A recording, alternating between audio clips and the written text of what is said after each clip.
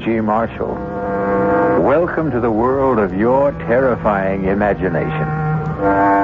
Consider, at one time, the great cold-blooded reptiles ruled supreme on the face of this earth. But they sickened and died, and dominion was seized by savage, ferocious, hot-blooded killers with hideous fangs and terrible claws. Today, the undisputed lord and master of the planet is man. Yet, in the fullness of time, every victor is finally vanquished. Will we, in our turn, also be conquered? Who waits to make of us what we have made of the animals? Jean? Yes, Monsieur de Maupassant? Do you want to save the world? I? Save the world, did you say? Yes. Save the world. Save the people. Save every human being on the face of the earth. Well, sir, if I could be sure. Look out. Look out toward the harbor. There. At the pier. Do you see that ship? The white three-masted schooner? Yes, sir. You and I, we have to blow it up. But it is such a beautiful ship. Beautiful and deadly. Deadly enough all by itself to enslave the entire human race.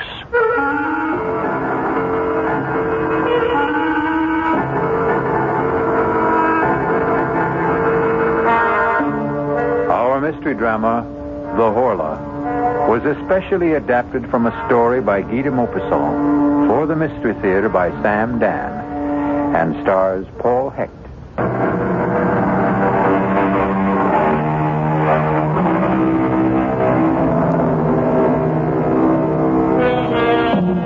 His name was Guy de Maupassant.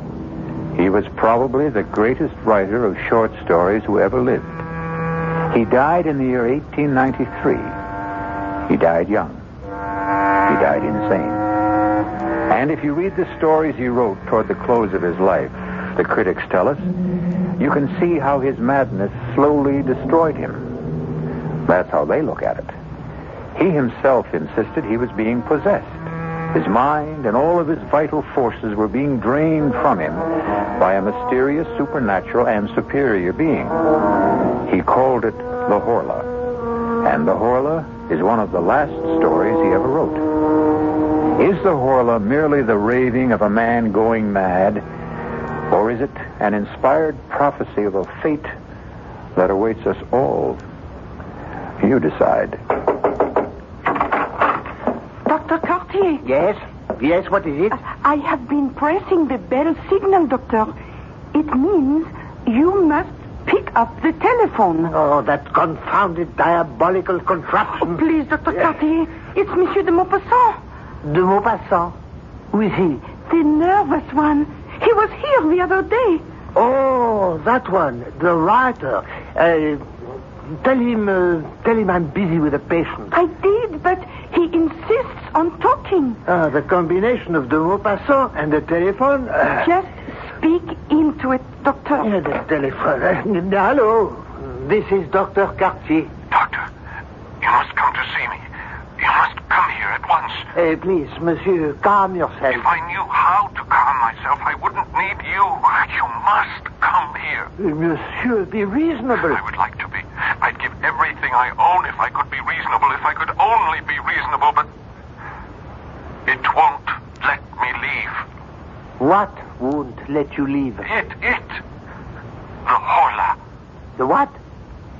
Monsieur de Maupassant. Monsieur, speak up.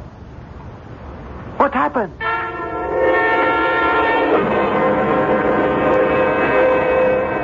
You may put on your shirt, Monsieur de Maupassant.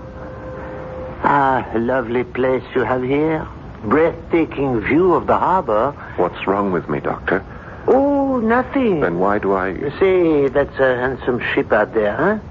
That sparkling white three-masted schooner. Something must be wrong. Where's she from, I wonder? Oh, Brazil, I think.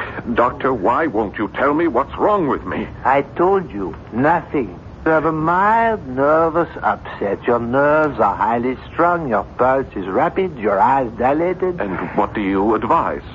A course of shower baths. Cool shower baths.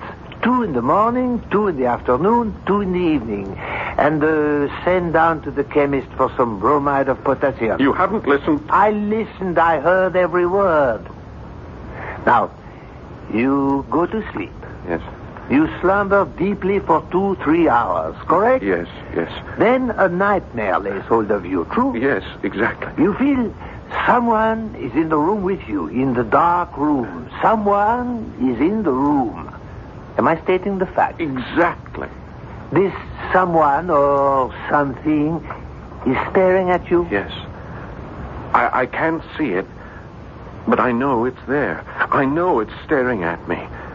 And then it comes closer and closer to me. I feel it touching me. A cold, terrifying touch. And then I hear a sound. A low, vibrating sound. It's nothing human, nothing animal, nothing mechanical. And then I feel a weight, as if something kneels on my chest. A pressure, a terrible pressure. My neck is being squeezed and squeezed as something seems to be draining the breath from my body. Not only the breath, but my strength. Everything is being drawn from me. I want to struggle, but I can't move. I want to shout for help, but I can't utter a word. I try to fight, to resist, but I'm paralyzed and powerless. And then suddenly, I awake, bathed in perspiration, trembling. And then, exhausted, I fall asleep and slumber restlessly till morning. Yes, I heard. Well, what have you to say about this mysterious creature? He exists in your imagination. Are you sure? Try the treatment. Then call me in a few days. No, doctor. No, you must give me an answer for the Horla. The Horla? This creature, this being, this whatever it is. Monsieur de Maupassant, I understand you're a writer. Is that so? Yes. Now then, do I tell you how to write stories? Do I? No. Then don't tell me how to practice medicine.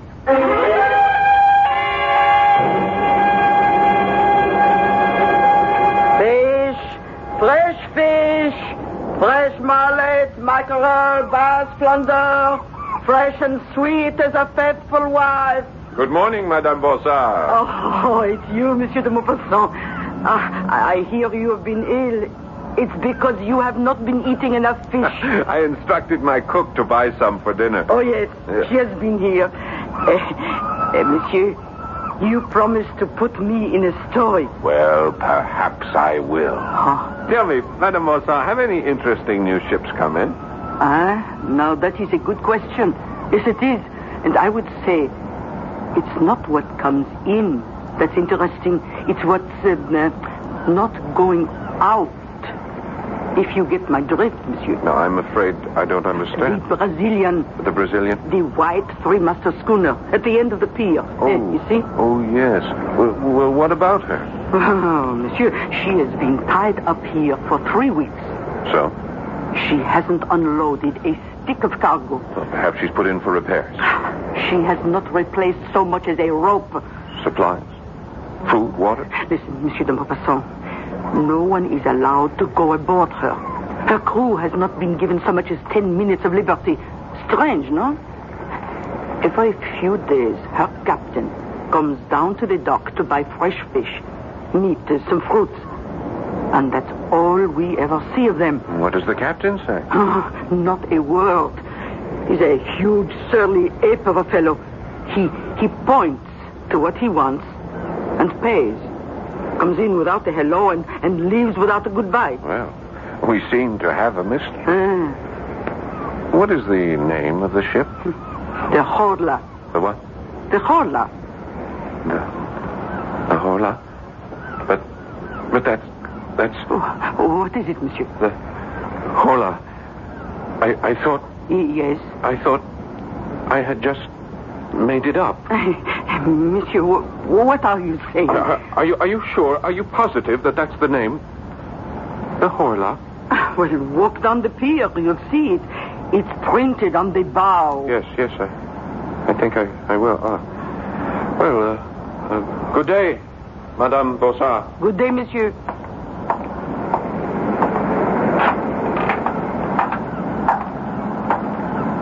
The Horla. It's incredible. Ahoy! Ahoy there! Aboard the Horla! Ahoy there! Anyone there? What do you want? You have a beautiful ship there, sailor. Listen, mister. Move on.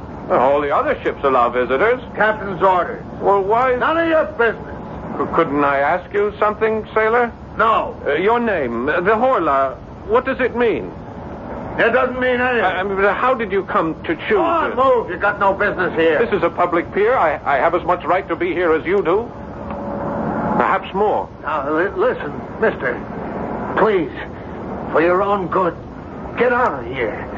Leave as fast as you can. Go away. Go away as far as you can before... Before what? Before the... Aha! No! Please! I didn't say anything to him. Well, who are you talking to? No, please. Don't do that to me. No! Sailor, what is it? What is it? No! Sailor!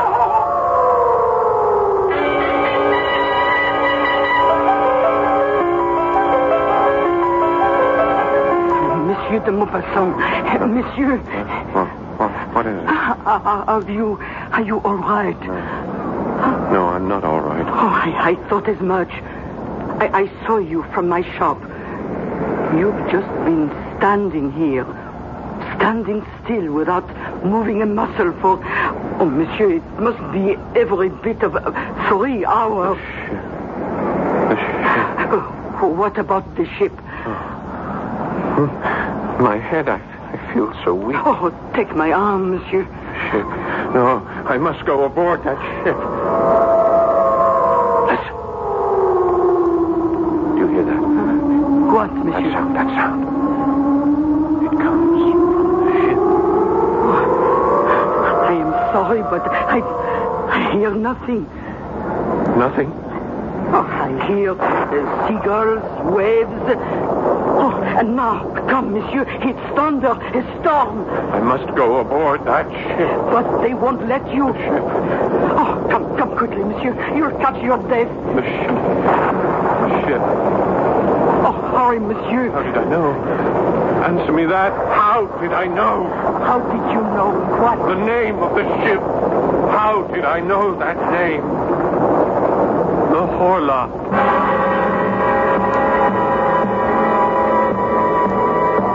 How indeed. And as long as we're asking questions, here's a couple to keep the cauldron boiling. Who, or should we say what, is aboard the Horla? Or perhaps the most strategic question of all, what does the name Horla mean? I'll be back shortly with Act 2.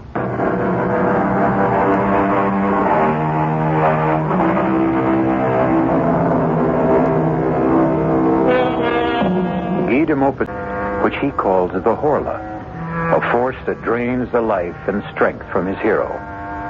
Now he discovers that a mysterious ship that lies in the harbor is also called the Horla. Hello? I must see Dr. Cartier. Oh, it's you again, Monsieur de Maupassant. I told you I would have him call the moment you return. Mademoiselle, I must see him at once. But he is... That. Monsieur. Oh, excuse me. I'm in my room, my bedroom, and at any moment I'll fall asleep. I'm so tired. Well, sleep, Monsieur, by all means. Sleep would be the best thing for you. No, not this kind of sleep. The Horla will come to me again tonight. I know it. But all I can do is tell the doctor. Tell him I need him urgently. Yes, Monsieur de Maupassant. Yes. Who's there? Who is that? Who's there? Oh. Monsieur de Maupassant? Oh, it's you, Jean-Baptiste. And who else might it be? Please come in. My lady's finished in the kitchen, and I'm finished, too, with the paint job. Just in time, just before dark. Oh, you didn't have to hurry. Well, get it over with. That's my motto. You thought your house was white before? You should see it now. Please, Jean, sit down. Yes, monsieur. Jean, I have a job for you. Doing what? Doing just what you're doing now. But I'm not doing anything. Oh, yes. Yes, you are. You're sitting there. That's the job? That's the job. And I'm just supposed to sit here? Well, you could talk to me. About what? About anything that comes into your head. You may also have to serve as my bodyguard. Bodyguard? Someone may try to break in while I'm asleep. I'm your man. I served in the Chasseurs d'Afrique, the tourist outfit in the army. Oh, is that so? Well, tell me about it. Well, we were the only ones who could hold the ground at Sedan. And are you really interested? Oh, yes, please. Tell me everything. Tell me the story of your life.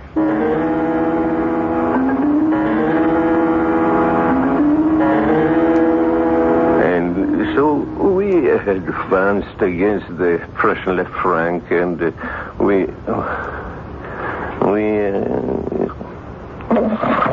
Jean. Go on, Jean. Don't stop. Talk to me. If you fall asleep, I'll fall asleep. Jean, please talk to me. Don't let me sleep. Oh, I'm so tired, but don't let me sleep. Don't let me fall.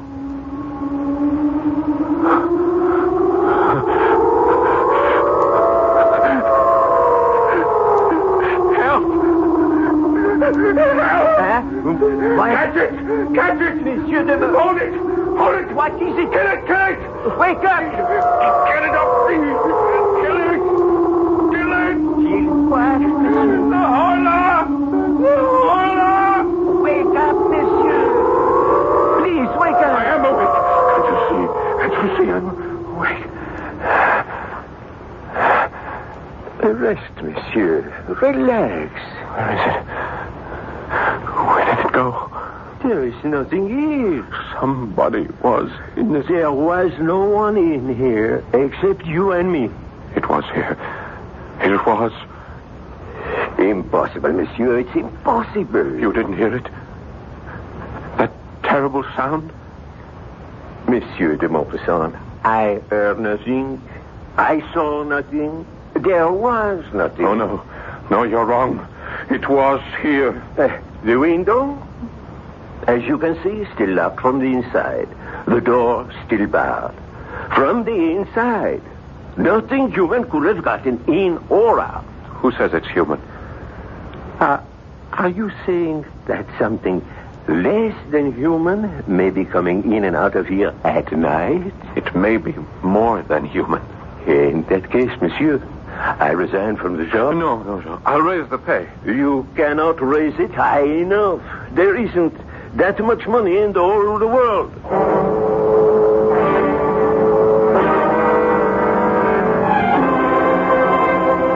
Dr. Cartier, I thought you'd never get here. Nothing works. Shower baths, the bromides. You insist you still have this visitor? I know I do. He was here last night. He overpowers you? Yes. He makes this awful sound? Yes. He drains all your strength? Yes, exactly as I told you. Your handyman, Jean-Baptiste, stopped my carriage as I drove up. He spent the night in this room with you, I understand. Yes, that's right. While this Horla. This Horla attacked you. He heard nothing. He saw nothing. Well? Well, what? Come, monsieur. Admit this is all a nightmare. But it was so real. It's always so real. But there was a witness. Is Jean-Baptiste reliable? Is he sane? I would say so, yes. Would he have any reason to lie? To embarrass you? No. Then why do you insist on maintaining this ridiculous fiction of a Horla? Doctor, that name, Horla, I thought I had made it up, that it was a creation of my own imagination. But it happens to be the name of that ship. What ship? You know, the one you asked me about last week, the white three-masted Brazilian schooner. I mean, where would I get that name? Why would that name pop into my head? That Brazilian ship is called the Horla? Prove it to yourself. Pick up that telescope. See her out there at the pier. You can read her name. Ah, then that explains it. You had picked up your telescope one day to view the harbor. Without being aware of it, you might have read the name on her bow. I have never seen that name before in my life. Someone, somehow, placed it into my imagination. Monsieur de Maupassant, sit down. Huh? At once. Now, I have coddled you long enough. You are one of the great writers of France, but you have reduced yourself to a terrified, trembling wretch. This will not do. I admit that I am terrified. That's what I've been trying to tell you. Yes, you terrified. You have been terrified by the critics. Oh, that's a lie. I don't care for the opinions You of are those... human. You care. I read what they write. You've lost your touch. Your best work is behind you. I am as good as I ever was. Better. Sometimes genius becomes too heavy a burden to bear. And so you construct this fable in order to have an excuse not to work anymore, not to be judged anymore. That's not true. But the fact is, you're not writing. I am writing. What are you writing? I'm writing a story. A story called The Horla. That's not a story. It's an account of your nightmare. Oh, I just don't know what else to do. I do. Sit down at that writing desk. Pick up your pen. Create another Bellamy. Another Pierre and Jean. Another ball of fat. Doctor, it's not that simple. Make it simple. Remember, you're more than a great writer. You're a great French writer. Oh, that's a lie. I don't care.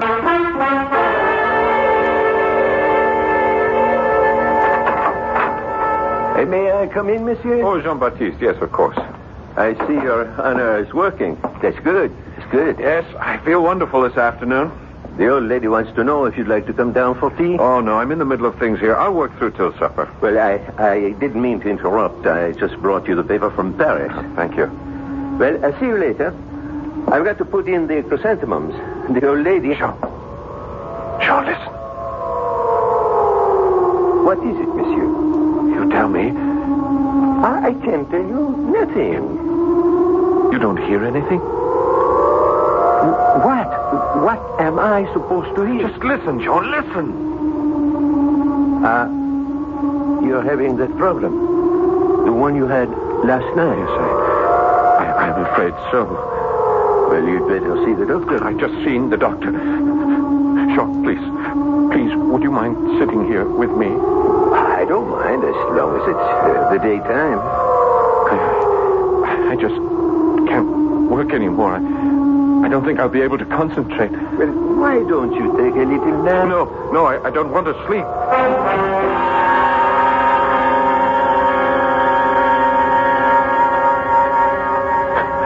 Jean! Huh?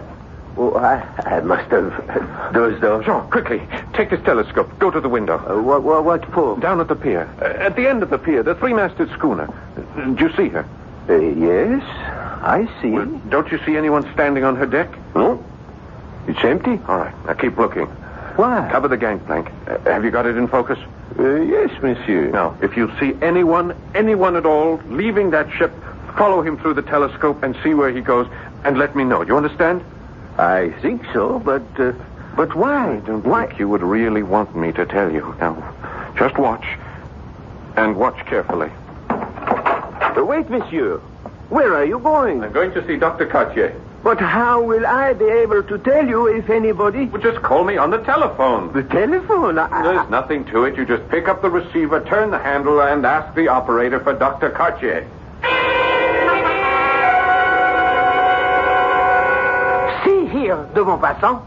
You simply can't barge into my surgery. I can if it's an emergency. I thought we had settled your problem this morning. Look, there is an article in the Paris newspaper, and I want to read it to you. I refuse to listen to anything that's in a Parisian paper. They're all filthy rags. Oh, come on, just listen to this article. I listen to nothing from Paris. It's a sewer of anarchy and atheism. This won't take a minute. Perhaps if you spent less time reading Parisian papers... Doctor, this time you sit down and listen. Now, the date is August the 19th.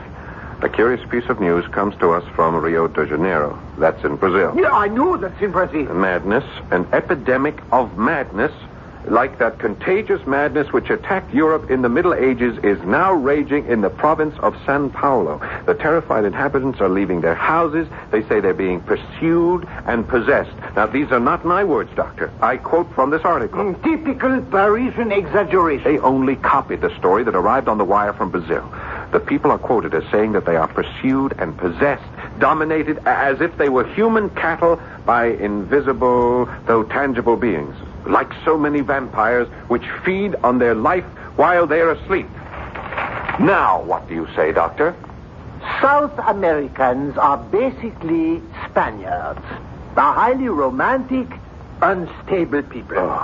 To continue, if I may, Professor Don Pedro Enriquez and several other medical experts have gone into the province to study this madness. Brazil. Doctor, Brazil. The ship that you noticed in the harbor, she comes from Brazil. What of it? I say she brings this madness here with her. She has been tied up here the better part of a month. No one leaves her, no one visits her. She makes no repairs, she takes on no cargo. Now stop fighting me. Think with me. Why is she here? What do you expect me to say? She is here to spread that madness, to capture our souls. Very well. I'll stop fighting you. Good. I'll start to think with you. Assume she is here on the errand you mentioned. Yes. Then why is there no panic in the town, as there was in Brazil? Well, perhaps the conditions aren't the same here. So far, again, for the sake of argument, only you have been attacked. Why? Why you? Perhaps this Horla, perhaps it's selective. Perhaps only I have what it wants. Yes, that could be possible. Or, of course, it could be completely irrational. When I saw that ship sailing up the Seine, I thought she looked so pretty, so white. And this being, this Horla, it also saw me. And it saw my house, which was also a brilliant, sparkling, dazzling white, just like the color of its own ship. For that reason, it decided to take me. Monsieur de Maupassant, I recommend a journey for your health. No, thank you, Doctor. I am going to play this out. Listen to me. Does it matter if you're attacked by an outside force or by a weakness in your own body? The result is the same. Madness. Now, try a change of scene, of climate. Monsieur de Maupassant, the telephone for you. Oh, thank you. Yes? Monsieur, this is Jean-Baptiste. Hello? Yes, Jean. Is this really Monsieur de Maupassant? Yes, of course it is. What is it? It's the first time I ever spoke on the telephone, sir. Your voice sounds different somehow. Never mind that. What do you have to report? A man looks like a ship's officer. He just walked down the gangplank, you know, from the Brazilian. Where did he go? Into Madame Bonsard. Well, meet me there. I may need your help. Yes, sir. And bring a weapon.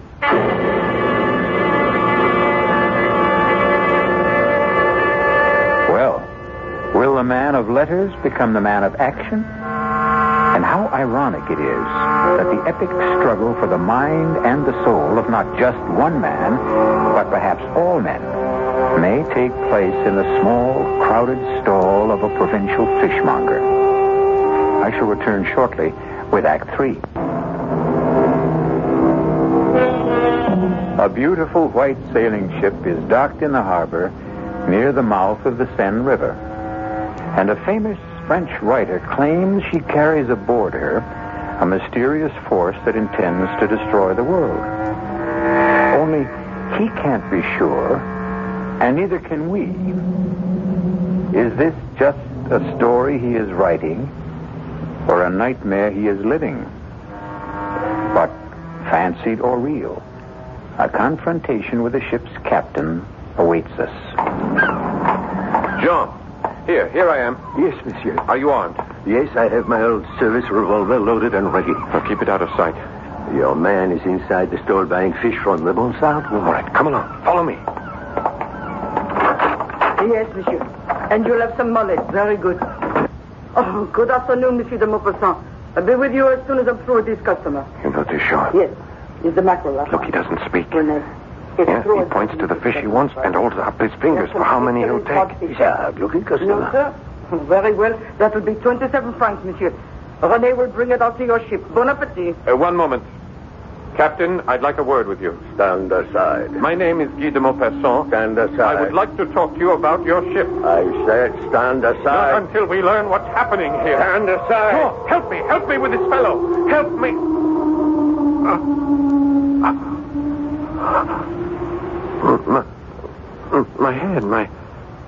My head.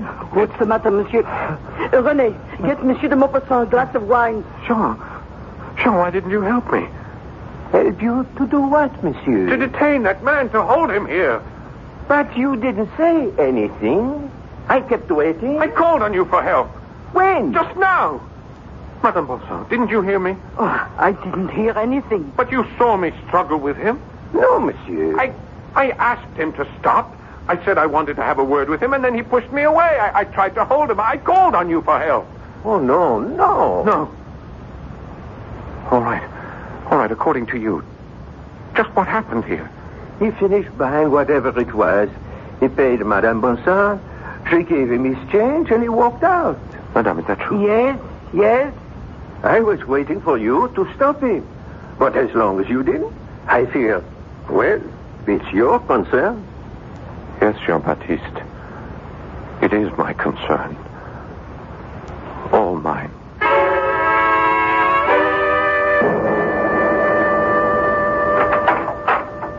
Good evening, de Maupassant. I didn't send for you, Doctor. No, you didn't. But I received a visit from your handyman and the Bonsard woman. They fear for your sanity. I can't fault them in that regard. I fear for it, too. I want to help you. What can you do? I tell you the problem, and you dismiss it as an aberration. Give it up. Give me up, Doctor. I can't. Surely you've lost a patient or two in your career, Doctor. Oh, yes. Well, then this should be no novelty. Why do you persist? Are you that fond of me? No. Actually, I dislike you heartily. Your ideas, your politics. But I am first a Frenchman and a patriot. Your writing brings honor to our country. You are one of our national resources. I must save you. How far would you be willing to go? I still don't know the problem. I told you the problem. I read you the dispatch from the Paris newspaper. Very well. This thing, this Horla, why does it attack? Why? Perhaps the reign of man on this earth is over. Oh, what kind of nonsense is that? We'll get nowhere if you keep saying nonsense to me every time I open my mouth. Man did not always rule this planet. He didn't? No. We are but one of a series of rulers according to evolution. Oh, evolution? What do you say, oh, do you quarrel with Darwin? Why, is it too much to suppose that we, in our turn, are being supplanted? By whom? It doesn't have to be a whom. It could also be a what. What kind of a what? A Horla. And we are back where we started. Yes. A Horla. I would accept a vampire, a physical, tangible, visible creature, but your Horla cannot be seen. That's true. Then how can he do damage? He can seize control of the brain. Never. The brain is inside the skull. It is safe. It cannot be tampered with. The Horla has always tampered with it. Primitive man feared him, this unknown, unseen horror. The priests, magicians through the centuries have tried in vain to exorcise him. Yet he has stolen into our minds, captured our thoughts. Mesmer, he understood this power. He could even demonstrate it. And Mesmer was a Frenchman. I regret to say he was also a charlatan. The mind. That part of it we don't know. That dynamic, unconscious portion. The part discovered by Freud. Who? Freud. Sigmund Freud of Vienna. Oh, an Austrian. A brilliant psychologist. Freud, Mesmer, others, they show us glimpses of this awful mental power. Some call it magnetism, suggestion, hypnotism. But only the Horla fully understands it, and he will use it to conquer. But why? Why did we conquer? Because our time had come. And I hear him. He keeps telling me he has come. My boy, let us put you into a hospital for your own good. He'll follow me there. What do you suggest? Eventually, he will make of us what we have made of the horse, the ox. His beast of burden and his food, just by the strength of his will. You need a complete rest, a change of scene. But you know, sometimes an animal turns on its master. Sometimes the slave rebels and kills the oppressor. And I know just the place. Just get away from the sea. Breathe some good, crisp mountain air. And so I'll kill this Horla. I'll have your servants pack some clothes. And if I kill him, perhaps all of us will be safe. For a while.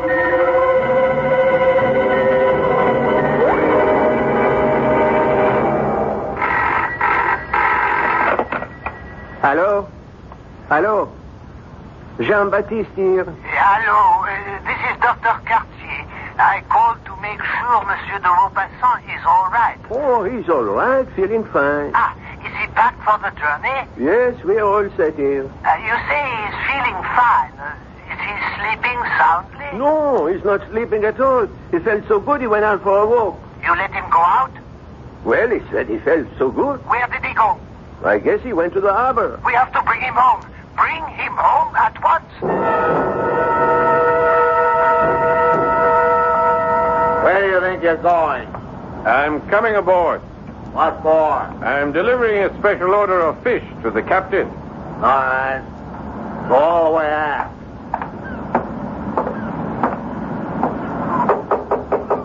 What is it? What are you doing here? What are you doing here, Captain? What is your ship doing in this harbor? I'll have you thrown overboard. I'll keep coming back. Why are you here? Why? You know. You know why. Tell me. You know everything there is to tell. The ship is captured. It belongs to the Horla. Yes. It captured us in the harbor back in Rio. It owns us. It owns every man on board. What is it doing here? Looking for captives. Looking for you. Why me? I don't know. It chooses its victims according to... I don't know the reasons. Some are obvious. Us, we have a ship. It wanted a ship. But you, others, I don't know. I don't know why it wants you. The Horla. Where is it now? Here, in this cabin. With us? Here, now? Yes. What's it doing? Sometimes, like now, it sleeps. Other times... You better leave now while you can. No, Captain, let's fight it. You cannot fight. Let's kill it. You can't kill it. Kill it, and then we'll all be free. But how can we kill it? It's in here. It's asleep in here. Yes? Lock the door. Lock the door and destroy the ship. Destroy the ship? Burn it. I can't burn it. It's my ship. Not anymore. It belongs to the Horla. You belong to the Horla. I belong to the Horla. Let's be free. I cannot let you do it. I'm afraid. Let go. No. Let go of me. Let go. The floor. You knocked over the lamp. The floor is Look the out. highest. Let's get out of here. We'll be burned to death.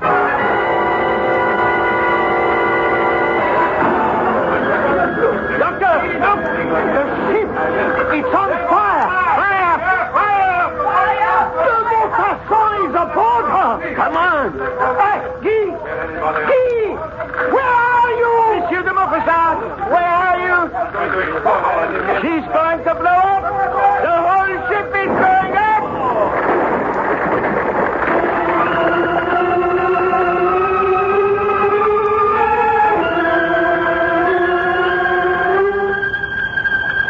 Comfortable, monsieur? Yes. This is such a pleasant, restful ride. We will be at the sanitarium in time for dinner. You won't regret it. You had a narrow escape last night. Yes. Yes, I know. Why did you go aboard that ship? Why? Yes, why? I told you. To strike a blow for freedom. To overthrow the slave master. To kill the oppressor. And, did you? Did I what? Did you kill the Horla? Did you prevail? For just a moment. I thought I did. But no. How can man prevail against the Horla? They say de Maupassant lost his mind. They also say, those whom the gods would destroy, they first make mad. Are there new gods? As we are absolute monarchs over the willing horse, the faithful dog, will someone soon force us to yield, spirit, soul, and body, to him? I'll be back shortly.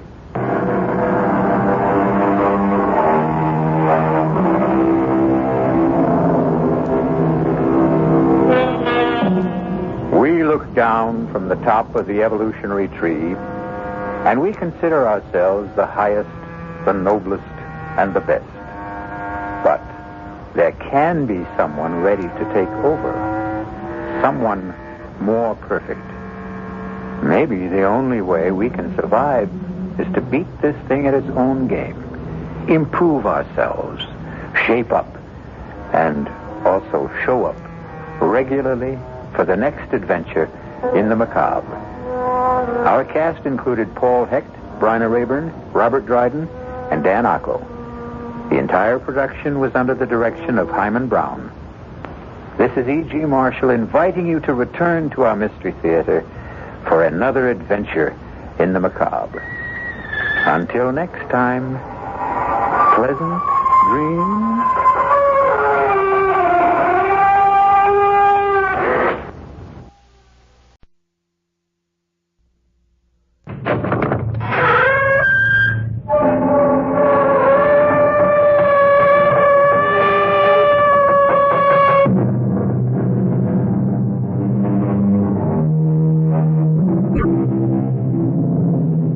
Come in. Welcome. I'm E.G. Marshall. Once again, it's open house here on your dial for mystery and suspense and the excitement of the unknown. They say, whom the gods would destroy, they first make mad. Yes, they do say that. But these days, it would be quite possible to take the opposing view. One could also say, whom the gods would preserve, they first make mad. More and more, we find our world dominated by the senseless, the irrational, the incongruous, the incredible.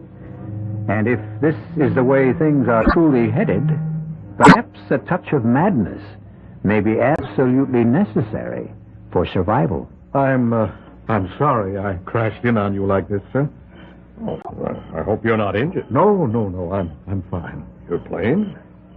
I'll examine it in the morning. Then you'll join us for dinner, won't you? Thank you. If you'd like to go to bed early, we have a room ready for your convenience. You're very kind. Well, we don't usually have much here in the way of entertainment. We're so far away from everything, but if you care to stay up tonight, you're very fortunate. Really? Yes, you might enjoy it. Enjoy what? Tonight's entertainment. Oh, what is it? It might turn out to be a hanging.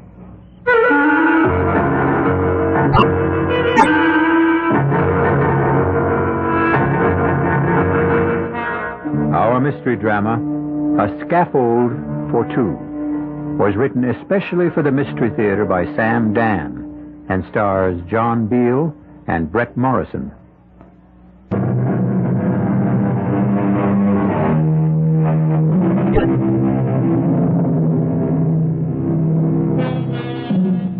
It is written, where men are innocent, laws are unnecessary. Where men are corrupt, laws are useless. It stands to reason, therefore, that laws are intended for that great mass of us who are in the middle, neither completely innocent nor entirely free of corruption.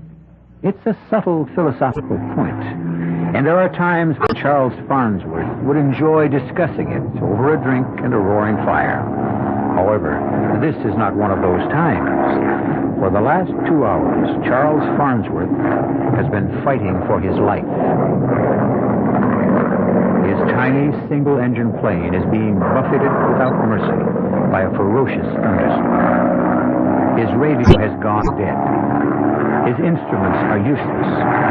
He has been blown off his course. He has no idea of where he can be. And the needle of his gas gauge is hovering at empty.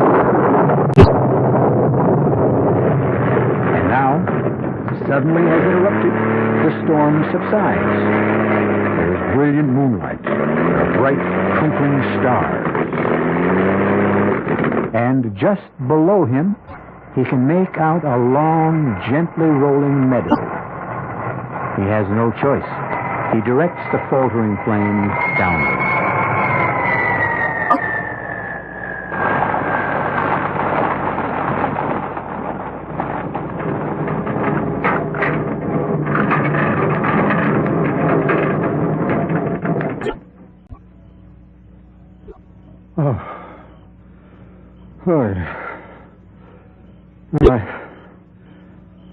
I guess I'm all right.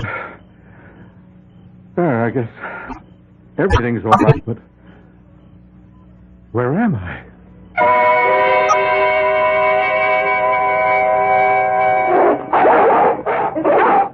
Easy, boy. Okay. All right. Who's that out there? Oh, sir. I need help. Down, Alexander. Down, Cedar. Be quiet. Quiet! Now, sir. Move this way. Very slowly. That's fine. I assure you, sir, there's no need of that rifle. Far enough. Now, sir, what are you doing on this island? Is this an island? I didn't even know How'd you get here? I was driven off course by the storm. What storm? Well, it ended a few miles north of here, or south of here, or even east or west. I couldn't tell you. I was forced down in a meadow, but... You all right, sir? Oh, yeah, I'm fine. And your plane? It seems to be okay. I need gasoline. Oh, you alone? I guess they're all alone. I see. I wonder if I may impose upon your hospitality. It's yours, sir. Well, thank you. Step this way, won't you? Oh, my name is Bennett.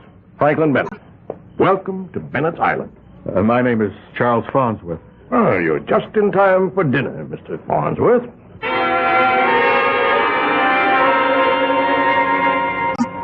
This is Mr. Farnsworth, who will spend the night with us. My daughter, Mayetta. How do you do? What is your sign, Mr. Farnsworth? Sign? Well, Taurus, I think. Mayetta. But it's vital, Father. How's a man to be saved if he's unaware of his sign? And this is my nephew, Conrad. How do you do, sir? Hello. Mr. Farnsworth was forced to land his plane in the South Meadow. I knew it. I could tell he had the earth sound. Mayetta, that's enough. Conrad. Sir? Is there gasoline in the garage pump? It's full, sir. Good. In that case, we can have Mr. Farnsworth up and away tomorrow morning. May I just set another place at the table, please, for Mr. Farnsworth? Yes, Daddy. Conrad, you'll serve. Yes, Uncle Frank. Mix yourself, whatever you like. Everything's on the sideboard. Excuse me. Frank Bennett here. Oh, yes, Wayne. Yes, it's this evening, as we agreed. Midnight, officially. But get here before that. Good. I'll see you then. Well, you all right there, Mr. Farnsworth? Oh, yes, just fine. I'm afraid you'll have to excuse me. For what, Mr. Bennett? Well, I can offer you dinner and a bed, but regrettably I'll be unable to entertain you. Oh, that's quite all right. No, it's not all right. I realize I shall be remiss in my duties as a host. But I have a previous engagement. A matter of great importance. Well, I hope I won't be in the way. Oh, not at all, sir. You won't be in the way at all.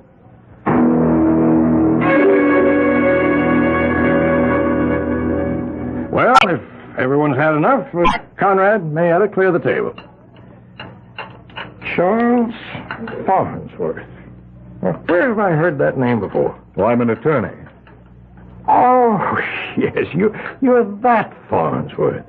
You're the lawyer that gets all those guilty people acquitted. Oh, that's impossible. Impossible? If a person is acquitted, it's proof that he's innocent. Oh, you know what I mean. No, I'm afraid I don't. Why, you usually get these people rabble-rousers, mostly. They go around, they commit murder. How do we know that? Because we know it. We just know it. It's a matter of pure common sense. Guilt or innocence is a matter of law. Most of these people you defend are against the law. Most of them are out to overthrow the government.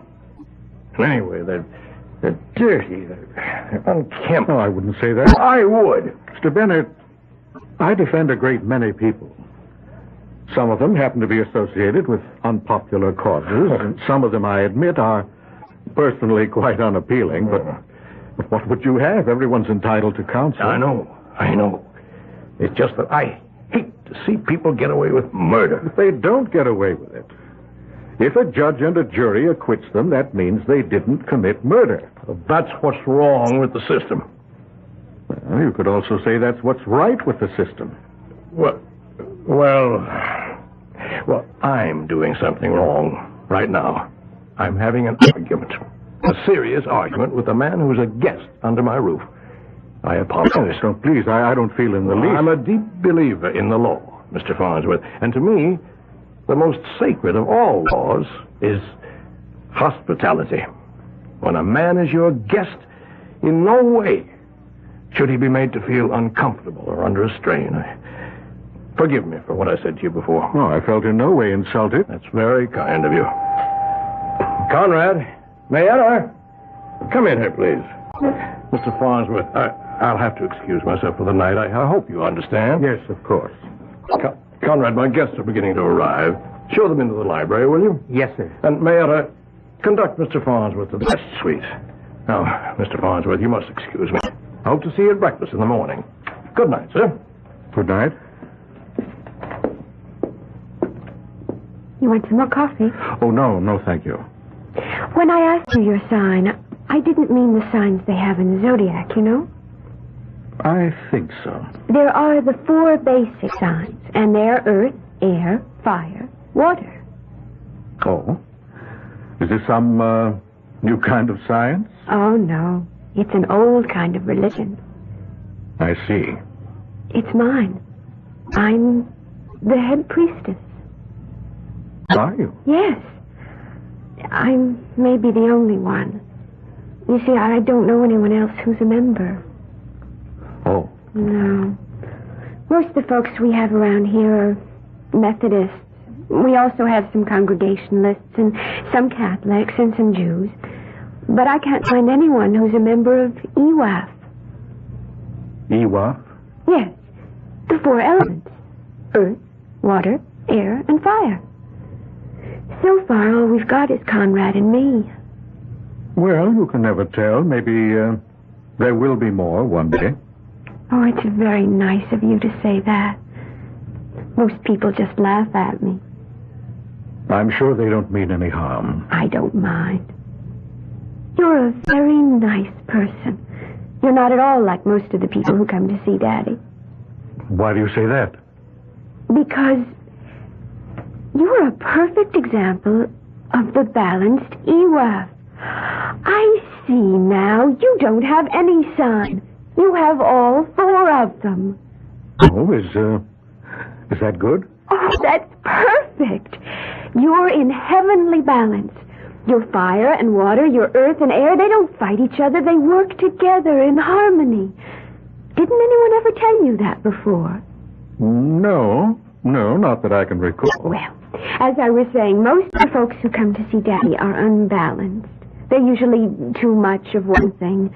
Now, Daddy himself, he's too much fire. Poor Cousin Conrad, he's mostly earth. Earth? Yes. You know, it's like he's just there.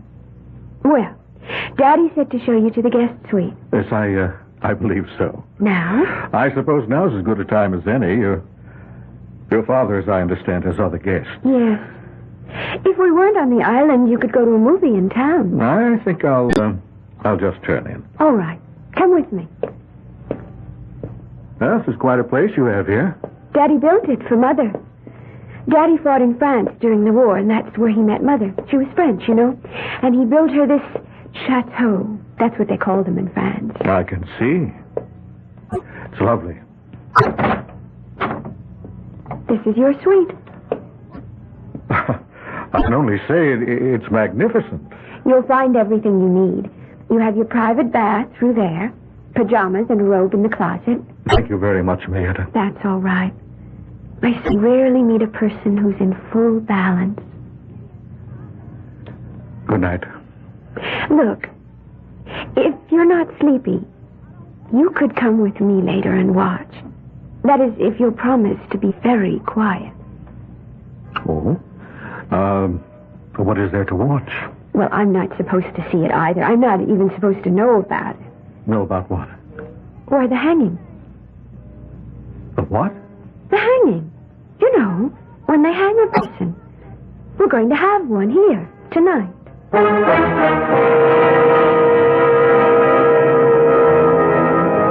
Just like that. How would you like to blunder into this kind of lodging for the night? Charles Farnsworth looks at Mayetta. She's young, but not a child. It's true she babbles a bit and has several, offbeat ideas, but she seems sane enough. What's this about a hanging? Well, you'll just have to wait until I return shortly with Act Two.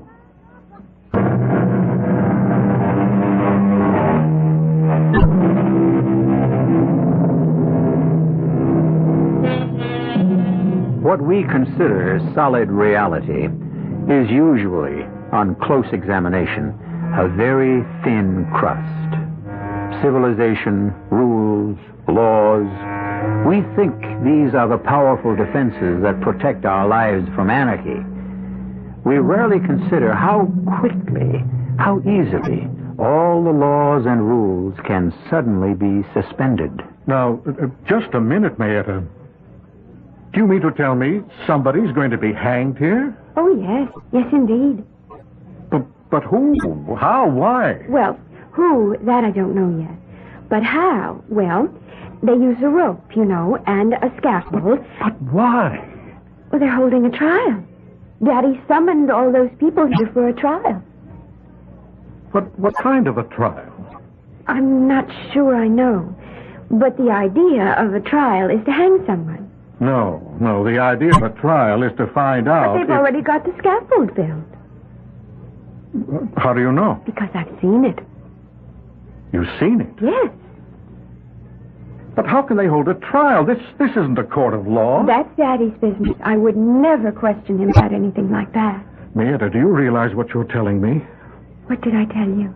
About the hanging. I wasn't supposed to say anything about that. But And since I wasn't supposed to say it, I didn't say it. Mayetta, please, now listen. And since I didn't say it, then you don't know anything about it. But I do. And since you don't know anything about it, then it's not going to happen. But you did tell me. That's what EWAF is truly about. What you don't know about does not exist. But you specifically said someone is going to be hanged here tonight. I said it before I realized I shouldn't have said it. So no. I will unsay it, and it won't happen. Mayetta, this is... I don't know what to think. That's why I like you, Mr. Farnsworth. You don't know what to think. Other people, unbalanced people, they know what to think. And they think I'm crazy, but I'm not. All squared away, I see. Is everything satisfactory? Yes. I've been having a most intriguing conversation with your daughter. Oh? Well, she takes us to her mother. Her mother was French, and they like to talk in riddles, you know. Do they? Oh, yes. Mr. Bennett, I feel I must discuss this matter with you. Oh? What matter? Mr. Bennett, do you intend to hang somebody tonight? I realize as I said it just how that must sound, but Why do you ask? Well, why is unimportant. May I have your answer? Now, whatever could have given you such an idea? Well, your daughter mentioned it. Oh. Well, so, Mayetta said we're going to hang someone tonight. Yes, sir. Well, she thinks so. May I ask why? I love my daughter, Mr. Farnsworth, but I'm not blind to what is obvious to everyone else. And what is obvious? Oh, you've seen it yourself. She's not like everyone else. You're not like everyone else, are you, Mayetta, honey? No, Daddy. And you see things and hear things and believe things that other folks don't. Now, isn't that true, darling? Yes, Daddy. Yes. You just run along to bed now. Yes, Daddy. Good night, Mr. Farnsworth. Good night. She has a problem, Mr. Farnsworth. She was born that way. I'm sorry. And I realize I'm in a very embarrassing position. Well, let's say no more about it. Well, you're probably wondering now what this gathering is about. Well, we're having a reunion tonight. My old army outfit.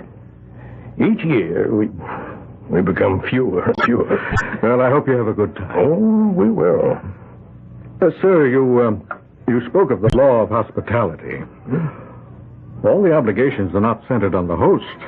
The guest is also obliged to make things easy. Well, thank you. Well, I'll see you in the morning. Sleep well. Good night. Good night.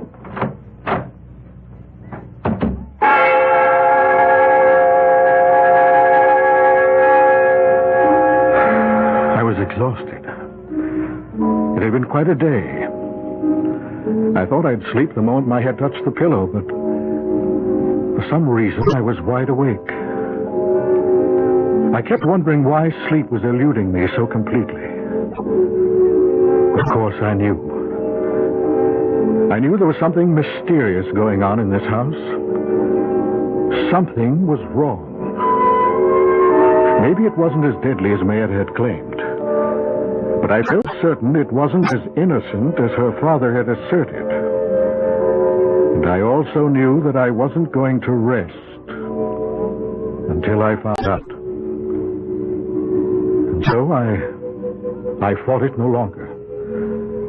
I got out of bed and dressed myself. And I walked quietly to the door. And I turned the handle. And that's when I discovered that it was locked.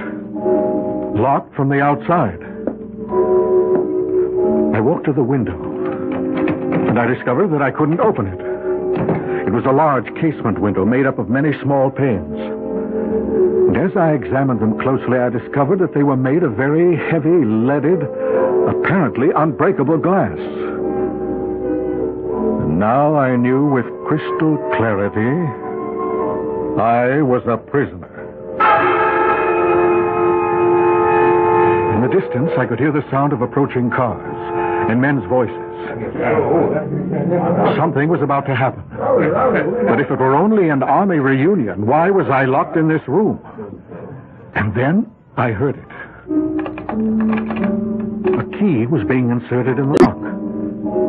And I could hear it turn. And the door opened slowly. Was someone coming after me? Who? And for what reason? Mr. Farnsworth, Mayetta? You just have to help. What is it? Why have I been locked in here? They're going to have a hanging. But I thought you said... That's before I knew who it was going to be. Well, who is it going to be? Cousin Conrad. Conrad? But why? Because they're holding a trial for him. I have to keep asking why. Because they held one over at Maple City 6 months ago. Conrad was tried? What for? Murder. Murder?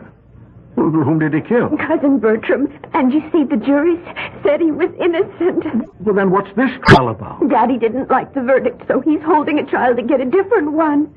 We have to do something, but what? Well, I was thinking you could take Cousin Conrad away from here. How? In your airplane. Take off at night from that field? They'll hang him. Gas. I need gas. We've got plenty of gasoline in the garage. Where's Conrad? He's waiting for the trial to start. Then we'd better hurry.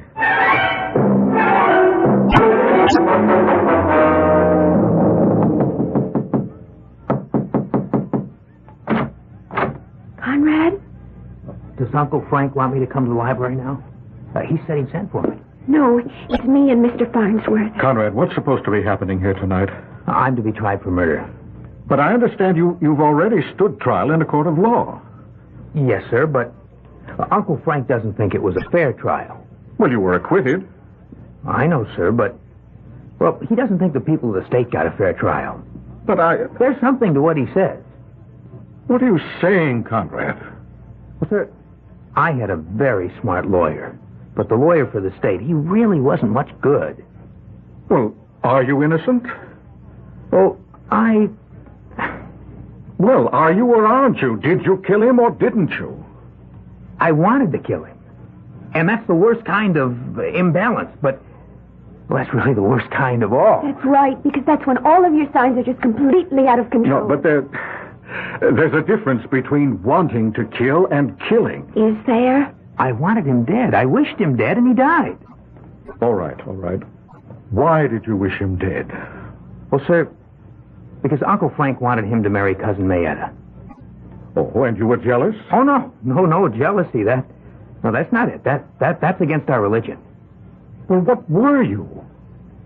Sir, I knew he would be mean to her. Just tell me this. How did Cousin Bertram die? Poison. He was poisoned. And if I may maintain my sanity, I would assume that you were accused of the crime. Now, is that it? Yes. How was he poisoned? Well, someone put poison into his iced tea.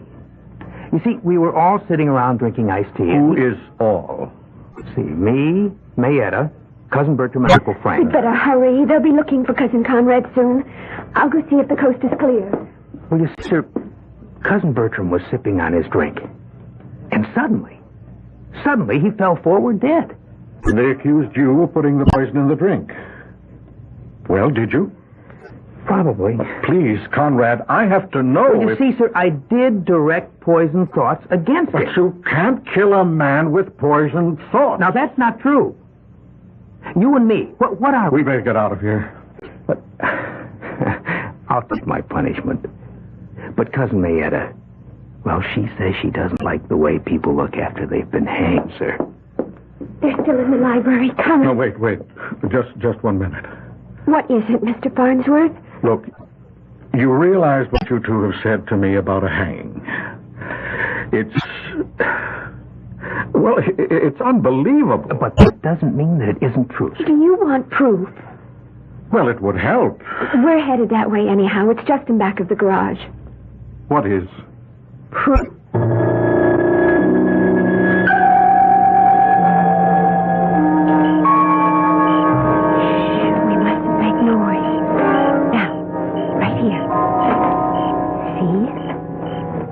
Daddy's friends were here this afternoon. They put it together. I can't believe it's a scaffold. Yes, sir. See, there's the platform. And you walk up those steps. And they've already got the rope hanging from that crossbar. I heard Daddy say that was made out of mahogany. And you stand on a trapdoor. No, that's enough. Now, hurry. Let's get the gasoline. I'm going to fly you out of here, Conrad. One moment, please, Mr. Farnsworth. Daddy! My associate's here, and as you can see, we're armed. Mr. Bennett, I intend to take Conrad to my plane. Now, if you want to stop me, you'll have to shoot. That's exactly what I'm prepared to do, Mr. Farnsworth.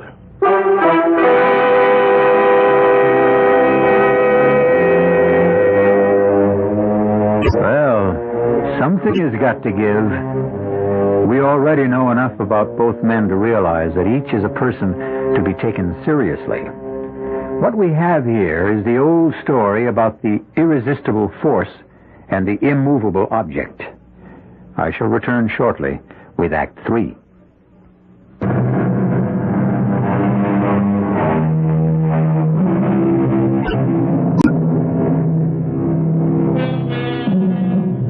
Right now, on remote Bennett's Island, we are having what can be considered a confrontation.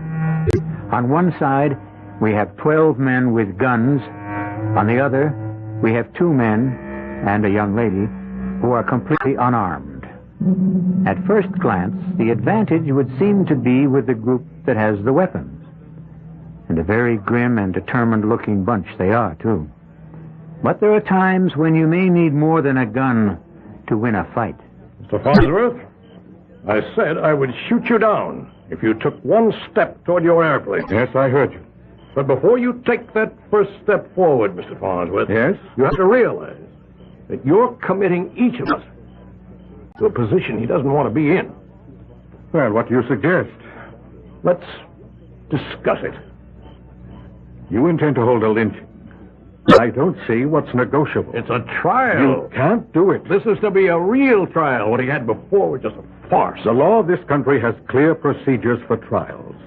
You're obviously interfering with his civil rights. We have a federal involvement. Tell me more. Each one of you who is involved in this activity will be arrested. All right, I listen to you. Now you listen to me. You lead here. You tell that story, and who do you think is going to believe you? Who? Oh, I see. Yes. I'm the biggest taxpayer in the county. I own a mill that's the largest employer in Maple City. Yes? Well, I hope that you're beginning to get the picture. The people here with me, all upstanding, law-abiding citizens. Law-abiding. We're interested in seeing that the laws aren't twisted and perverted. We want laws that punish the guilty. We'll deny every word you say. Upstanding, law-abiding, respectable citizens and willing to commit perjury. Who's going to believe? Is this what you wanted to discuss? Now, you give me your word of honor, Farnsworth. Your oath as a gentleman. That you'll never mention any of this to a living soul. But I thought you didn't have to worry about all that. Oh, why take chances? Give me your word. And you can gas up and fly out of here. Alone? Alone. You know I can't do that. Oh. Then I'm afraid you can't leave this island. Wayne, Bob, a couple of you. Get some rope. Tie him up.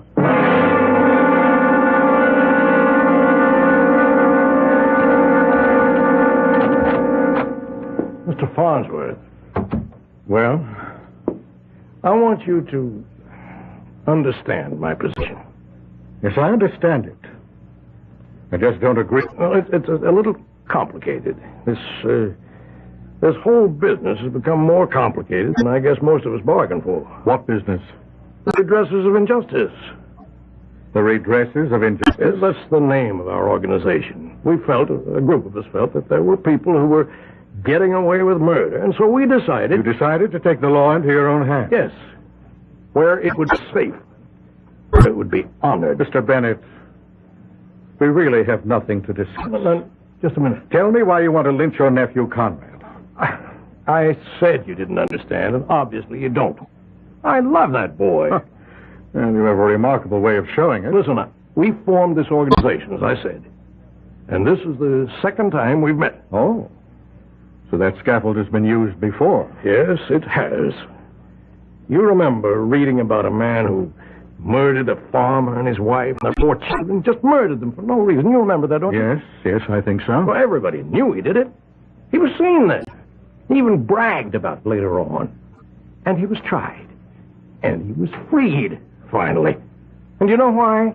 No. Because of some legal mumbo-jumbo. Come, Mr. Bennett, I'm sure you can do better than that. It all had to do with the fact that he wasn't arrested properly. that his confession hadn't been obtained properly. Nonsense like that. Well, it's hardly nonsense. He killed 6 people in cold blood.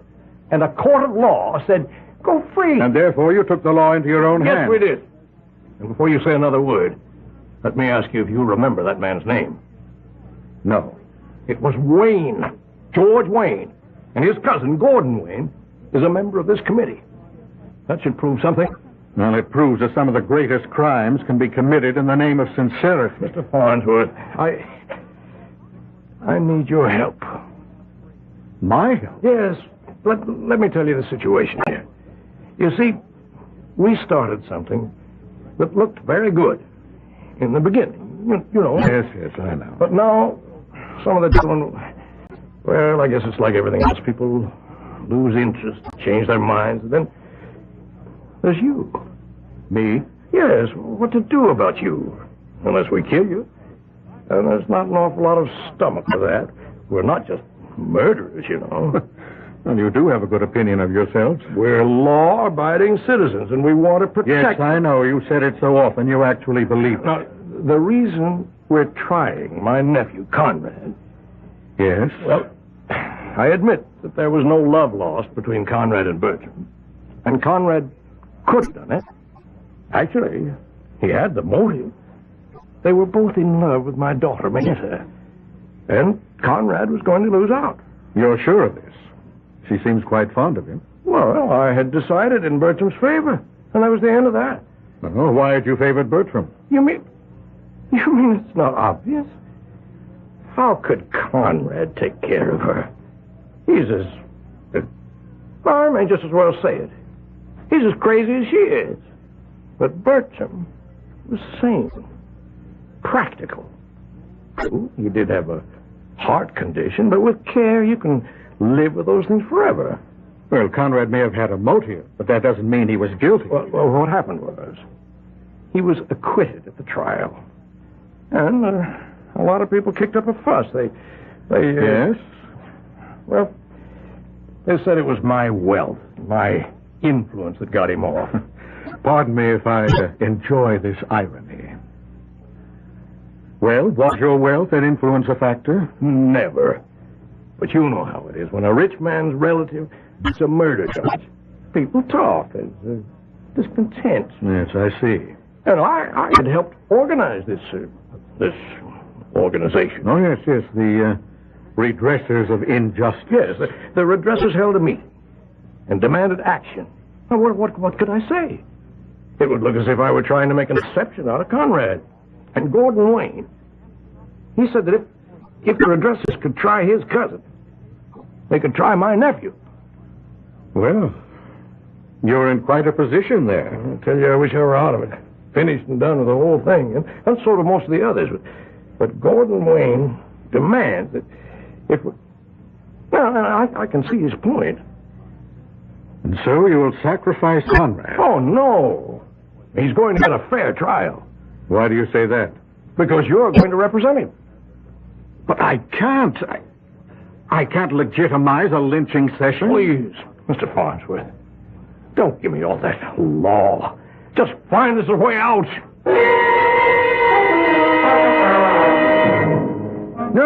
No, I don't see why Conrad should have a lawyer. Just a minute, Wayne. Just a minute. Now, you wait a minute. I thought the reason this committee was to get together was to get away from lawyers and their shenanigans. A man's entitled to counsel. I object to that. All right, we'll put it to a vote. All in favor of Conrad's having counsel, raise your hands. All opposed? The vote's 9-3 in favor, counting mine. All right, why don't we proceed? Who wants to speak against Conrad? What's to speak about? Now, we know Conrad hated Bertram. Did you, Conrad? Well, it was my one weakness, sir. Now, the idea of losing Mayetta drove him wild. Didn't it, Conrad? Yes? Okay, now, Conrad, did you or did you not poison Bertram's drink? I did, sir. Well, then why isn't that the whole ball of wax? Just a moment. Here comes the lawyers to steal it now. What do you mean by poison? I poisoned him. Do you mean you poisoned him with a drug or a chemical of some sort? I understand a heavy dose of poison was found in his system. Did you administer it? Yes, sir. How? Does that matter? For crying out loud, the man admits he did it. How, Conrad? Well, my poison thoughts toward him, sir. It turned into actual poison. Did you at any time place into his glass a pill, a powder, a liquid, a substance of any sort? Did you? No. I didn't do that. How did the poison get into Bertram's glass? Conrad, put it there. How? When? Where? Now, where did the iced tea come from? The kitchen.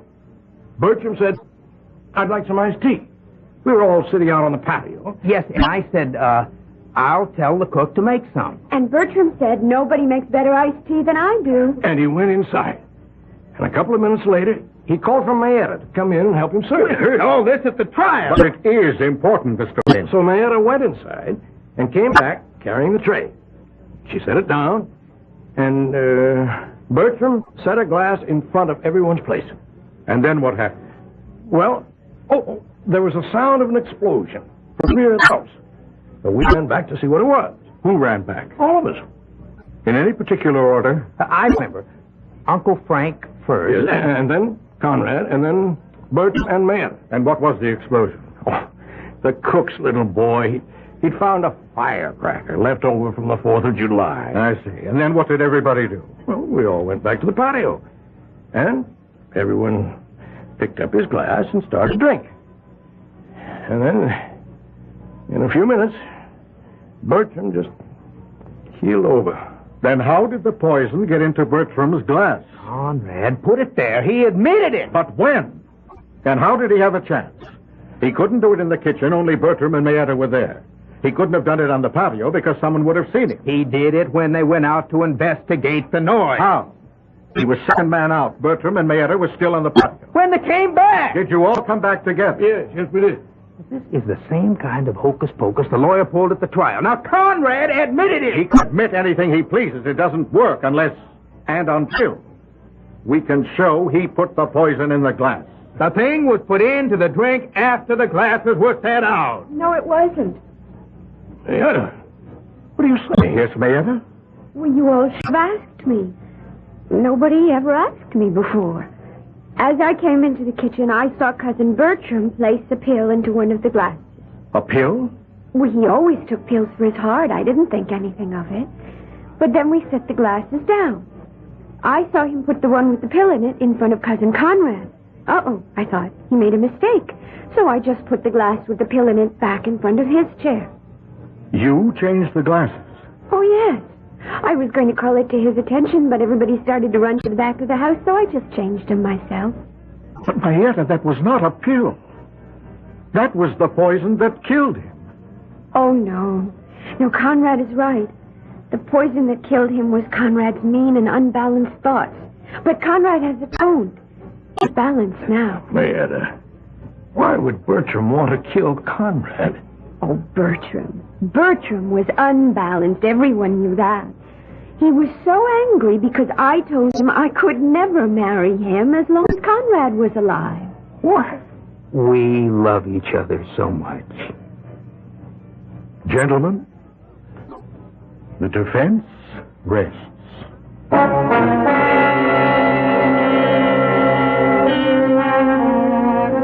It's tempting to consider people like Mayetta and Conrad as being somewhat out of focus.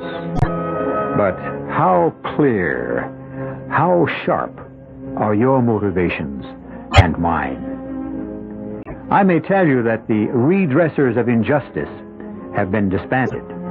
That is, I think they have been. The weirdest of urges and desires and motivations can still make any number of people go bump in the night.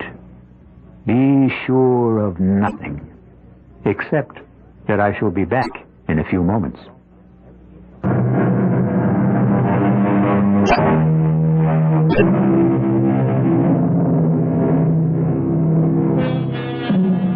As they say, you take the law in your own hands only to manhandle it. We hope Mr. Bennett has learned his lesson. as have Mr. Wayne and the rest of the redressers of injustice. Mr. Farnsworth won what he considers his most important case, but it's a secret between him and us, since he doesn't talk about it in public. You'll learn a great many more fascinating secrets when you visit with us again. Our cast included John Beale, Brett Morrison, Denise Alexander, and Casey Kasem. The entire production was under the direction of Hyman Brown. This is E.G. Marshall inviting you to return to our Mystery Theater for another adventure in the macabre. Until next time, pleasant dreams.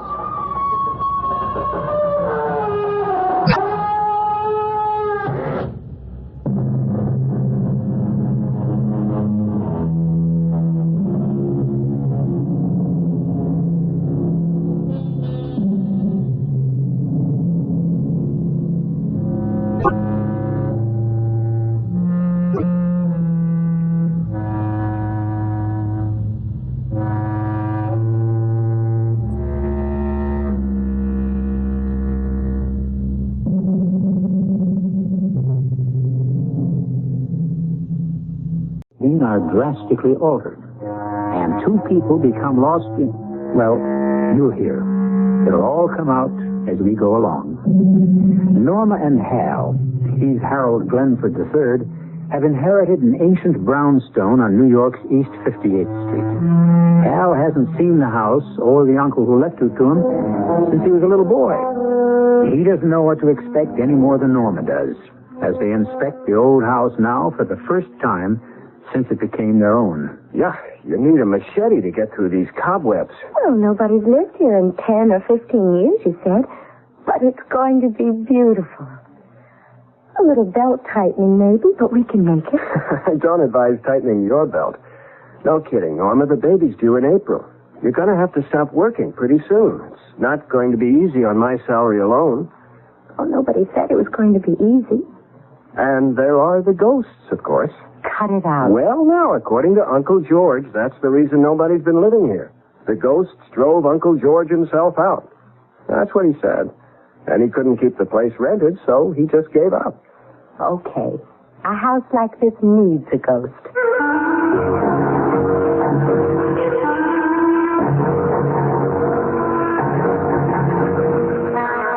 Our mystery drama, The Fatal Connection, was written especially for the Mystery Theater by Fielden Farrington and stars Jennifer Harmon and Nick Pryor. It is sponsored in part by True Value Hardware Stores. I'll be back shortly with Act One.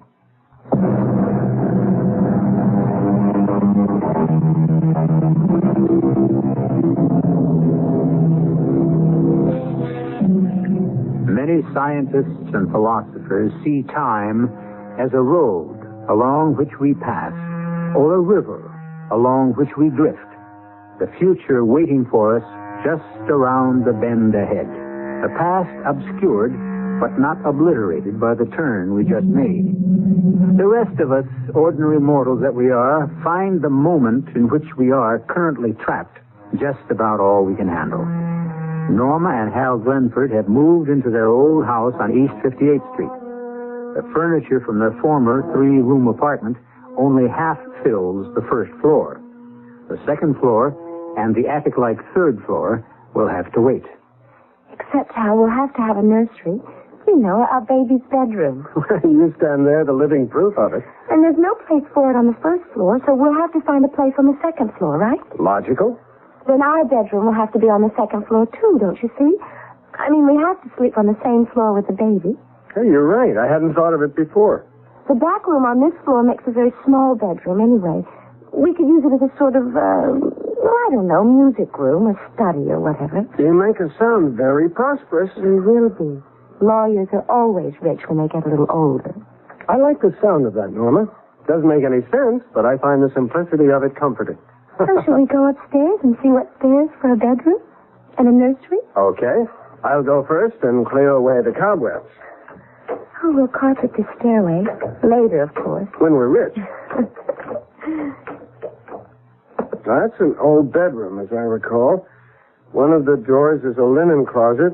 There are 5 doors, so that leaves just 3 rooms. One more than we need. Oh, this would be all right for our bedroom. It's much nicer than the little room downstairs, don't you think? Okay. Bedroom here. That takes care of us. Now about Junior. Hey, this door's locked. Well, just stuck, probably. No, it's locked. Why would anybody lock an inside door? That's odd. Where did I put that bunch of keys the lawyer gave us? In your jacket pocket, dummy. You think maybe there's a treasure hidden in that room? Or ghosts. It's been locked for a while.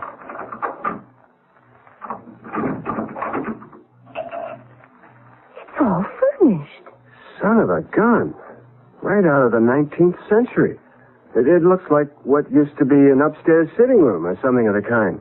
Oh, Hal, just look at that secretary. It must be 100 years old, and it looks just as solid. Oh, my gosh, a telephone. One of those old wall phones. I've seen pictures of them. Shouldn't it have a crank? Oh, I'd like to furnish the whole house just like this. You know, everything to match the house itself. I wouldn't change a thing in here. Well, I could live without the cobwebs and the dust. Well, I'll speak to the upstairs maid about it. Good help is so hard to come by lately, my dear. Have you noticed? Oh, I have indeed. It's the times, I'm afraid. Everything seems to be going to pot. What? Darling, would you believe it? The butcher today wanted 18 cents a pound for steak. Just plain old beef steak. 18 cents a pound. Well, we might as well eat at Delmonico's if it costs that kind of money to cook at home. Oh, let's, shall we? This evening? Well, why not? I'll order a hack. Excuse me, my dear. Operator, I'd like a hansom cab sent to 621 East 58th Street at once. At once, understand? We'll be going to Delmonico's. Let's go back downstairs where the 20th century is and see if there are any hot dogs in the refrigerator. Actually, though, I guess 18 cents was hard to come by in those days, as $2 is today. Not for old Grandpa Glenford, it wasn't. Great-grandpa, that would be. He was filthy rich. Was he the one who built this house? No, I don't know that he built it. He was the first Glenford to own it. Whatever happened to all that money? Gave it away. Gave it away? That's what my father told me. Maybe it was just a figure of speech. You know what we ought to have? We ought to have a bottle of champagne to break over the bow of the house, or the stern, or whatever they break it. His houses had them. Well, now, if you look in the refrigerator, just to the right of the meat drawer, you'll find a quart of excellent domestic champagne cooling. To be taken internally, though, not broken over anything. Oh, what a doll you are. Shall we have it now? Well, I thought after dinner, but if you'd rather... What was that? Well, it sounded like somebody at the door. Well, what's the matter with the doorbell? I don't know. Maybe it's broken. Maybe somebody likes the knocker better. I'll see who it is. Yes? What can I do for you? Your hansom cab, sir? For Delmonico's, I believe? It was a joke of some kind, Norma. Who played it if it was a joke? I mean, who knew you made that nutty pretend phone call upstairs? I don't see how it could be a joke. Well, then, a coincidence. There are hansom cabs still operating over at Central Park. Oh, sure. And one of them just happened to drive all the way across town. And as long as it was in the neighborhood, the driver just thought he'd knock at our door and tell us our cab was here to take us to Delmonico's. Oh, come on, Hal. Well, okay. You explain it. I can't. That's what's bothering me. Well, you don't think... No, you surely don't think... No. No, of course I don't. What did the driver say when you sent him away? Well, something about it was a funny mistake for the office to make if I didn't order a hansom. He was grumpy about losing a fare. Did he look like a real hansom cab driver? I mean, did he look like somebody you've seen driving a hansom around the park today, or was he, dressed like the real old-timey ones? I didn't really notice. Look, now, why don't we just forget him? Why don't we just have dinner and see what's on TV and drink our champagne and go to bed? I've got to go to work in the morning, even if I do live in a mansion. Especially since I do.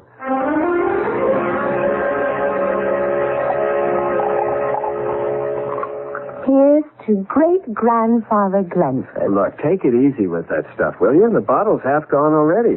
You're a novice at this, remember? And here's to handsome cab drivers everywhere. Hey, you know what we ought to do? There isn't any more champagne, if that's what you mean. I only bought one bottle. No. What we ought to do is something about that phone upstairs. Yeah, like have it taken out. No, I want to order something. A new dress. Something like that. I mean, if they send over cabs when you order them, why not? You'd better let me finish this bottle. Bring it upstairs. Come on. 4 years it's taken me to find out I married a lush. There it is. Our fairy godmother compliments of the telephone company. You want to go first? No, you go ahead. I'm just along for the ride. What shall I ask for? No, look, don't fool around with one dress. Ask for a whole new wardrobe. As long as you're going to be a kook, you might as well be kooky in the grand manner. You're a genius. Hello? I want a whole new wardrobe. Oh, no, 2 wardrobes.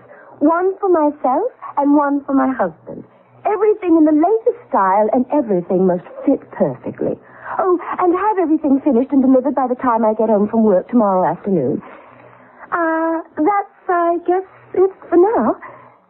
You want to order something, Hal? Well, sure. Why not? Here, give me that. Hello. I want the house completely redecorated. Completely. Restored, I should say, exactly as it was when the place was new. And I don't mean just when you get around to it. I want that finished by tomorrow afternoon also. By the end of the working day. Thank you. Beautiful. Let's finish this bubble water and get to bed. Hey, what do you bet you have a headache in the morning?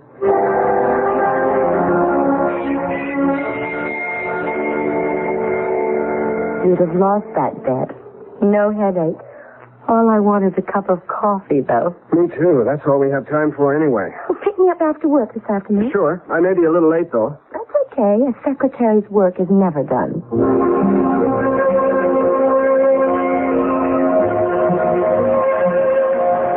So, after I spend the better part of 3 weeks working on this brief, and it's brilliant if I do say so myself, who do you think is going to take it into court? Mr. Fuller? Old J.C. himself. Who else? How was your day? Oh, you know. Once you've typed one letter, you type them all. You know something? We ought to walk home from my office every evening. Hold my briefcase while I unlock the door, will you? I wonder if they finished.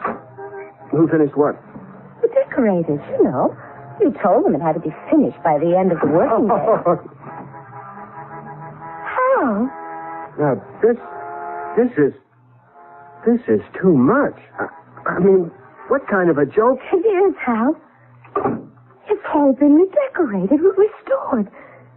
Just like you ordered. Oh, Hal. Hey, where's our new television set? Now that is going too far. That set cost color TV. That was a 21-inch screen. But how did they do it? Who did it?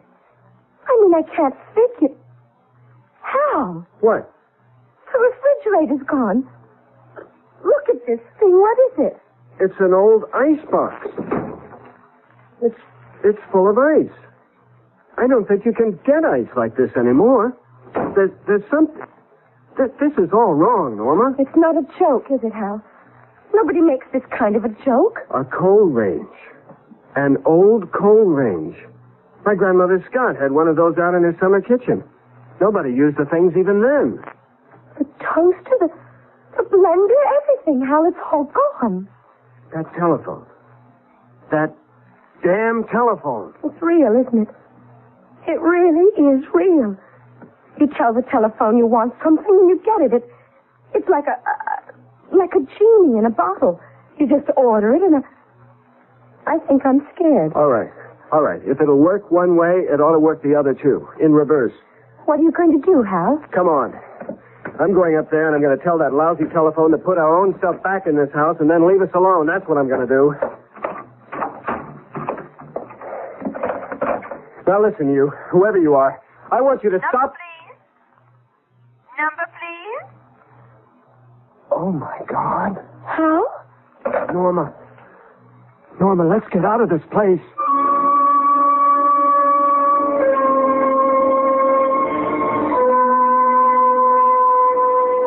A telephone, redecorate and completely restore a 19th century house, and all in the course of an 8-hour day?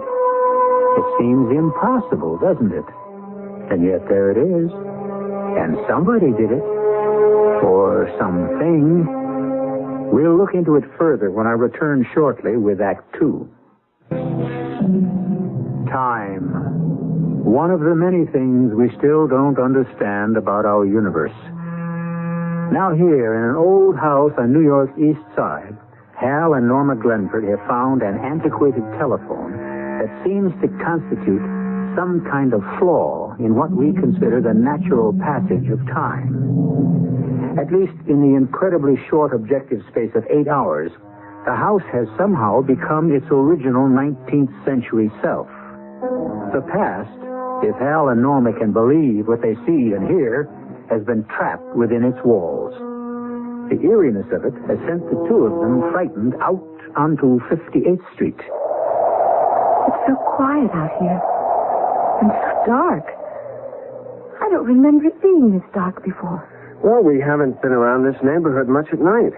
I guess east of First Avenue, the city just doesn't waste money on bright lights. Let's walk up that way, Hal. Right now, I don't want to go back into the house. Okay. Up toward 3rd Avenue or Lex? You know, I don't think I ever heard New York this quiet before. East side, west side, day or night. It's like a tomb.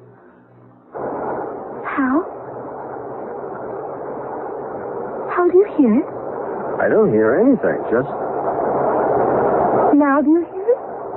Well, yeah, I hear something like a... It's like a... It sounds to me like an L train. A few blocks away, like the 3rd Avenue L. Which was torn down. When? 15 years ago. Well, listen to it. Hey, this I've got to see. But how if it's the old 3rd Avenue L, then that means that everything... No, everywhere... listen, we don't know what it means. Some nostalgia freak with a recording, probably. Something like that. Come on, let's go see. Now, if that isn't an L stopping, I've never heard an L stopping. You haven't in a long time. But I've heard plenty of them when I was a kid. Wait a minute, Norma. What do you hear now? A horse. Don't tell me that's not a horse. That sure sounds like one. Mounted cop, most likely, or maybe that same nostalgia buff. If that's a recording, then it's some recording. I've never heard a record. Now, wait a minute. Wait. That horse is no recording. It's either a mounted policeman or... There's your nostalgia buff. All 4 hoofs. Well, some companies must still use horses. You know, late at night. It's not that late. Anyway, look what's in the wagon. I see them. Those big milk cans. They used to... Well, look, I don't know. Maybe they still use them. I'm scared. Well, it's spooky, I admit that. So still and no traffic except that horse and wagon? Well, look, Norma, there's got to be a logical explanation. I mean, if there's not, what's happened? Have we lost our minds? Oh, no. Well, no, Norma, don't get upset. No, Hal, that's not what I mean. Look up there. Up where? At the light. The street light on the corner. It looks like a... It's a gas light, that's what it is. I think maybe we ought to get back to the house and see if we can't get organized. It's back there, too. Okay, but if everything's gone back to the 19th century or something, let's at least go back and face it in our own home. If we still have a home.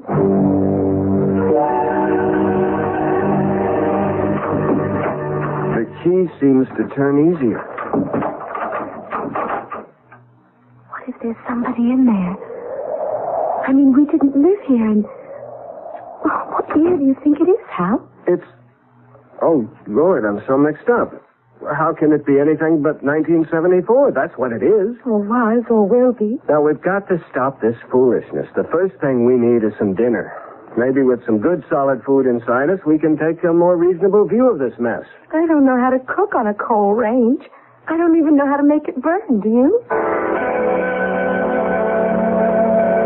Well, we were lucky there was some stuff in the icebox already cooked. I wonder who cooked it. Maybe my grandmother. What do you suppose happened to them? Your great-grandmother and grandfather. Are they supposed to be living here? Are they going to come walking in and... Listen, what's that? It's that phone upstairs, Hal. You mean the one that... Oh, Lord. Let it ring, Hal. Just let it ring. I can't. If it's somebody from whatever year this is, I've got to talk to him, Norma. I've got to. All right, but I'm going with you. I put carpet on the stairway, or had it on the stairway, whichever. Hurry up, will you? I don't want whoever it is to hang up before we get there. It's actually a new house now, isn't it? You don't see the signs of age anymore. It doesn't look like 1,000 coats of paint on everything. Hello? This is Bill, Harold. Where have you been all day? Well, I practically camped outside your office all afternoon, and you never did show up. Who did you say this is? Are you all right, Harold? It's Bill Voigt, your partner. Oh, yes, of course. I was wool gathering. I guess you were. Listen, I've got to talk to you bright and early tomorrow morning. You're in a jam, Harold. A jam? Well, can't you tell me about it now? You'd better get in here tomorrow for your own good. It's nothing to do with me, but for your own good. Oh, well, if it's that important... It is. It's to you, Harold, not to me. To you. All right. Thanks for calling, Bill. What was that about a jam? He didn't say. But you want to know something weird? He thought he was talking to my great-grandfather. That man called me Harold, and that was his name. I can't remember anybody ever calling me Harold my whole life. He thought he was talking to my great-grandfather. I can't see. How did they read by these silly gas lights anyway? There's an oil lamp right there on the desk. I think they used oil lamps to read by at night. The gas fixtures are all up on the wall. Well, do you know how to light one of these things? The lamps? Well, just take the chimney off, or the glass thing. Then you hold a match to the wick like a candle. Because if this is my great-grandfather's desk, the way he left it only yesterday, I want to know what's in it. Is this what you mean by the wick? Yes. Do you think we'll ever get back, Hal? I don't know if I could stand it stuck here forever. There's no way of knowing, Norma. Everything's written in longhand. This looks like a deed of some kind. Most likely for the house. No. My gosh. What? This is a deed to an office building on Fifth Avenue. Way downtown, but that's where the action was in those days. These days. Your great-grandfather owned an office building? I told you, he was loaded. There goes that lousy telephone again. Don't answer it, Hal. Look, you can come with me. It's no good just letting it ring. It's got to be somebody important. There weren't many phones in those days. These days, damn it. Only rich people could afford telephones. It'll just mix things up all the more, though, answering it.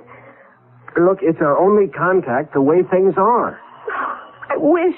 Oh, it's no good wishing. Hello. Hello. Mr. Glenford? Yes? This is Maud Spencer, Mr. Glenford. Is Norma in? Just a minute, I'll see. Norma, do you know a Maud Spencer? I don't know anybody here. She asked for Norma. Norma. Now, maybe it's a link of some kind. You'd better talk to her. Oh, Hal, I don't want to talk on that thing. Look, this could be the breakthrough. Here, talk to her. Hello? Norma, my dear. We were all expecting you at Sarah Aldrich's tea this afternoon. I do hope you're not sick. Sarah who? Aldrich. Sarah Aldrich. Well, you were invited, weren't you? Sarah said you were. Oh, well, yes, I guess I was. I mean, yes, of course I was. I've been having these spells, you know, headaches and that kind of thing. Oh, dear. No trouble about your delicate condition, I hope. Well, it's related, I guess. Nothing to be concerned about.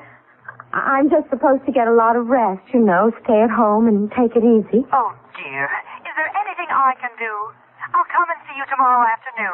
No, don't do that. What?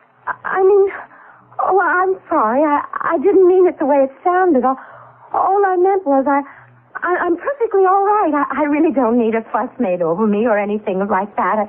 It just isn't necessary. That's all I meant. Well, I'm sure I have no wish to intrude where I'm not necessary. I wish you wouldn't. Hello? Hello? She hung up. It wasn't anyone you know? No, I was supposed to have gone to Sarah somebody's tea this afternoon and didn't show up. Well, it could have been the breakthrough. One thing, whoever was supposed to have answered this phone is called Norma, and she's pregnant. I'll tell you this.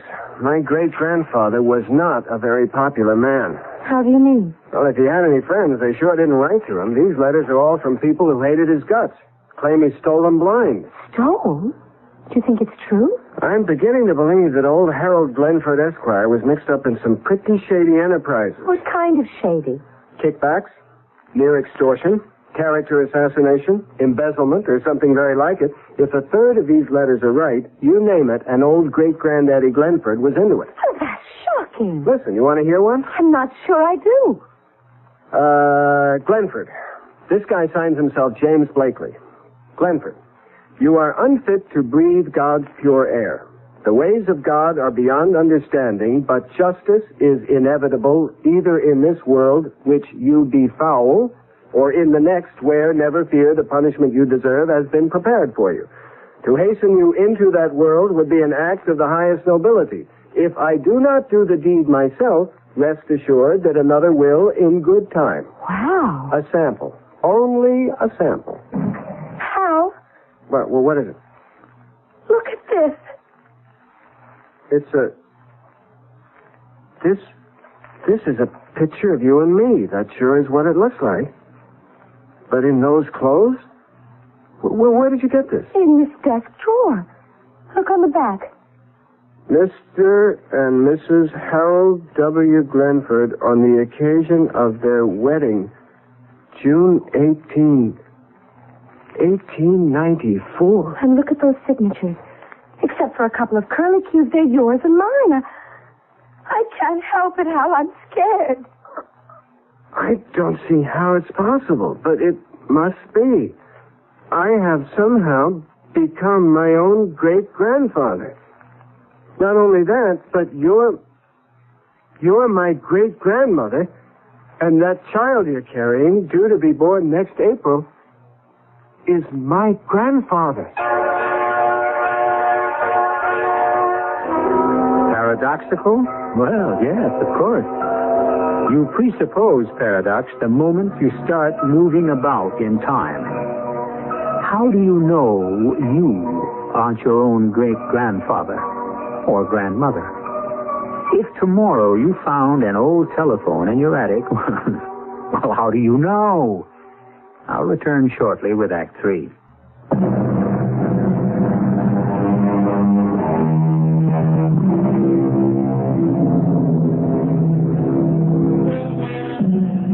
If I had my life to live over, that's not an uncommon expression. We've all heard it. But have you ever heard anyone say, if I had my great-grandfather's life to live over? That's exactly what has happened to Harold Glenford, if his conclusions are correct. He has not only gone back in time to his great-grandfather's day, but he has also taken on his great-grandfather's identity, and the wife he loves is now, as he must believe, his own great-grandmother. A situation of many complexities. Hal has broken open the strongbox he found in old Harold Glenford's desk and has gone quickly through its contents. Well, there's one comfort. If we actually are my great-grandfather and grandmother, we're very rich people. Well, what difference does that make? A lot. If we're stuck in this time. I want out, rich or not. Well, honey, so do I, of course. But there are securities and deeds in this strongbox representing well over $1 million in assets. And $1 million was really worth something in 1897. Is that when it is now? Mid-November of 1897, according to the dates on those letters I read. How can't you do something about it? What? Invent a time machine? Look, I don't know. Maybe it'll just happen. Like the other time, only in reverse. Norma, I'm sorry. That's the best I have to offer. Meantime, I think we ought to get some sleep. Sleep? In the middle of a thing like this, sleep? Try to, anyway. I wish we had that bottle of champagne we drank last night. Oh, Lord. It wasn't last night. The grapes that went into that champagne haven't even been planted yet.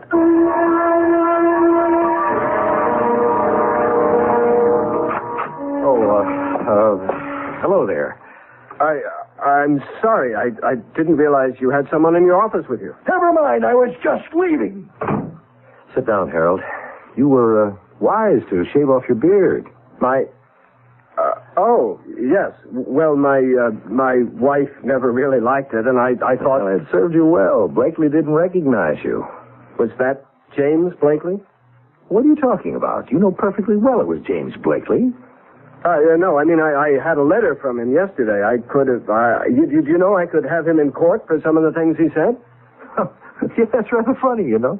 You having James Blakely in court instead of the other way around? That's really very funny. I don't think I know what you mean. Well, that's neither here nor there. I want to dissolve our partnership, Harold, as of this moment. Oh? Do you mind telling me why? Do you really think that's necessary? I wish you'd tell me... Oh, all right. I've had my fill of being a thief's associate. Now, wait. I know. I took my share in the beginning. You're not the only fool in the room, but I'm through with it now. And thank God I had no part in the Blakely thing. All right. I was checking things over last night. Thinking things over. Some of my business tactics have been, all right, shameful. I admit that. But I decided last night to change things. I mean, no shady dealings of any kind from now on. I see. Change things. And make restitution? Well, where it's reasonable, where it's possible. Without costing you money, you mean?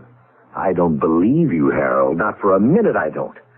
How are you going to make restitution to Jim Blakely? I don't... Would you mind refreshing my memory on the Blakely thing? Oh, now, really, No, Harold? I've been Lately, I've been reassessing. I've been reevaluating, and there are just so many details. I'd just like to hear the Blakely affair clearly stated. Objectively, you know. Oh, nonsense. Well, all right, if you want to hear it all over again, if you really want to wallow in that miserable can of worms a second time. Please. Bill, it would help me. Well, Blakely came to you in the first place, looking for a handout. On the tape, granted. I'm sure you haven't forgotten that. No. You were still under 30 at the time, but you were already under my guidance, damn it. That's what I hate. You were already a power in the construction industry. Blakely was sure you gave kickbacks, and he wanted one. Then he was as much to blame as I if he came to me. At the time, you managed it so that you had his signature on a dozen damaging documents. And you never signed so much as a letter to him. You remember that? Well, you've always worked that way, and you gave him a low bid on that job, and good value, too. The State Parks Commission building, wasn't it? I don't remember. And Blakely got a promotion because of it, and another, until he was made State Highways and Buildings Commissioner. It wasn't until then that you started blackmailing him. Blackmail? Well, it's not an uncommon practice. And you bled him white. No more kickbacks, but every contract out of Blakely's office has gone to you for... What's it been, 2 years now? Well, if I put him where he is in the first place... They've caught him, Harold. He's going before a grand jury next week, and they'll indict. He's finished. There isn't a shred of evidence against you except his word, which, of course, isn't worth a tinker's damn now. You never signed a thing, did you? A man who signs damning documents is nothing more than a fool, like Blakely. Well, Does that refresh your memory? It puts things in perspective. Well, as I've told you, I'm very happy that I had anything to do with the Blakeney business. Right now, he's thinking about killing you. No, seriously. That was just what he was telling me. Oh, God. What's the matter? Nothing. I just remembered something. I'll have to leave now. There's something I must do. But before you go, about dissolving the partnership. I don't know how you feel about it, but Anything you say. Anything you say. It doesn't matter. We'll do it any way you like. It isn't important now. Hal? Oh, Hal, I'm so glad you're home. Yes, listen, we have to get out of here. So awful, Hal, being in a place you're so terrified of and being even more terrified of leaving it. I've never in my life... Norma, we have got to get out of here. Out of here? Where to? I mean, altogether out of this time. We've got to get back to the 20th century. Hal, something's happened, hasn't it? No. Yes. Norma, there's no time now. Let's try the telephone again. I want to know. Tell me, Hal. Tell me. Number, please. Listen, I want you to get off the line. Do you understand? I want you to just unplug yourself or whatever it is you do and just get off the line. Just for a minute or two. Will you do that, please? Number, please. Oh, for God's sake, shut up. If you can't get off the line altogether, at least shut up. Don't talk. All right.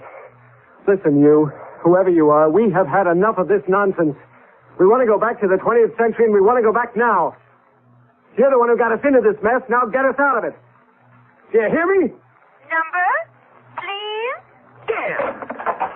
Hal, what are you doing? Pulling the wires out of the wall. Can't you see? I'm trying to get the lousy telephone back the way it was when we first moved in here. All right. Can you hear me? You in there in your damn stupid telephone? I want you to put us back. Do you hear me? We didn't ask to be brought here. We're not responsible for anything that happened before we got here. We want to go back. You can't punish me for something my great-grandfather did. Do you hear me?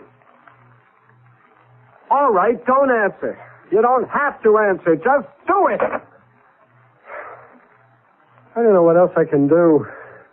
Hal, the phone isn't hooked up. You pulled the wires out of the wall. It wasn't hooked up before when all this started. Maybe it'll work. Maybe it'll get us out of here before... Before what, Hal? Okay. Come on downstairs. I guess you'll have to know.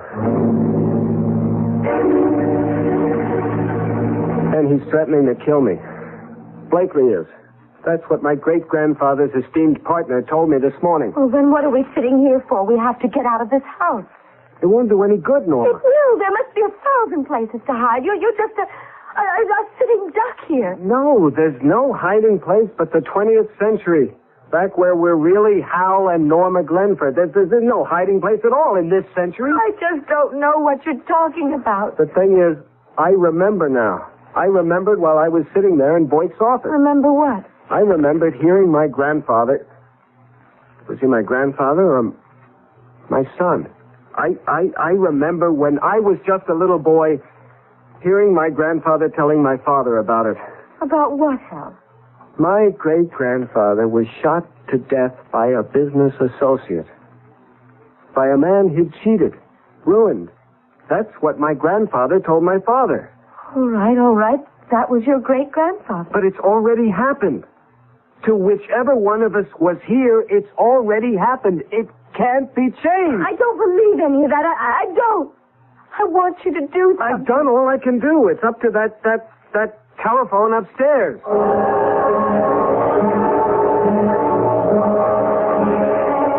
Maybe if we just sit here and think 20th century, it'll work.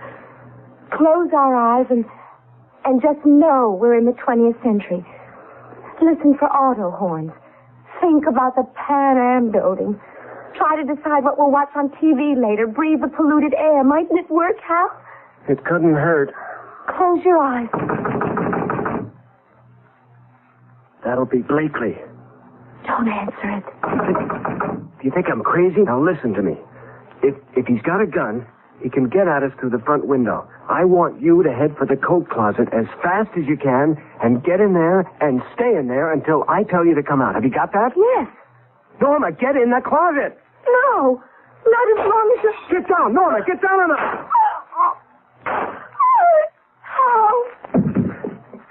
How? Don't move, Norma. He may still be out there. How? You're bleeding. I am. I don't feel anything, but I can't seem to... All over your shirt. I'm going to call an ambulance. Now, don't move. I'll be right back. Don't move. Can't call an ambulance. I pulled the wires out. Remember? I'll go out, Hal. There must be a cop or something. I'll go, Norma. Please. It wouldn't do any good. It's already happened. But I can't just... I might not be here when you get back. Oh, Hal. I want to tell you something important. All right. The kid. Next April. I'll name him Harold and I'll call him Hal. No. Anything but that. Anyway, his name was Edward. My grandfather. How don't you think I ought... No, tell Edward. Tell him when he's old enough. Understand? Tell him get rid of the money. All of it. Dirty, filthy, dirty money.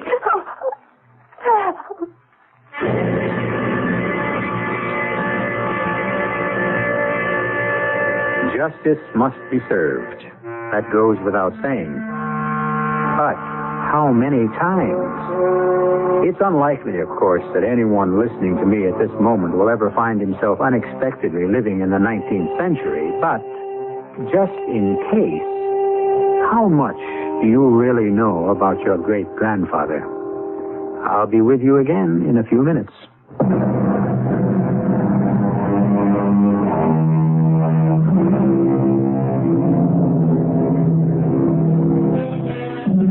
Young Edward Glenford, Norma's baby, was born in April 1898 and lived a long and, in some respects, fruitful life. He never made much money, but he gave away several millions of dollars, according to the instructions left by his father. But was it his father or his grandson who gave him those instructions? I leave you to puzzle it out for yourself.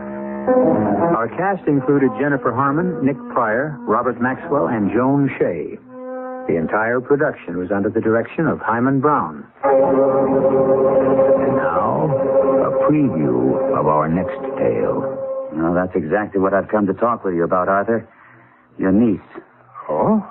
Something important? Very. I've asked Amelia to marry me, and she said she would. Oh, no. I've never lied to you, Arthur, and there's certainly no reason for you to... Don't be a fool, Gerald.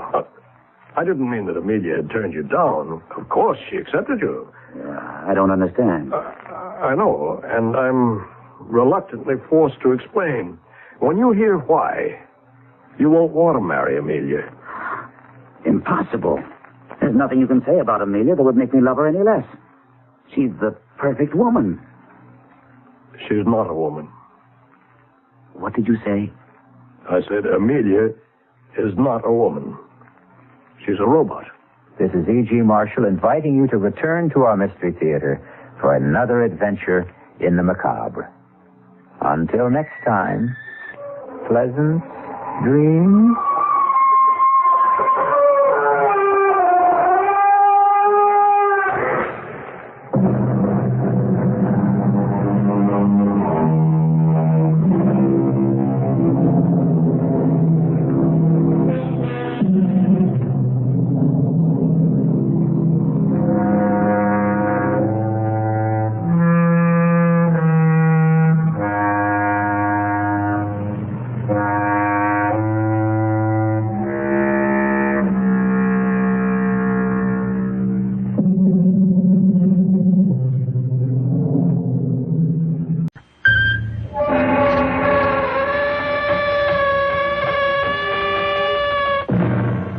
Come in. Welcome. Welcome to Mystery Theater. I'm Hyman Brown. Are you ready for us? We trust you are, because we propose to deal with the most obscure of subjects, that of death. Some people never speak of death, while others can't stop talking about it. We have chosen in the next hour or so to consider it calmly, perhaps philosophically, with a minimum of agitation, and naturally to arrive finally at the most fascinating question of all. What, if anything, comes after? What comes after, Joe? After what? After we've, packed it in? Nobody knows, Harry. I know. Oh, Harry. I'm going to go on, Joe. I am. Somehow, somewhere, Harry Cantor is going to go on.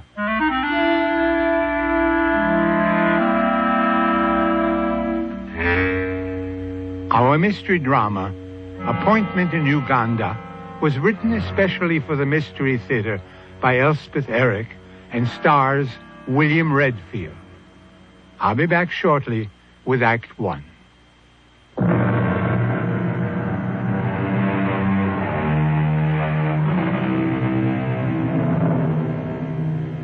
Harry Cantor lies flat on his back in a hospital bed, staring at the ceiling.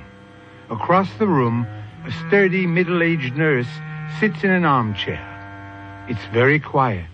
The machine next to Harry's bed makes no noise, though its dancing lines are carefully recording every beat of his heart. Is it all right to come in, nurse? Are you Mr. Burroughs? Joe? Yeah, it's me, Harry. Oh. Dr. Klein said it's okay for 5 minutes. I'm his business partner, Joe Burroughs. Oh, he's been crying for you. Come in. How do you feel, Harry? I almost died, Joe. Yeah, I know, you're hard. Never been sick a day in my life, and now this. Oh, you're going to be fine, Mr. Cantor. Long as you do what the doctor says. I lie here and I think...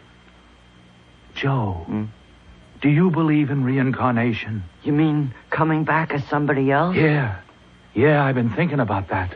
You two gentlemen mind if I go out for some coffee? No, don't go. Don't you leave me. Well, don't Mr. leave me. Burroughs will be here. I'll be here, Harry. What does he know about heart attacks? Well, you're off critical, Mr. Cantor. Long as you don't excite yourself, you'll be okay. I really need a break, Mr. Burroughs. 5 minutes? What I really need is 5 weeks. Joe, sit down. I got to talk to you about the crypt. The crypt?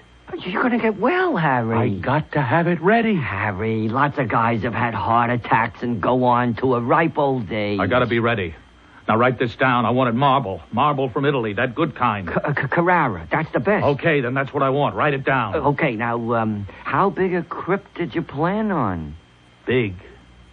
Very big. But you're going to be there all alone, Harry. And you're not going to be moving around exactly. You never know. Make it 8 by 10, the very least. What about shelves? Shelves?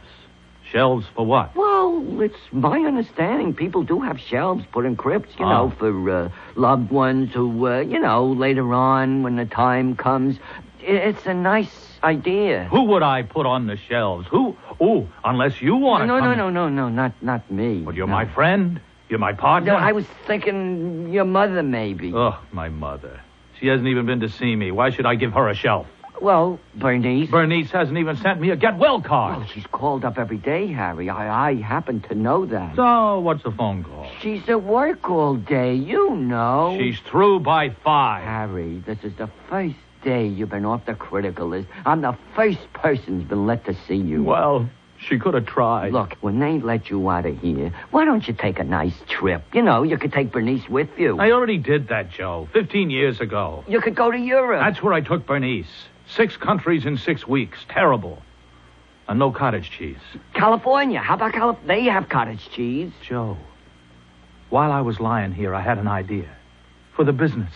I want to tell you. You just had a heart attack and you're thinking about business? Gee whiz, Harry. Well, what else have I got to think about? Well, I don't know. Think about being reincarnated or something. Oh, nuts to that. Now, look, here's what I figured out, Joe.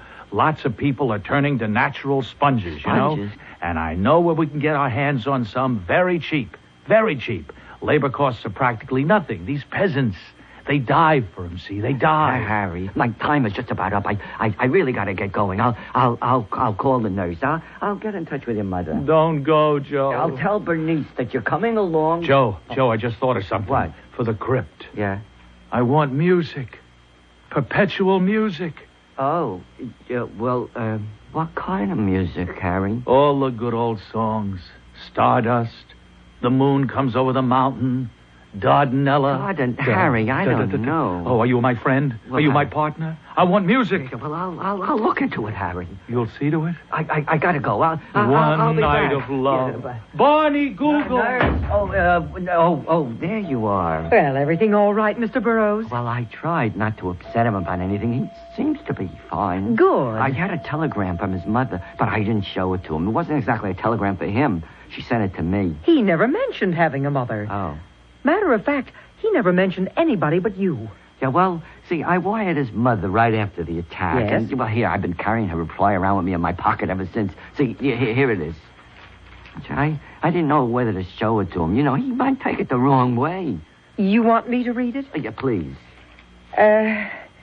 Harry is too mean to die, and tell him I said so. Yeah, see, his mother's kind of a joker at times. You ask me, she's one smart old lady. That man in there is too mean to die.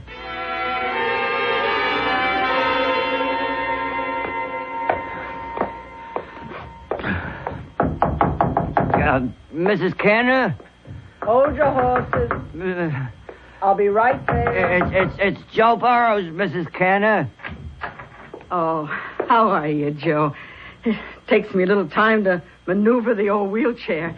I got some tea ready for you, so come and sit down. Boy, you sure get around in that thing, Mrs. Canner. Oh, well, practice makes pretty good. Oh, come on, sit down. Oh, yeah, thanks. I saw Harry yesterday, Mrs. Canner. They say as long as he doesn't excite himself, he's going to pull through in great shape. I didn't show him your telegram. Harry knows what I think of him. Here, have a cookie. Oh, you baked these? No, Bernice did. They're good. You see a lot of Bernice? Oh, she stops by 3-4 times a week, does errands for me. Oh, yeah. Nice girl, Bernice. Simple-minded, but very nice. What did you talk about? Well, we talked about the crypt. Oh, that crypt. Yeah, well, it means a lot to him. You know, Harry's never realized that death is just an incident. Well, it's the final incident, of course, but even so, just an incident. He's thinking about reincarnation. Oh, that's something new. Do you believe in reincarnation, Mrs. Canner? Well, it's a pretty idea. But you don't believe in it, right? Joe, what's the difference if I believe in it? That doesn't make it true. On the other hand, if it's true, it'll happen anyway. Now, what else did you and Harry talk about besides that silly crypt? Oh, not too much. I did bring up the question of having shelves built into the crypt. Shelves for what? Cancel checks? No, well, as a rule, you know, they're for those nearest and dearest. I mean, if that's what they want. Oh, it's not what I want. Shut up in a tomb with Harry for eternity? Oh, no. I'm going to be placed gently in the ground up at Fargus Falls. That's where I was happy with Harry's father. I still have the house, you know. Well, I suppose I ought to go see Harry at the hospital. Oh, I think he'd like that. He won't like it, but he'll hate it if I don't. Yeah, well, should I tell him that... Well, tell him I'll get over there soon. And Joe... Yeah? Tell him I'm sorry. Sorry for everything.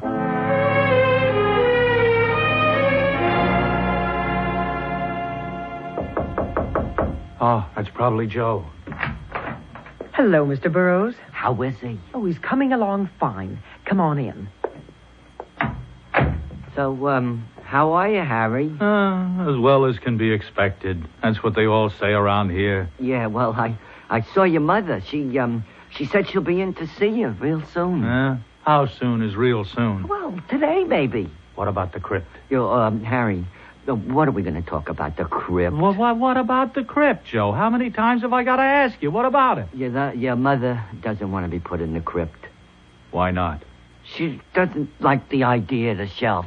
She wants to be buried up at Fargus Falls. No. She can't do that. She likes it there. Joe, that 10 acres was made to order for a development, or it will be in another 10 years.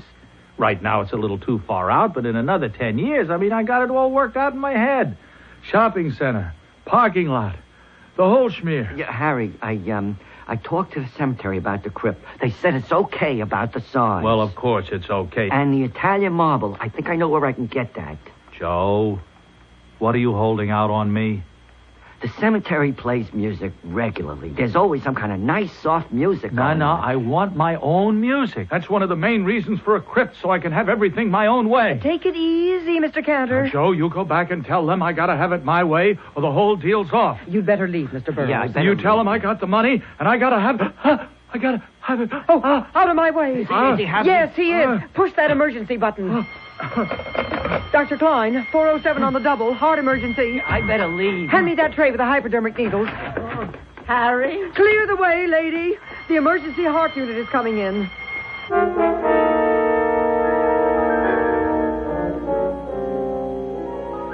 There is no more satisfying and awesome sight than a group of people doing what they have been trained to do, what they do best. Their faces do not matter, or their shapes, or their colors, or their accents. They are professionals at their work, and they are working together in harmony and understanding.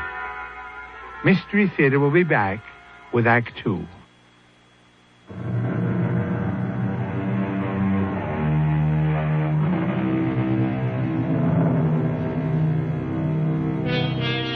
At the close of our first act, Harry Cantor had just suffered his second, his most severe heart attack.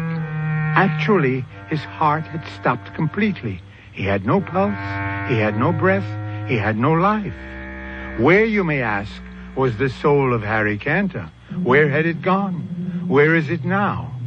A pertinent and awesome question, one we shall now attempt to answer.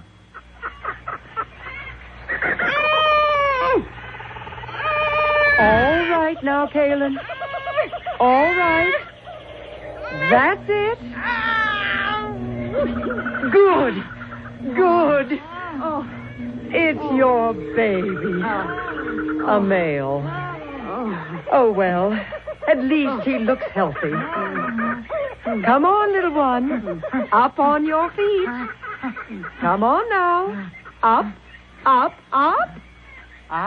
On your feet. On your feet. Are you my mother? I'm your mother's sister. I'm Bombine. Where's my mother? She's cleaning up. Birth is a messy business. No. Come on now. Time to stand up. You have such beautiful eyelashes, Bombine. And how tall you are. Oh, just average for an elephant. Now stand up. What are all those others doing? Standing around waiting for you to be born. Do elephants always do that? Well, you didn't think they only did it for you. Now, they're getting impatient. We've got to get going, so get up. Kaylin, come get your new child on his feet. Oh, little Abu. Come on. Get up, little Abu. Get up and eat. That's it, little one. Feel around till you find the milk. I think you've born a stupid one, Kaylin. Oh, what's the matter, little son? My nose gets in the way. Oh. That's not your nose. Well, then tuck it up between your ears. He's not stupid, Bombine. All newborns have trouble with their little trunks. Well, the herd is getting impatient. The flies and mosquitoes are very bad today. Oh, I could stand a good swim myself. Are you through, little Abu? We must move on. Is that what you're going to call him? Abu? It's a nice name, don't you think? Very nice, yes. Well, Abu, let's get going. Well, where are we going? Into the forest, Abu, where there's food for all. Now, I shall walk on one side of you, and Bombine will walk on the other. And we will go with the herd into the forest. I am Abu, and I am an elephant.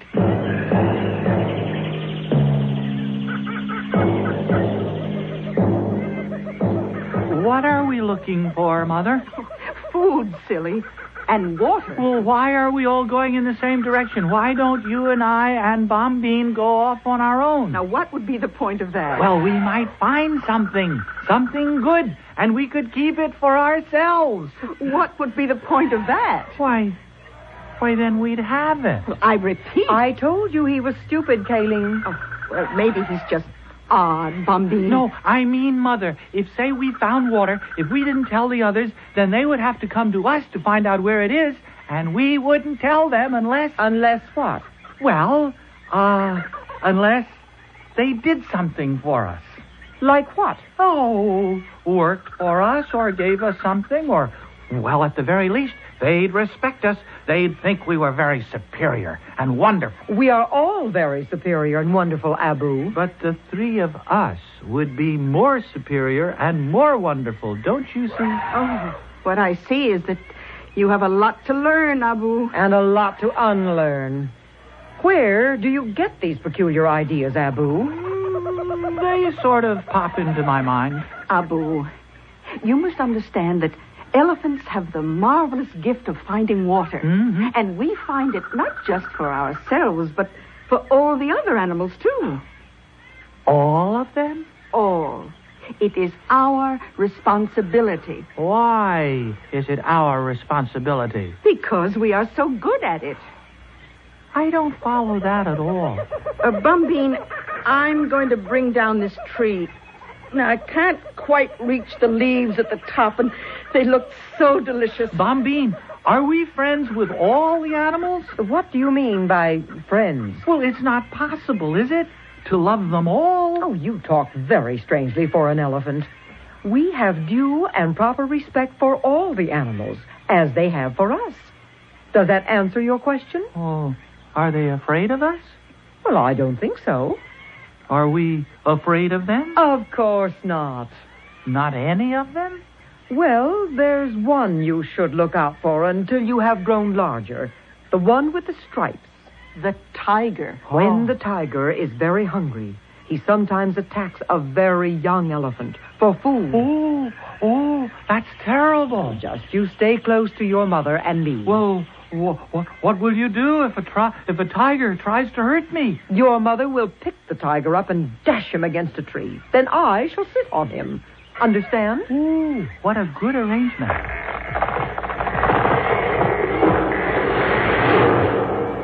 There now. Your mother has knocked down the big tree. Come. But all the little animals are eating too. The elands and the dik-diks, everybody. Why not? Well, but it's our tree. Who said it's our tree?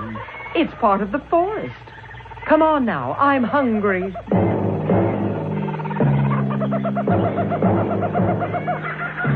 Mother, where is my father? Around somewhere. I'll bet I know where he is. I know. He's at the head of the line. He's the leader. Oh, Bombine, did you hear that?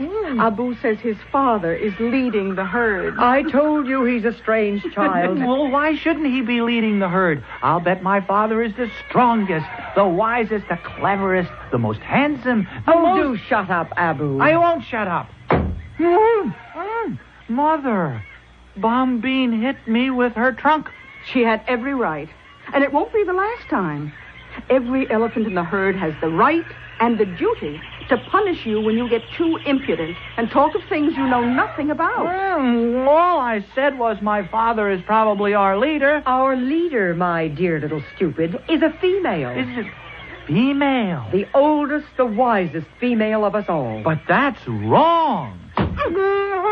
Mother. I have been cursed with a stupid male child, Bombine. Pardon me if I say I told you so. No, but wait. If the male elephants don't lead, what do they do? Oh, let's see. Well, they sort of hang around. They are very agreeable. Very companionable. And then there's something else. Every now and then, I remember your father. At least, I think I do. It was quite a long time ago. He and I were companions for a while. A long while. And then suddenly, one day, he seemed different to me. More than a companion. We stroked each other with our trunks. something we'd never done before, and gave each other little pinches with our mouths. We thought we were only playing. And then... And then? Well, then what? Well, then I noticed that his ears were flapping wildly, and his tail was whisking back and forth. I was surprised. And then I felt that my ears were flapping and my tail was whisking crazily. Oh, my, I was so excited. I felt that he was the only elephant of the forest for me, and that I was the only elephant for him. Oh, it was a wonderful day. I remember it rightly. But you must remember it. Oh, it was seasons and seasons ago, Abu. A long time. And now you are here. I want to meet him. Which one is he? Oh, heavens, I don't know. I'm going to find him. I'm going to ask around. If you have any sense, Abu, you'll stay here. I'm just going to join the males and talk to them. He hasn't any sense, Kalen. Oh, the males don't care too much for young elephants, Abu. Just the same, I want to try. Abu? Let him learn, Bombine. Let him learn the hard way.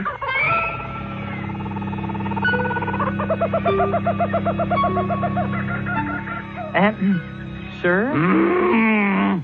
Do you think you might be my father? Your what? Kayleen is my mother. She's over there with Bombine. So? Do you remember being married to my mother? Being what? Well, I mean, did you sort of keep company with her for a long time, and then one day did you start whisking your tail and flapping your ears and fall in love? Well, seems to me I remember something like that. Was it my mother you fell in love with? Well, how would I know? It's happened to me so many times. Many times? Many, many times. Oh, many, many, many times. How many? No! You hurt me. You ask too many questions. Well, I'm curious. Are you very old? I think I am. Don't you know? Well, how should I know? The flies bother me more than they once did. Sometimes I shiver. I never used to shiver. Oh, you're sick. I don't feel well, that's certain. Now go away. But I want to ask you... I said go away! Oh. I don't want any children around me. I don't want anyone around me. I want to be myself.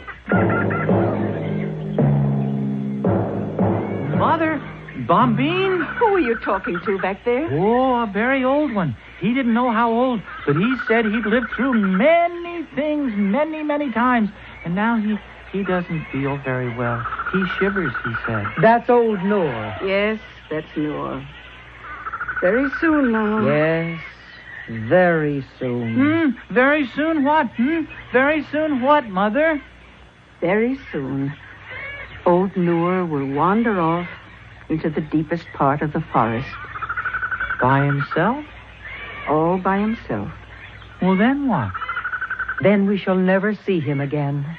Nor will anyone at all ever see him again. Nor any trace of him. Not skin, or tusk, or bone. Well, how can that be? Mother, Bombine, how can that be? Surely a tusk, surely a bone will be left behind. Nothing. Nothing. It's the secret of the elephants, Abu. When you have grown, you will learn the secret. When? When will I? Perhaps not till the very end. Come now. It's time to bathe. Oh, that feels good. Spray some more water on me, Mother. You've had your bath for today. Bombine, the sky is getting dark. Oh, yes. Well, I am bathed. The day is ending, Abu. Come. But I like the water. No. Pay attention when I speak to you. What are we going to do now? You'll see. Well, where are we going? We are not going anywhere. We are going to stand right here. Do you see the other elephants? They've all stopped bathing. Why have they? The good red circle of fire is leaving us, Abu. And the darkness is coming on. Why is it leaving? Because it is time for it to leave. Will the good red fire circle come back? When it is time for it to come back. Come now, Abu. Stand in line with us and all the others. Hurry, Abu. Don't dawdle. What now, Mother? Be silent. Stand still. Watch the great fire circle as it goes. Where's it going? Be quiet. But where? Hush. And watch. Oh, Mother. Please, Mother. What are we doing, Mother? Mother, are we praying?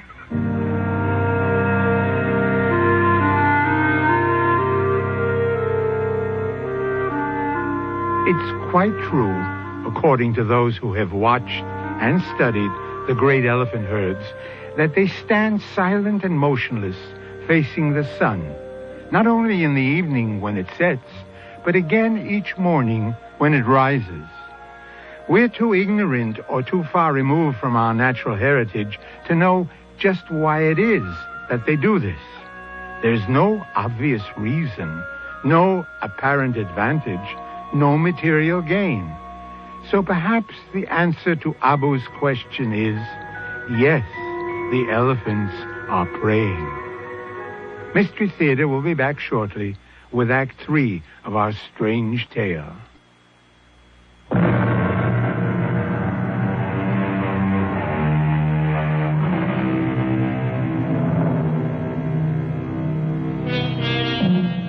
We left the great herd of elephants facing the setting sun in silence, except for little Abu, who asked, "What are we doing, Mother?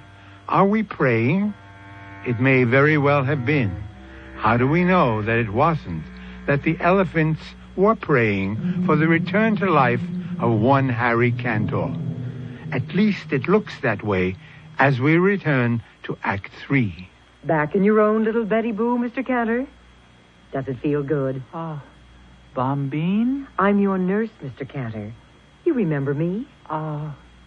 Where's Mother? Outside. You can see her when you're stronger. How's Noor? Did he die? You're the one almost died. Oh, it was a near thing there. Your heart stopped for 6 whole seconds. Oh, it must have been more than 6 seconds. Well, you were in intensive care for 2 weeks. Am I alive? Alive? You are alive, and you're going to go on living. Only this time, you'll do as you're told. No excitement like before. You've been very sick. Are you warm enough?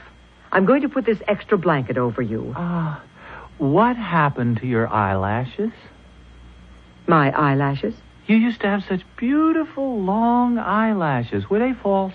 Mr. Cantor, I have never worn false eyelashes in my life. Or false anything else. I'm sorry, Bombine. My name is... Well, never mind.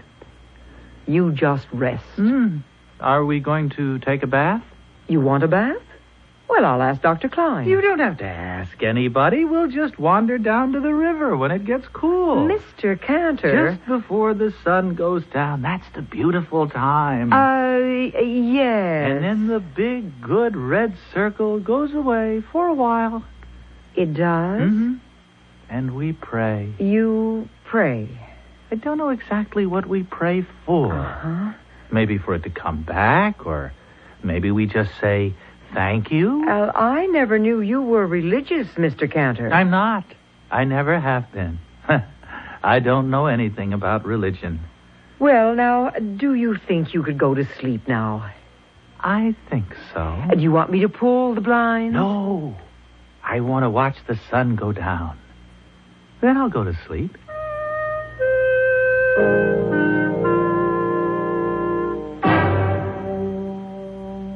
Mr. Burroughs? Is he all right, nurse?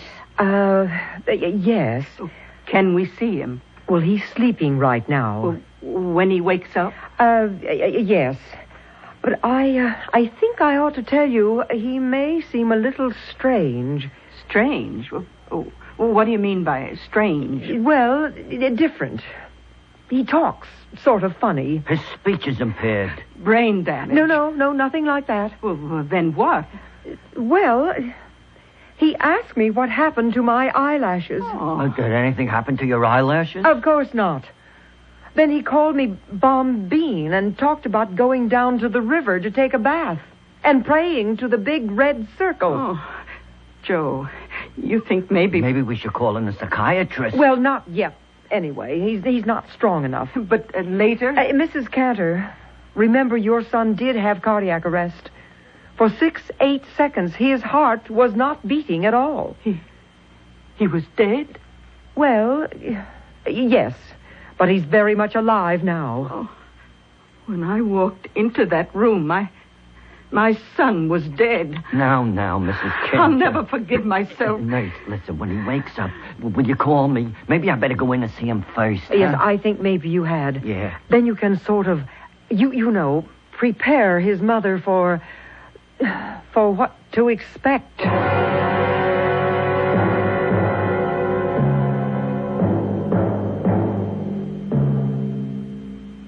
Who is it? It's me, Harry. How are you feeling? Why, it's Noor. Noor? Oh, Noor, you're alive. Yeah, I'm just fine, Harry. I'm fine. Oh, I was so worried. Your mother's outside. She wants to see you, too. Oh, how is she? Oh, she's fine, Harry. She's wonderful, my mother. Very strict, but very wonderful. And a wonderful swimmer. Oh, I never knew that. Oh, yes. And a wonderful mother. Very strict, though. Harry, maybe I better not stay too long. No, stay. I know you don't care too much for children, but I want you to stay. Harry, I'm Joe. You know, Joe Burrows. I'm your partner. I'm your friend. You're not Noor? No, you don't look like Noor. I'm Joe Burrows. Your mother's waiting to see you. Your girl, Bernice. She'll be around later. Joe Burrows. My partner. My friend. Right. We're in the import-export business, Harry. You remember? You were talking about some kind of deal to have to do with sponges. You remember before? Sponges? What? Yeah. What do we want with sponges? Yeah, well, nothing. You just thought if you could buy up all the sponges. Well, what for? Well, for nothing, Harry. Absolutely nothing. You see, we are very wonderful, superior beings, Joe. We are? Therefore, we must be responsible. Act responsibly. I mean, you understand? Well, I'm not sure I do. That's because you're not an elephant. I'm not... I'm an elephant, Joe. I mean, I was an elephant, and my name was Abu. When were you an elephant, Harry? For a little while. Oh. Just for a little while. How was it being an elephant? Beautiful. You're not an elephant anymore, are you, Harry? No, I'm just Harry Cantor. But I'll never forget being Abu, and the sun going down, and all of us standing in a line. Harry, I think I know what happened. When your heart stopped, you do know your heart stopped there for a minute, don't you? Everything stopped. Harry, you died for a minute, and Harry... You were reincarnated. You were reincarnated into an elephant. Is that possible? Well, I don't know if it's possible, but it happened. That has to be what happened. Maybe. Oh, positively. I hope you're right. Only, Joe. Yeah, Harry, what? The next time my heart stops. Oh, there isn't going to be any next time. Well, there has to be some time. And what if I'm not reincarnated into an elephant, Joe? Oh, but you would be. No, what if I was reincarnated into a tiger, Joe? And my own mother sat on me.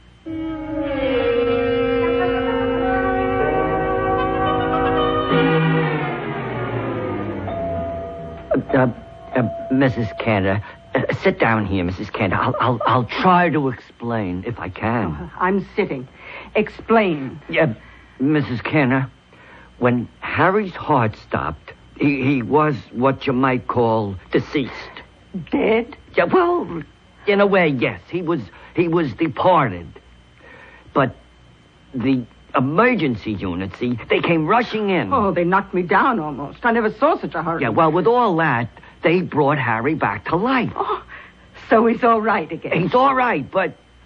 So what's all the worry? Mrs. Cantor, during those seconds, while Harry was was not of this world, if I may put it that way. Oh, put it any way, but get on with it. He was not Harry Cantor. He was... Well, for heaven's sake, Joe, what was he? He was an elephant, Mrs. Cantor. Harry? An elephant? My boy, an elephant? That's what he says. How could that be? Mrs. Cantor, it is my belief that Harry was reincarnated, see, when his heart stopped, and before they started it up again, Harry's soul left his body and entered into the body of an elephant. Can such things be? Well, you said yourself, Mrs. Cantor, we just don't know. No, I don't believe it. Harry couldn't be an elephant. I don't know if he even likes elephants. Well, he does now. You know what I think, Joe? What? He dreamed he was an elephant. It was all a dream went through his head. Well, I don't know if you dream when your heart isn't beating. Well, I'll ask Dr. Klein. Well, if it was a dream, it was a very beautiful dream.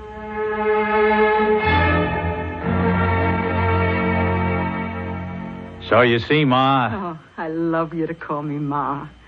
It's been so long. Yeah. Well, you see, elephants are really the kings of the jungle. Not just because they're so big, but because they have a sense of responsibility. They find water for all the other animals. And you know who's the leader of the elephant herd?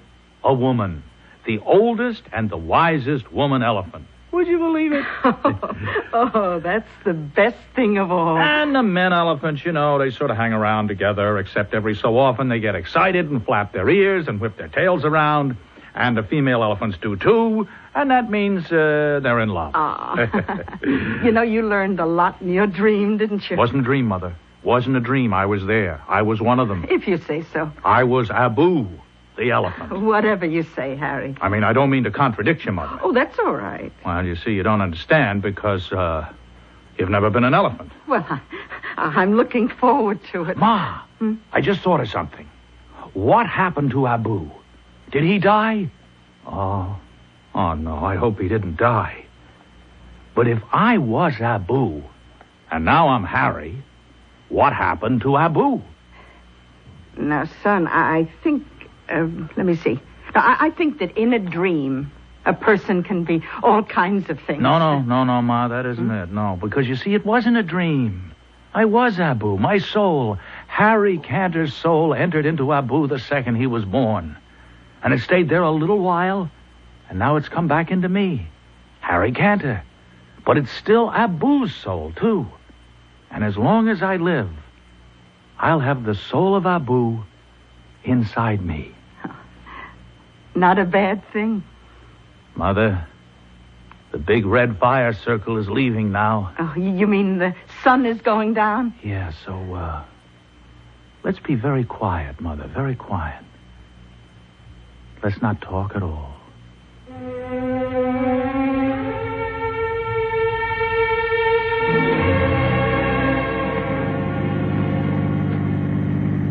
Has Fargus Falls changed much, Ma? Not much. It's been, I don't know, years since I saw the old place. Well, it's pretty run down. Oh, we can fix it up. If you want to, Harry. Maybe not. Maybe we'll leave it the way it is. Are the trees all there? Everyone. And the brook? Still running. That's nice. Oh, Harry, I'm glad you're taking an interest in the old place. Interest? I'm going to live there. You are? But what about the business? Oh, I don't know. Joe can run that. I'll sell it to him. Maybe I'll give it to him. Oh, it won't do so well without you. Joe's a very nice fellow, but you were always the brains. I got different brains now, Ma. Once you're an elephant, you never forget it. Oh, did I tell you I asked Bernice to marry me? Oh, you did? Oh, what did she say? Well, she sort of whisked her tail and flapped her ears. No, I mean, she said yes. Oh. She said yes. Do you think she'll like living in Fargus Falls? Oh, I think she'll love it. We'd want you to live there with us, Ma. You mean that?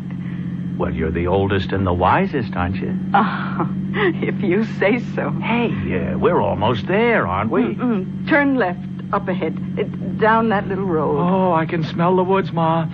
I can smell the water. Oh, turn here. I remember. Look, there's a chipmunk. Here, look. And a raccoon. Hey, a raccoon. And there's birds. That's a cardinal. I know a cardinal. I remember cardinals from way back, right? Oh, Ma, look, there's the woods. That's right. And the house is just beyond. Let's stop right here for a minute. Ah, beautiful, isn't it? Yes. Quiet. Yes. Peaceful. I always thought I'd like to be buried here when the time comes. Yeah, I'd like that too. When my time comes. Oh, I thought you wanted a crypt in the cemetery with shelves. No, that was a crazy idea. I'd like to be buried here. Or maybe, just maybe, I won't be buried at all. Oh, well, what did you have in mind exactly? Maybe, Ma, I'll just wander off into the woods by myself. And no one will ever find any trace of me. Not skin, or bones, or hair, or anything. Well, how can that be possible? Something like that. It's the secret of the elephants, Ma. And only the elephants know.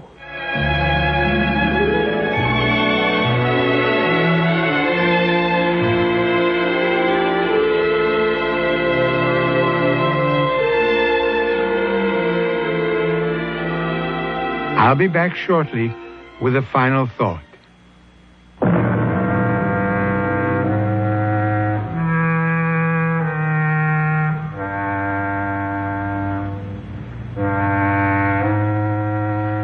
Our story has ended. Story, I can hear you ask. All right, then. Call it what you please. Call it a fantasy or a fable. Call it a parable. Call it a myth. Or, and it might be the most apt description of all, a morality play. And as with audiences of all time, you must find the moral for yourself. Our cast included William Redfield, Arnold Stang, Bryna Rayburn, and Joan Shea. Associate Director, Marlon Swing. This is Hyman Brown, Producer-Director, inviting you to return to our Mystery Theater for another adventure in the macabre. Until next time, then, pleasant dreams.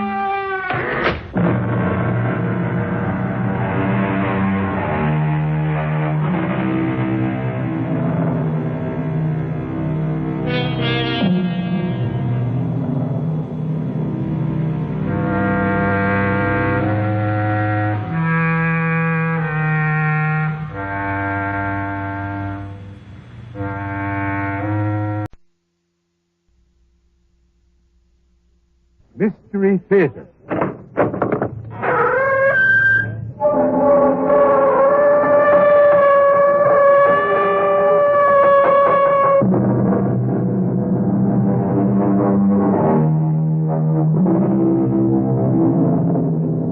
Come in. Welcome. I'm E.G. Marshall. Welcome. It's such a nice, evocative word, isn't it? Makes one think of love, of friendship, and kindness, of joyful reunions. But I'm sorry to say that our little theater doesn't usually deal with such pleasant topics. We prefer murder, mayhem, and mischief of all kinds. So that's why this story is called Welcome for a Dead Man. It's about a reunion and a man named Harry Beggs, a very special man with a very special problem. Go away, kid. Go away and leave me alone. Everybody knows what you did, Harry. You killed that factory cop and you got life for it. Only you made yourself a model prisoner. I gotta go now, kid. Where did you bury that money, Harry? There isn't any money. You might as well tell me, because if you don't, you'll be seeing me for the rest of your life.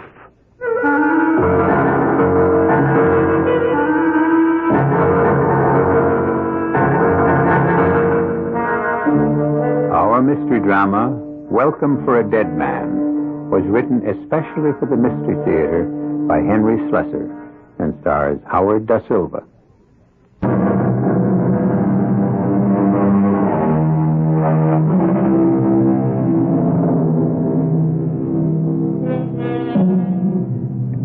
Let me show you a picture postcard.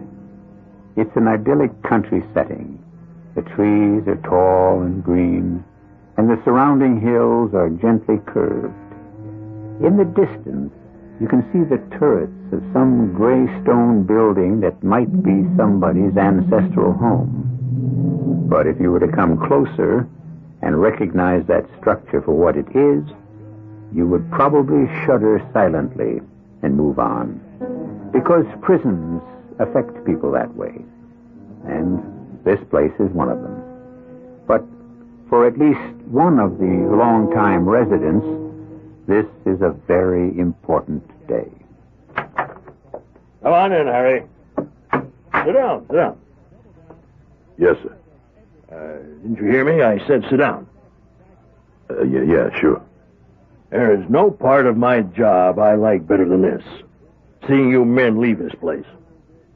Yes, sir. Especially men like you, Harry. Men who have served long sentences, stayed out of trouble, and went out clean. How long's it been, Harry?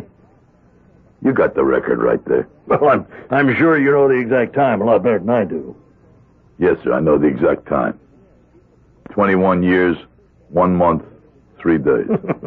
I'll bet you can tell me the hour if you wanted to. Whatever you say, Ward. Oh, come on, Harry, cheer up. You don't look like a man who's facing the greatest day of his life. Now, you've got a lot of living ahead of you. Now, I just hope you know that. Not me. Oh, of course you do. You're only 50. 50's not old these days. Plenty of men get new starts in life at your age. It's too late for that, Ward. What? I'm a dead man. Oh, nonsense, Harry. I died in the joint 10 years ago.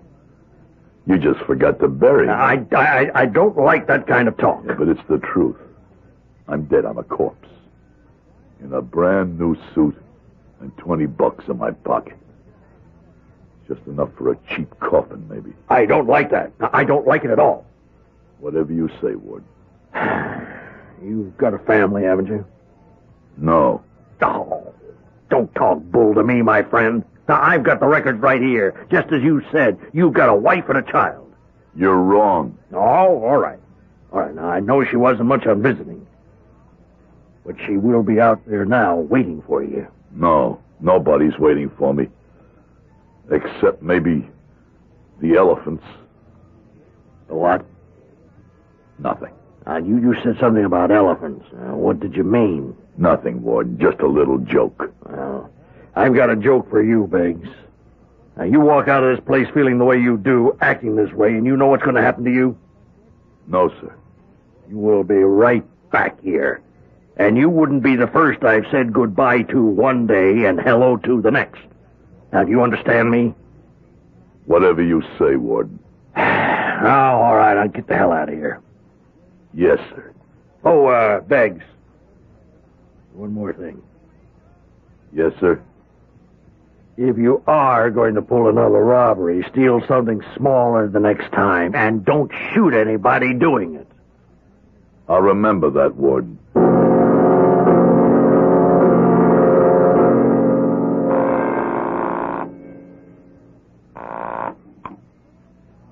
Hello? Hello? Who is this? It's Harry, Edith. Harry?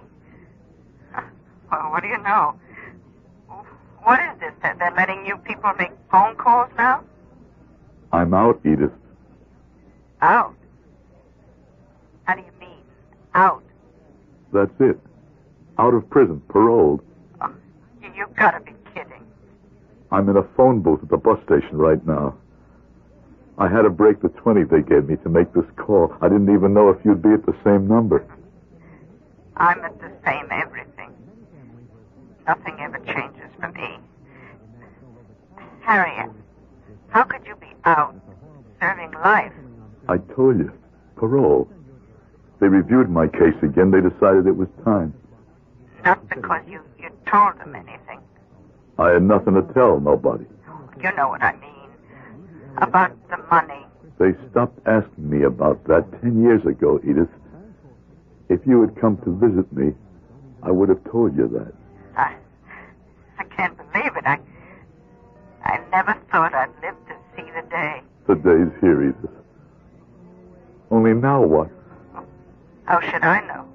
Somebody's got to tell me. Oh, leave us alone, Harry, all right? Go find your friends, your old friends. My friends are all gone. There's none of them left. Except maybe the elephants. The what? I used to dream about the elephants every night. I used to wake up in my cell, sweating. But it's funny, you know. After a while, I stopped worrying about them.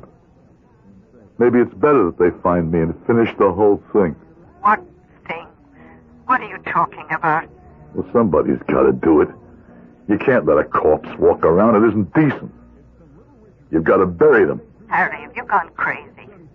What's all that about a corpse? I went and died in prison, Edith. You must be crazy. I'm dead. I'm going to hang up. No, wait. One more thing. What is it? Edith, what if I came home? No, Harry. You haven't seen me in 10 years. I'm 10 years better looking. Stay away from us, Harry. You're here. Don't you want to see if I lost my hair? Remember you used to say I'd look like my old man if I went bald?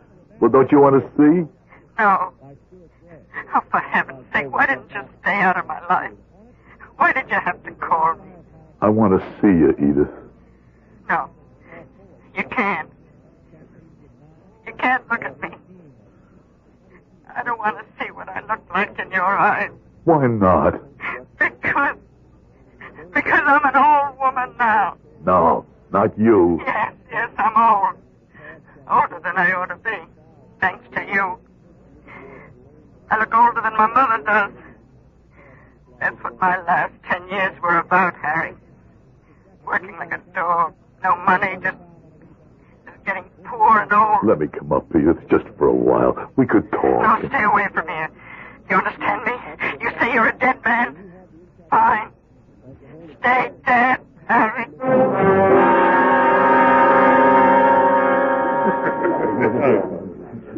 Here's your change, Mac. Price of beer has gone up, huh? Everything goes up. Inflation. Yeah, we heard about it. Even inside. Want something else? Oh, I got all I can handle. Okay, pal. Just yell if you want anything. Can I buy a drink? Huh? I said, can I buy you a drink? What for? Just for the heck of it. What else? No, I seen you sitting around there all alone, looking like you could use a friendly word, so here I am. And what's the friendly word? A drink, of course. Come on, name it. Come on. Now, what makes a guy like you want to buy somebody like me a drink? Why don't you wait until some nice chick comes into the joint? I mean, if you still call them chicks. Yeah, we still call them chicks. It's what you said, the bartender. What did I say? Well, I heard you say to him about being inside. Now, look, he's a nice, clean guy, and maybe he doesn't know from that kind of talk. But me, I know a few things. Tell me just one. Inside means the joint. Am I right? Could be. You sitting there with that suit on? Look at the creases in that suit. They're like broken cardboard. You ever wear a suit like this? Oh, no, not me. The only time they had me in a slammer, I walked out 2 days later in my own hard Schaffner and Marks. And that's all, huh? You must be lucky. Well, I like to think I'm smart. Okay, so you're smart. Only now I'll be smart, too, and get out of here. I'm not used to alcohol. One drink, huh? All right. One more beer. Okay. Hey, Max, the 2 beers, and we'll take them over here to the table. What's wrong with the bar? The table's more private. Come on. Okay, since you're buying. That's better, isn't it, huh? Well, now we can talk. Sure. Only about what? Well, let's talk about you. How long you been on the street? This is the first day. Oh, are you kidding me? First day. Well, ain't that something, huh? Well, this really is a day to celebrate. You know, we ought to be having some champagne. Stupid. Hey, listen, I didn't get your name. Mine's Roy. My name's Harry. Well, here's good luck to you, Harry. Thanks. Sure. And here's hoping you get everything you want out of life. Oh, boy, you deserve it after all those years. I didn't say how long I was in stir. No, you didn't say. How long was it, Harry? How old are you, Roy? Me? 23. You were still eating baby food when I went in. No, kid. Well, that's a real shame. All those years wasted. Yeah. I bet you thought about this day a lot, huh? I used to think about it. Then I stopped. Oh, come on. Don't kid me. I bet you made plans. I mean big plans. No. Well, what about women? Bet you thought plenty about women, huh? Like I said, I was locked up only a few days, and that was all I could think about. Even that stops. Everything stops when you die. Huh? What's said about dying? Nothing. Well, here's to you, Harry. Here's to your future. Hey, you're not drinking. I'm not thirsty anymore, I guess. Boy, if I had spent 20 years in the joint, I'd be mopping up every bar in town, eating every steak I could get my fork on. Yeah. You got a 23-year-old stomach, Roy. Come on, you look in pretty good shape to me. I'll bet you mopped up a few bars in your time, huh? No, just one of them. There was just one place I used to hang out. Looked a lot like this one. Where was it? Over on Clinton Street, right across the way from the building where I lived. It was called Lucky's. Lucky's. No, I don't know the places. Any kind of action there? It was just a neighborhood place. My wife and I used to go there a couple of nights a week. So you're married, huh? Well, why don't you say so? I'm not married. Look, Roy. I'm feeling a little woozy. Like I said, I'm not used to alcohol. Hey, please, one more minute, huh? Oh, come on, I want to talk to you, Harry. No kidding. About what you're going to do. Why should you care about that? Because I want to help you. What are you talking about? No, I mean it, Harry. I want to help you. Well, you look like you could use some help. I mean like a partner. Hey, are you stoned or something? What would I need a partner for? Oh, you know, Harry. No, tell me. The money, Harry. What? Get the 50 grand. Well, you're going to need help getting it. You know that. Good Lord. Don't look at me like that, Harry. You're an elephant. What? I never would have figured you for one of them. I've been waiting for one of you to show up, but I never figured a 23-year-old kid. What do you mean, elephant? The ones that wouldn't forget me. Not even after 20 years. And so Harry Beggs, who calls himself a dead man, has met a man he calls an elephant. Definitely an odd couple. But what will become of their encounter? Will Harry obligingly tell the young man named Roy where to find $50,000? They say that dead men tell no tales. Will Roy be satisfied with silence? We'll find out in just a moment when I return with Act 2.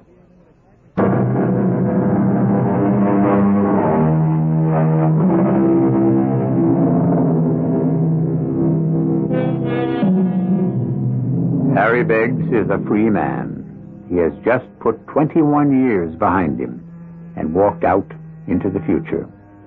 But less than 24 hours later, the past has come back to haunt him. The past has taken him by the elbow, led him to a table in a dimly lit tavern, and made its grim presence only too clear. Let's not be cute about this, Harry. You're too old to be cute. I'm telling you, I don't know what you're talking about. I'm talking about 50 big ones. The money you walked off with from the Reed Hammer job. You got the wrong guy. Oh, your name is Harry, isn't it? Harry Beggs? That's right. Then I got the right guy. Who you working for, Roy? Me? I'm self-employed. Don't give me that. You're 23 years old. You're too young to know me. You're a famous man, Harry. You were in diapers when that Reed Hammer job was pulled. So what? I wasn't around for the American Revolution either. But I heard about it. Go away, Roy. You're starting to bother me. Oh, come on. Then that's no way to talk. I bought you beer, didn't I? I see. And now you want 50 grand in return, huh? No, I didn't say that. Look, I just want a taste. Now, I wouldn't take the whole bundle. You put in a bit of time earning that money.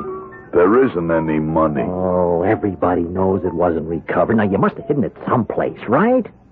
Well, that's what everybody says. All right, for the last time. What you heard about me, about that payroll money, is all a phony. I pulled a heist and I shot that guard and killed him, but all I got for my trouble was 21 years in a tin can. What happened to the money? I don't know. Don't give me that baloney, dead man.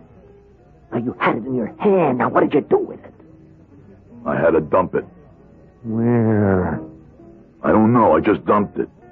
Side of the road someplace. I couldn't tell you where. Yeah, sure, that's the story you told the cops. Now, Dick, don't keep repeating yourself. I told the cops the truth. I was in a panic. I didn't know what I was doing. Then I saw the roadblock ahead of me, and I knew I was finished.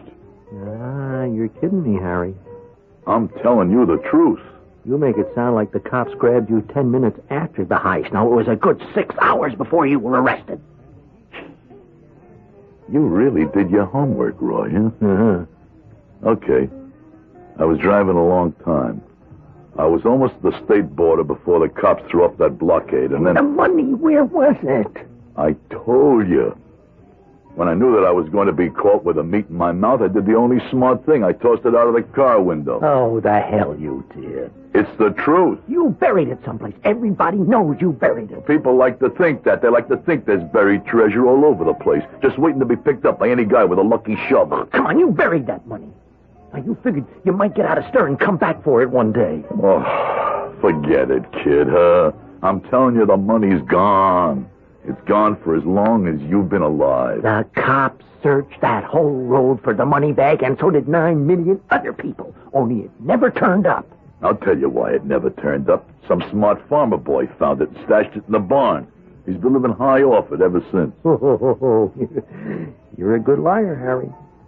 The money's gone, kid. You think I'd be sitting in this bar drinking beer if I knew where it was? No, you're too smart to rush it. You figured there'd be some elephants around who might be watching you, huh? Yeah, that's right. I was looking for some old elephants.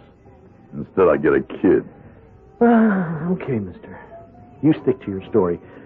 But now, listen to my proposition. Huh? What for? Now, just shut up and listen. Okay, now let's say you did bury that money. Look, I told you... This is just a for instance, okay? Now, let's say you buried that money. Now, that's what the cops think. That's what the Reed Hammer's insurance company thinks. And for all you know, they've been tailing you ever since you left the joint. Tailing me? What are you talking about? Oh, come on. You can't be that dumb, Harry. Now, didn't you figure they'd be watching you? No, you're wrong. Nobody's tailing me. How do you know? Because it's crazy. Because it's 21 years. The money is still good. All right. So what's this proposition you're talking about? It's a sweet deal for you, Harry. No, I mean it. It's a way for you to get your 50 grand without any trouble at all. I see. All I have to do is tell you where it is. Hey, that's right. You see? You're not so dumb. And you're not so smart if you think I'd do that. But it's the only way to go, Harry. You can't dig it up yourself. Now, even if you stay on ice for 6 months, you'll never be sure some fuzz isn't sticking on you. Or maybe one of your old elephant friends. You'll never know if you'll wind up with a shovel in your hand or a bullet in your neck. Go on. But if you didn't pick up that bag yourself, I mean, if you didn't do the digging, but had somebody do it for you, now somebody who you could trust... Meaning you, I suppose, huh? Yeah, now you got it, Harry. Look, I'll do it for you. And guess what? All I'll take for my trouble is 20%. Is that all? Yeah, 10,000. It'll be worth it to you, believe me. You won't run any risks at all. No risk, huh? What would stop you from taking the whole thing? You just have to trust me, Harry. I got an honest face, don't I? Go away, Roy. Go away and take your cat pistol with you. I don't want to see that honest face of yours again. But you're gonna see it, Harry. If you don't make a deal with me, you're gonna be seeing it all the time. Now, everywhere you go, in every mirror you pass. You intend to follow me around? Yeah, for as long as it takes. Sooner or later, you'll have to dig it up. You'll have to. What if I get someone else to do it for me? But you'll still have to receive it. And I'll be there. Me and my cat pistol. Now, what do you say? Are you going to be sensible? All right, Roy. Well, now. All right. I don't want your ugly shadow following me. I got enough shadow of my own. Hey, then it's a deal? On one condition. That we make the dig together. But what if we're being tagged by one of your elephants? I'm sure they're all in that graveyard. But I won't let you dig the bag up by yourself. Something tells me you don't trust me, Harry. That's right, Roy. I never trust anybody under 30.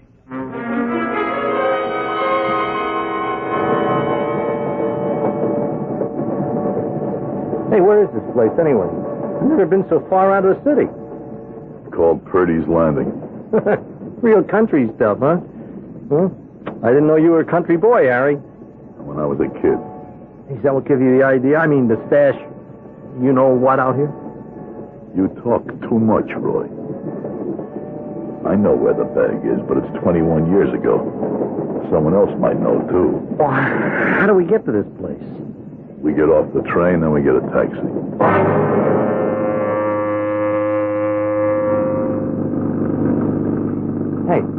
Hey, you think this old heap is going to make it to where we're going? Who's that? I said, where did you get this pile of junk? Out of a car museum? Always gets where it wants to go. Now, where was that again? I told you. The Cobbin Farm on Edge Road. Never heard of Cobbin Farm. Heard of Edge Road, but never heard of any Cobbin around here. Well, just take us to the road. Seems to me you got the wrong place, mister. There was a family named Cobbin lived on the road about 20 years ago. Well, they must have moved then. I've been living around here about 15 years now, and never heard of them. But I guess things change. Yeah, that's right. Things change.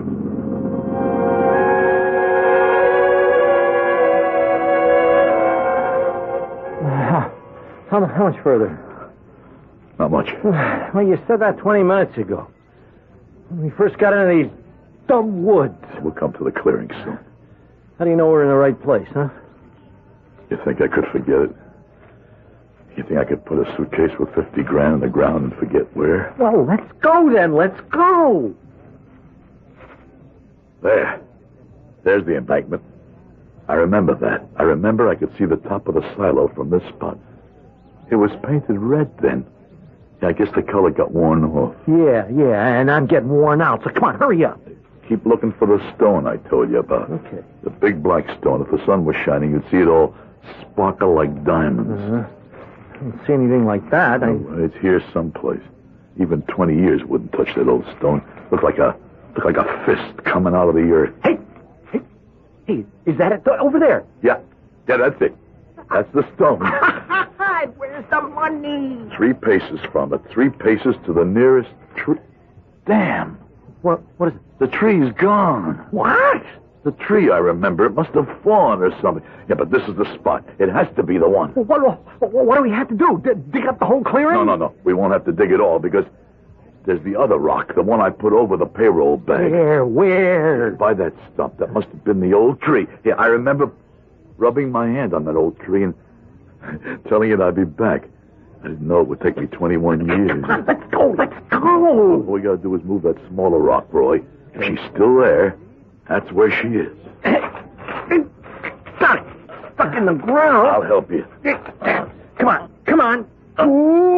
Push. I'm pushing. She's coming. I think she's coming loose. There it goes. Hey, it's over. You see anything? There. There's something over there under the leaves. It looks like canvas. Yeah, that's what it was. The bag was canvas, all right? We found splendid! Harry, we found the money! Looks like we did. It's here. It's just like you said. Now, look. Look, I can see the name on the bag. The Reed Hammer Company. That's the one, Roy. Oh, my God. What is it? Oh, there's nothing in the bag. What? There's nothing in the bag. It's just leaves and dirt and rocks. There's no money. There's no money. There's not a dime. Let me see. It's all gone. Gone? Somebody swiped it. Somebody took all the money out. Some farmer boy. I warned you, kids. Some farmer boy searched this spot and found the money. He took it all and threw away the bag. It's not fair. It's just not fair. How do you think I feel, Roy? I waited 21 years for this.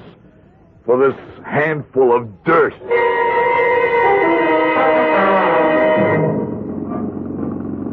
What happened to that young fella come up with you?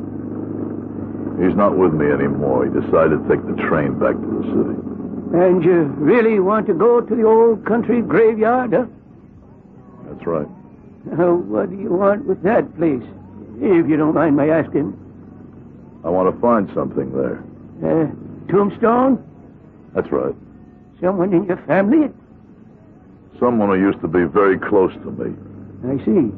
Sort of sentimental journey. I say something funny? I was just thinking about a joke. A very funny joke.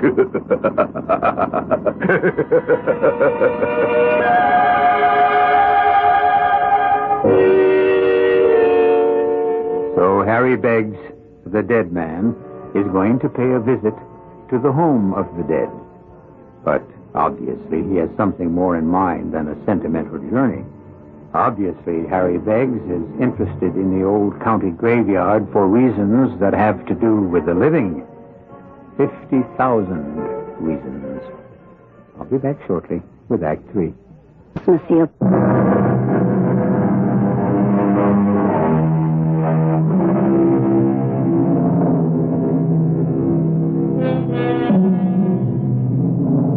Harry Beggs spent almost an hour alone in the county cemetery at Purdy's Corner.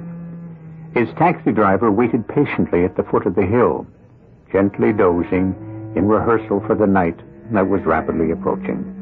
And when he saw his customer again, he seemed suddenly transformed. You might almost say that the dead man had come to life. Hello? Edith? It's Harry again. Oh, for heaven's sake, what are you bothering me for? I've got to talk to you, Edith. It's important. Are you alone? Of course I'm alone. I'm always alone. Edith, listen carefully. I've got big news. I'm a rich man. What? I've got $50,000 in a paper bag. Are you crazy? I got it with me right here in this phone booth. It's got a funny smell to it. It smells like dirt and dead leaves and maybe corpses for all I know. I swear you went crazy in the jail. I thought I died. I told you that, only now. Maybe I can come alive again. When I touch this bag full of money, it makes me feel like maybe I can live. Harry, are you telling me the truth? I wouldn't lie to you, Edith. You see, I did hide that money just like they said I did. I hid it in the graveyard. Oh, Harry. I buried it where they bury people. I thought that it would be safe there, and I was right. Only at first I took it out of the bag that it was in. I hid that bag in the woods. I'm glad I remembered where I hid the bag, too. That came in very handy. I don't want to hear about this. What? Edith, you don't understand me. Of course I understand you. From the minute we got married, I realized you were a cheap crook. I wasn't cheap. I was just no good. But now, Edith, I've got $50,000. Don't you know what that can mean to us? We can be a family. You can move out of that dump. We could buy ourselves a house in the country, just like we had when we were kids. Oh, leave me alone. You sound just like you did then, when we first got married 25 years ago. All those promises you made me, all about money, nothing but money. No, that was a dream. This is real. You wanted money more than you wanted me, Harry. You didn't want a family, a house in the country, nothing. Just that bag full of money. Oh, you... Well, I'm glad you got it. I hope you're very happy. No, Edith. Edith, don't hang up. Edith.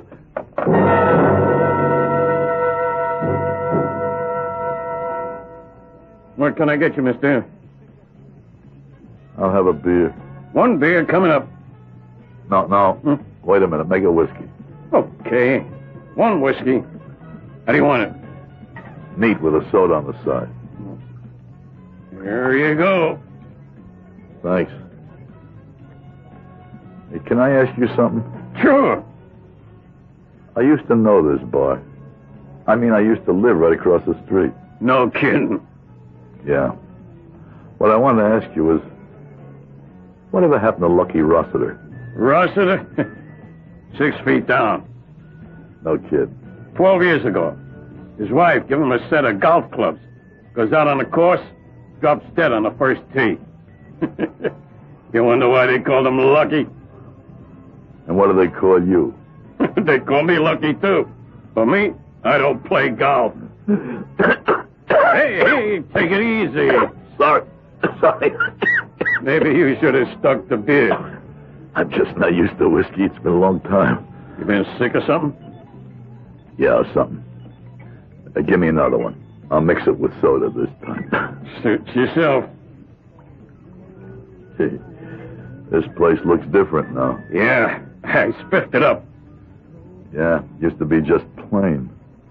No jukebox or stuff like that. Well, you gotta keep up with the times. We even got a machine here that plays electronic ping pong. How about that? Hey, that's progress, I guess.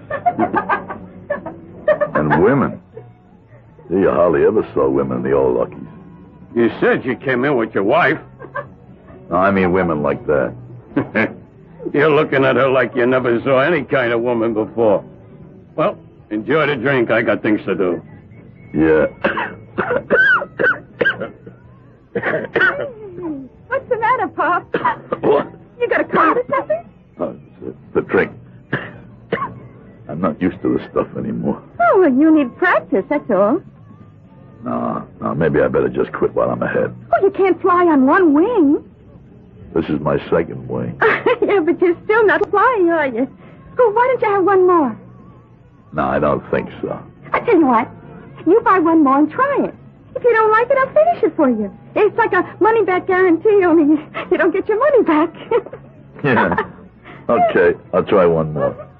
Maybe you'd like one of your own. Oh, hey, that's a nice idea. I mean, I like mine with ginger ale. And, maybe we could have it at a table, huh? I hate these stools, don't you? Yeah, sure. Yeah, we could do that. You're cute, you know what? Cute? Yeah. I love men with gray hair. And by the way, everybody calls me Honey.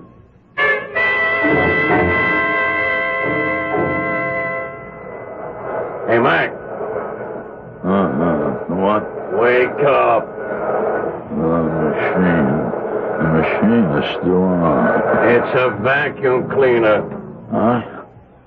Oh, I thought it was the machine shop. I must have been dreaming. Yeah, you've been dreaming for a good half hour. Only this ain't a hotel. I have to close up. What time is it? It's after 1. Time to go home. Home? Come on, you had a good time. Now let's pack it in.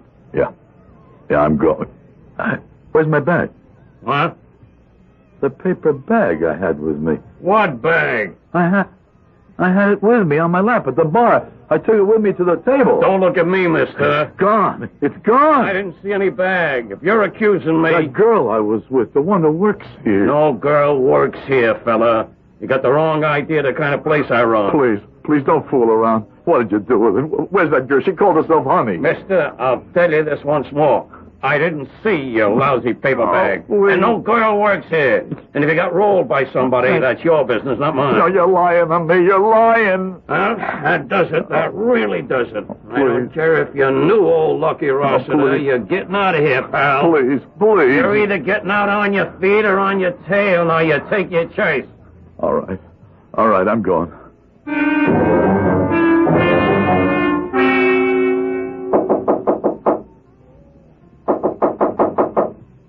Who is it? It's me. Who? It's Harry, Edith. Oh, no. Please open the door, please. 1 second. Edith. Oh, I was afraid you'd do this.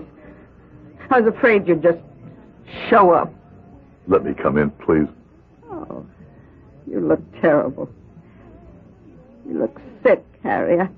I never would have recognized you. Can I come in? You're not even looking at me.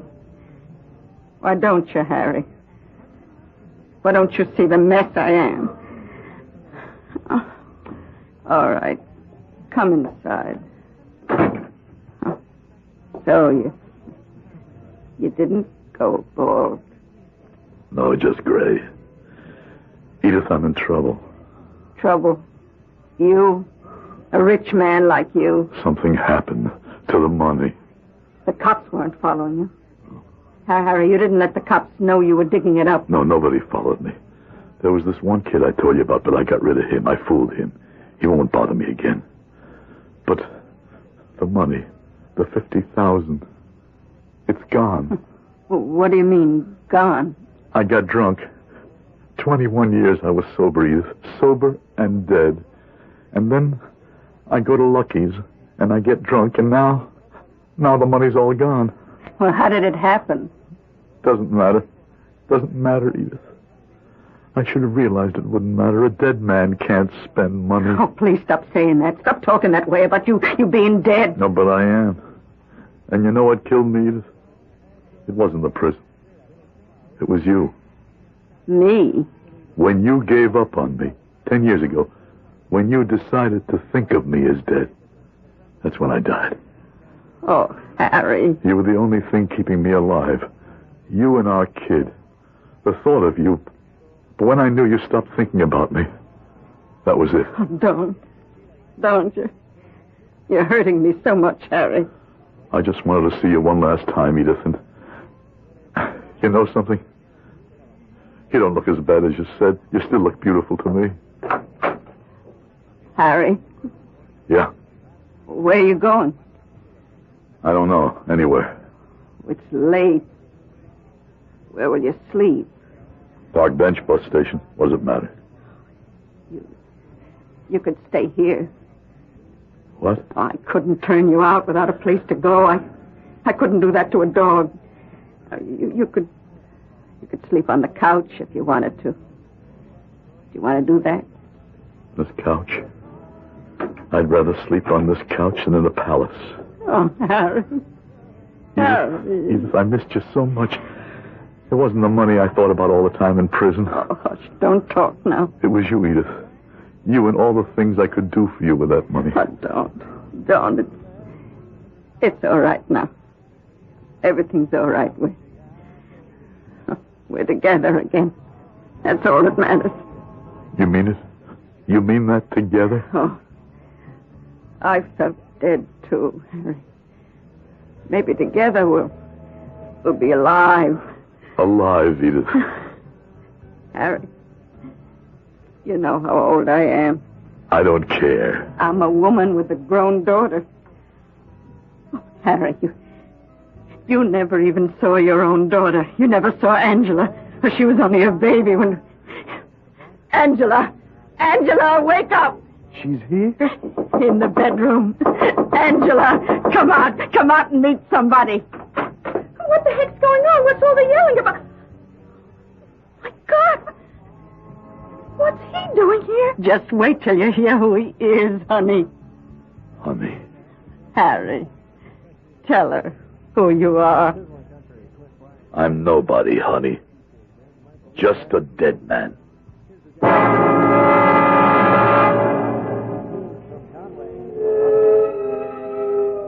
That's the trouble with the past. It seems to be sleeping peacefully, and then sometimes it wakes up and stares us in the face, filling the present with horror. We hope we've added a little horror to your life. I'll be back in a moment.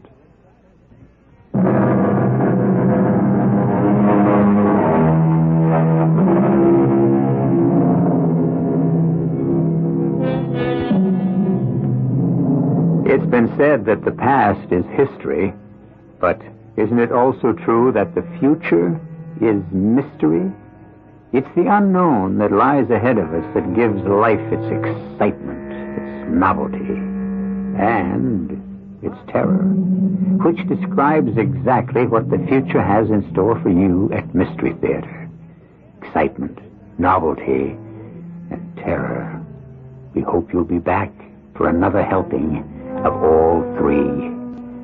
Our cast included Howard Da Silva, Bryna Rayburn, Earl Hammond, and Gil Mack. The entire production was under the direction of Hyman Brown. This is E.G. Marshall inviting you to return to our Mystery Theater for another adventure in the macabre. Until next time, pleasant dreams.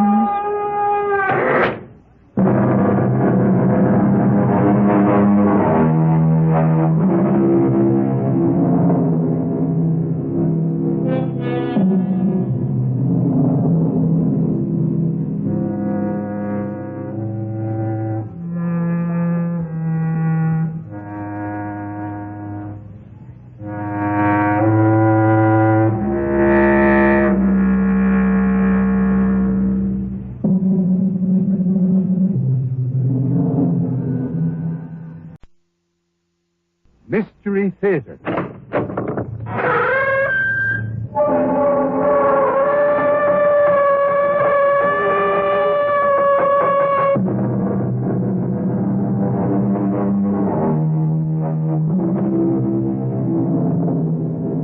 Come in.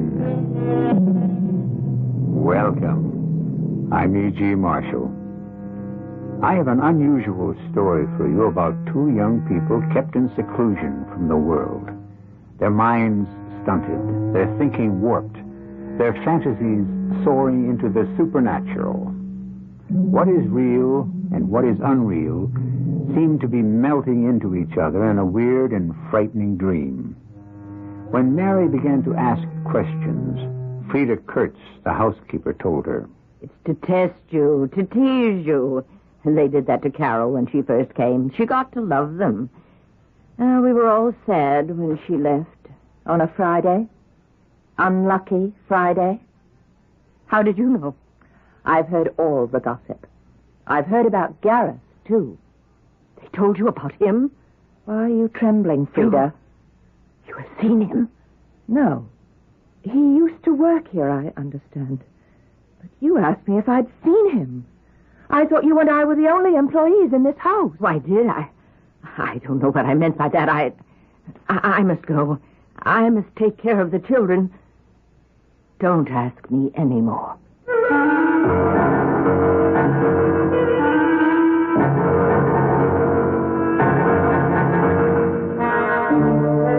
Our mystery drama, Circle of Evil, was written especially for Mystery Theater by Sidney Sloan and stars Marion Seldes and Christopher Tabori.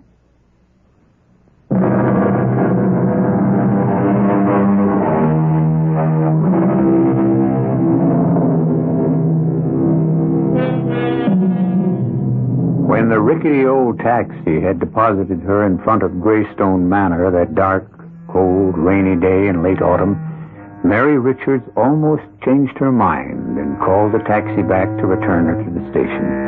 There was something ominous about the big, ugly Victorian house.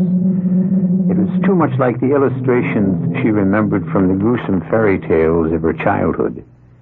When she had dragged her heavy suitcases to the top of the stone steps, she stopped.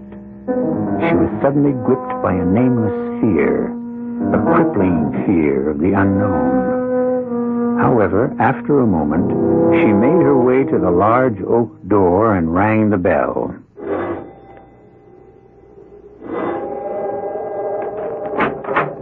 Yes?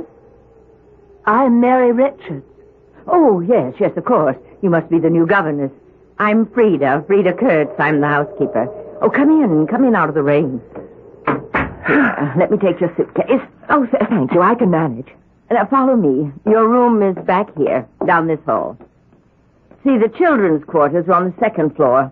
All the help have their quarters down here. Oh, are there many servants? Oh, it's funny the way I said that. Help. You and I are the only help in this old house. Really? But the house is so large. Oh, we only use a small part of it. The rest is closed off. Used to be a big family living here. Big. 10 people all the time. Sometimes as many as 15, 16. Oh, they're all away? They're all dead. At least, most of them. What? All the grown-ups except Mr. Dykeman, William Dykeman. Then there are the two children, Andrea and Alex. You have to take care of them. Oh, yes. Mr. Dykeman interviewed me at the agency in New York for the job. He's Andrea and Alex's guardian. He's their uncle. Didn't he say anything about this place? What you were to do? No, just that I was to look after the children, supervise their education until they would be ready for something more formal, until they'd be old enough to go away to school. Old enough? How old did he say they were, Andrea and Alex? He didn't say. I gather they must be quite young, 5, 6. Oh, dear. You're in for a surprise. Surprise? Andrea is 18. Alex is 20.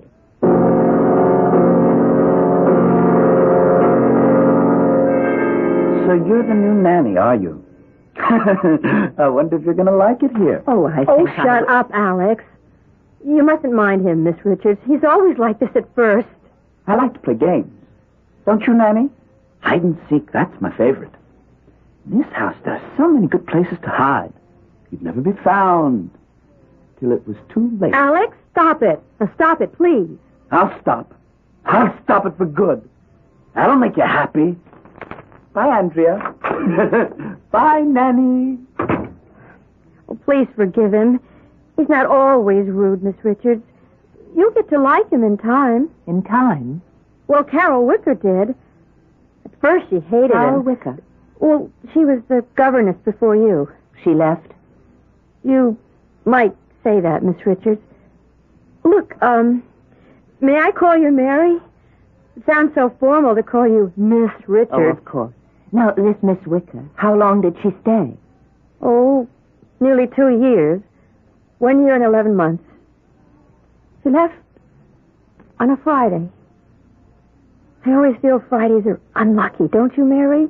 No, not necessarily. Oh, Carol hated them. She would weep in her room on Fridays. What? Oh, not for the first few months. But later, she would weep in her room. She was in love. And he... Andrea, I wonder if you would mind changing the subject. Oh, of course, Mary.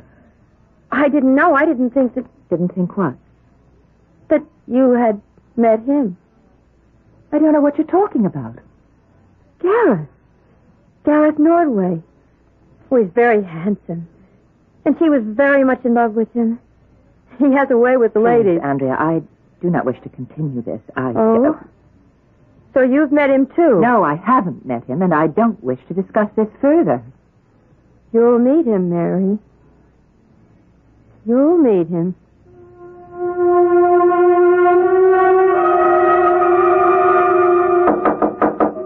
Yes, we're having supper up in the playroom. Wouldn't you like to come up and eat with the children? Come in, Mrs. Kurtz. I want to talk to you. Oh, you haven't unpacked yet. Do you want me to help you? No. As a matter of fact, I've decided that this job isn't exactly what I'd contracted for. You're leaving? Yes. I'm afraid this is more than I can handle. Mr. Dykeman gave me to understand that I'd be working with children. They are children. No. They are two young people who need attention, who seem to need psychiatric help, and I'm not qualified for the job. I've placed a call to Mr. Dykeman in New York. Oh, yes, I know. It's that crazy act they're putting on for you. Act? Sure. It's to test you, to tease you. It's only a joke. They did that to Carol when she first came, and she got to love them. We were all sad when she left. On a Friday. Unlucky Friday. Well, yes, how did you know? I've had all the gossip. I've heard about Gareth, too. They told you about him? Yes. Why are you trembling? Have you seen him? No. Does he work here? He used to. He was the chauffeur. Used to work here. But you asked me if I'd seen him. Oh, did I? I don't know what I meant by that. I must go and have my supper now. They're waiting. Mrs. Kurtz, wait. What? Hello? Mr. Dykeman, please. Mary Richards calling. What? Well, when will he be back? Well, how can he be reached? I'm the governess. I mean, he hired me recently to take care of his niece and his nephew, and No. It's nothing to do with the salary. That's quite satisfactory. It's just that... When may I expect to hear from him? Well, if he doesn't call, I shall leave Greystone Manor on the 31st. That's 2 weeks and 3 days.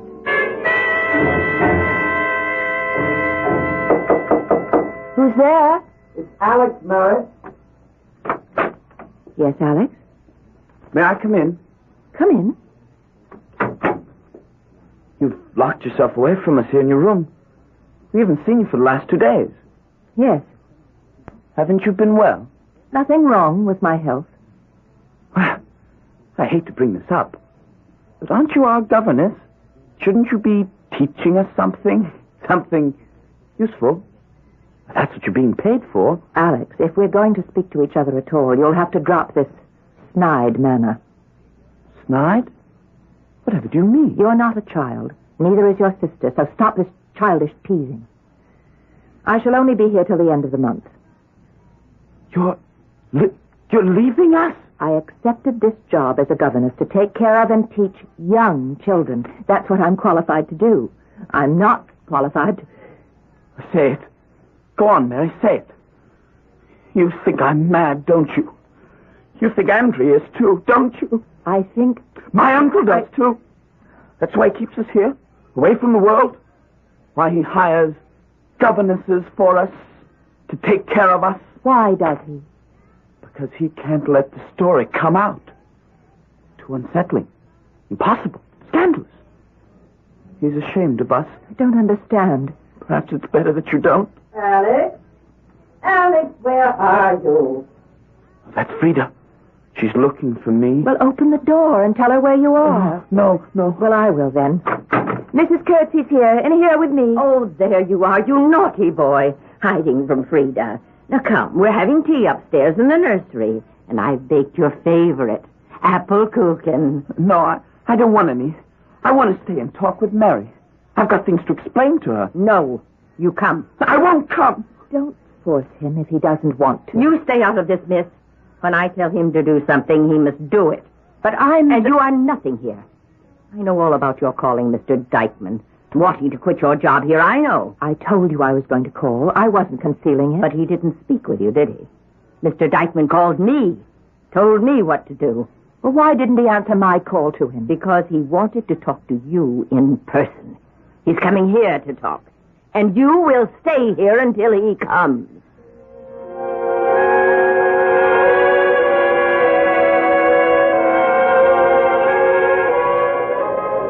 The house doesn't look so gloomy when the sun is shining, does it? Oh, Andrea, I thought I was alone out here. You're very unhappy here, aren't you? Oh, uncomfortable is closer to it. It's just that everything is so strange, so uncertain. Like living in a dream? Yes. Yes, like a dream, but not a very pleasant one. You'll be going soon. 10 days. I'm sorry. You can't help us. Help you? Oh, Alex knows that, too. We want you to stay. Oh, that's very flattering, Andrea, but I can't possibly help you. I don't even know what kind of help you need. We can tell you. Show you. We need your strength. Please say you'll stay. I'm only staying till the end of the month. End of the month. Well, then, that'll have to do. That'll be long enough. Tonight, we will show you what we mean.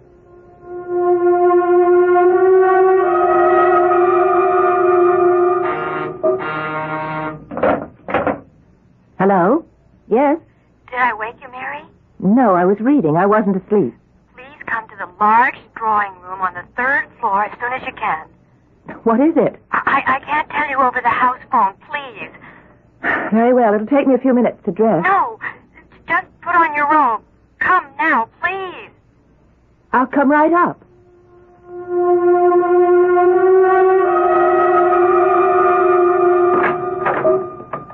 Andrea? Andrea? Strange. This is the room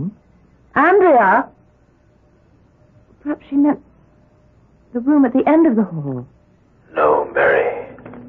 She meant this one. What? Who are you? I can't see you in the dark. Don't be frightened, Mary. You know me? They've told me about you. You're beautiful. Mary? Mary? Where are you? Here, Andrea. Oh, I was afraid you'd gone to the wrong place. No. Aren't there any lights in this room? Oh, there used to be, but the mice nibbled the wires, Alex says, and they don't work. I have a flashlight. Light it. There. That's very strange. What? A moment ago, I spoke to a man in the dark. A man whose name you mentioned to me. Gareth? Gareth Nordway. He was here. Well, where is he? He left very suddenly. You told me about him. A chauffeur, wasn't he? Oh, many years ago. Wait a minute. Flash your light here on the floor.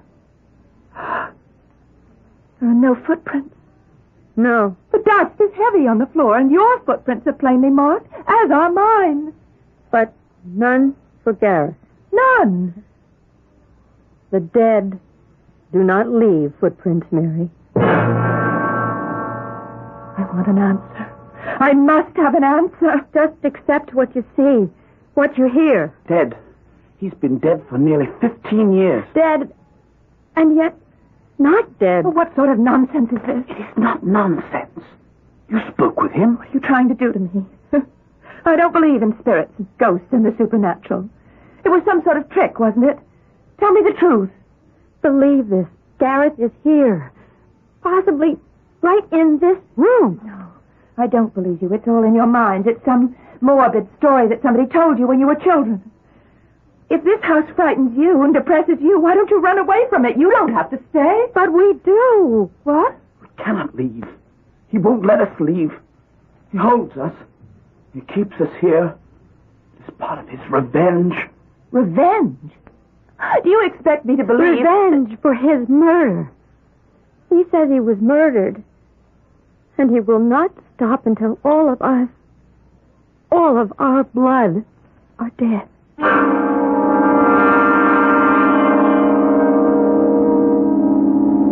Already Mary Richards had fallen under the spell of the old house. She was beginning to believe the unbelievable. Had she really spoken to the spirit of Gareth Nordway? Or was this just a frightening thought conjured up by the strange young people who inhabit Greystone Manor? Perhaps we will find some of the answers in Act 2.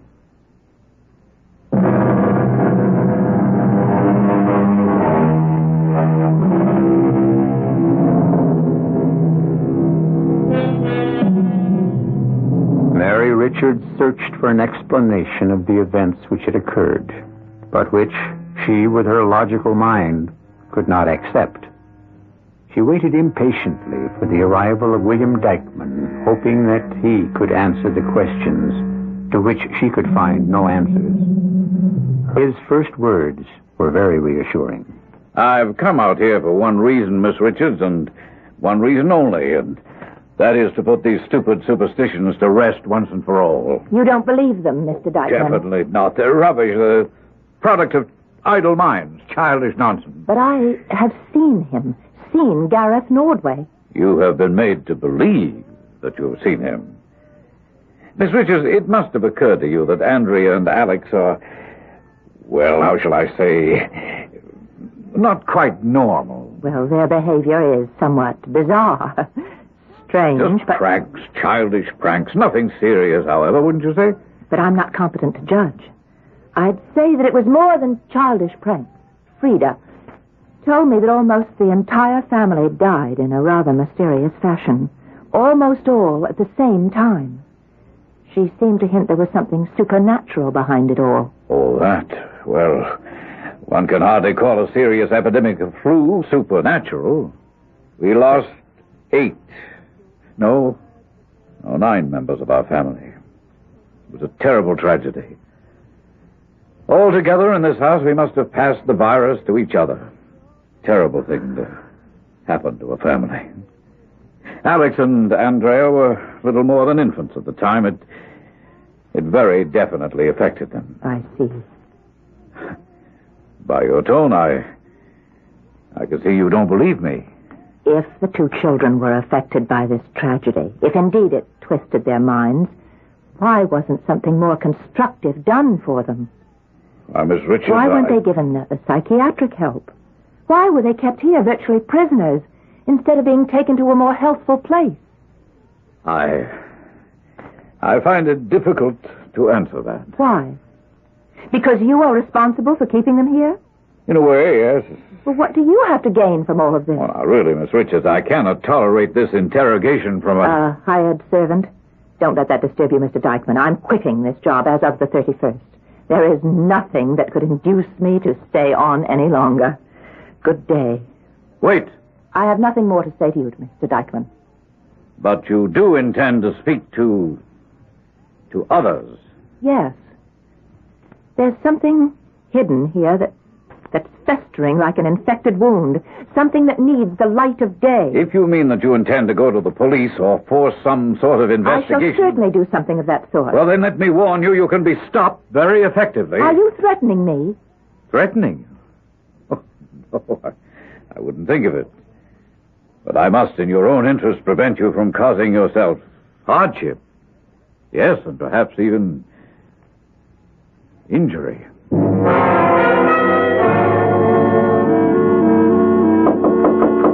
Yes? It's Andrea. May I come in? Yes, of course.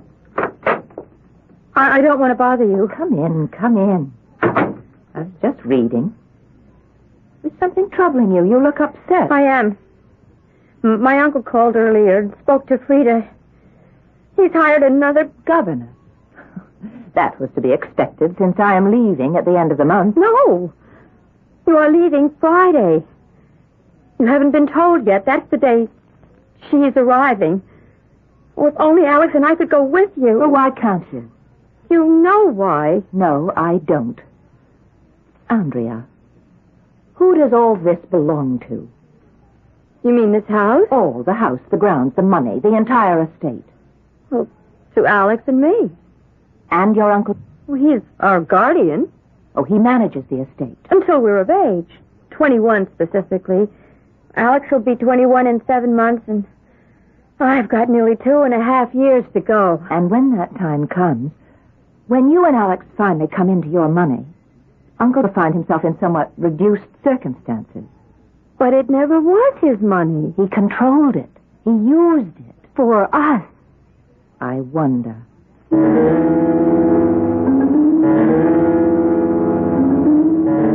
Mary, listen to me. I must speak to you, Mary. Mary, listen to me. Who's there? Who is it? Don't be frightened. I said don't scream. I will not harm you. I will let you speak if you promise not to scream again. Promise? Yeah. Good. Who are you? We have met before. Spoken before. Oh, yes, that voice. I remember Gareth. Gareth Nordway. I've seen you so many times. When you didn't know I was there. What do you want? I'm going to tell you something. And I want your help. Help? How can I help you? To right a wrong. A wrong done me many years ago. This is all a dream. I was a servant here. A chauffeur. A lonely unknown. No family, no home. Cynthia.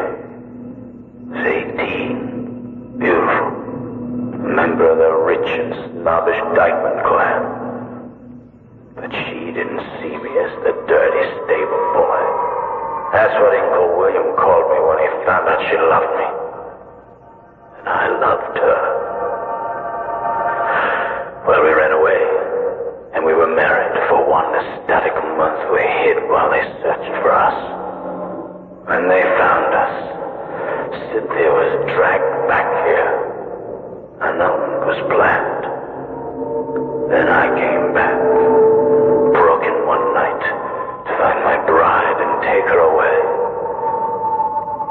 Then Uncle William stopped us. Shut me down like a stray dog. The last memory I have is the life ebbed from my body, and my blood reddened the white dress of my beloved. Was her scream piercing, hopeless? Then you are... Yes, I am dead. And yet, not dead. Call me what you will. My white-hot hatred sustains me. I have only one mission left. Uncle William. You said that you expected I would help you. You've already begun that. William fears you.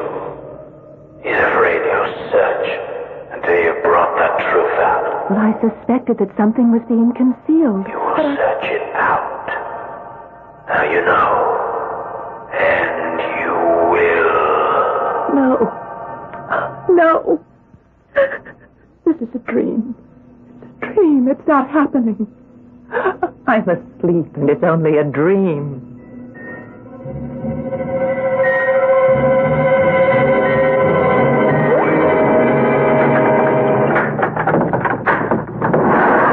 Going cycling again, Mary? Oh, Alex, what are you doing in the garage? I hope you don't mind if I use your bike. Not at all, since it's not mine. I've got another bike. Mind if I come along? Well, I wasn't exactly going just for a ride. Going into the village, then? Alex, I had a strange dream last night. It was Gareth, wasn't it? However did you know? It's his way. He's working on you. He told you a story, didn't he? Yes, tragic. I almost wept for him. Oh, he's won you over, Mary. The way he won Carol over. He wants your help. He'll try to use you. Listen to me, Mary. Gareth can be very persuasive when he wants to be. He can make you believe the most ridiculous things. I don't want to hear any more about Gareth. Let me tell you the true story. Or at least the official version of the tragedy. I don't want to hear it. You better listen. Cynthia was attracted to Gareth Norway. Everyone knows that. She flirted with him, some say. Whatever it wasn't love. Not on her part. Gareth kept after her, and finally... They ran away together? They married? No. He tried to get her to go away with him. She refused. He got angry, wild. He kidnapped her. Uncle William chased them, found them. Gareth drew his knife. Uncle William shot him. That's how it was? That's the way the police got the story. It was called self-defense. Case was dismissed. And Cynthia? He killed her. Well, as the story goes, the first shot wounded him. But he was able to stab her with his knife. Uncle William fired at him again. I believed him. I believed Gareth. Carol Wicker believed him. And committed suicide. No. But I heard... She did not kill herself. She was murdered. Deeper and deeper, Mary Richards plunges into the morass of claims and counterclaims. The circle of evil that surrounds the old gray house is being drawn tighter and tighter around the lives of all who dwell there. As though fighting up to the surface of a stagnant pool that threatens to suffocate her with its vile and rotting weeds, Mary reaches out for help. I'll be back in a moment with Act 3.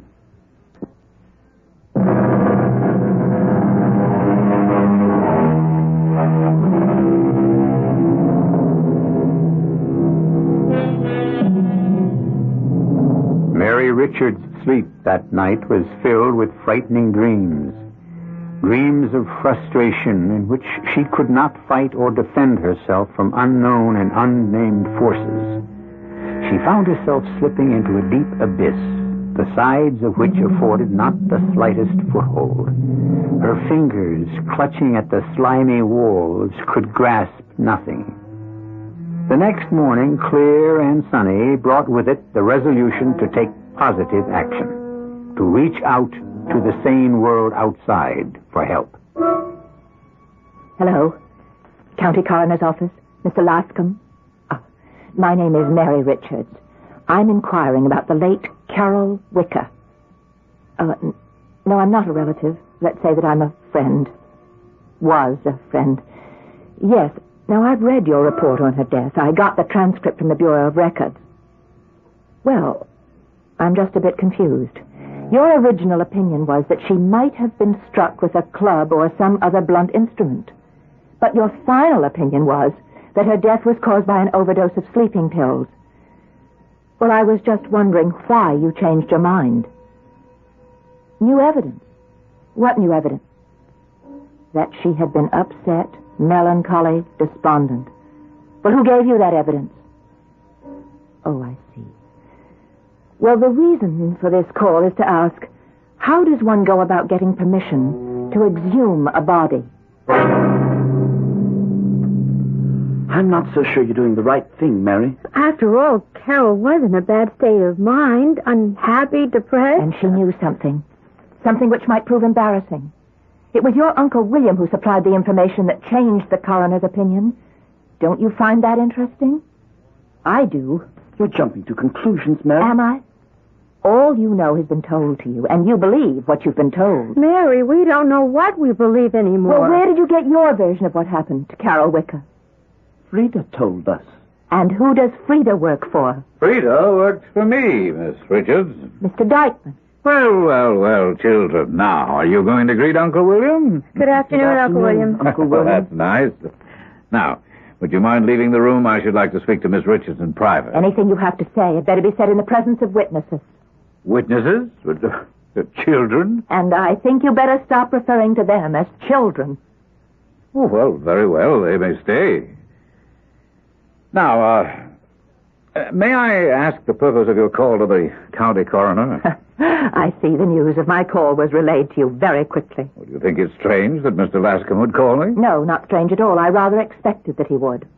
I would like to dissuade you from your purpose. I think nothing will be gained by digging up the remains of poor Carol Wicker. You can't change my mind. I have the exhumation order, and I have only to order the men from the cemetery. Oh, yes, I know. And I see you're not going to listen to me. So I'm going to make matters easier for you. I have ordered the men, the gravediggers, to be there tomorrow night at 9. Good. The remains will be delivered to the coroner for re-examination. I would prefer that the examination be made by a doctor of my choosing. Well, of course, but until you have engaged a man, the body will be sent to the county morgue. That is a state law. I have no control over it. Thank you. You've been very helpful. But don't mention it, Miss Richards. Anything to keep you and the children entertained?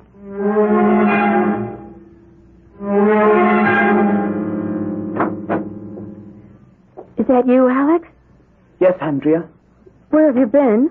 Upstairs, in the old part of the house. Looking for him? I thought he would want to speak to us. Are you certain that he can? That he... Are you beginning to have doubts? I don't know. Uncle William is going to have us committed. I heard him speaking with Frida. He said he'd had enough trouble. He doesn't care if the entire matter comes out. We're going to be locked up. Treated as though we're insane. Isn't it possible, Alex, that we are? No, we're just frightened, afraid. Don't tell me that Gareth is just something I imagined. You've seen him, too. Spoke with him as I have. Yes, Alex. Carol saw him. Spoke with him. Mary, too. Isn't it possible that we, you and I, have conjured him up? Perhaps he's nowhere but in our minds. No, I'm not that mad. I'll not believe that. They can't lock me up. What is this? Still up? It's long past your bedtime. Now go to your room at once, children, or I will punish you both. Yes, Frida. We're going right now. Aren't we, Andrea?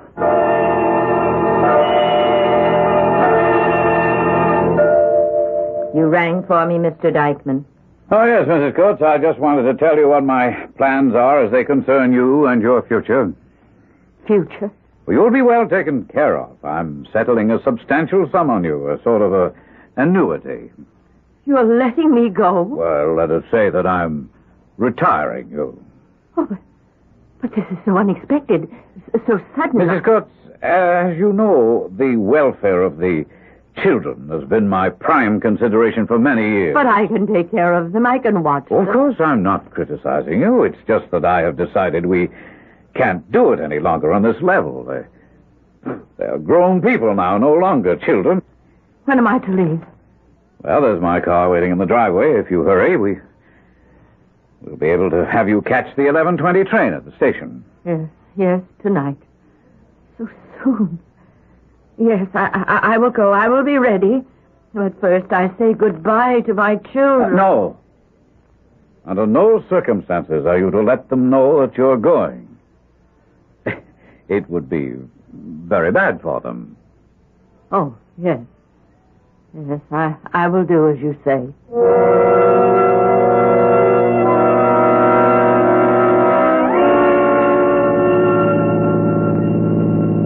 What time is it? A little after 9, I think. 20 after 9. I checked my watch before we left. Andrea, do you know the man driving? No. But Uncle William said he would send a car for us. Probably some man from the village. I tried to speak to him. He didn't give me much of an answer. Just mumbled something about driving us to the cemetery. Is it very far from the house? That's it, just up ahead. Oh, this is it. We'll have to walk from here. Oh, driver, will you wait for us here? Follow me. I know where it is. Alex, don't run ahead. Wait for us. Come on. It isn't too far. I don't like being here, Mary. Neither do I. Oh, I recognize the area now. This is the Dykeman family plot. And Carol was buried just up ahead. Andrea! Mary, come quickly. Hurry. Come on, sound frightened. We're coming, Alex. Look. Oh, it's empty. The grave is empty. It was dug up. And the body removed. Oh, it's obvious that your Uncle William never intended to go through with the re-examination. But he never tried to block you. Or at least he said he never would. Why did he go through this whole business of digging up the body and bringing us here to see what he had done? The car! The car that brought us here! It's leaving! Stop! Wait! Stop! Hold your breath, Alex. He won't stop. How are we to get back? You might ask that question of your Uncle William. Why, yes, that's an excellent suggestion, Miss Richards. But we must hurry. There isn't too much time left. Why did you take the body of Carol Wicker from her grave? I had two reasons, dearest nephew. One, I didn't want the body re-examined for obvious reasons. It really was murder, then. Not suicide, as the coroner's report said. Oh, my dear niece, you have an absolute genius for the obvious. Yes, the report is in error. Carol Wicker was murdered by you. As you have suspected for some time. Why did you kill poor Carol? She snooped around and snooped around. Until she came upon the truth. That your story of how Gareth died was a lie. Yes, I shot him down. I killed him. I don't believe in giving a rabid dog a chance to bite. You brought us here to make a confession of your crime? I brought you here, Miss Richards, to tie up all the loose ends neatly. You're all going to die right here. No! No! Oh, Uncle William couldn't. Why ask? What have we done to you? You stand in my way. The Dugman money will be mine. You can't. You'll be discovered. By whom? There'll be no witnesses. No one will investigate your disappearance. Gareth, help us. Help us. He is your murderer. He's here. Oh, keep calling if you think it will do you any good. Gareth Nordway is dead and buried. He cannot help you. You wanted revenge. Here he is. The man who killed you. All right. Line up now. Line up as I'm telling you. Gareth, come now. I shall have to shoot you then where you'll stand and drag your bodies into the pit if you... Gareth, come, face your enemy. Gareth, save us. You see, Miss Richards, they are stunted human beings, as I said. Wouldn't it be better to end it all and let them find peace? Poor, mad creatures. You are the madman. Perhaps. But I control the situation, and it shall be as I want it to be. You will all be dead and silent, and no one will be the wiser. Now! No, please. No! I will stop you. I must stop you. Stand back, will you? I've got the gun. I've got it. Oh, you shot here. I'm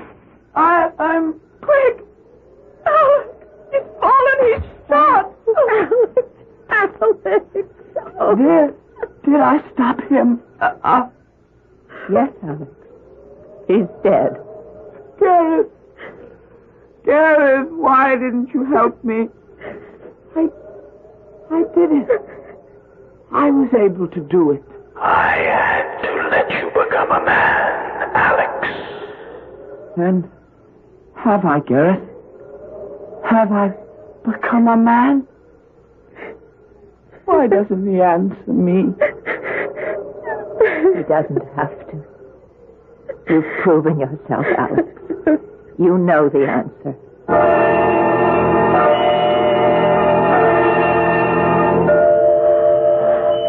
I just checked with the ticket agent. The train's on time. I'm almost sorry. I hate to see you leaving. I must. And you'll be all right now, Andrea. Oh, are you sure you won't reconsider and come back to the city with me? No. I've definitely decided to stay in the old house. So many memories. Well, if you ever change your mind, you know where and how to reach me. I know. The old house will be different now. It feels different. The gloom seems to have lifted, and everything seems brighter. If only Alex... Ah, you promised not to dwell on that. Yes, I'll keep my promise. But I wanted to say that I'm so proud. Yes, that's the word. So proud of him. He worried that he was weak and ineffectual. But when the time came to be strong, he met the test. I have a feeling. I know that if I stay in Greystone, I will see him again. He'll be there always.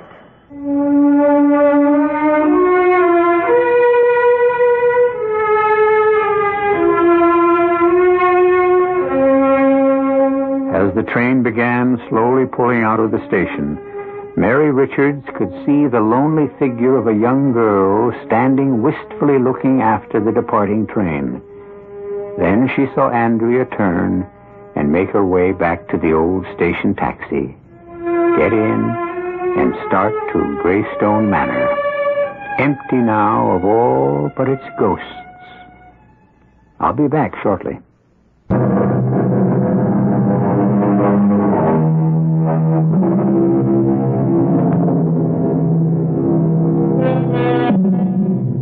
What is real and what is unreal? It's a question which has troubled man since he began to reason. Some say the answer can be found in our primeval fear of the dark, a carryover from our early days on this earth. There are others who believe that there are forces beyond our comprehension, forces which control us, guide us into good or evil. What do you think? Our cast included Marion Seldes, Christopher Tabori, Mary Jane Higby, Rosemary Rice, and Ian Martin. The entire production was under the direction of Hyman Brown. This is E.G. Marshall inviting you to return to our Mystery Theater for another adventure in the macabre. Until next time, pleasant dreams.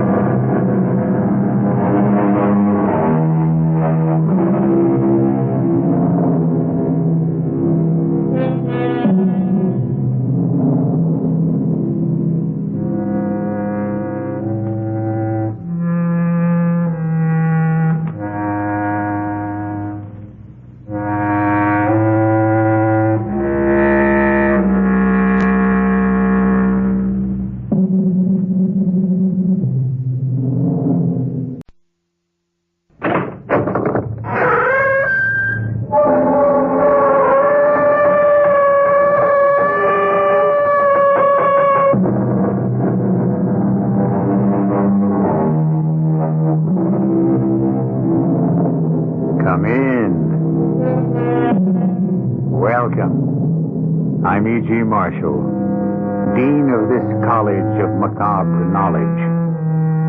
We are told that we should forgive our enemies, but nowhere are we told that we should forgive our friends. A pity. How easily we recognize those who would destroy us through evil motives. How difficult to perceive those who will ruin us for love. But why is this so surprising? Isn't the road to hell paved with good intentions?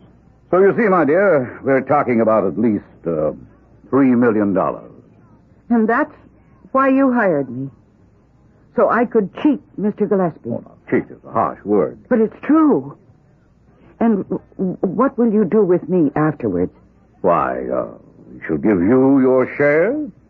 Won't you just kill me the way you killed everybody else? We killed the others because they forced our hand. Give us no motive, and we'll let you live. Aren't you afraid I'll go to the police? No, because we will have evidence to show that you were the one who poisoned Mrs. Daimler. But that's a lie. Oh, I don't want any part of this. Oh, my dear Miss Watson, what are we proposing? Only to make you fabulously wealthy. Why are you being so difficult about it?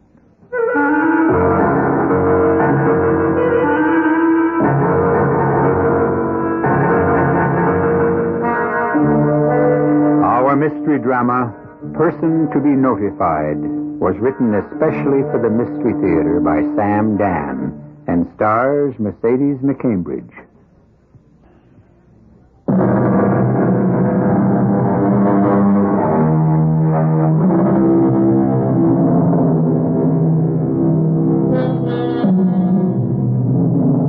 What is love?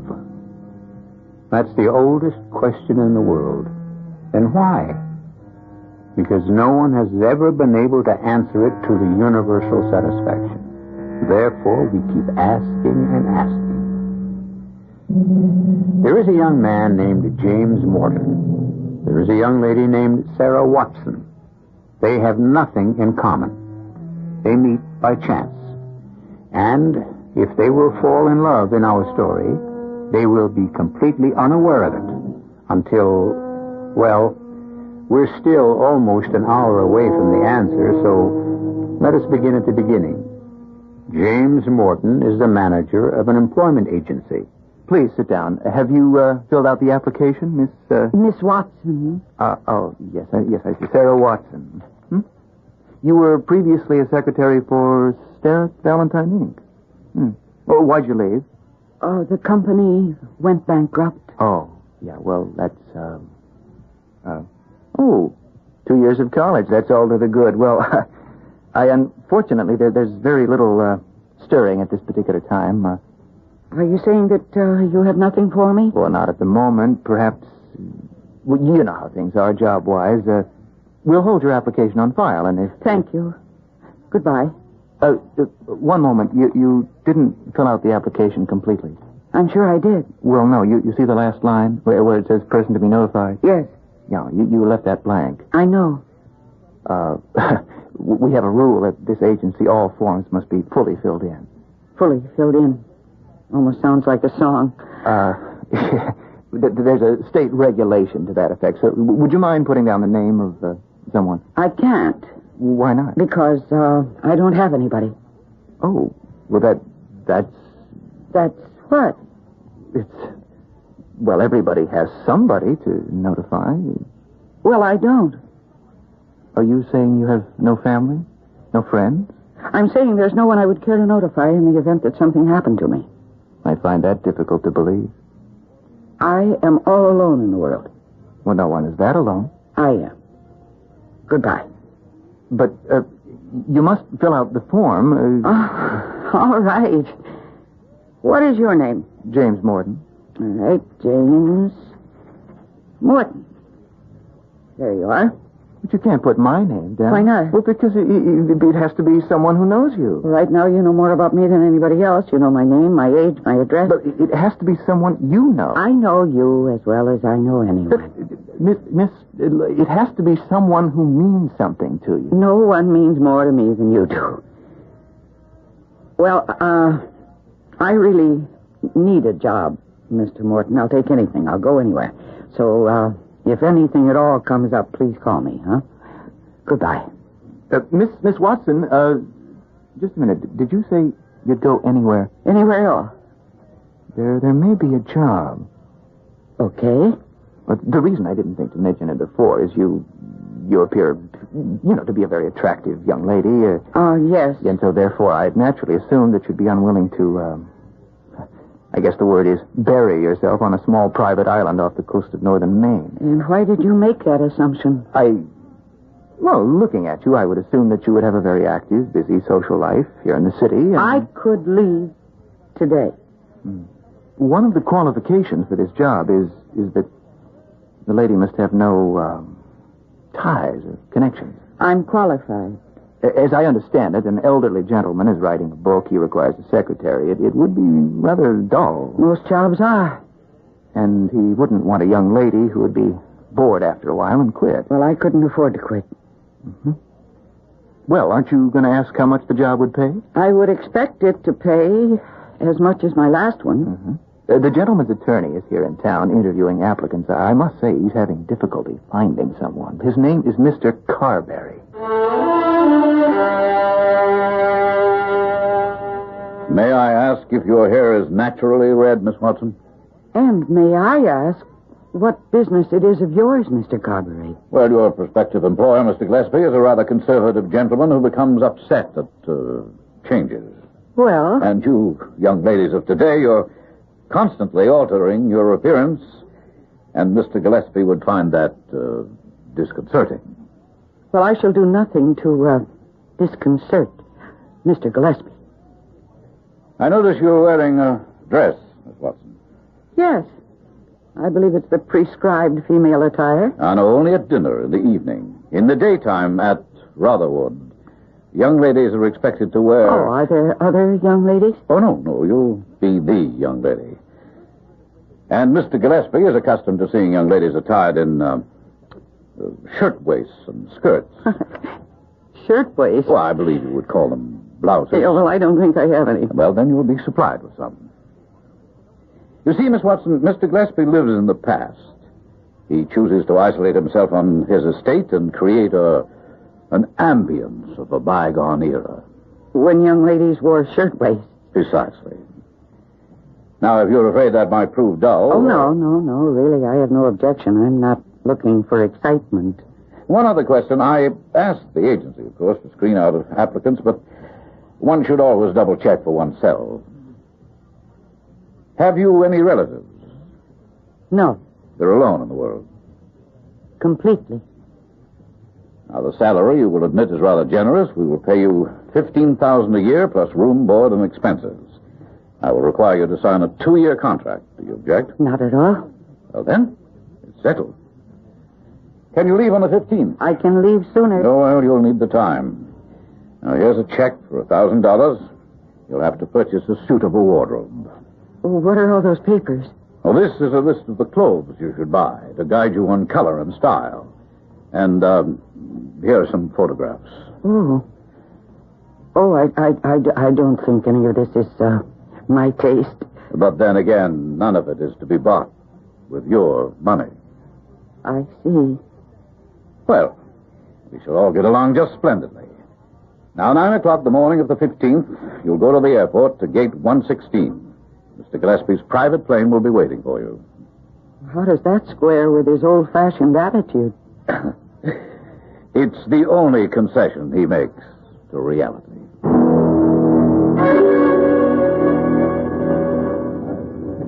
You do not like the arroz con pollo, Senor Wharton? Oh, yes, it's fine. But you have not eaten a bite. I have been watching you. You seem to be a thinker tonight. Yes, young lady came into my office looking for a job today, and she filled out the usual form in the usual way, until she came to the last line. You know what the last line requires her to state? No. It asks her to list the person to be notified in case of, in case of. I know. Well, she said she had no one to notify. I couldn't believe it. Why is it so difficult to believe? Well, because everybody has someone, a relative, a close friend. Everyone? Well, of course, everyone. Do you, Senor Morton? Do you? How do you ask such a question? How do you answer it? You come in here almost every night for dinner. Also, on many a Sunday afternoon, you come alone. So, you do not live with a family. You are not married. It is obvious you are not keeping company with a young lady. So, who is there for you to notify? Well, my partner. Why do you say, well, didn't you say my partner? Well, because outside of the business, we don't know each other. We don't see each other. He's a much older man. We have nothing in common except the fact we seem to be able to, run a profitable business. If, and I pray it shall never come to pass, you should meet with a misfortune, who would grieve for you? Who would miss you? Well, now that I think of it, Senor Spinola, if I had to fill out that form, I would put down your name. Tell me about the young lady. Whose name did she finally put down? Well, she insisted she didn't know anyone. I said we had to have someone, so she wrote down my name. Ah, and she fell in love with you. That's ridiculous. Why else would she write your name down? Well, because she had to write down something, and I was sitting there. No, Senor Morton, no. She looked at you, and suddenly her heart was lost. Oh, come on. She may not know this yet, but that is why she wrote your name.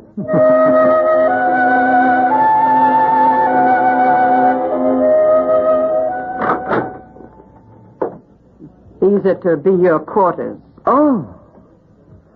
Oh, my, it's lovely. Well, thank you, Mrs. Daimler. I'm sure I'll be very happy here. Are you? Of course. I expected a room, but this is the whole suite.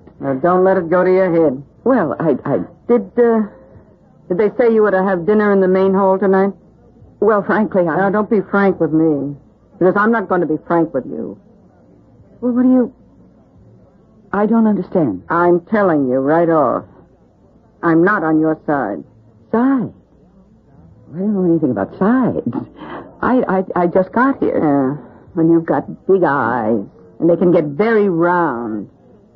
But I don't think it'll help you any more than it helped all the other girls. What other girl? Oh, he's coming here now. I can hear his steps in the corridor. Who's coming? Pontius Pilate. Who? Ah, welcome to Rotherwood, Miss Watson. I see you've met our Mrs. Daimler, probably the best housekeeper in the entire state. Now, will you excuse us, Mrs. Daimler? Is she going to eat in the Great Hall tonight? No. Yeah, I can see why. She isn't ready yet. I believe that will be all, Mrs. Daimler. I give her a week. You are excused, Mrs. Daimler. She'll get wise to you. The old man will get wise Mrs. to her. Daimler? All right. I'm leaving. Well, did you have a pleasant flight? Yes. Find your quarters satisfactory? Oh, very. We want you to be comfortable. Will you answer a question, Mr. Carberry? Well, of course. Would you tell me just what is going on around here anyhow?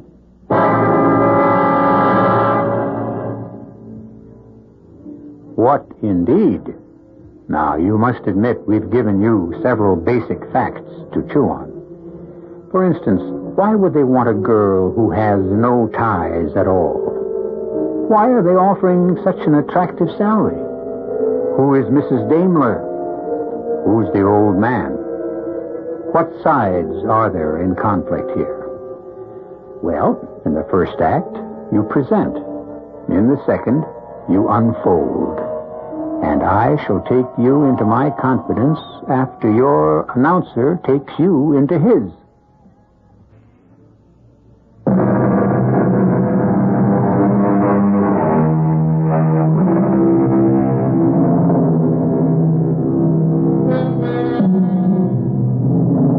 Why would a girl, an attractive, desirable girl, cut herself off from all social opportunities and take a job in a mansion on an island off the coast of Maine? Why would her employer insist on a girl whose absence would, in effect, cause no concern to anyone? Well, that's how jobs are filled, no? By employers and employees who fill each other's needs. Mr. Carberry, tell me, what is going on around here? Why did Mrs. Daimler say I wasn't ready? Ready for what? Oh, you mustn't listen to what Mrs. Daimler says. Mrs. Daimler implied that there was a whole series of girls hired before me. Ah, yes. Unfortunately, none of them proved satisfactory. Why? The job will require infinite delicacy and tact.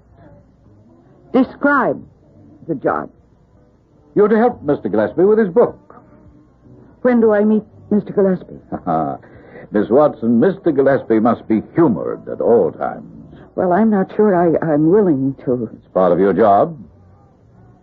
Now, when you are introduced to him, he will call you Regina. Why? Because that's who he will think you are. Again, why? Because you look like Regina. Regina who? Miss Regina Trumbull. Tell me, Mr. Carberry, is that why I was hired? Yes.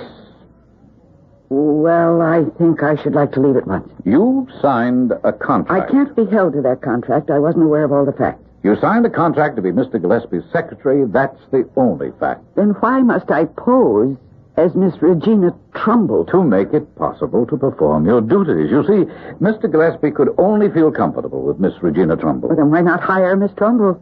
She, died many years ago.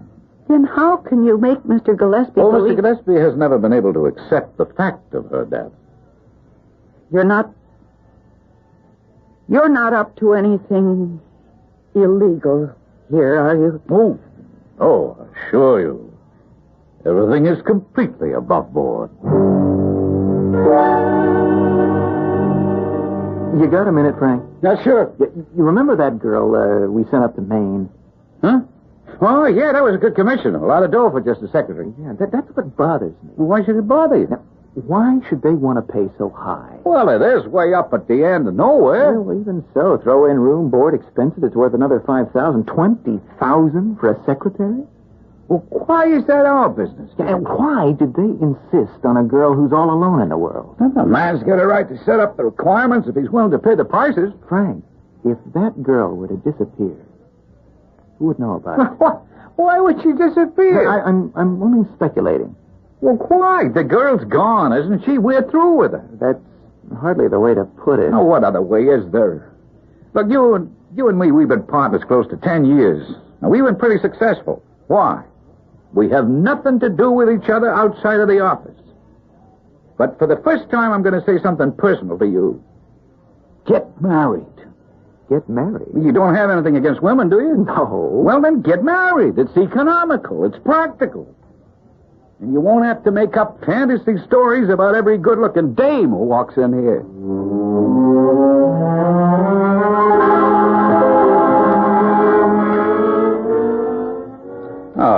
Good morning, Miss Watson. Good morning. I'm sure you slept well. The ocean air here is so invigorating.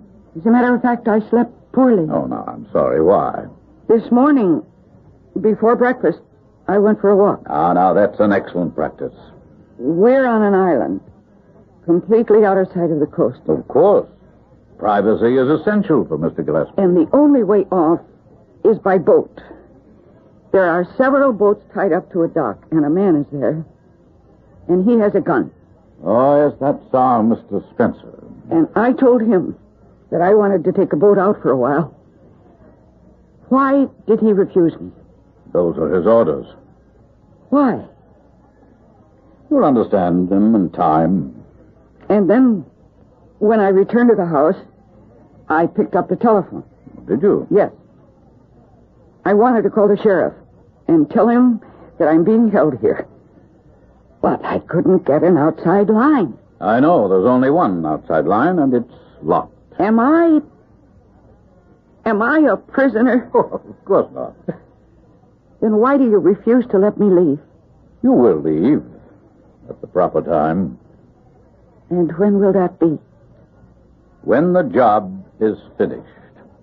Then how can you say I'm not a prisoner? Oh, my dear young lady, the job has certain conditions. Why weren't they explained to me? They were stated in the contract. It's no one's fault but yours if you didn't read it. And suppose I refuse to perform any service. That would not be in your best interests. I would advise you to do as you're told. Or else? Oh, now, why do you insist on proposing all these hypothetical conditions? Well, if we're finished with breakfast, would you care to meet Mr. Gillespie?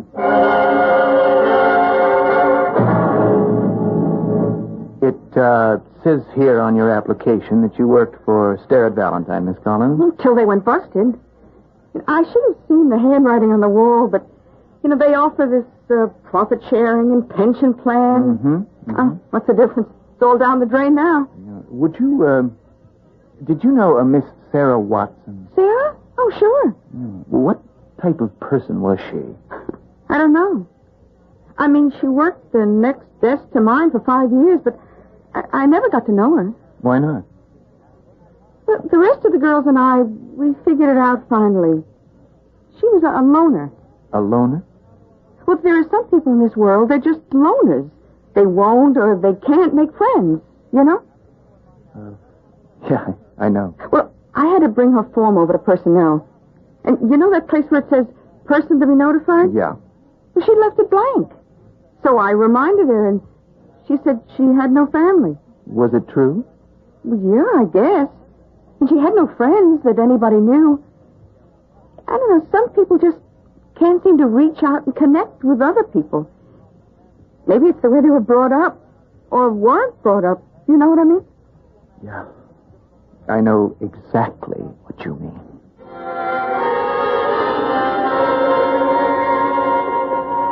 And now, Miss Watson, you're to agree with everything Mr. Gillespie says. Do you understand? Oh, good morning, sir.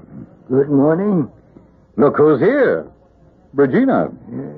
You always say you found Regina. You're always wrong. Oh, no, this time it is Regina, Mr. Gillespie. Look, you see, she's come back. Is it finally Regina? At last? Can there be any doubt of it? Can you mistake that brilliant red hair? Regina. Regina, speak to me. Oh, sir. You mustn't call me sir. Sir, listen. I realize you're angry with me, and you had reason to be. Sir, something is going on here, and I don't know what it is. Regina, you know you mustn't make Mr. Gillespie angry. I'm not Regina. Sir, this man here is trying to do something to you, which I know must be illegal. Oh, yes. Yes. That's my Regina, all right. A pretty head filled with all kinds of romantic nonsense. Sit. We'll talk for a moment. But don't you understand? I understand everything. Now, you will not leave me again. Promise? Even if I should be mean to you. Promise. Now, you must promise. Well, go ahead, Regina. Promise. Regina, I shall be very much displeased. And perhaps I shall not let you have the diamonds after all. Now, you must promise. Well, you shall sit here until you promise. I'll stay here until you finish the book. The book? Oh, the book. Well, I know you. You know, I'll never write that book. I delude myself. Well, I caught you. If you stay here till I finish the book, then you'll stay here forever.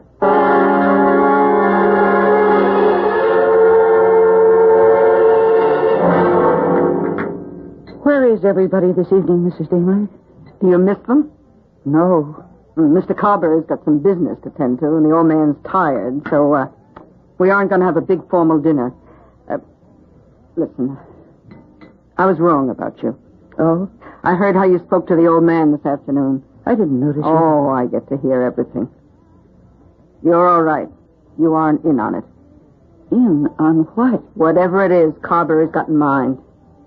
And the other girls who came here, they must have been willing to go along. What do you mean by going along? Look, I've been working here 30 years. Now, maybe, 10 years ago, Mr. Carberry gets to be the old man's lawyer. Suddenly, the old man goes crazy. You see him, he's off the deep end. Well, he's senile, isn't he? He must be well over 80. He was a young man the day I came to work here. He was no older than me. He can't even be 60 yet. Oh, but that's hard to believe. Oh, I figured it out. Carberry's got him on some kind of a drug. Oh. Well, what are we going to do? We'll have to get out of here. And how? The boats are locked up. I have a key. Here, you take it. What are we going to do? And we'll go to the town, try to talk to the sheriff. Will he believe us? I got a bottle of the drugs that Carberry's been using. He'll have to believe us. Why did you wait so long? I wasn't sure until just now. Now, look, we'll wait till, about midnight. Then you come by my room, and we'll head for the dock.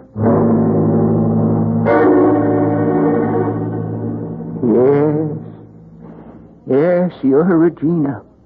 I'm sure of it. Do you remember what I said about the diamonds? The diamonds? You don't remember the diamonds? How could you forget the diamonds? After all, they are your diamonds. Oh, the diamonds, yes, Mr. Gillespie. Oh, it isn't right for you to call me Mr. Gillespie. After what we've been to each other, I should think Edmund would be, proper. Edmund? I was wrong about the diamonds. He said $1 million invested in diamonds would be dead money. Put it in the market. Well, as it happened, the diamonds have tripled in value. Just the times, I suppose. Regina, will you breakfast with me tomorrow, and I'll explain more about the diamonds. I'm so tired now. I just want to get to sleep.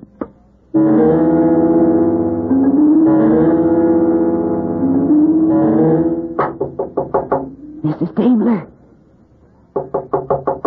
Mrs. Daimler, are you ready? Mrs. Daimler? Mrs. Daimler? Oh! Mrs. Daimler!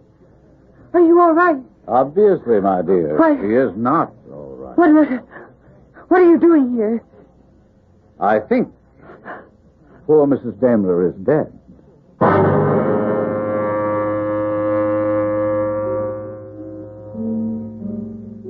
I think poor Mrs. Daimler is dead. Notice how Mr. Carberry phrases these things. Well, obviously she's dead. The question is how and by whose hand. Well, you can expect the unusual to happen on remote islands. Other things are also scheduled to happen when I return to you in just a few moments with Act 3. When you...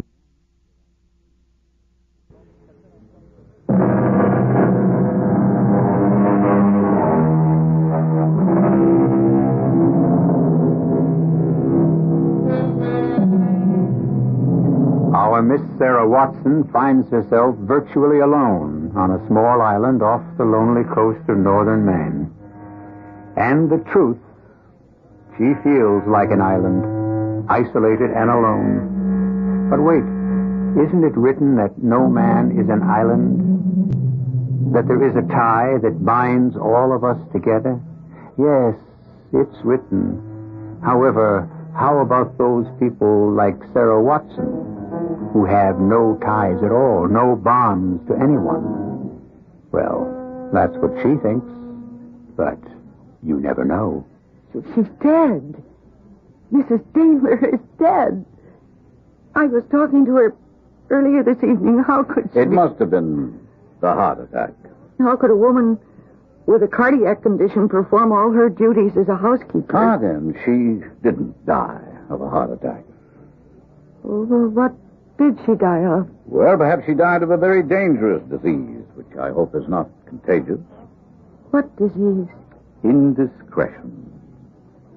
Well, if it was murder, I'm sure that you killed her. Are you? And you're going to have to call a doctor. Why? To sign the death certificate. Who died? Who died? Mrs. Daimler. Oh, no, my dear, she didn't. She left here last week to live with relatives in the far west. But that's ridiculous. Oh, I can prove it. Here's a copy of the local paper dated last week. You see this social note right here? You can read it. Augusta Daimler, for many years housekeeper to Mr. Edmund Gillespie on Rotherwood Island, has announced her retirement. She is leaving to live with relatives in Oregon. But It had become obvious a little while ago that Mrs. Daimler might become a problem. So last week we took the precaution of, should we say, being prepared. Oh, you won't get away with this. Get away with what? Now, why don't you get some rest, Miss Watson? You have a busy day tomorrow, and... Oh, yes, by the by, may I have the key? What key? To the book chain.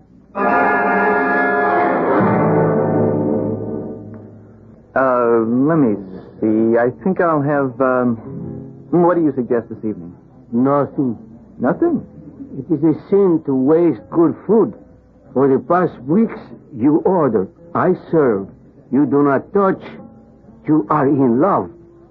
I have a feeling that she's in danger. If you have a feeling, then it is true. But I don't even know what to do about it. You have no choice. You must save her. You have grounds for suspicion? Yes. And you sit here while your loved one is in peril. Who says she's my loved one? Why do you keep thinking about her? Now, I shall feed you enough to arm you for your journey. But she's 2,000 miles from here. Love laughs at distance. And see, you are smiling already. Go to her. She wrote your name. She calls you. She needs you.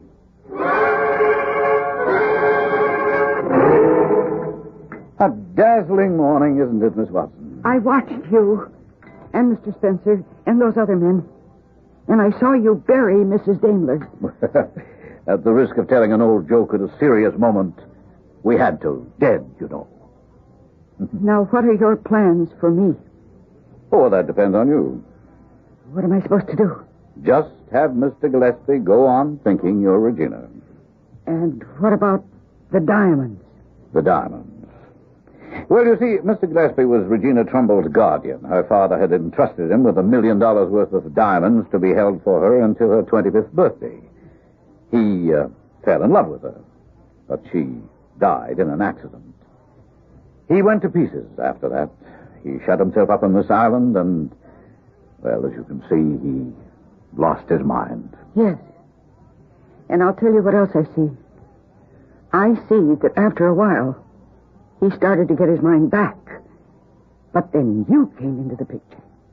And you are making sure that he doesn't recover his sanity. Why would I do that? Because if you could get him to believe that I am Regina, he'll give me those diamonds. And then you can get your hands on them. I must say, Miss Watson, you have an incisive mind. The diamonds are hidden here somewhere. He won't tell you, and you can't force it out of him. So that's why you need me. Oh, yes, you are vital. Vital? Meaning alive.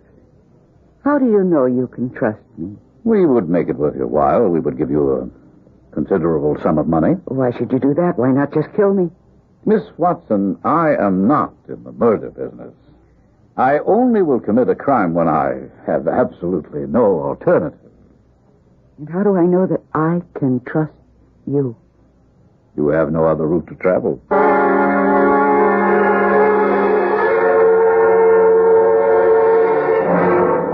So, you think there's something going on over to Rotherwood Island? That's exactly what I think, Sheriff. I must say, you don't give much evidence. None at all, tell the truth. Sheriff, I traveled almost 2,000 miles. On a hunch.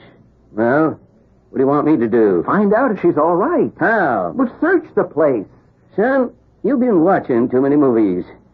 You don't trespass all over man's property and turn his establishment inside out unless you got a search warrant. Get a warrant. Tell you what I'll do. Agatha, connect me with Rotherwood Island, please. Thank you. Well, what'll you accomplish by that? We'll find out where we stand. Hello. Yes, sir. This is Sheriff Tate, to whom I'm speaking. Mr. Carberry? He's the one who interviewed her in New York. Do you have a Miss Sarah Watson working for you? Uh-huh. Yes. Does he deny it? I see. No. Just routine. Nothing at all. I'm much obliged, thank you.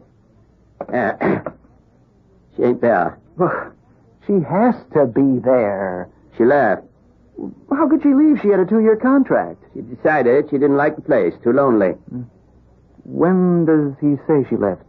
2 days after she arrived. Now, that's impossible. We would have known about it. Why? She quit, that's all. And she goes on to find another job. How do I know this all ain't a yarn on your part? Why would I lie? It's in style today. How do I know you're who you say you are? Here is my card, and here's a copy of the contract that she signed. Well, son, you let me study this here document. But meanwhile, she can Meanwhile, it's dark. And if I do decide to go to the island, I can't do it till morning. But... Okay, forget it. Thank you very much.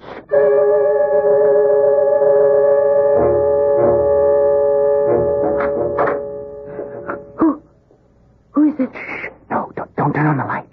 Who is it? It's me, James Morton. James Morton? The person you notified in case of trouble. Well, you're in trouble, aren't you? Oh, James Morton. Yeah. Oh, yes. I am in trouble. Here I am. How did you know? I got a boat. I waited till dark, then I sneaked ashore, made it to the house. I watched her through the window, and I figured out which room was yours. Now, we are going to get out of here. James Morton. Oh, I don't know what to say. Don't say anything. Let's hurry. It's a miracle. That's what it is. A miracle never happened to me before. To me neither. Well, it's about time. I'm sorry to interrupt. Don't move and don't talk. Mr. Spencer is an excellent shot, and at this range, how can he miss? I think you're finished, Mr. Carberry. That's the sheriff. Why would the sheriff come here? Because I spoke to him earlier. Ah. Well, then he won't find you here. You'll find my boat. No, Mr. Spencer already has it well hidden. And don't scream, Miss Watson. Mr. Spencer would shoot you immediately. Now, Mr. Spencer, suppose I see who was at the door. You have your instructions? Why, no, Sheriff. I haven't seen the young man. Funny. I could have sworn he'd have come out here. Oh, for what reason? I wouldn't know. You say this Miss Watson left right after she got here? That's right. We were completely incompatible. How's Mr. Gillespie these days? We never see him. Oh, poor old man. Still completely senile. Yeah. Well... Is there, anything else I can do for you? Yeah. You can produce both the girl and Mr. Morton. Oh, wait a minute, Sheriff. I told you Lem Powers told me the young fellow rented a boat off of him just a while back and took off headed this way. Well, I assure you he never got here. Oh, he got here, and the girl's here, too. There ain't no one here, huh?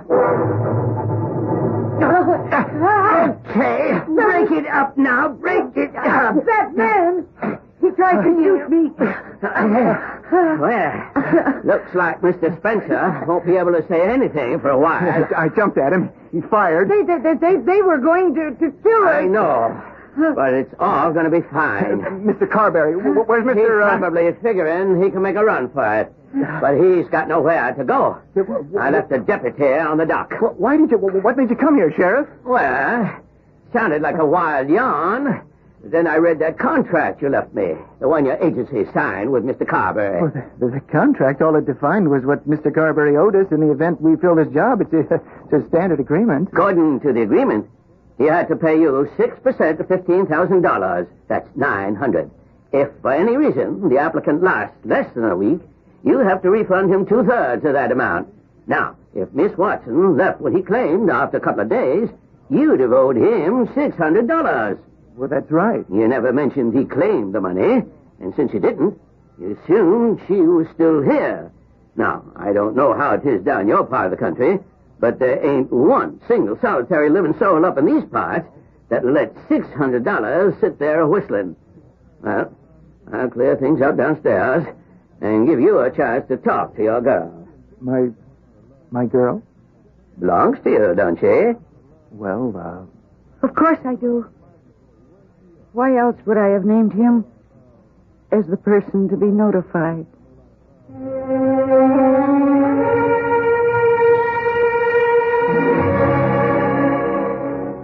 Department of Loose Ends.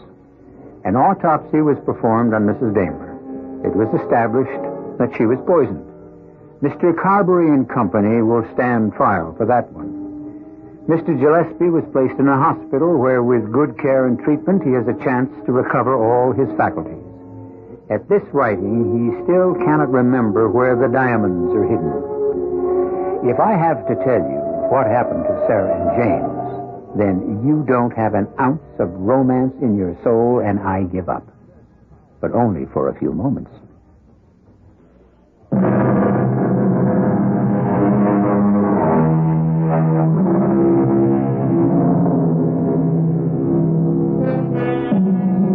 Actually, what we were talking about was not jobs or intrigue or murder, even though they were prominently featured. Our theme was loneliness, and it was a tale of so many people who really have no anchor to love and security in our world. And if you are one of the fortunates, if you can fill the space that says person to be notified, then you have the best of this world. If, on the other hand, you really can't fill that space, then go out and change that situation.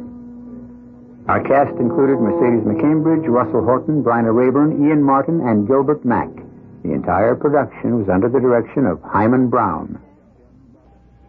This is E.G. Marshall inviting you to return to our Mystery Theater for another adventure in the macabre. Until next time, pleasant dreams.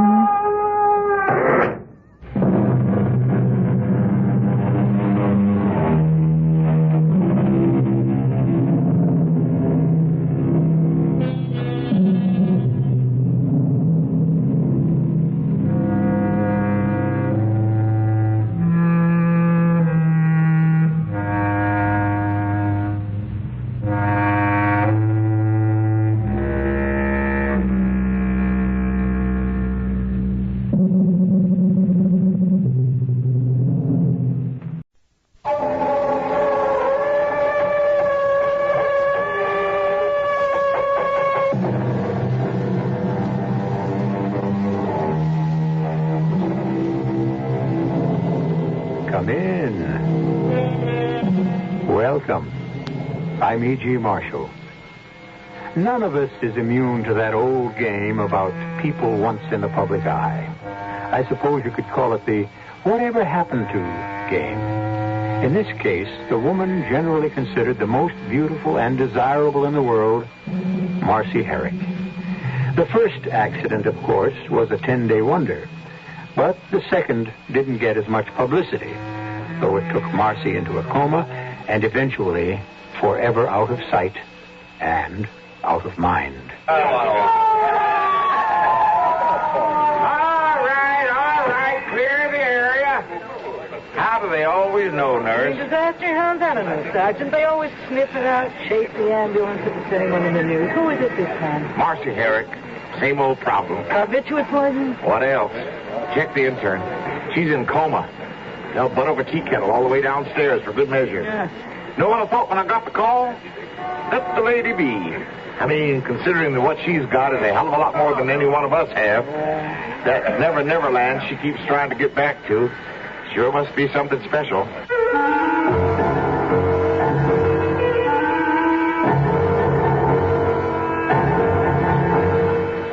Our mystery drama, The Prison of Glass, was written especially for the Mystery Theater by Ian Martin and stars Lois Nettleton. It's...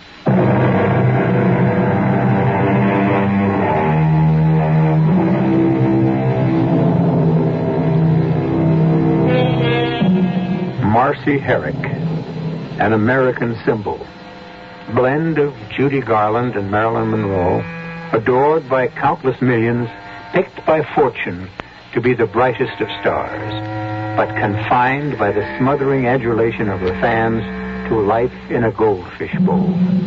Child of fortune, queen of misfortune, a national tragedy of mob nonviolence. This is her story.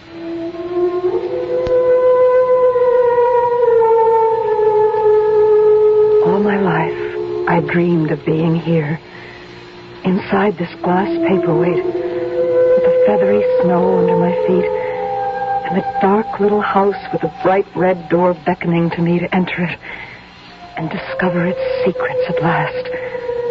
No more wondering if I could really see a tiny shadow across the window under the eaves, or the handsome, dark face I pretended to myself looked out from the oriel window on the ground floor. Well, now I am here at last. And all I want to do is break out of my glass prison. I want to scream till the glass shatters.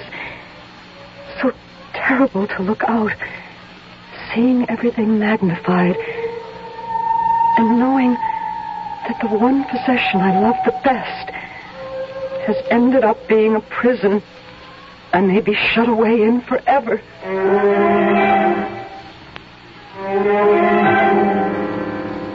Marcy, where are you? In the living room, Mother. What are you doing? Oh, playing with this paperweight. How pretty the snowstorm is. So many years since I saw snow, and since... Don't you ever get over Fred. Get him off your mind. Pop? No. I'll never forget him. Do you? Of course I don't. But there's no point dwelling on the dead. Oh, every time I see the paperweight, it's like he was still in the room, laughing that funny, deep way he did, pleased that I was pleased with my presence. It's too long ago to still be mourning for him. Why? Because he's gone. I'd like to make an end of that silly child's toy sometimes. You're too old to play with toys. This isn't a toy. It's a real old antique. Pop told me. Look at the little house.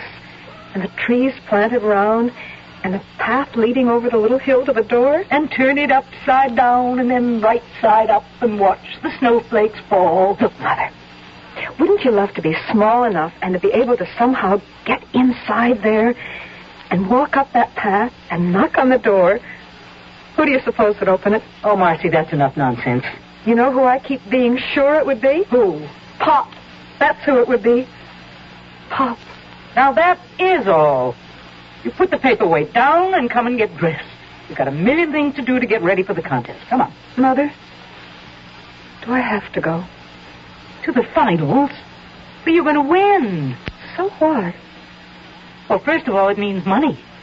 And second, it means you can enter the state contest. And after that... I don't want to go.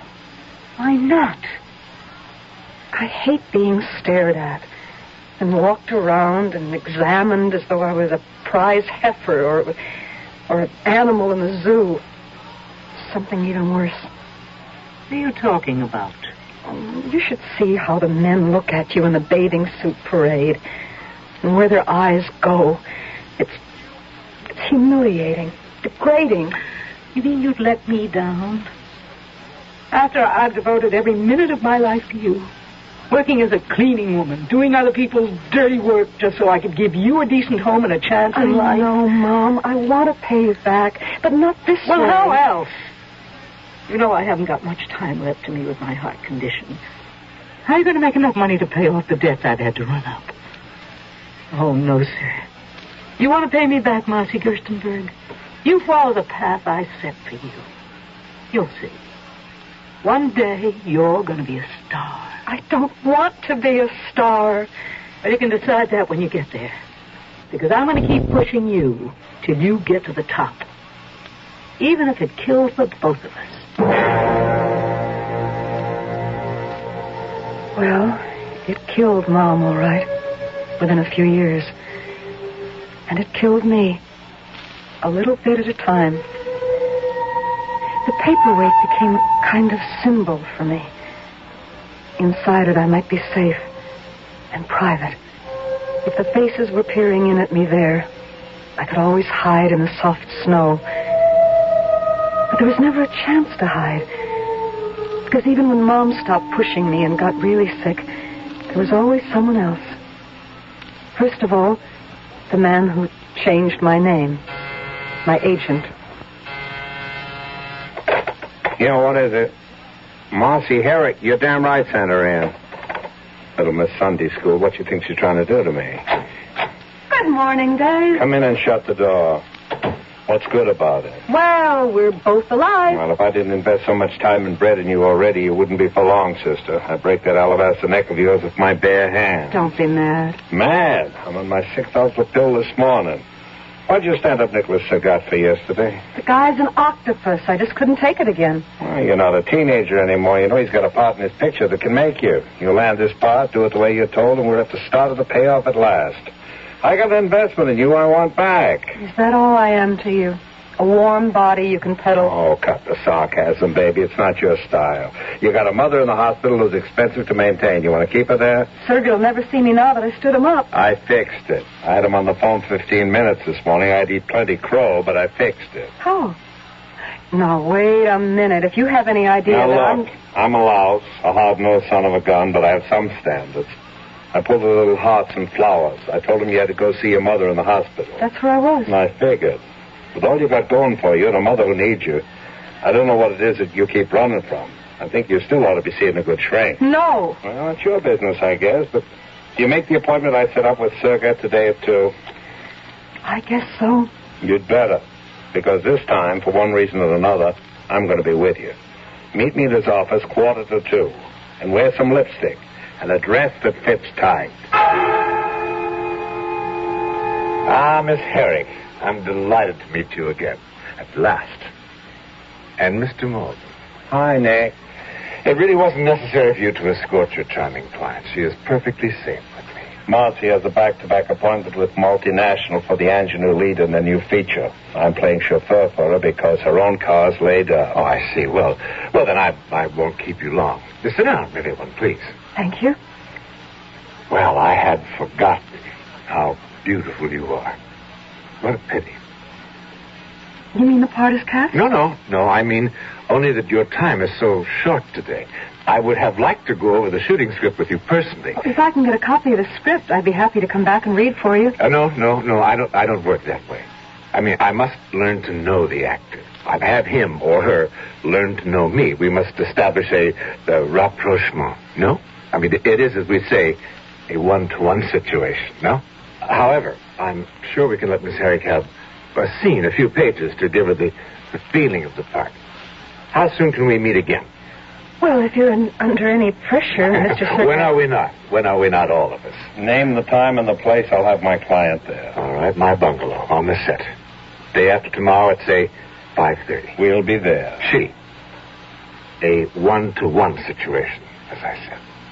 She'll be there. Right, Marcy? Right, Dave. You make the dates. I keep them. I can't blame Dave. Nothing overt was even particularly hinted at. It was a business appointment, it was an exceptional part, and I was an actress. How much of my private self I was willing to surrender for a career was my own business. So, I kept my appointment at 5:30 with Nicholas Sergett. Ready, I suppose, to deliver. And I received a surprise. What he seemed to be interested in was my talent, whether I was right for the part. We went over the scene again and again, and finally he said... No, it still isn't right. But all the capability is there. The part is yours if you want it. But of course I do. I don't know what to say. As far as the part is concerned, we'll let your agent handle that. But as for us, now that is something else again. Uh-oh. No. Don't jump to the obvious conclusion. Which is true enough, Marcy. I am a man. I'm not a stone. And that's what my contract depends on? Don't be silly. I can have 100 partners, more sensual, more practiced, or more perverted than you. For us, there's something different. Isn't there always? Marcy, please grow up. I'm talking of something that I see in you beyond a simple urge of sex. Something that you will communicate to every man as strongly as you do to me. What our final relationship will be is kind of hard to say. I mean, it's compounded of so many things. Director, actress, husband, wife, lover, neophyte. But none of that is important. What is is that here and now I tell you, you will play in my picture. And from it, a star will be born. Oh, he was persuasive and passionate, and he made me believe him. Incredible to think that we never recognize, except in hindsight, the turning points of life. And that in this moment, with these few words, Nicholas Sergat had shaped my future entrapment and sealed his own death at my hands.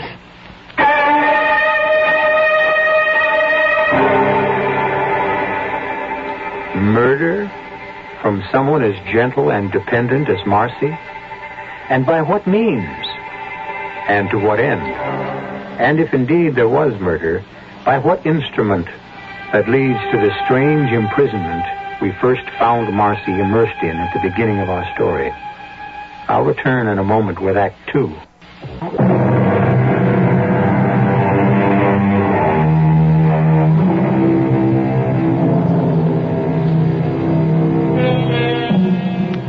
Most of you will be old enough, I imagine, to remember the headlines at the time. Marcy Herrick, injured in fall. Beloved star in coma. Even if you don't remember them, they have little significance, for this is the true story behind those headlines. A story best told by Marcy herself. I played in Nick's picture, an experience I don't know if I'd want to live through again, except it shaped my life. All right, now let's have it absolutely quiet. We have the sticks. Back. But really, there's nothing to explain. You've made yourself perfectly clear. I have my options. The one thing I'm permitted to do is choose. Heads or tails. Cut. Okay. Just bury that. Kill the lights. We're on a break. Marcy, come on. I'll talk to you in your dressing room. I don't care what the lines seem to say, darling. It's what they mean. What they must convey to the audience. Oh, what should they convey except exactly what they say? Well, please stop talking from the naivete of your own personal morals. You think you have any choice? Why shouldn't I? Because this picture has nothing to do with your own personal little Never Never Land. That's why. It's real. It's here. It's where it's at. In the particular situation you find yourself in this script, in the part you are playing, you have no choice. And in spite of what you say, you have to know that. That I have no choice? Exactly. Then I'm playing myself? Exactly. Why do you think you were cast in this? Because you think that's all I'm capable of doing. Because I think that's what the audience wants to see, to buy. Because the quality of you is going to make you a star. What does that mean? It's a dichotomy, a contradiction, a fascinating enigma. The girl with everything, looks, figure, sex, a voice that ripples through everyone from the heart right down. And yet... And yet what? The other side. The feeling of a little girl lost that everyone wants to protect, to fuss over, arrange for, shield from harm. But I don't need to be shielded. And I'm not a sex symbol. The truth is you need a guardian, if not a lover. Now, I want to be both. We ought to be married. I'm not ready to be married yet. Perhaps not. But for your mother's sake, I think you better be. What's my mother got to do with this? Everything. She has a dream for you that she knows you'll never win for yourself. A dream that might occur to you that I don't share. Don't be ridiculous. There isn't a girl in the world who would pass up the chance to be a star. I won't even answer that. I just want to know how you know about my mother. Okay. I went to visit her in the hospital. My old world upbringing, perhaps. One asks the parents of the girl one wants to marry for their permission, or at least tacit agreement.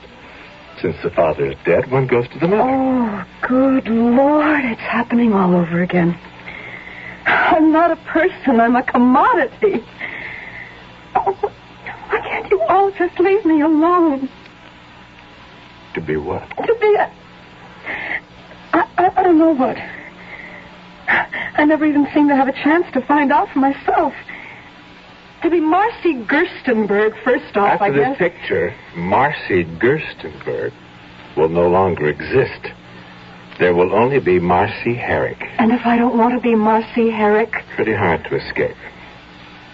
There's also one contract I don't think you could break. What? An unwritten one. It's with a very sick lady in the hospital. Mom? Your mother. Who's going to have open heart surgery.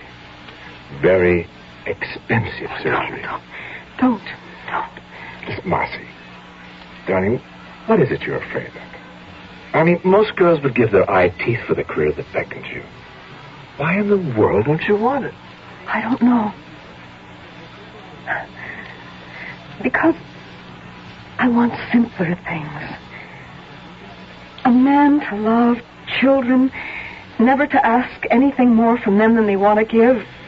Some time to myself. I need that. My own snow paperweight world. What? Nothing. Just a special thing of my own. But most of all, Nick, I just don't feel I have the talent. I mean, just to look at me on the set.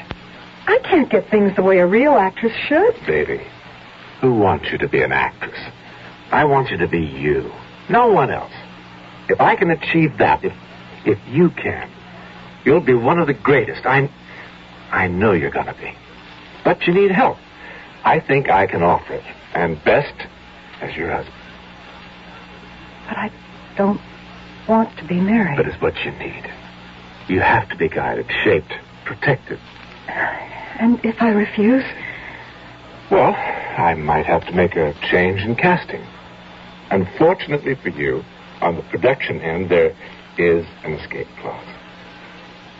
Among other things, you'd be throwing away a lot of money. A lot of necessary money in your case, because... You don't have to hammer it home. Like my part in the picture, I have no options. Not even heads or tails. Marcy, you missed the point. It's the same option. There's always choice. Win or lose.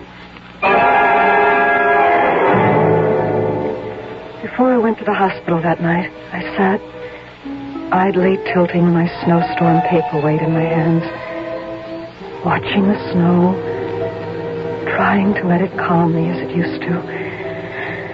But not tonight. All I could think of were phrases like caught in a vice, trapped, a squirrel in a cage. And then, without any decisions, I went to see Mother. Marcy? Dave, what are you doing here? Oh, I drop by now and again to say hello. To Mom? Oh, sure. I mean, we go a long way back, her and me, you know. How is she tonight? No use you going in there. They have her, like knocked out. She's worse? It's why I hung around. I called you at home, but you'd already left. The doctor's waiting to see you. Why? Marcy, I guess this is it. They're going to have to operate. It was a long operation. Over 6 hours. And Dave sat with me in the waiting room all the way. People talk about a lot of things in the small hours of the night. Not me, but Dave did.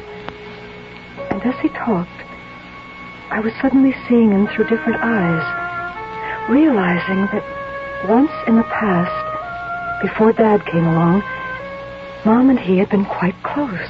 Now, let's get it straight again. Your contract with Nicholas Sagat and his production company only promises to deliver your services as an actress. I know that, Dave, but maybe he's right.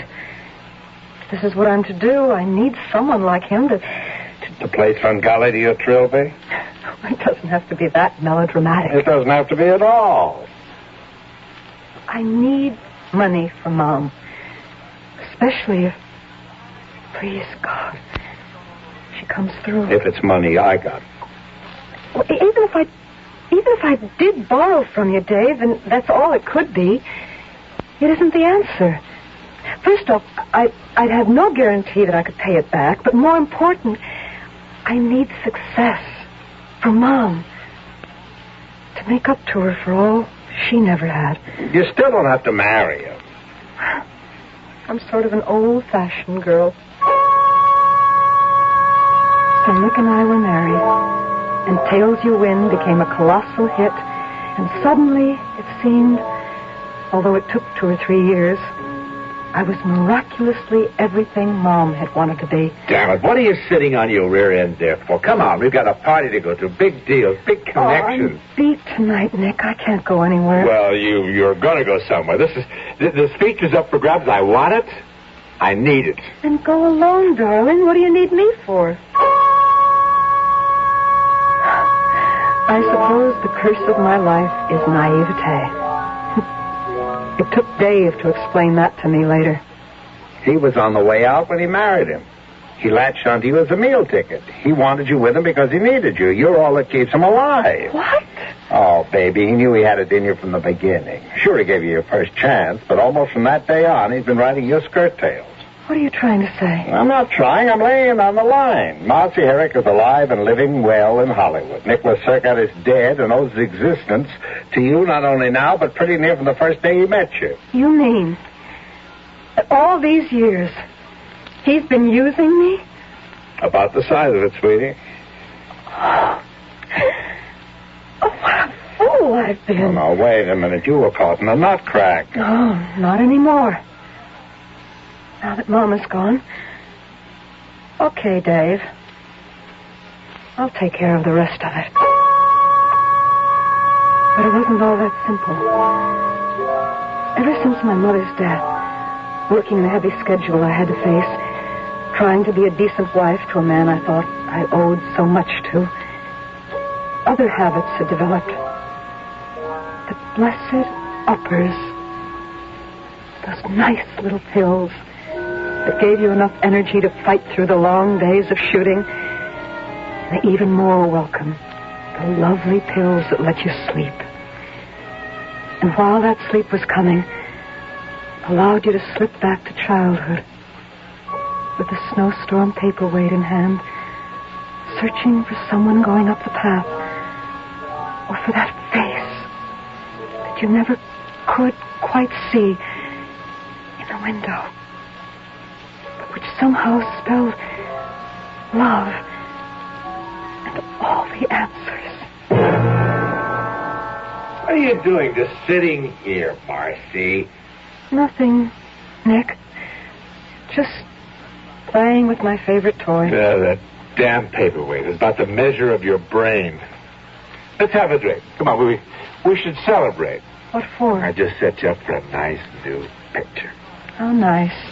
Do I want to do it? $700,000 net and a percentage of the gross. What's the part? What's the diff? It's duck soup for you. You feed at the same trough? What does that mean? You direct, of course? Of course. If I play? What's all the flack here? What? Just about my playing. What? I don't think I want to do a new picture. I think I'd rather play with this. Oh, that silly toy. I'm telling you, one day I'm going to take it from you. I'm going to smash it. My mother once said that. Yeah, well, she should have gone... as I think I'm going to do right... No. Give it. Come on, give it. Don't you touch that. Yeah, Tommy. Go away, you drunken fool. Don't you touch it.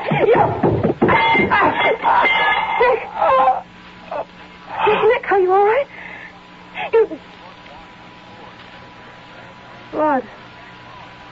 You hit your head on the andiron. Or did I hit you with the paperweight? What? I don't know. I don't know. What have I done? I've killed him.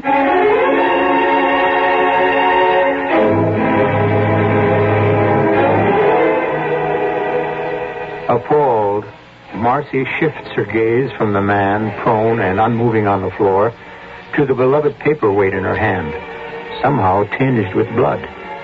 Accident or murder? We don't know yet.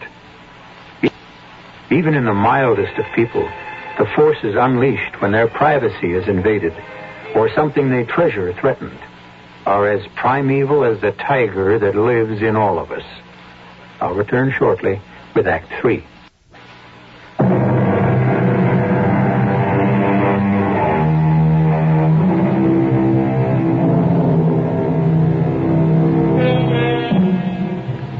was no way, of course, of keeping the story out of the papers or off radio and TV.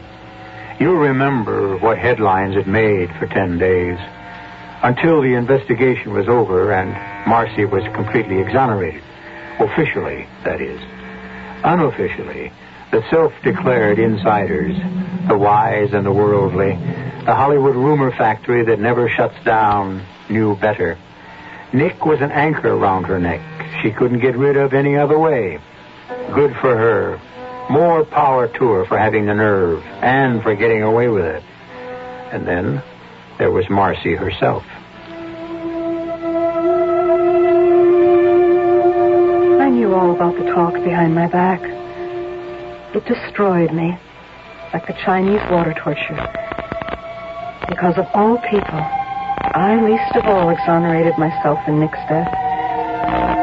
For years, I'd hated him for what he'd made me do. I'd wanted him dead, wanted to kill him. And that night was a blank in my mind. I went to pieces. Now I wanted to die. There was nothing left for me. The pills. That's all I lived on. All that kept me alive. Marcy, you gotta listen to me, baby. I killed him, Dave. I killed him. You didn't. He was falling down drunk. He hit his head on the andiron. No. He killed himself. No, I wished him dead. Same thing. Marcy, you need help. I have a doctor. No, there's no help for me.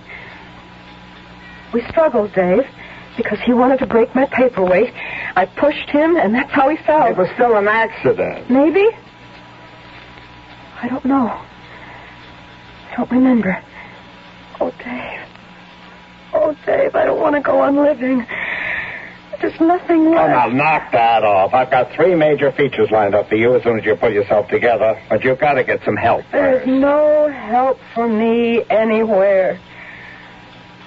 Except maybe inside here. If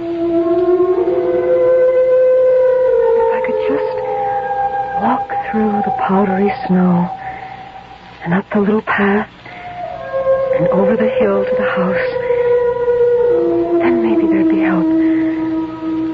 The secret of my life is here. Somewhere inside here. I've always known that. If I could only get in there and unlock the future, maybe I could find a way to want to live.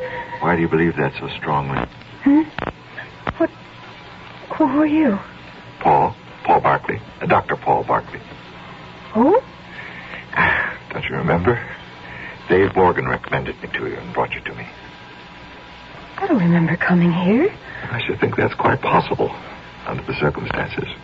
What circumstances? You were barely semi-conscious. Oh, I know. I'd taken a tranquilizer. A barbiturate, a little heavier than a tranquilizer. Who are you? I told you. Dr. Paul Barkley. Where am I? In my office. You should be in a hospital. What kind of doctor are you? Psychiatrist. So you think I'm crazy? No. I think the whole world is. Or sane. Or somewhere in between. That's the human condition. You sound kind. Yeah. I wouldn't go to the hospital. But you would come to see me here? It wouldn't do any good. But you could try. After all, we have met and become acquainted. It isn't as if you're buying a pig in a poke. A pig in... My father used to say that. So did mine. That gives us something in common. You liked your father, didn't you? Oh, yes. Didn't you yours? Oh, yeah, we got along just fine. Still do. Oh, you're so lucky. Mine is... A long, long time ago. Not for me. It always seems just like yesterday. I'm sorry. Why did you love your father so much? Oh, he sort of didn't care. I mean, everything rolled off his back. You know? And Mother was always doing and planning and pushing herself and me and everyone. But Dad always found time to sit back and chuckle, tell a funny story. You didn't like your mother? I loved her. Maybe you were a little jealous of her. Why would I be jealous of her? Because she was the one who was married to your father, not you. The paper isn't an obsession with me. I just love it because... Because what? Because it was the last present he ever gave me. And all this stuff about wanting to lose yourself inside it. Oh, I don't know. I don't know. I think it's because when I became famous, I felt I was living in a goldfish bowl. There was no place to hide. And then after, I'd keep thinking, somehow, if I were in there, I'd find out the real truth about me. Well, aren't you beginning to get a glimmering of the truth just from all our talks? I don't know what you mean. Tell me. It wouldn't do any good for me to tell you, Marcy. You have to find that out for yourself. I didn't know what Paul meant, but I did know one thing. More and more every day I was conscious of it. For the first time in my adult life, I was in love. I was hopelessly, deeply in love with Paul Barkley. Something I don't think he could know. Or would be talking about. You've got to be kidding, Paul. I wish I were. No, but just when you're really beginning to help her, get her back to herself. I've got to disqualify myself now. It's too dangerous. Just because Marcy's fallen in love with you? Isn't that part of the whole analysis picture? The transference of love, hate. The psychoanalyst takes the place of the, well, in this case, the father. Sure, that's one thing that happened. Be expected. One reason I have to bow out. Well, I don't get it. All right. I'll put it as simply as possible. In this case, I can no longer be objective or handle it. Because, you see, the tables are turned. The doctor has fallen in love with his patient. Well, but don't worry, Dave. I have the best men in the business ready to take over. The only trouble was I didn't want the best men in the business. I wanted Paul. And when I found I wasn't to have him, never dreaming how he felt about me, it was my father again. And the only way I could find him was to cross the border to where he was. That's why I took the overdose of pills. And that's why, barely conscious as they took hold, some instinct of preservation helped me drag myself from the bed and head for downstairs in the open air. I never made it. Instead, I stumbled at the head of the stairs and pitched helplessly like a rag doll to a senseless heap at the bottom. What's happening, Paul? How is Marcy? Some superficial bruises, nothing. Well, is she conscious? No.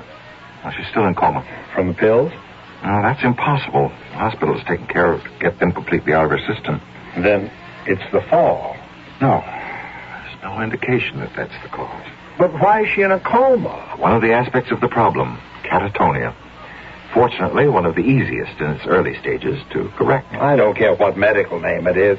How do you bring her out of it? That's a good question. I wish I knew. I have a key, but it's too late to use it to unlock Marcy's jail. When I first found myself locked inside the glass paperweight, I had no fear, only a surging sense of joy that at last I was where I wanted to be. I hurried up the path through the gently falling snow, which was warm and almost tickled like feathers, to knock on the little red door. Who is it? Wait a minute. Yeah? Pop! Who are you? Marcy! It's been a long time. I don't remember so well. Oh, you couldn't forget me. We were so close, Pop. You and me.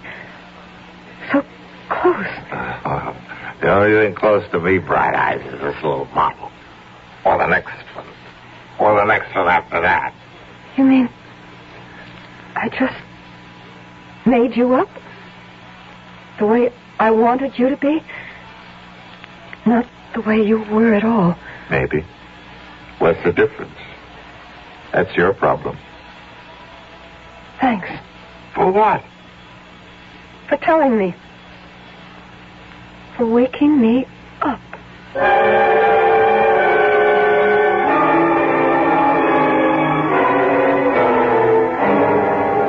I can't look at her, Paul. She could be dead. If I can't find a trigger, she might as well be. That silly paperweight. How did it get to the hospital? It was clasped in her hand. We had to force her fingers open to free it. She's so damned intense. Why is this piece of junk so important to her? It's a symbol, Dave. Why was her father so important? Was he so wonderful? Jefferson? The jerk of the world. Sober, he was a lump of clay. With some drinks in him, he was always on. Life of the party. Funny, for sure. Appealing. The women went for him, but he was a paste-up man. Not a human feeling in his whole lousy, non-existent soul. Then why did Marcy set so much store in him? And in his present? Oh, I don't know. Maybe because it's the one thing he ever gave her in his entire life. And for this nothing, someone like her has to be destroyed? Oh, damn him and damn this silly thing. Somebody ought to have got rid of it long ago. Oh. I must be out of my mind. Why would I do a thing like that? Maybe because the man upstairs, if there is one, put it in your mind. Look. Oh, Paul. Oh, Marcy. Paul, where are you? Marcy. I need you. I'm right here, Marcy. Right where you can touch and feel me. Oh, don't go away. Please. Don't you ever worry. I'll never be farther from you than a whisper can carry.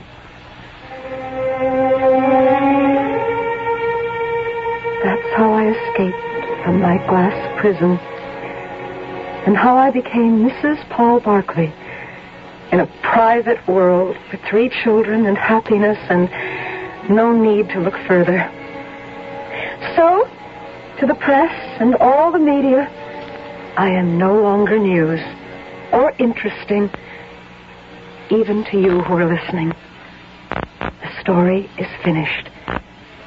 The beginning of everything for me, but for you, the end.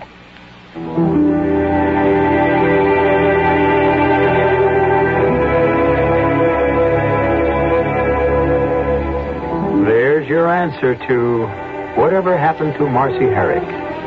This time, I'm as happy to tell you as I am happy with the answer. One further thing to add, but after I return shortly.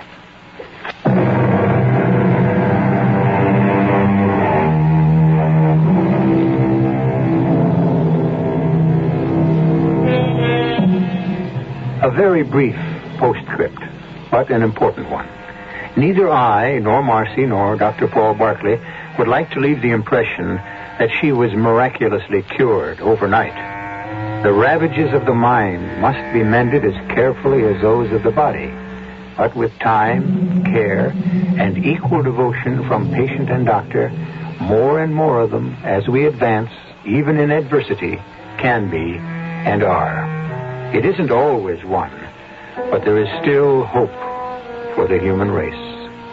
Our cast included Lois Nettleton, John Newland, Hans Conried, Peg LaCentra, and Barry Kroger. The entire production was under the direction of Hyman Brown. Radio Mystery Theater was sponsored in part by Anheuser-Busch Incorporated, Brewers of Budweiser, and Buick Motor Division. This is E.G. Marshall inviting you to return to our Mystery Theater for another adventure in the macabre. Until next time, pleasant dreams.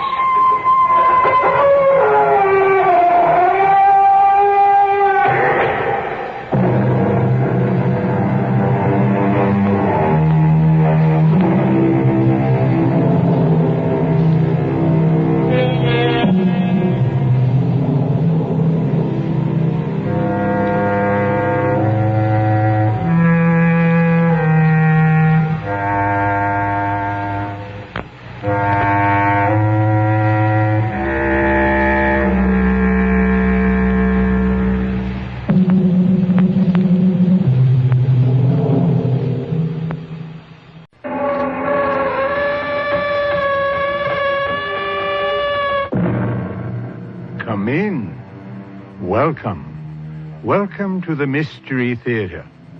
I am Hyman Brown. In the assessment of criminality, the basic criterion, of course, must be volume. After all, Attila the Hun was a greater transgressor than, well, say, Jack the Ripper. Therefore, what does history tell us? We see that for those who kill more or less at retail, we have our local police. For those who murder at wholesale, the Attilas, the Hitlers, and the like, we must have our philosophers, men who inspire us to stand up and fight. And such a fighting philosopher was Thomas Jefferson. Now, Mr. Jefferson, there's no need getting excited. Sheriff, they're going out there to commit cold-blooded murder. That can't be proved. They intend to kill him. But there's nothing I can do about it. You swore to uphold the law. Well, not exactly. What I swore was to uphold the law to the best of my ability.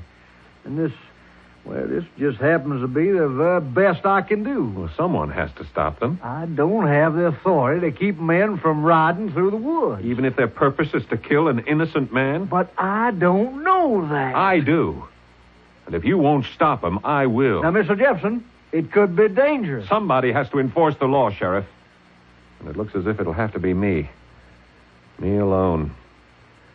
All by myself.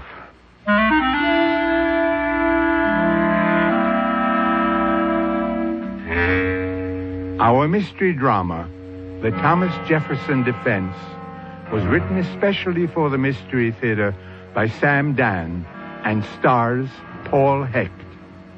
I'll be back shortly with Act 1.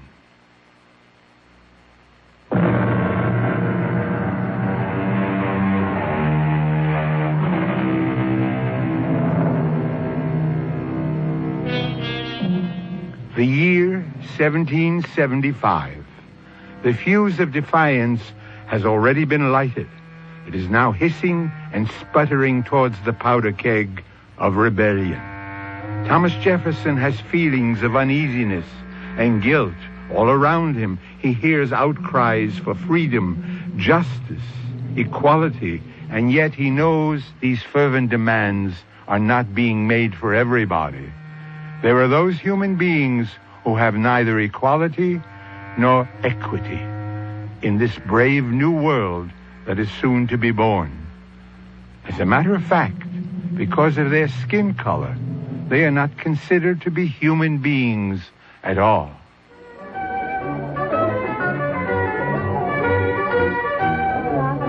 Good evening, Carter. Good evening, Mr. Jefferson. Oh, Mr. Jefferson, is it? Whatever became of Tom? Oh, well, sir. Oh, is it sir now? This becomes worse. Well, sir, we're going to have us a new government, ain't we? We most likely will, if we're not all hanged first. Now, the way I hear it, we got to get rid of old King George, true? True. Well, then we've got to get us a new king. Why, Carter? Why are you going to have a country without a king? Who are the people going to obey? We shall create an equal society. Oh, it'll never work. I think you have the wrong idea. The king will have to be a Virginian. Why? Why? Well, there ain't nobody even worth talking about south of here. Go north. Pennsylvania's all pig farmers. New York's all potato farmers. And I wouldn't trust nobody lives in New England. Carter, the entire idea is to get rid of king. You know, you could be king, because you're the smartest. And then we got Mr. Patrick Henry, who's got a powerful mouth. And Colonel Washington looks like a king. Ooh. Yeah? Carter, what's wrong? Why are you so pale? Are you ill? Good evening, Mr. Jefferson. Oh, welcome, Louisa. Your mother sent word you mightn't come. Well, I was feeling poorly, but Jeremy Morgan here just happened by and cheered me up. Hasn't he got the nicest smile? I tell you, it's the finest medicine. Mr. Jefferson, may I present Mr. Jeremy Morgan? Your servant, sir. Welcome, Mr. Morgan. And old scowl face here, Carter McAllister. You said you'd come here with me tonight, Louisa. Did I? You promised. What's a promise?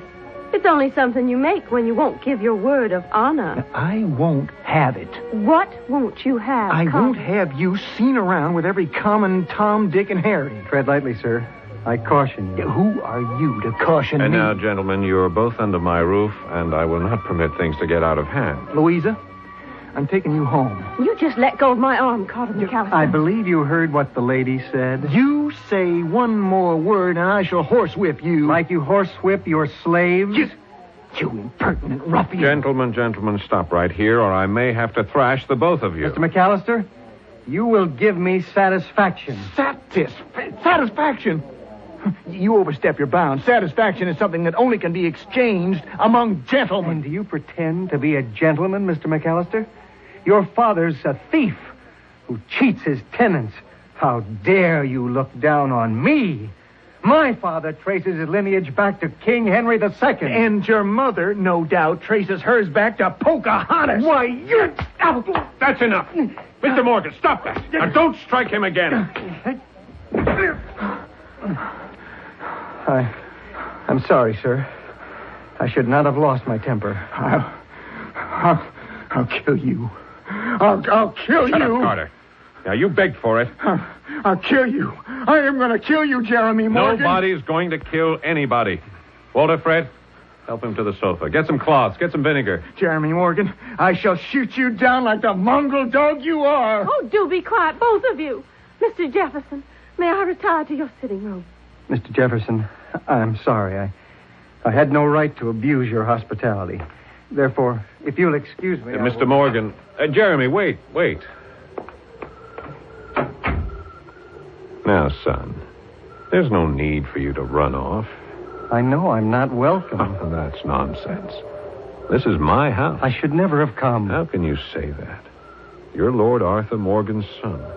Your father was a dear friend of mine. Was my mother? You see, sir, I forgot my place. Jeremy, your place in this world is whatever you can win through strength and skill and courage. Every man has the opportunity to prove himself. Every man is free to strive. You really don't believe that? I do. How can you? You own slaves. I'm sorry. I had no right to say that. It's a difficult, complicated world. I agree, sir. Especially for me. You may be somewhat oversensitive. After all, Louisa Henderson did seem quite taken with you. No. I saw what all that meant the moment we entered the room. I was just an instrument. An instrument? With which she could provoke Carter McAllister. Oh, you're very young and very cynical. And very right, Mr. Jefferson. Jeremy, I would like to be your friend. There's no need to consider my feelings. I mean that, Jeremy, sincerely. Look at yourself. You're barely grown out of your childhood, and already you've abandoned your hopes. It would be best if children like me would never be born.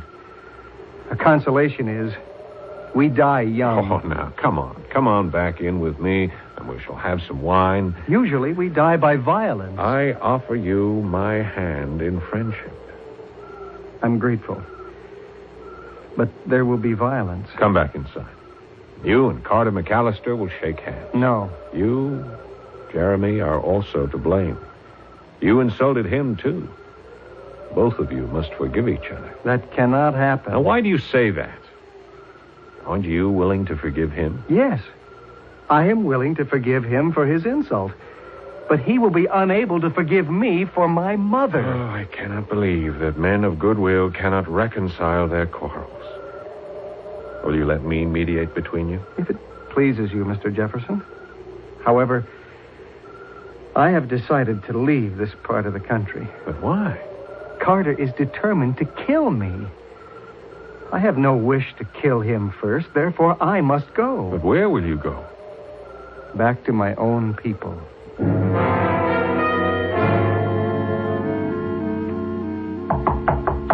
Come in. Louisa? Now, Mr. Jefferson, I can tell from that look on your face you're about to scold me. I'm afraid I must. Well, suppose I say, whatever it is I did, I'm sorry. Well, I don't think it was right of you to come here with Jeremy Morgan just so that you could make Carter angry. Oh, did you see Carter's face? Louisa, this is a serious business. One of those boys could very well kill the other. Oh, Carter talks big. He's not the killing kind. Any man can become a killer where a woman's involved. You mean somebody would kill for me. Oh, Louisa, if only you had a heart and a mind and a conscience to go with all that beauty. Do you want to know the awful truth? I love them both. Oh, you can't love them both. When I want to have someone to have fun with, to ride with, to dance with, I love Carter. When I need someone just to be with, to talk with, I love Jeremy. Louisa, how can you love Jeremy? Carter McAllister. You standing there listening to that door. You are not a man of honor. You belong to me. I belong to myself. Louisa, if I can't have you, nobody will. I'll decide who has me. Why, that thieving, skulking half-breed. Carter, I cannot permit you to insult a friend of mine under my roof. I'll do more than just insult him. I'm going to kill him.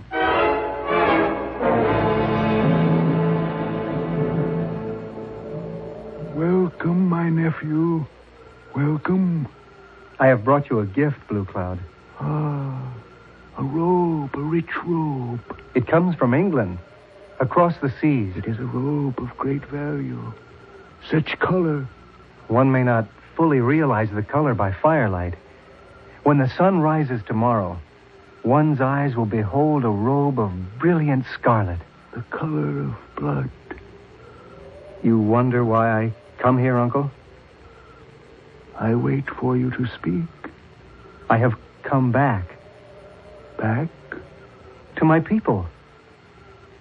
We are not your people, my son. You are my mother's people. Are they unkind to you? The other sons of your father? No. They treat me well. We are brothers. Then why do you wish to come here? Because there is no place, no real place for me in their world. Why do you say this?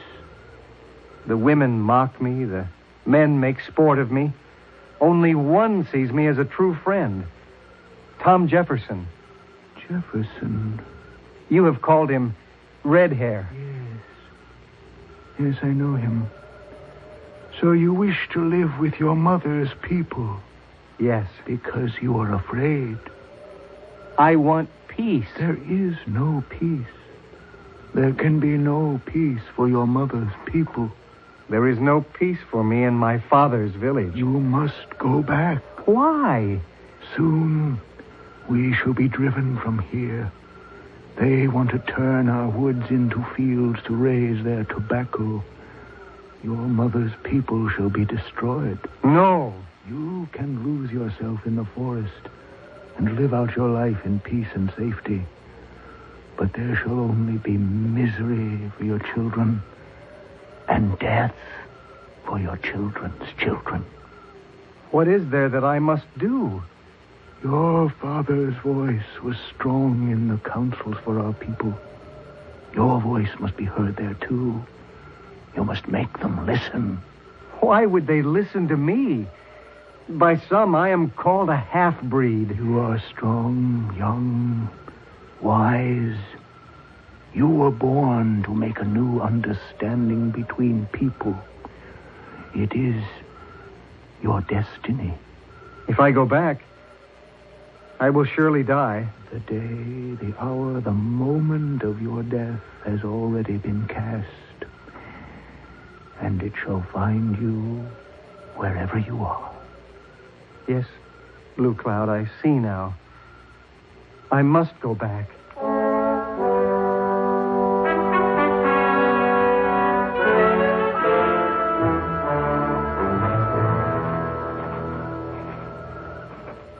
Hold on. Well, it's Carter. Yeah, Carter. Don't take one more step or I'll put a bullet in you. Well, you've got a weapon. I'm unarmed. No wonder I hear such courage in your voice. Don't provoke me, Jeremy. I came after you to kill you. Yes? It was just before sundown. I saw you going into the woods carrying that bright scarlet robe. It was a gift for my uncle, Blue Cloud. What do you want now, Carter? Good, I thought. He sees the light. He's going back to his own people. So, I let you go. Thank you. But I was wrong. You're coming back to town. No, you were right. I am going back to my own people. Your people are back there in the woods. My people are everywhere. I don't want to kill you. Go back to the woods. Paint your face. Stick a feather in your hair. Stand aside. I have business in town. Go back where you belong. I warn you. I'll kill you. You're not going to kill anybody. Stop. Don't make me do it. Stop. I'll shoot.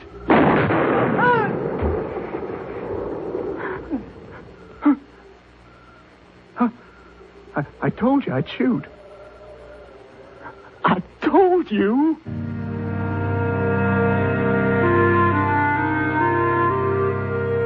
Both very young, very proud, quick to anger. They were barely out of their teens, and now one of them lies dead, shot in the back by the musket of the other. And it happened on the very eve of the American Revolution, for some of the reasons the revolution came about in the first place. Reasons of pride, uncontrolled passions, and sheer blindness. But the fight that led to this midnight killing began in Thomas Jefferson's home. So you can expect to see him again in just a few moments when Mystery Theater returns with Act 2.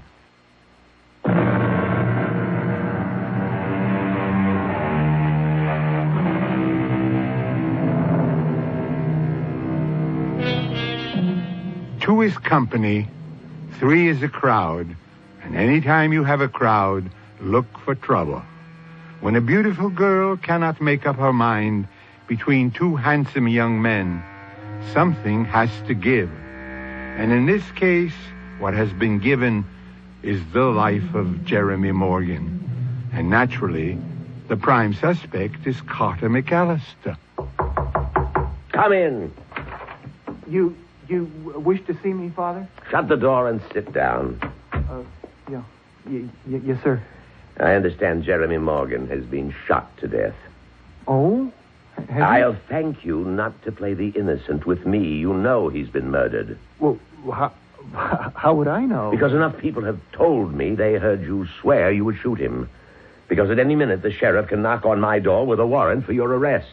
Well, they can't hang me. And why not? Well, because he was only a half-breed. Unfortunately, his father was the late Lord Morgan. His brothers, Jeff and William, accepted him. He was well-liked. Oh, Father, you have to save me. Fool, did you have to kill him yourself?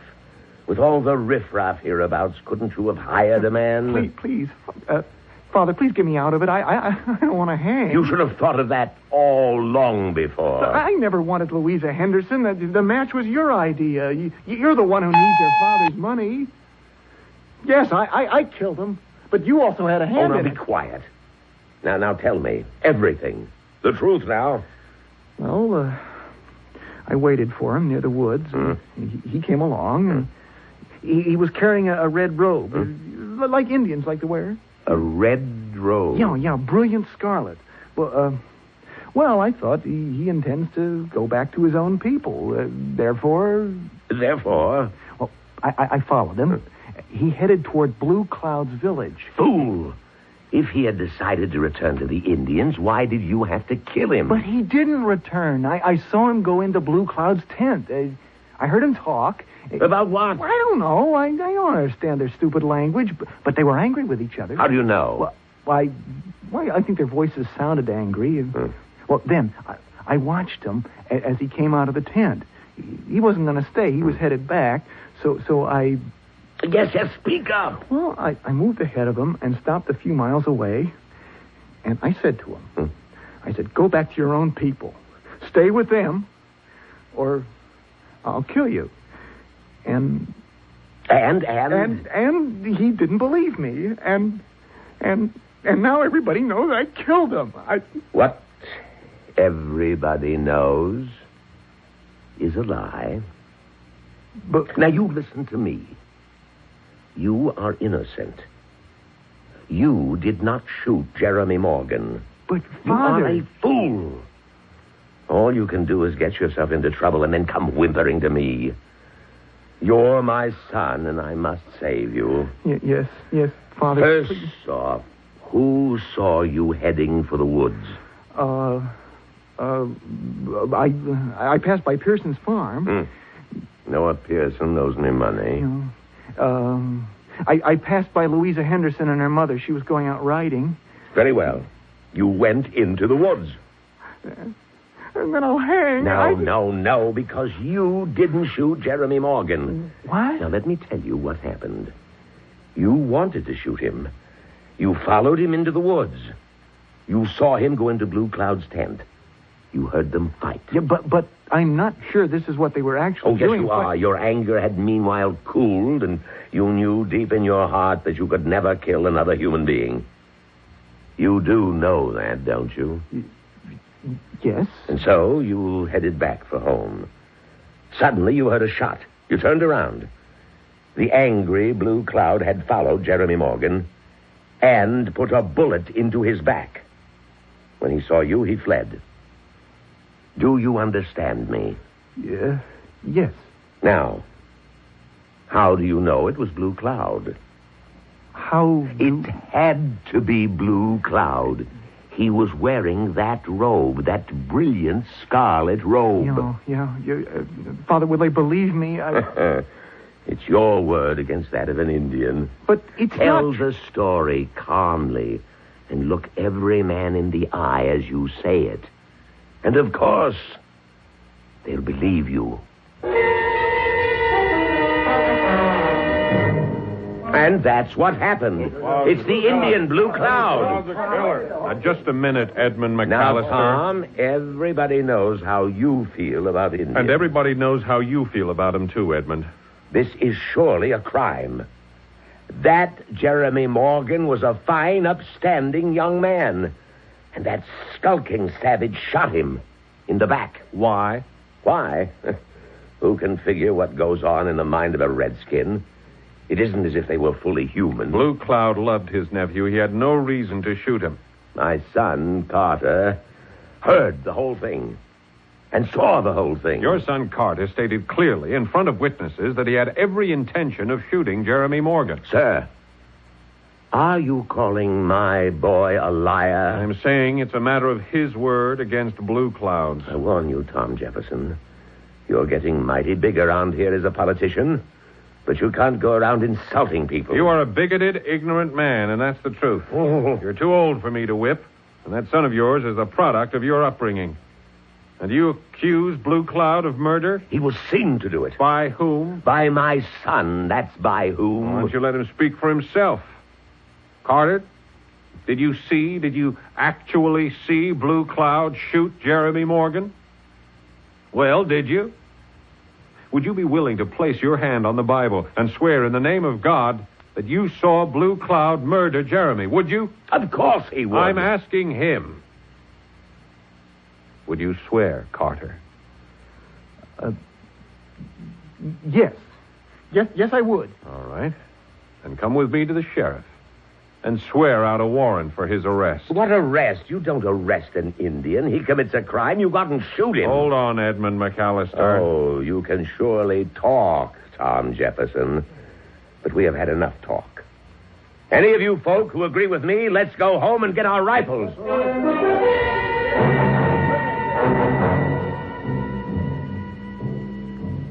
Mr. Jefferson, sir, it's an honor. Some men are intent on murdering Chief Blue Cloud. Well, sir, he did kill Jeremy Morgan. He has been accused of killing Jeremy Morgan. Well, ain't that the same thing? Oh, now, Sheriff, you cannot permit murder to take place in this country. Well, Mr. Jefferson, it ain't murder exactly. After all, Blue Cloud's only an Indian. Any man has a right to be protected by the law. That's true. That's absolutely true. Now, the McAllisters and all of them, they ain't going to go out there to kill Blue Cloud. Well, that's not the way I heard it. Well, you see, as concerned citizens, they're just going to bring him back here for trial. I see. And then he'll be shot while resisting arrest. Now, or Mr. perhaps Jefferson, while trying to escape. Sheriff, you just can't walk into Blue Cloud's village and murder him. I ain't saying I agree with it, Mr. Sheriff, Jefferson. Why not? Why not? Do you think his young men will stand idly by? The answer to that question is yes. Now, you see, Mr. Jefferson, he ain't liked. Blue Cloud, that is. I don't understand. Well, a young man, they want a fighting chief, which you gotta admit, now, Blue Cloud ain't. Still, they can't just sit by and watch. The thing is being arranged, and nobody's gonna be in the village. I refuse to believe it. No, everybody gets what they want. The tribe gets a new chief, one who would want to go to war. War? What war? They know what happens when they raid our frontier settlements. They know the retribution. They'll go to war on our side against the British. So that's what they get. The white folks avenge a murder. Which hasn't been proved. Proof, Mr. Jefferson, is usually a matter of satisfaction. And all for just the life of one Indian. All in all, it ain't a bad situation. I've admired you. I've respected you for many years. But I see now you're unfit to be a sheriff. I'm doing what everybody else is doing. I'm thinking of me first. You took an oath to uphold the law. I won't see murder committed. Well, now, what do y'all suggest? What I've been suggesting. I suggest that I you have a better out. suggestion. Why don't you ride out there? Because I'm not the sheriff. Yes, you are. Yeah. I hereby swear you in as deputy sheriff. What? What are you doing? Well, you now have the authority to uphold the law. If you think a crime is about to be committed, it's your duty to prevent it. I have no experience. You got plenty of experience, Mr. Jefferson. I watched you grow up. Everybody knows you was meant for high things. You're going to be an important man in this country. I don't throw everything away for... For what? For an Indian. Sheriff. All right, write down on a piece of paper the fact that I am your duly authorized deputy.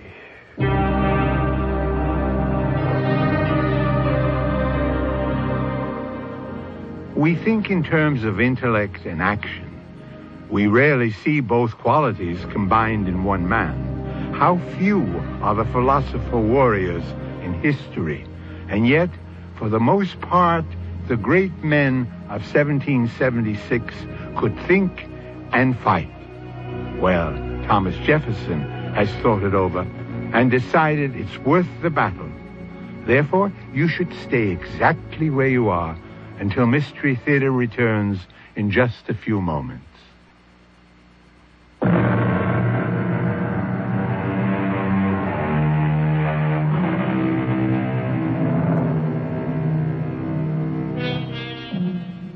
The beginning of the year 1775 sees Thomas Jefferson deeply involved in the pursuit of justice in two separate areas. First, you know all about the struggle for independence from Britain.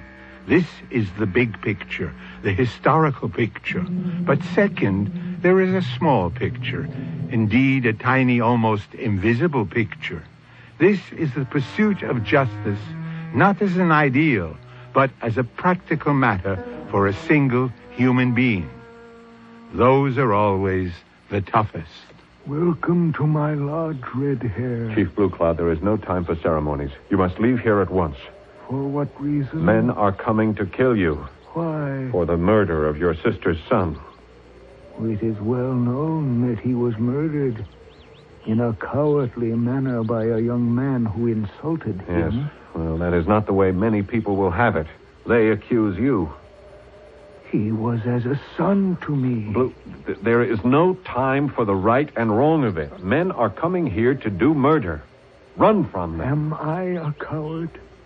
I run from no one. One of our greatest poets has said discretion is the better part of valor. Where may I run? Deeper into the forest. They will pursue. No one knows this wilderness the way you do. I will not be a hunted animal for the rest of my days. Besides, it is late. They come. There he is. Now hold up there. Now you stand clear of him, Mr. Jefferson. All of you. Now turn around and go back to your home. Now see here. Who are you to order us? I have here a piece of paper. I am acting in the capacity of the sheriff. Ah, now, Mr. Jefferson, the Indian's guilty of a murder. Who says so? We have got a witness. Who is your witness? My son here, Carter. You saw Chief Blue Cloud murder Jeremy Morgan. Well, Carter? Speak the truth, son. Speak the truth. Yes. Is he being charged with murder? Well, do you charge him, Carter? Say yes. I'm asking Carter. Yes. So that settles that. Now, why don't we just shoot him? You'll have to shoot me first. Now, Tom Jefferson... That's how it is, gentlemen. We will have the law here. You will also have to shoot me. So, Mr. Bennett, Mr. Hayton, Mr. Wolverton, the rest of you, is that what you're willing to do? Shoot me? Tom, we're entitled to justice. Justice can only be dispensed in a court of law. You mean have a trial for an Indian? You know they're only a waste of time. I intend to enforce the law. Now, how will you gentlemen have it? Well, there's no real difference. Instead of shooting him now, we can hang him later.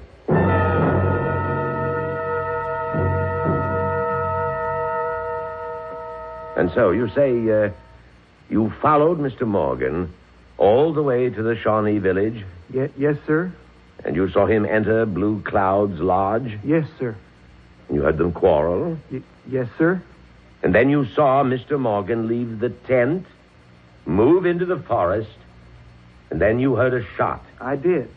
Now, describe what you saw. Well, I turned around, and there was Jeremy Morgan falling down dead, and Chief Blue Cloud was standing over him with a smoking musket. Are you sure it was Blue Cloud? Yeah, I'm positive. How? Why? What makes you so sure? Because I could see his splendid scarlet robe. The robe that we found in his lodge? Yes, sir, the very same. Your witness, Mr. Jefferson. Well, not every witness is fortunate to have his own father appointed public prosecutor. I must, however, ask some questions that may not have occurred to him. Why did you follow Mr. Morgan into the woods? Well... Isn't it true that you intended to kill him? Well... You must answer. Isn't it true that he escorted Miss Louisa Henderson to a party at my house? There, you two got into a fight. Didn't you threaten to shoot him? Yes, sir. Good. And when you followed him into the woods, isn't it true that you were carrying a musket? Yes, sir. Why? Well, I... Did you intend to kill him?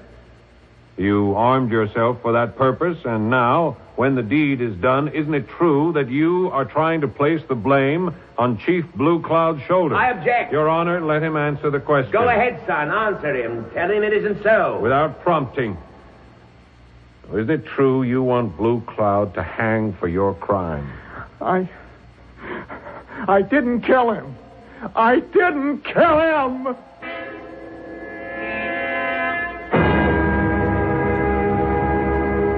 Blue Cloud, you are accused of murder. Tell us, are you or are you not guilty? I am innocent. Gentlemen, I believe him.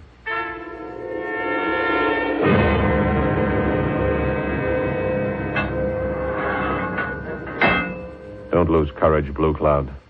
The gods will not permit justice to be mocked. Red hair. The gods do not permit justice to be mocked. But they allow it to be tested. I shall see you in the morning. Yes, the morning. It shall be my last morning. You must never give up hope. I cannot give up what I have never had. No, we can do more.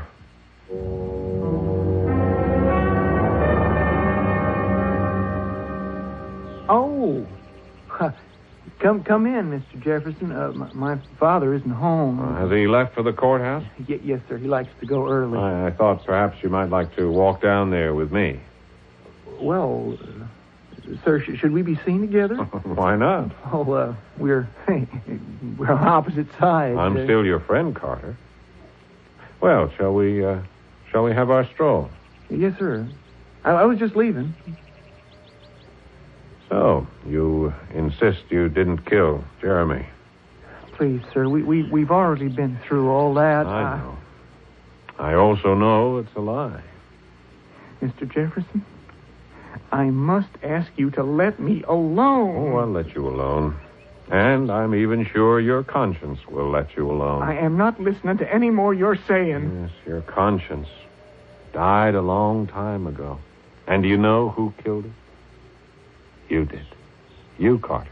Well, what are you talking about? A man's conscience is what makes him live a man's life. But you're not a man. You're a creature. You're a pathetic, crawling creature of your father. Sir, you have no right to insult my father. No one may be insulted by the truth. You're his creature. You don't think for yourself, act for yourself, live for yourself. Why? Why do you tolerate it? Because I'm nobody. I'm nothing. I don't know anything. I can't do anything. I'm stupid. Who says so? My father.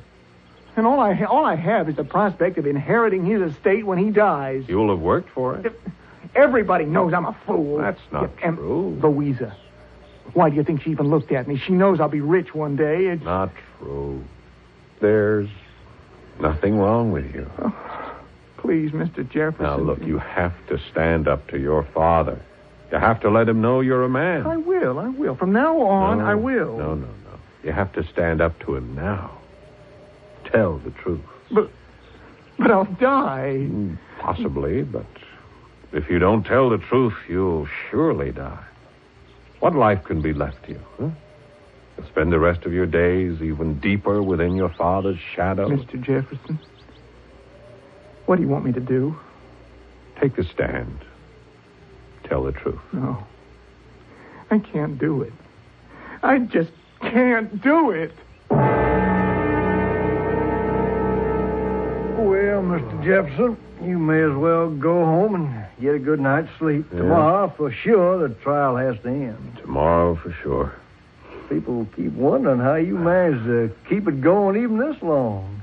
The jury was ready with its verdict at the end of the first day. The jury was ready before the trial even started. Well, it's open and shut. I mean, I wish it wasn't, but it's open and shut. Yes. Carter follows Jeremy into the woods, sees him enter Blue Cloud's teepee, hears sounds of a quarrel. Sees Jeremy leave the teepee, re-enter the woods, and then sees and hears Blue Cloud shooting. Wait, just... He says he heard them quarrel. You have something, Mr. Jefferson?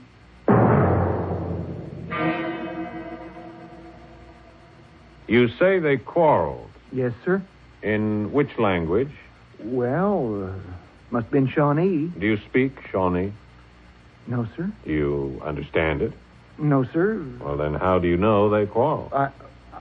Please answer the question. One need not know the language to know there is a quarrel. Your Honor, I must insist that the witness answer. Well, I could tell. You could actually hear the anger in the voices. Your Honor, Mr. Jefferson clearly has exhausted his resources. He has no more evidence. He keeps going over the same ground. Mr. Jefferson, have you any more evidence? Well, Your Honor... I must ask you then to bring your case to a conclusion. Your Honor, I do have further evidence. Then you may bring it here. Your Honor, I'm sorry, but I cannot bring it here. Then how may we evaluate it? We must go to where it exists. If it exists? It does exist, but only at night. I'm afraid I cannot follow, Mr. Jefferson. Your Honor, the evidence exists at the scene of the crime, and since it cannot be moved from its place, we must attend it there. Your Honor, this is just another scheme on the part of... A man's life is at stake. What do you propose, Mr. Jefferson? Well, the murder was committed at 10 in the evening. At 10 this evening, I suggest we all assemble at the place where it occurred.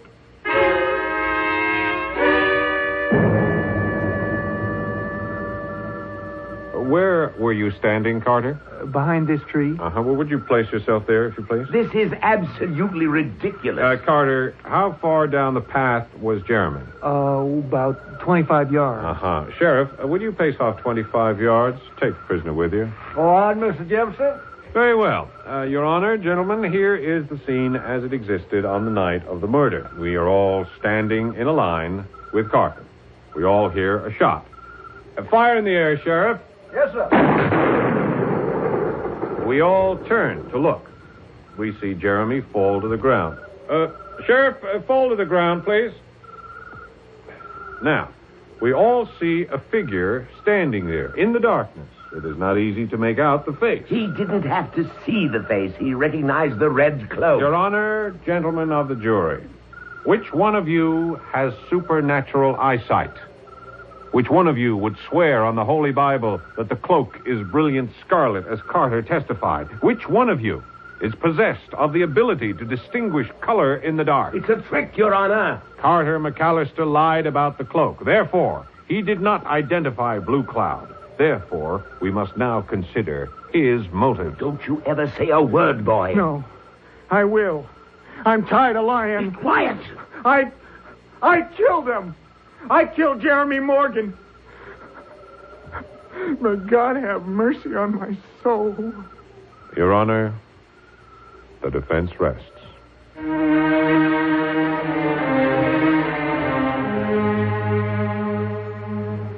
I'll be back with a final thought in just a moment.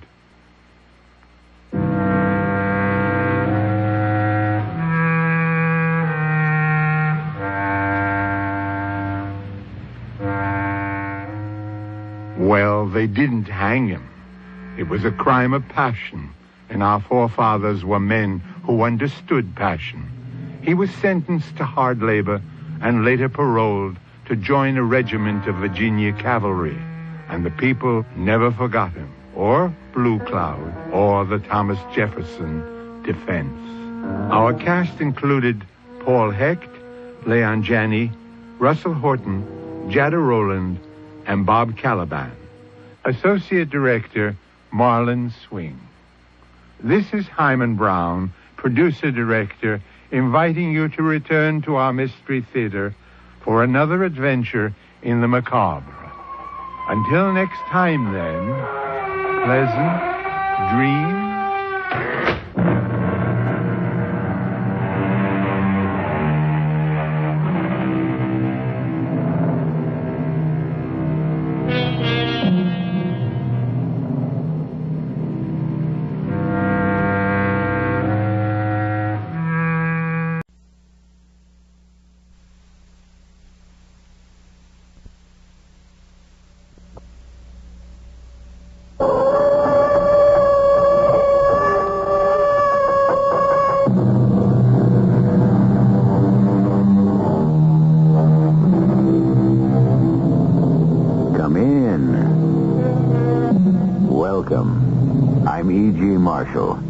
Guardian of the flame that flickers and flares here 7 times each week.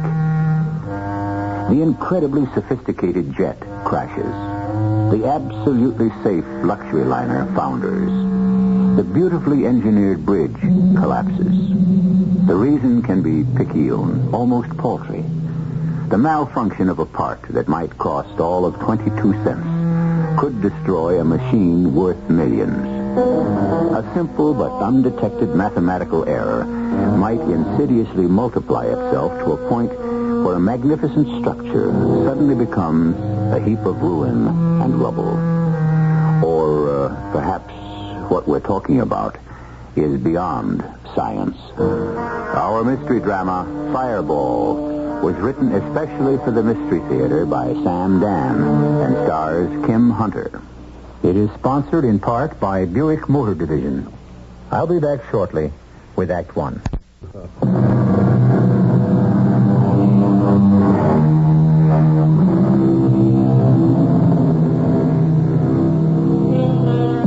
We assume that we are superior to the other members of the animal kingdom. We believe that we are more intelligent. After all, look at what we can do. Certainly, animals can't read, write, build, manufacture. And if they can't, how does it happen that we can? We like to say that man is blessed with a divine spark. If this is true, that can only mean that God, or the gods, speak through us. And our works are expressions of their will. Benjamin Cantwell, or Big Ben, as he is known in industrial and government circles, comes home one evening. Louise? Is that you, Benjamin? Who are you expecting? I wasn't expecting you. Why not? You know perfectly well that days, even weeks go by without ever seeing you. Now, Louise, you know it's necessary for me I didn't say it wasn't necessary. Then why are you complaining? I wasn't aware that I was complaining. I merely stated a fact. Since you're not home more often than you are home, then your very presence is a surprise. Would you like me to begin all over again? I'll try to spend more time at home, but what I'm doing is important. The very fate of our country rests on it. I didn't say no. The fate of the entire free world. I'd like a little sympathy and understanding for my own wife. You can have all the sympathy and understanding you want. It's not my fault you're hardly ever home to collect it. Well, I'm home now. And it's only Friday. Don't tell me, we're actually going to spend a weekend together? You know, I couldn't wait to get home here to the country. Well, guests start to arrive tomorrow. Admiral Lawrence and his wife will be coming later tonight. And Senator Sullivan and his, well, I assume she's his wife. And here I thought we were going to have a quiet little weekend. Well, it won't be more than 8 or 10 all told. Thanks for telling me now. Louise, you don't understand. I'm having some important people here because... They're always important. Well, you know who I invite. Senator Sullivan is chairman of the Military Appropriations Committee. Admiral Lawrence... Oh, darling, I'm impressed. I'm not saying all this to impress you. I want you to know who these people are. Why? So I can defer to them? No. So that you can discuss things intelligently. What are we supposed to discuss? It's all top secret. Oh, I give up. No, Ben, I'd like to understand what it is we're supposed to discuss. After all, the reason you invite them is always to sell them something. That's not true. I'm not here to sell. You aren't? I'm here to help them understand our country's true need in defense materiel. And, of course... Since your products best satisfy those needs... This is an inference they are free to make. After you have wined them and dined and entertained them... Why do you insist on making it sound so disreputable? Ben, please admit it. The fact is, everything you manufacture is used to kill somebody. That is completely unfair. Somebody has to do it. Darling, all I'm doing is stating a fact. Why don't you look around at all the charities, the hospitals that I have endowed? Oh, I must say you have it down to a science. First, you manufacture the means to maim people. And then you tenderly care for the victims. Oh, Ben, you're not all bad. Before you accuse me of fattening on human misery, examine your own conscience. At least I don't drape myself in a mantle of pious hypocrisy. I fully expect to be punished. By whom? Oh, the gods. Louise, you have to take the world as you find it. Mankind, for reasons I'll never understand, insists on destroying itself. If I didn't make the means with which to do it, someone else would. Yes? You said I was to come back tonight after supper, ma'am, to meet the mister. Oh, yes, Mr. Vulcan. Ben, this is Mr. Joseph Vulcan. Pleased to meet you, Mr. Cantwell. Mr. Vulcan is our new blacksmith. Summers recommended him. Oh. And had you ever worked for Mr. Summers? No, sir. Dick Summers worked for me. Is that so? Well, you're a much younger man. Guess I'm older than I look. I taught Dick Summers the business. You taught old Dick Summers? Yep. And it was still a business in them days. Of course, motor cars had already been around a while and all them tractors. But there was still plenty of horses, like for deliveries in the town and work on the farm. But you look like such a young man. Well, these days ain't much work. You can pick up some money getting connected with a racetrack or on a couple of estates like this one, where the rich folks have stables. Has my wife already discussed your pay and other arrangements? Yes, sir, Mr. Cantwell, and I find everything satisfactory. Very well. That'll be all. Thank you, Mr. Cantwell.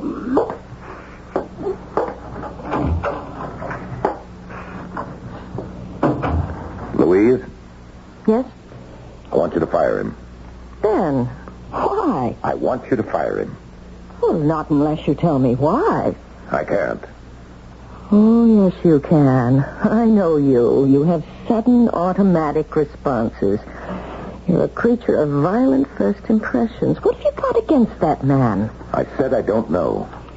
Something bothers you. Try to analyze it. Why? Isn't it enough that it bothers me? Tell me. All right. This is as good a reason as any. I don't like deformed people. But he's not. Well, obviously, he's very lame. You see how he walks. You hear how he walks. Can this be your conscience? Suppose he's a veteran, and he was maimed by one of your instruments of destruction. For the last time, I am not ashamed of what I'm doing. It's work that is legitimate, necessary, and moral. It's sanctioned by the law. Why do you protest so much? Because Oh, forget it. Do you really want to know why I hired him? I hired this one because of his name. His name? Yes. It was just too delicious to resist. His name is Vulcan. Vulcan? Vulcan was one of the ancient gods, the god of fire. He was actually a blacksmith. He made all the weapons for the other gods. Are you sure you're all right? I think he was married to Venus. Now, Louise, what kind of The marriage nonsense... didn't work. She was always cheating on him. All right. All right, you've had your little joke. Let him catch up with whatever shoeing he has to do, and then let him go.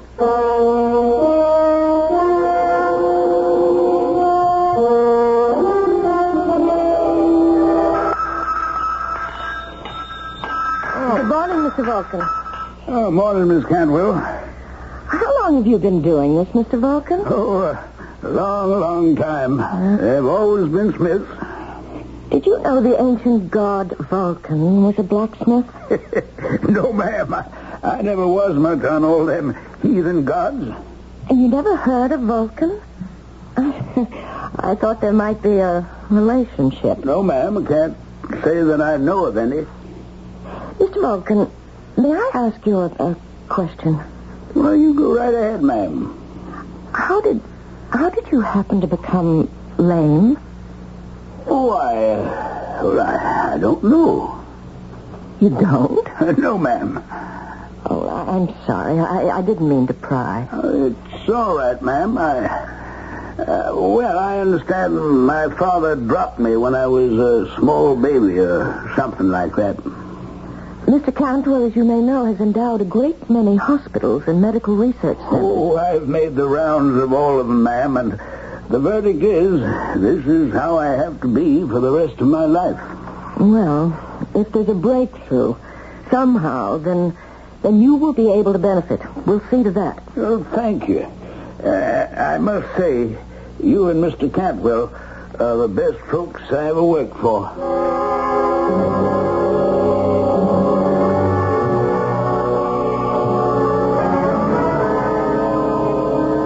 Did you fire that blacksmith? That, what's his name, Vulcan? Joe Vulcan? No.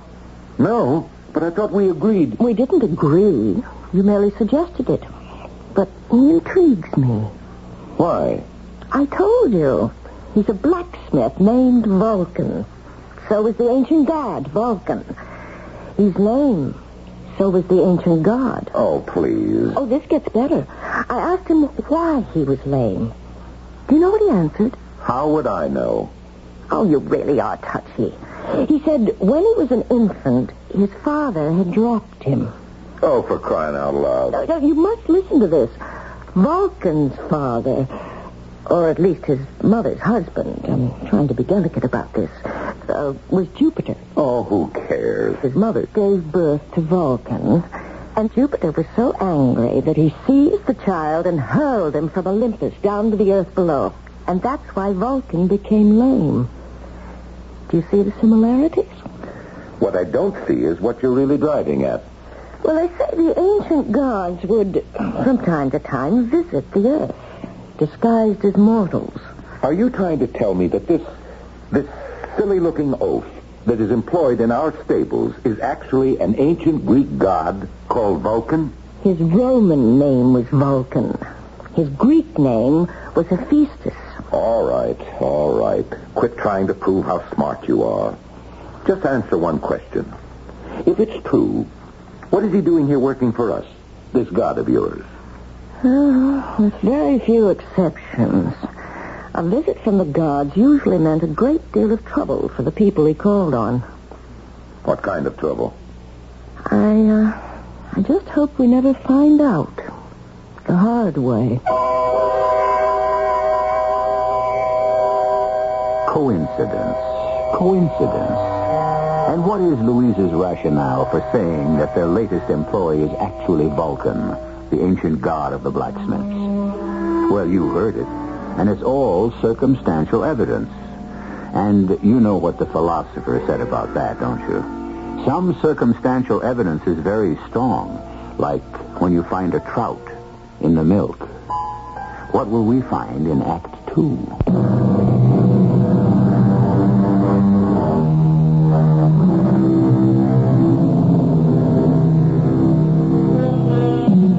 Every time something is made by man, every time man works a raw material into a finished product, every time man transforms nature from a work of God into a work of his own, man approaches something that is divine. For man is now doing what only God, or the gods, could do originally, and that is create. However, sometimes man being man, and nothing really more, lets all of this creativity get out of hand. I thought the weekend went rather well. Did you? And I must compliment you, Louise. You were a superb hostess. Tell me, did you sell the fireball? What did you say? I said, did you sell the fireball? Don't ever mention that word. Nowhere, to no one. It's top secret. Really? How did you find out? How did I find out? There were these papers lying on top of the dresser. Oh. Well, that's inexcusable. You have to read those papers somewhere. If I'm that absent-minded, it means I'd better not take papers home anymore. Besides, you talk in your sleep. Then I'll have to sleep alone. No sacrifice is too great to make for your country. Tell me, what did you learn about that weapon whose name you must never mention? That it's called unmentionable because you merely hang it in the sky over an enemy city and poof, the whole place is burned to cinders in minutes. Louise, you must never breathe a single... I suppose you're proud of yourself, aren't you? Louise, I will not get into this argument again. Would you rather other countries had it and we didn't? Oh, why don't we chuck the whole thing, Ben, and just enjoy life from now on? It's easy enough for you to say that, but I have responsibilities. You are now going to give me what I have classified as speech number 16B. Louise, listen to me. We have just developed the thing in the lab. If it's so hush-hush, and I know too much now, why tell me more? I have to tell someone. We can do it. We can make this thing, but we don't know why. What do you mean? You don't know why? We don't know why it should work. All we know is we can make it. So what's the problem? Well, there isn't any problem. Then why do you sound so upset? Because I feel maybe we shouldn't turn this thing out. This time we may have blundered into something that's more than just a discovery. This thing is part of the process of how matter itself was created. It's almost something beyond the capability of human understanding. Then drop it. Drop it? Yes. Put a stop to the project. Forget it ever existed. You're crazy. I'm crazy? Did you hear what you were just telling me? Well, Sometimes I just have to talk. But you never spoke like that before. Maybe it's because I had a crazy dream. Aren't you the one who says you never dream? In the ordinary way, I don't. It's your fault. You have a dream, and it's my fault. Yes, because you've been filling my head with that nonsense. What nonsense? About Vulcan. What are you talking about? You know, Vulcan, the ancient god of fire. I see. I'm to blame. Well, aren't you? No. And I can prove it. When you saw Joe Vulcan for the very first time, you instinctively reacted against him before you even knew who he was. Well? Well, there's some people you dislike at sight, that's all. You didn't need me to be afraid of him. I'm not afraid of him. I just don't like him. And I insist that you fire him. Well, if that's how you feel about it, why don't you just go down to the stables and fire him yourself? All right, I will.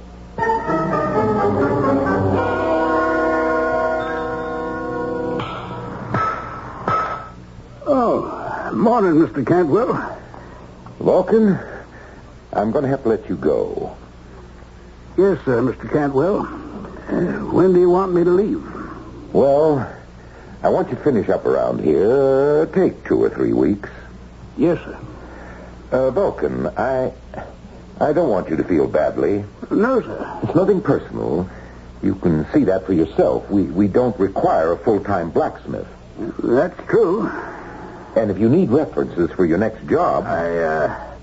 I don't think there's going to be another job. Oh, don't say that. Good men are hard to find, especially in the kind of work you do. No, sir. I think I'll quit roaming all around the country. You may have done me a favor. A favor? Yes, sir. I don't spend nearly enough time with my wife. Oh. She's a beautiful woman. Really? I know what you're thinking. An ugly cuss like him, how do you ever get a beautiful woman to even look at him, much less marry him? Oh, I didn't mean to imply that. Oh, it's all right. I'm used to it. Funny. A lot of folks say that she steps out on me. You know what I mean? But even if it's true, it's my fault. What do you mean? Because I'm also being untrue to her. Oh? Oh, not in that way. But I'm still cheating on her. How? Well, I'm giving time and energy that you might say belongs to her, to my job. You see what I mean? A lot of fellas do that. And then they wonder why their wives find something else or someone else. Well, sir, if you don't want me on the place, I'll be going.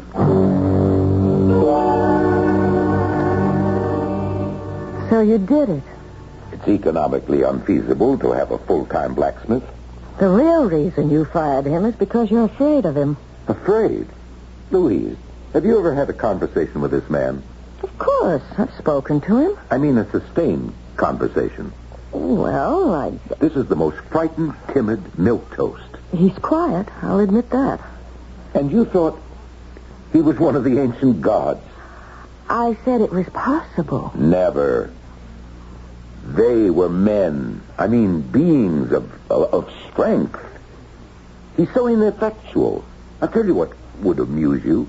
He said, maybe being fired wouldn't be the worst thing.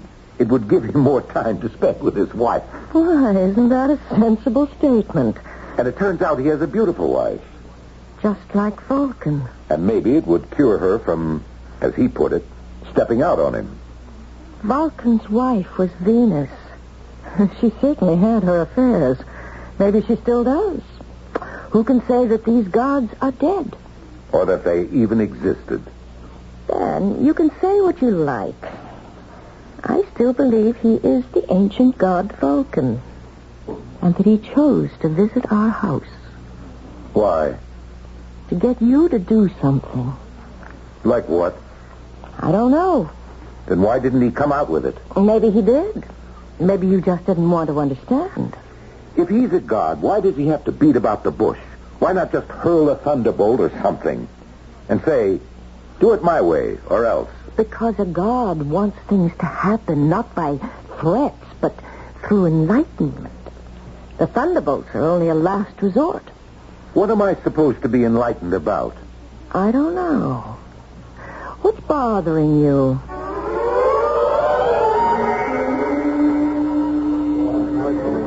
Hello, Senator.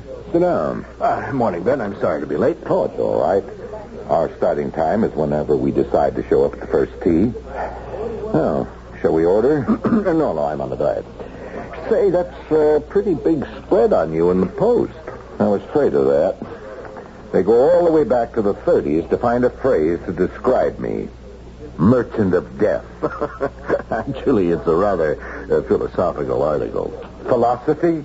In the Post? Well, as a matter of fact, the writer calls you Vulcan. Vulcan? Yeah, you know, the ancient god of fire. Where does he come off with? Well, he calls you the modern god of fire. You must admit there's a basis for it. A basis? Well, you're perfecting a thing for us, and it's almost supernatural.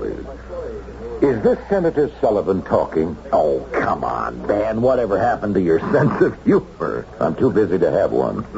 They even write that you run the risk of being punished for hubris. You just lost me. Well, the hubris is a kind of defiance of the gods. You know, by taking unto oneself one of their attributes, by challenging them in their own speciality. Is that a fact? Oh, yes. There was a girl named Arachne in ancient Greece. Now, she claimed she was the finest weaver in the world. This annoyed the goddess Athena no end. I can't believe this conversation. Well, you see, Athena held a distinction for herself. So, poor Arachne, for her hubris, was punished. Now, do you know how? I can't even begin to imagine. She was turned into a spider. Am I going to be turned into a spider, too? Well, you haven't annoyed Athena. Your problem is with Vulcan. No, I see. And since you've set yourself up as a master of fire, he just might decide to have at you that way.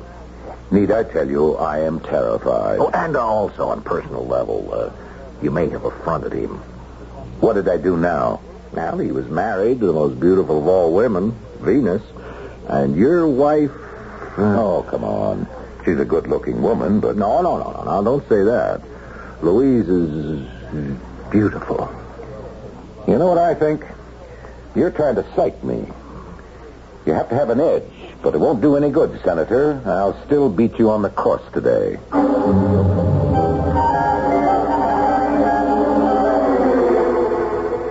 Let's see. This marks the third night in a row that you're home. How do I win? If I'm detained somewhere on business, I get complaints because I'm never home. When I stay home, I still get flack. I was just making a comment. Did you read that article about me in the Post? Oh, I didn't want to mention it because I know those things annoy you. I had my secretary clip it out for me, and I've got it right here. The vengeance of Vulcan. It's stated as a question. What annoys me is that they're factually inaccurate. Oh? You see, Vulcan, assuming there's a basis for this nonsense, Vulcan doesn't have a vengeful bone in his body. He was the kindliest of all the gods. He wasn't jealous of anyone. He didn't mind what anyone did to him or said about him. So, he wouldn't take vengeance on anyone. And how do you know all this? Because I did some research. Why? Why should you take time from your busy schedule? Because I have to set certain people straight. About what? You know, if this conversation were ever made public, both of us would be prime candidates for a sanitarium. Well, so, even if I did have the hubris to offend Vulcan, he wouldn't do anything about it anyway. Oh. Well. Now, do you feel better? Who says I'm feeling badly to begin with? Oh, I'll get it. No, I'm right here. Hey, guess who? Senator. Hello, Ben. I'd know your voice anywhere. Ben, I just called to let you know that you can expect to have clear sailing in the Senate committee tomorrow. That's great. Yes. Well, I thought you'd like to hear that. I certainly do appreciate it. Yeah, well, I'm glad. Goodbye, Ben. Goodbye. That's funny. What is? The senator. He called to tell me about the committee hearings. Well, doesn't he usually? Except this morning at the club. I told him I'd be out of town. Maybe he forgot. He hasn't forgotten anything since the day he was born. No. He thought I wouldn't be home tonight. And that's why he called.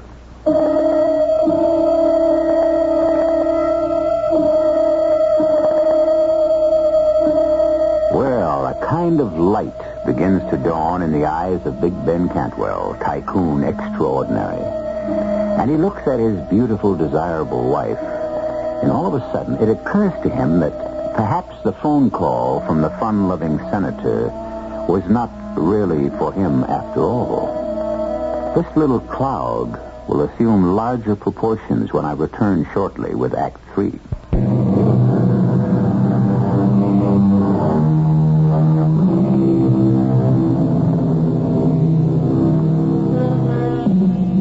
Are we playthings of the gods? Probably. How else can you explain the absolute madness of the world we live in? There was an ancient god named Vulcan, god of the forge and flame. And like his fellows, he likes to walk the earth. That is, according to legend. Well, don't laugh at legends. You can never tell when you might need one. It's quite possible Senator Sullivan wasn't calling me at all.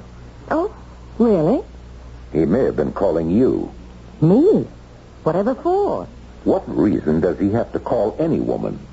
I wouldn't know. Louise, what is there between you and the senator?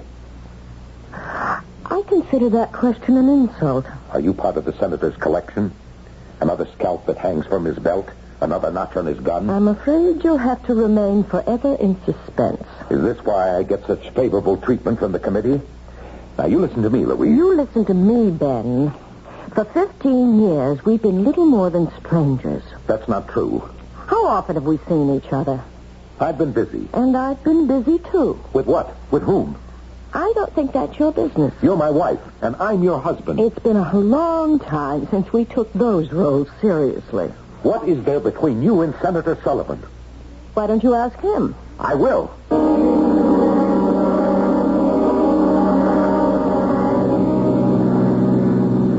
Everybody's probably laughing at me while my back is turned. She's stepping out. Stepping out. Oh, listen to me. I'm talking like that idiot Joe Vulcan. But who am I to call him an idiot? I'm in the same boat. We both wear the same hat. Look out! Look out! Watch where you're going, you idiot! Look out!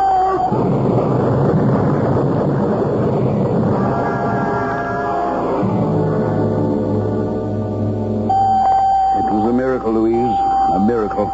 You say he's all right, Dr. Corman? The car was totaled. All he has is a few scratches. Are you sure? Positive. Now come inside. See for yourself. Is it all right to see him? Come on, Louise. It was such a terrible crash, I can hardly believe. Ben? Hello, Louise, dear. How do you feel? Well, I'm all right, except I have this terrible pain in my legs. Dr. Corman, you said... Yeah, I know what he says. But I feel this pain. Now, Ben, we've examined you thoroughly. You know that. Yes, Doctor. There's absolutely no sign of any injury. No fracture, no sprains, no torn ligaments, no swelling. I understand, Doctor, but I have this pain. Doctor, are you sure? Not only am I sure, but every specialist we called in is also sure. I don't like to contradict anyone, but since it's my pain, I'm the only one who can really be sure.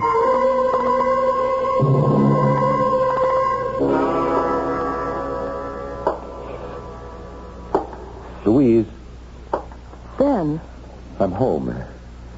It was a very busy day. Ben, I think we should have this out. Why do you limp? Why? Well, it should be obvious. My legs hurt. But the doctors say The doctors are simply mistaken. But, Ben... I wish I could oblige everyone. I hate to cause anyone distress. Ben, what are you talking about? Yeah, well, it's just that my work itself is so turbulent. It deals with elemental forces that... Well, I like my personal affairs to be calm, peaceful. What has come over you, Ben? I don't know what you're talking about. Nothing's come over me. What kind of a game are you trying to play with me? Game? Look, when you got into your car and you decided to confront Senator Sullivan that night... I don't think we have to talk about that. Oh, we do. I admit that he and I had seen each other a few times, but... Louise, dear, please. I don't wish to discuss this. It isn't necessary. But, Ben... If you'll excuse me, Where are you going?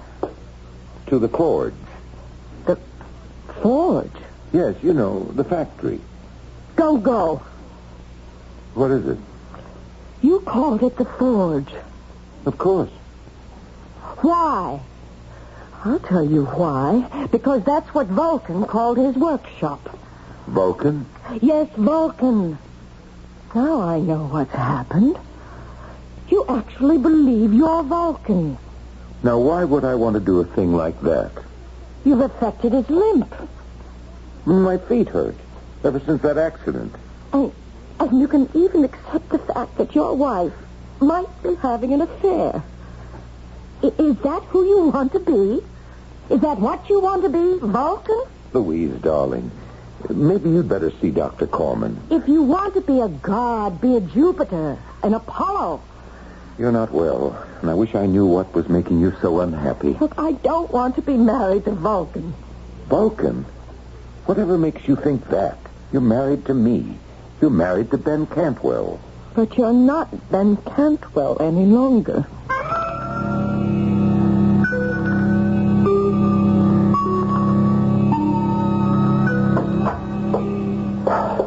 Well, I got here as quickly as I could, sir, but there was all this traffic. I'm sorry to spoil your holiday, Louis. No, that's all right. But I feel this is the day we can finish. Finish? Yes, Louis. Today, here, now. On Fireball, sir? Is everything set in the firing room? Yes, sir, but... But? What's the problem? Oh, I thought we'd agreed to abandon the project. Why? Because it was really beyond our capability, our human capability to control. The final formula, there is no known mathematics to express it. And furthermore, we can't even conceive the formula. We can't? Here, I'll start the computer. Yeah, see, all the known data has already been fed into it. And now, watch. You see, sir? Suddenly, the computer stops. Well, don't worry about it. Don't worry about it. Now, we're committed to deliver this weapon to the armed forces. But only if experimentally we could... We can. But I don't see how. Start to build up the temperatures in the firing room. What formulas are you... I don't need a formula. Do as I tell you, Louis. I know you're a great one for intuition, sir, but this time... Do as I tell you, Louis.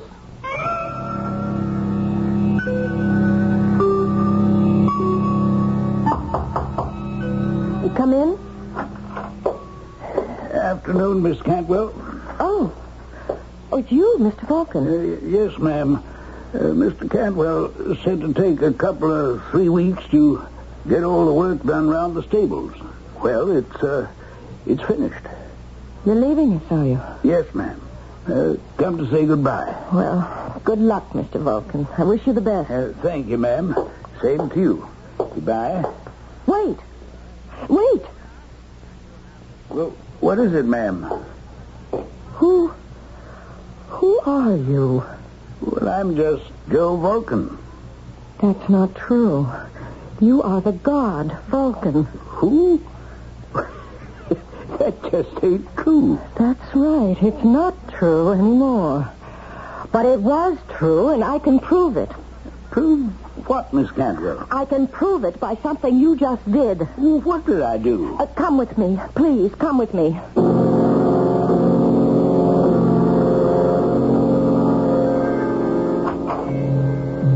Ben. Oh, Louise, dear, how How did you get in here? I'm your wife, remember? And Mr. Vulcan. What? Here. It beats me, sir. She just dragged me here. Ready for firing, sir. Ben, listen to me. Destroy that machine, that device, whatever it is. Darling. Because if you don't, then you really become Vulcan. Then you really acquire his full powers. Is that how you want to live? Look at him. Louise, I'm very busy. You don't want to be Vulcan. You'll hate it. Immortality becomes a terrible burden after a while. The gods themselves grow tired of eternal life. That is why they walk the earth. To find someone who can lift the burden from them. And that someone becomes the god, don't you see? That's the true nature of immortality. What does that have to do with... And Vulcan has found you. He is giving you all his characteristics, his talent, his meekness. It's not too late. Give them back. Give what back? Don't finish the fireball. You yourself said that the final step of the formula was beyond human comprehension. But once you comprehend it, you will become more than human.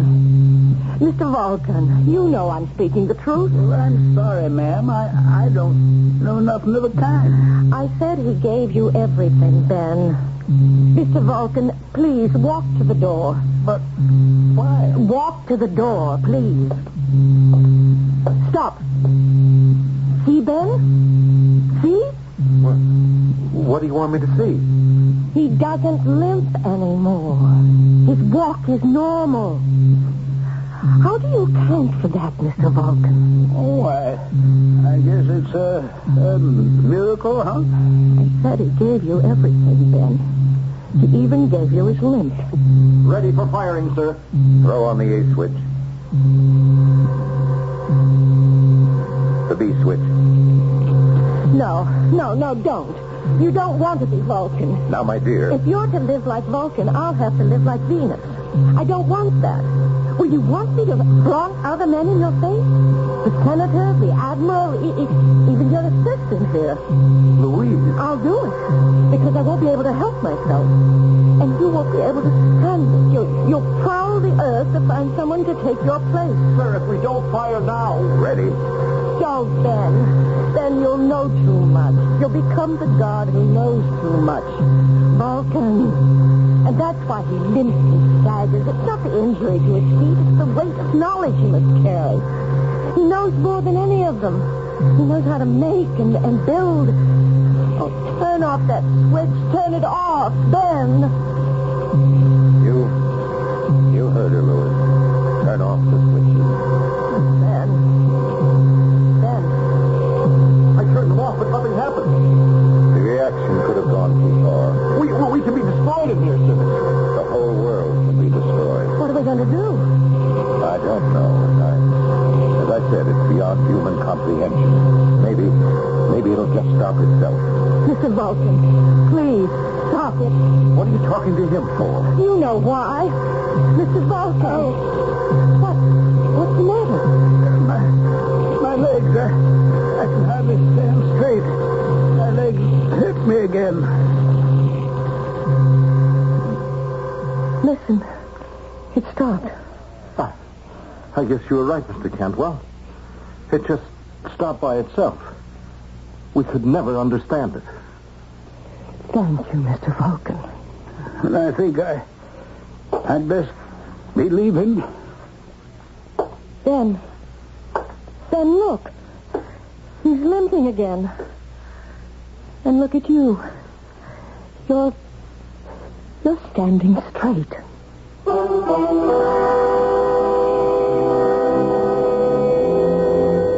Take it any way you like. Chacun a son goût, as our friends in France would say. Do the gods walk the earth and look for their replacements? Is that what happened to Ben Cantwell? Or was it merely a psychological seizure? Think about it, and I shall return shortly.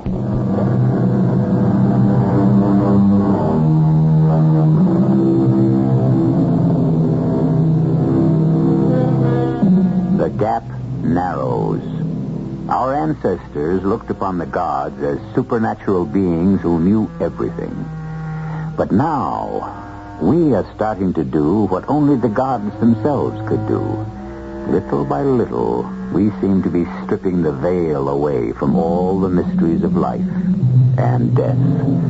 And so, some say, the gap narrows. But is this also human frailty? Outward appearances to the contrary notwithstanding, is the gap really widening? In any event, let there be no gap at all between you and us here, 7 times each week.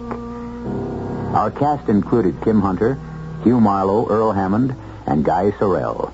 The entire production was under the direction of Hyman Brown.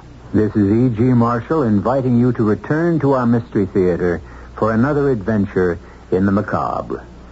Until next time, pleasant dreams.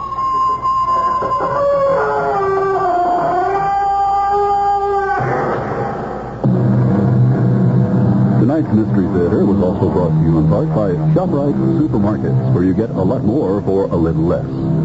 The preceding program was furnished by CBS Radio.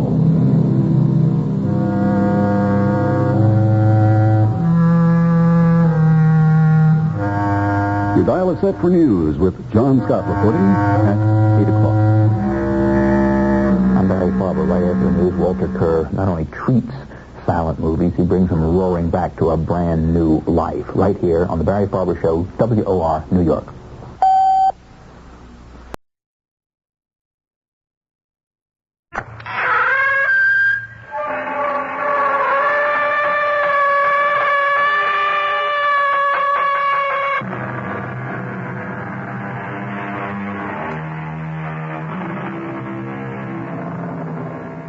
Come in. Welcome. I'm E.G. Marshall. Is there any one of us, no matter how rich or poor, who wouldn't feel a thrill if we opened a piece of ordinary-seeming mail one day to read, "This letter will make you a millionaire"? Or, "By the terms of my late client's will, I am authorized to tell you that you are a sole heir to his entire estate." That's what this story is about. Our mystery drama, A Mexican Standoff, was written especially for the Mystery Theater by Ian Martin and stars Joe Silver and Catherine Byers. It is sponsored in part by Buick Motor Division and Greyhound Package Express. I'll be back shortly with Act One.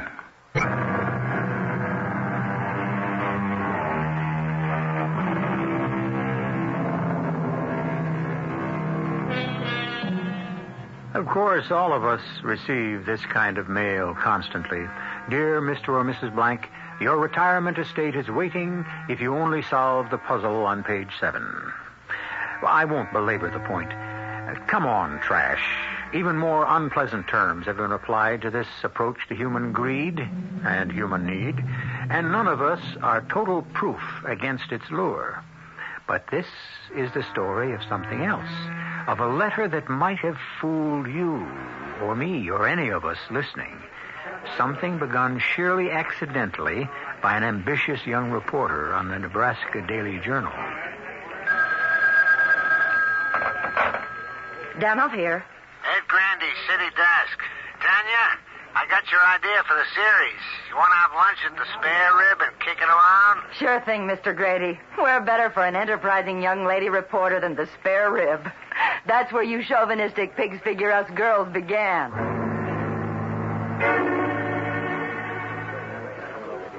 You don't understand, Mr. Grady. Why does everyone who works for me use that same line? I mean about this. I'm not talking about someone who's out to build an image, who sees himself as the next state or national congressman or even, the Lord help us, president. This is a guy with no axe to grind. There ain't no such animal. You bet your sweet colon, exclamation point, and asterisk there is.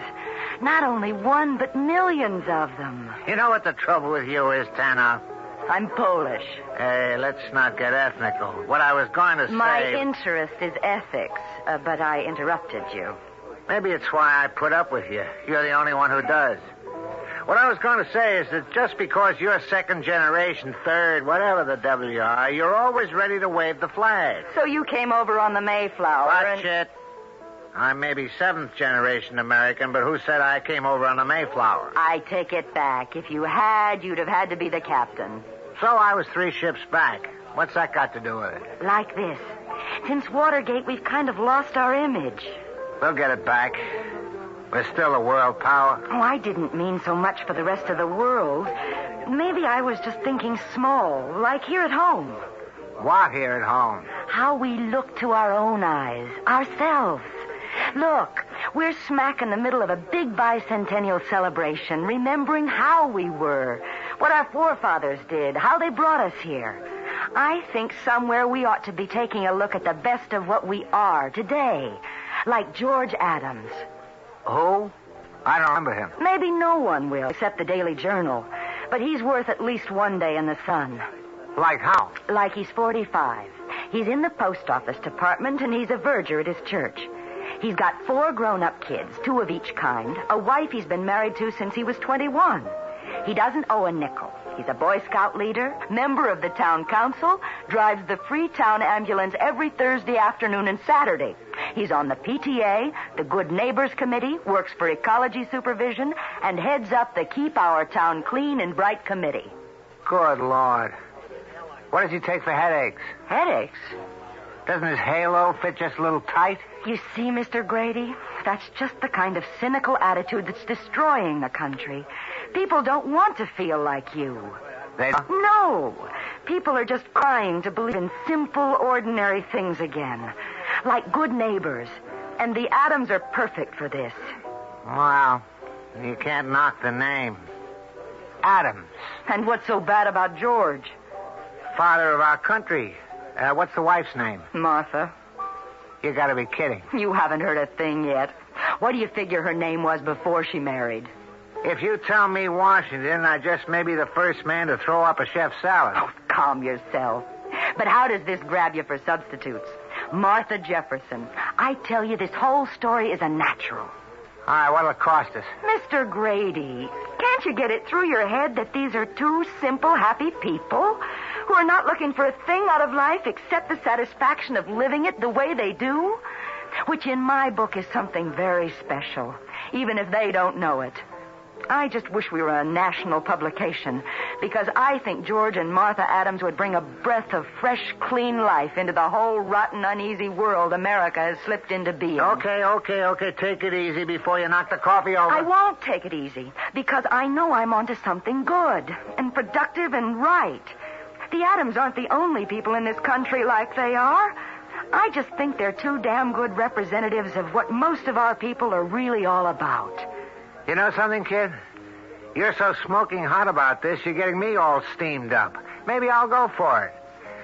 All right, how do you see it? A full page, or at least 3 to 4 columns op-ed. We can run it Monday through Friday with a big wrap-up in the weekend edition. And no payoff? Not a cent. What are you going to call it? Mr. Good Citizen USA. All right, Tanya. It's your baby. You got a deal. Here's good luck to Mr. George Adams, Mr. Good Citizen, USA.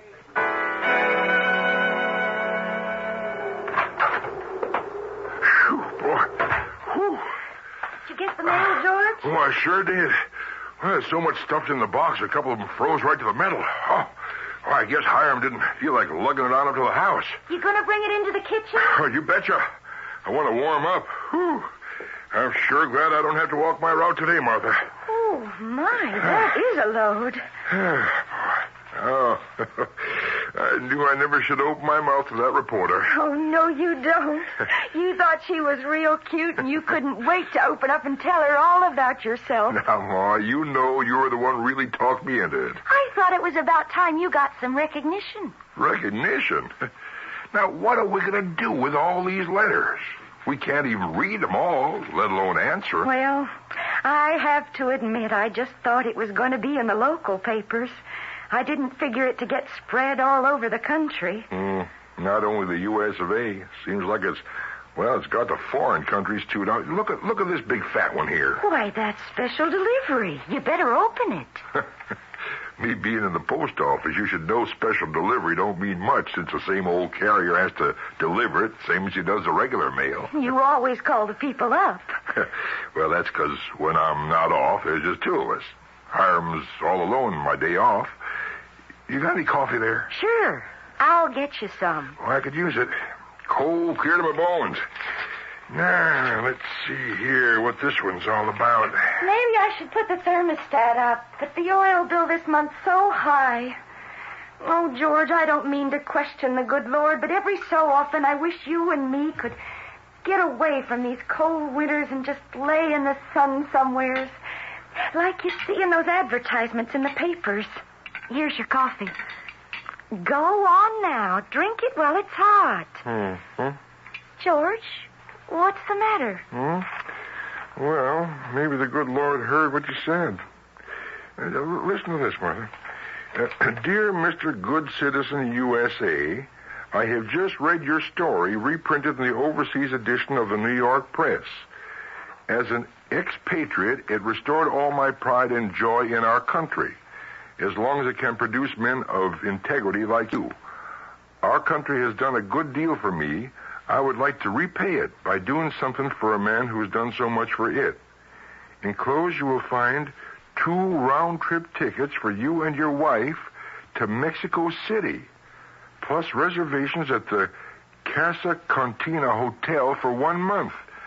An account has been opened in your name at the Banco del Alhambra to cover all your expenses up to $5,000.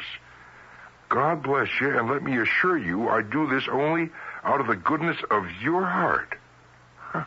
From an unknown and forever anonymous admirer. Well, if that don't beat all. Mexico. When are the tickets for? Next Monday. I could be packed and ready by then. Martha! Wait, you're not thinking we can go? Why ever not? You got all kinds of time coming to you at the P.O. Oh, no, it isn't that, honey. I mean, well, how do we know this isn't some kind of a stunt? You know, a come-on. People just don't go around giving something away for nothing. You have. Your whole life. You want to go? Yes, I do. But I'm not being offered it. It's you. George, dear, it's cold. You've worked hard your whole life. Never taken a vacation, used all your holiday times to do things for others. You deserve to get away where it's warm and sunny and exciting, and for once someone's doing something for you.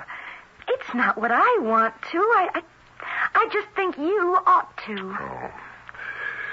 Well, honey, I just don't know. How do I know this is all, well, like the fellow says, on the up and up? Well, why don't you let the people who got you into this check that out for you? Why not talk with Mr. Grady?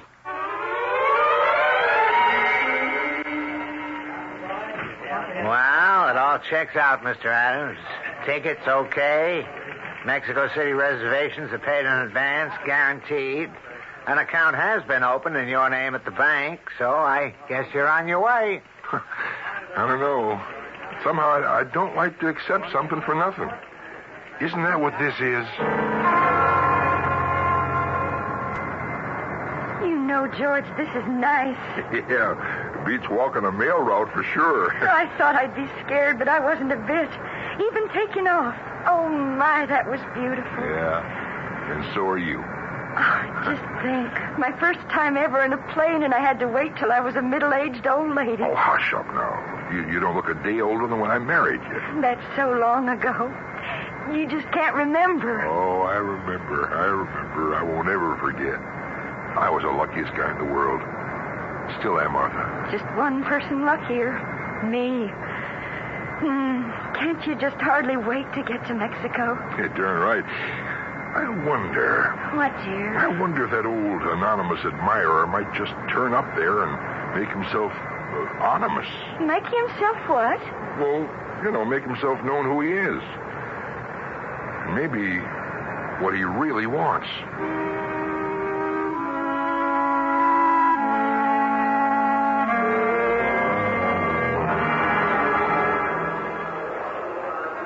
Excuse me. Would you be Mr. and Mrs. Adams? George Adams? That's right. Well, I reckon now you know that we are. What can I do for you? Oh, nothing for me. Just I'm here to do for you. I got a limousine outside. Take you to a hotel. Oh, well, We were just going to get the bus in. That's all right. Oh, no, sirs. No charge. No charge, Mr. Adams. Courtesy of the hotel. And you wouldn't want me to lose my job, would you? Why, no, of course not. It's very kind of the hotel. So I'll get your bags, and then you can just follow me.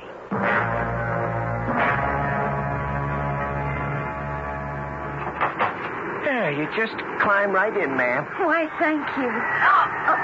What is it, Martha? Just sit down, Mrs. Adams, and tell your husband to follow right in. I'm all right, George. Better get in, dear. Oh, just a minute, honey. You don't sound right. Something... Oh. Yeah, Mr. Adams. It's a gun. And Sal has one in your back. I think you better join us. Do as he says, George, please. I don't have much druthers, do I? Who are you? My anonymous friend? That's right. Only I won't be that much longer. Hey, where are you taking us? I'm taking you for a ride, Mr. Adams.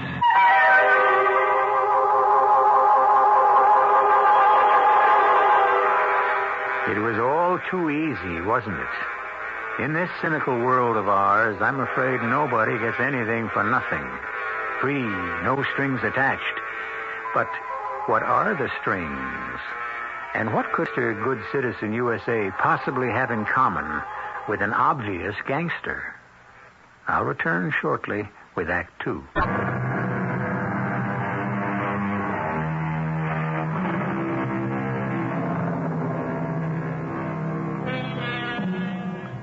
The Adams couldn't have known it, but on leaving the airport, the big, smoothly purring limousine, instead of turning southwest for the city, headed almost due north, deeper into the hills. In the fading light, passing an occasional policia before they left the airport proper, more than once, George Adams had the impulse to try to wave or shout to them. But each time, a terrified but sensible Martha laid a restraining hand on his arm. Your wife is very wise. You wouldn't risk using that gun with cops around. Possibly not, although it does have a silencer. But even if you had tried to signal one of the fuzz, he wouldn't have seen you. Why not? You didn't notice on the way in. One-way glass, Mrs. Adams. You can only see out. And, don't get any fancy ideas of grabbing the gun, Mr. Adams. You couldn't get out of here without Sal opening up from outside. I suppose the glass between us and the driver is bulletproof? Yeah, it's all bulletproof. What do you want with us, Mr. Anonymous or whoever you are? You don't recognize me? Should we? I used to get a lot of press coverage. A lot more than Mr. Good Citizen here. I was number one also, only not quite in the same class. The mobsters. Falcone. Gino Falcone. Sure. The picture was always up on the bulletin board just a few years ago. Bulletin board? Yeah, at the post office. Oh, yeah, that's right. I forgot you were with the department. You have something to do with the post office, Mr. Falcone? Not exactly. It's just that for a while there, I was a real celebrity, like your husband. One of the 10 most wanted. Right, Mr. Adams? Yes, but I thought you were in Italy or somewhere. Yeah. So do most people, I hope. Including Uncle Sam. Only I ain't anymore. I'm Gino Falcone. Here in Mexico where the U.S. can't touch me. But, Mr. Adams, I got $2 million in cash waiting for me in the States. And I can't get to it. So that's where you come in. I don't get you. You will. Just as soon as we get where we're going, I'm going to tell you just how.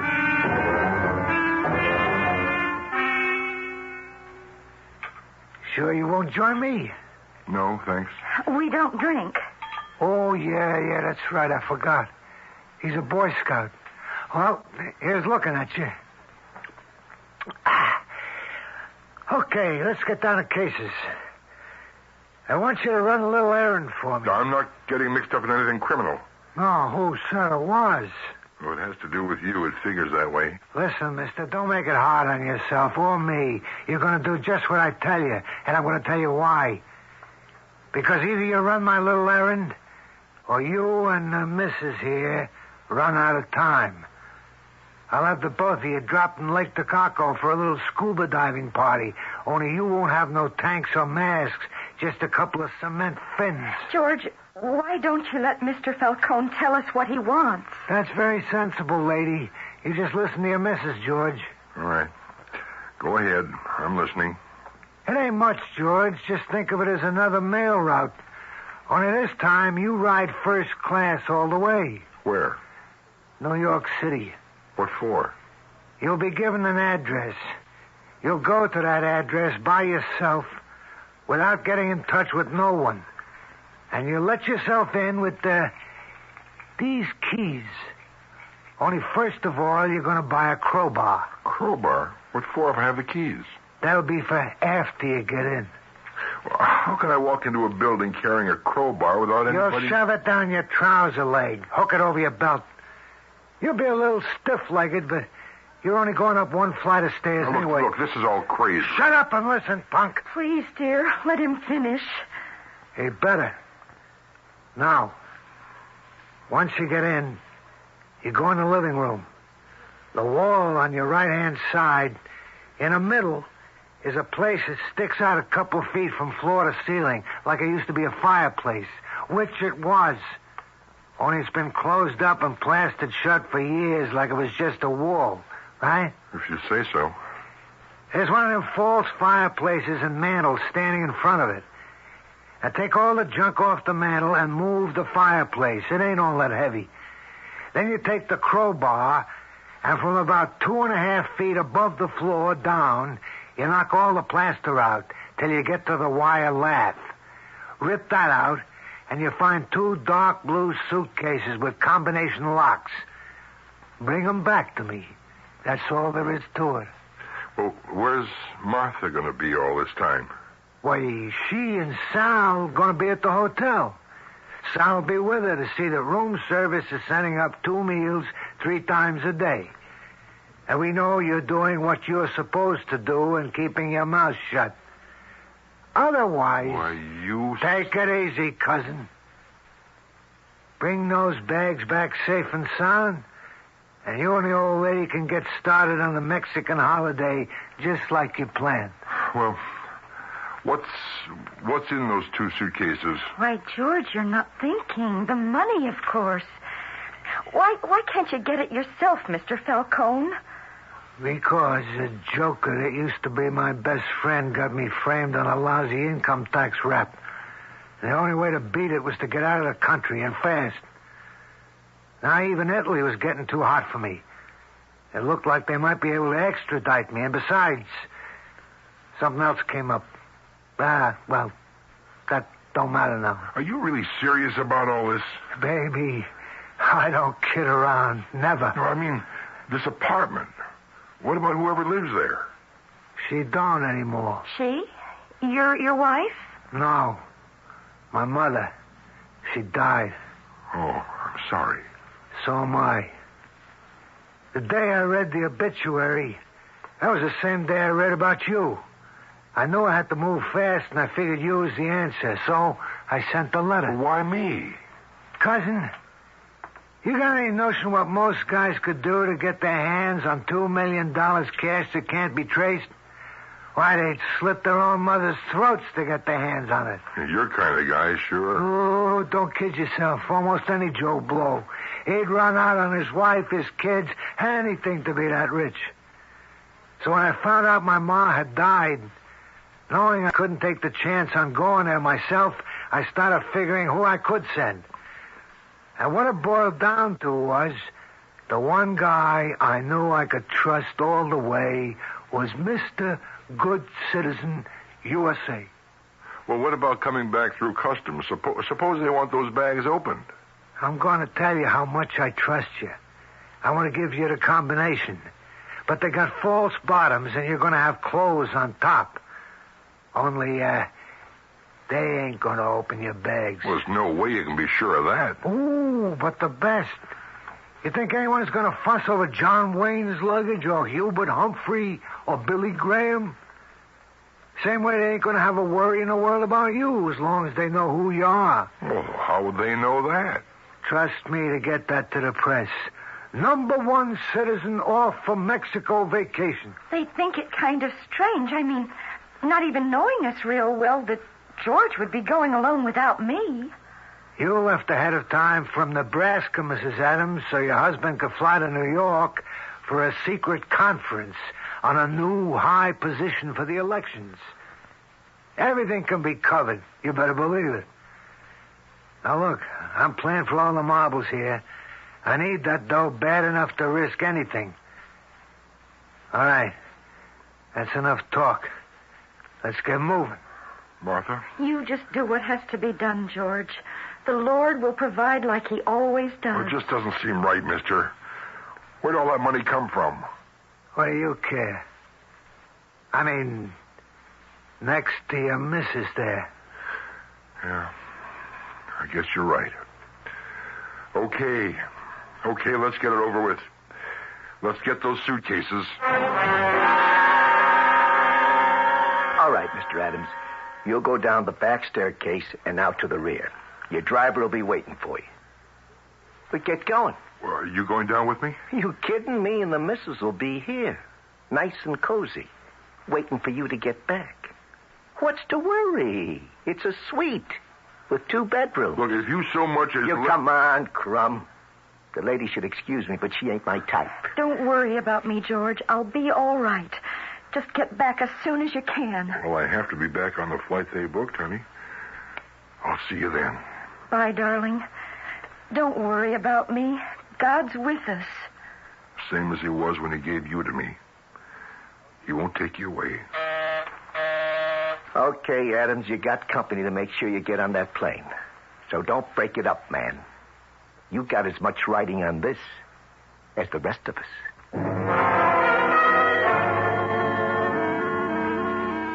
There. Queen of Spades. The unlucky lady. Now, I know you don't want that, Mrs. Adams. Hey, Mrs. Adams. What, Sal? I discarded. Nothing you want. Didn't you see? I'm sorry, no. My thoughts were very far away. I was just thinking of George in New York. You discarded the Queen of Spades. Yeah. I think I'll take it. It's beginning to get dark here. I suppose it must be really dark there. Yeah, 2 hours later, after dinner already. Well, you gonna discard? Oh, yeah.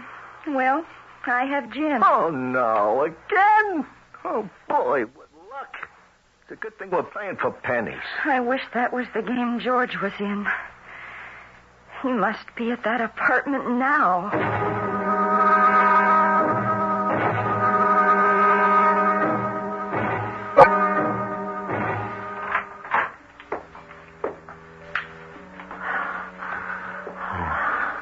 How'd I ever get into this?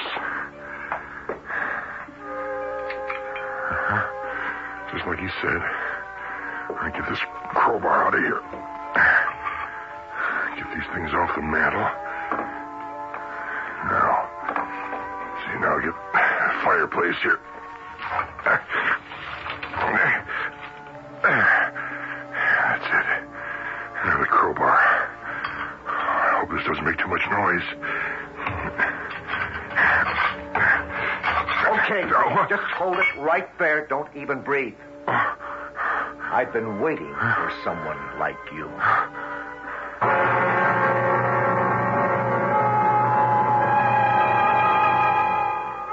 In the strange apartment, poor George Adams finds his backbone turning to jelly with total guilt, while his stomach churns with the kind of terror that most of us, thank heaven, only feel in nightmares from which we gratefully awake. But George Adams is awake and is guilty, and this nightmare will not go away. I'll return shortly with Act 3.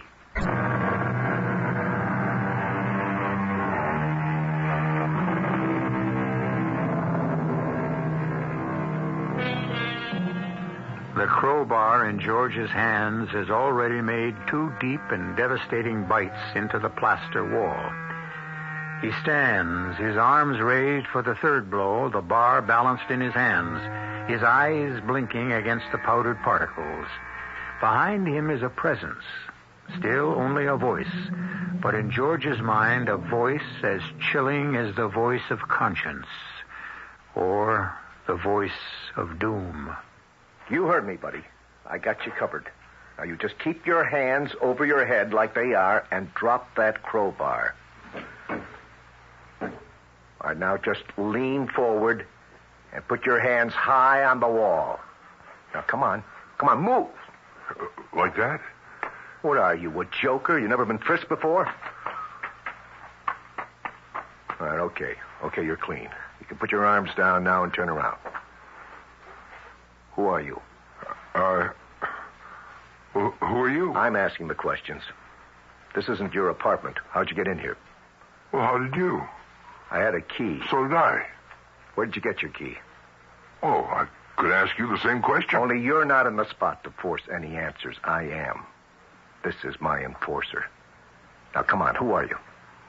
You want me to make you take off your jacket? Look through your wallet? I guess at the point of a gun, I couldn't stop you. Okay. My name's George Adams. You one of Falcone's boys? I don't know what you mean. All right, I'll spell it out. Who sent you here? Abruzzi? No. Louis Carlotta? I never heard of him. It couldn't have been it. Was it Gino Falcone himself? Okay, don't bother to answer. Brother, that's a rocker. So he's alive. Who? Falcone. You know something? You're really a hard case. Or what? Or if you're not feeble-minded, you just might be... Say, wait a minute. Maybe we should get off this merry-go-round, just start over. My name is John McCarthy, Federal Bureau of Investigation. Here, my identification. Oh, is this for real, Mr. McCarthy? What are you, putting me on? What else do you want, my fingerprints? No, it just... Well, I never saw an identification card or anything from an FBI man before. I never even saw an FBI man before. I don't know. I never bumped into anything like you before either. You think we can talk now? Well, sure. Anything you want to know. Okay. Suppose we start with just what you're doing with a crowbar in an apartment that doesn't belong to you, knocking down the walls. I knew your face was familiar. Sure. I read about you in the paper. So that's how you got here. Yeah, but what I don't understand is how you... How I got here? Uh-huh. Well, when Mrs. Fortaleone was dying, she called my mom. They've known each other most of their lives, and she was all alone and turned to her best friend. Mom asked me to go over with her, but we were too late. Well, she asked for Gino just before she died. I figured he didn't get here in time for her, but he might in time for me. To arrest him? To kill him. I took a blood oath to get even with that lousy murdering skunk. Why? He was once my best friend, see? We grew up together on the Lower East Side. Me, Gino, and Frankie. Frankie? My kid brother. We used to live in the same tenement. The McCarthys and the Portaleones. Look, I don't understand who these Fortaleones are. Well, didn't you notice the name on the mailbox downstairs? I didn't look. I just had the apartment number. Well, that's Gino's family name. When we were around 15, his father died and his mother married again, a bum named Falcone. He walked out on her in a couple of years, but not before he'd stolen her blind and settled Gino into being a sneak thief and then into the numbers and then prostitution, drugs, finally to tie in with the mob. Well, that's okay. That ended a friendship, but what a man does is his own business. Only he didn't have to drag Frankie down in the muck with him. Well, how did Gino manage to do that? We were just tough kids, like you had to be in our neighborhood. Gino was the toughest, see? We all sort of looked up to him because he was smart, too, see? But Frankie worshipped him. Gino could do no wrong.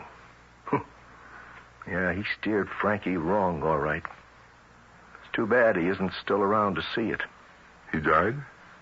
He died. How? I shot him. What? I killed my own brother. How could you... Well, you don't think I did it deliberately, do you? Then how? How did you? When we went to pick up Gino on the income tax rap, Frankie was one of the jerks who tried to protect him while he slipped away and left them all holding the bag. Frankie's thanks from Gino was a bullet in the gut. And it had to be my bullet. Oh. I don't know what to say, Mr. McCarthy. There's nothing to say. There's no words. Just this. I got a special bullet waiting for Gino. Now I know where to find him. And at last I can deliver it personally. No. What do you mean, no? You're not going to find out from me how to get to him. What side of the law are you on? I always thought that would be easy to answer, but now, as long as there's any danger to Martha, there's only one law I'm going to follow. Anything that protects her. Suppose I arrest you right now and you don't get back with the money. Then what do you do? You wouldn't do that, Mr. McCarthy. You lost a brother. It wasn't your fault, but it was your hand that killed him. You going to force me to do that to my wife? I'll tell you what. First off, let's you and me find out if the money's there. And then we'll talk. So go ahead. You get busy with that crowbar. Okay.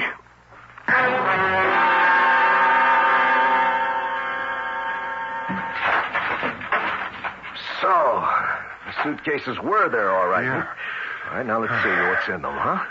You know how to open these? Well, he had to give me the combination so I could pack some clothes in them in case customs made me open them.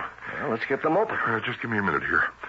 See, 13 right, 8 left, 24 forward. Yeah, that's it there. Oh, it's empty. Let's have a look. No, there's a false bottom. Here. Yeah. There it is. Well, how do you like the looks of that? Oh, I never saw a $1,000 bill before. Or $1 million in cold cash. We'll check, but I think we can take it for granted the other bag holds the same. Now, where do we go from here? I know where I go. You be careful with that, Mr. Adams.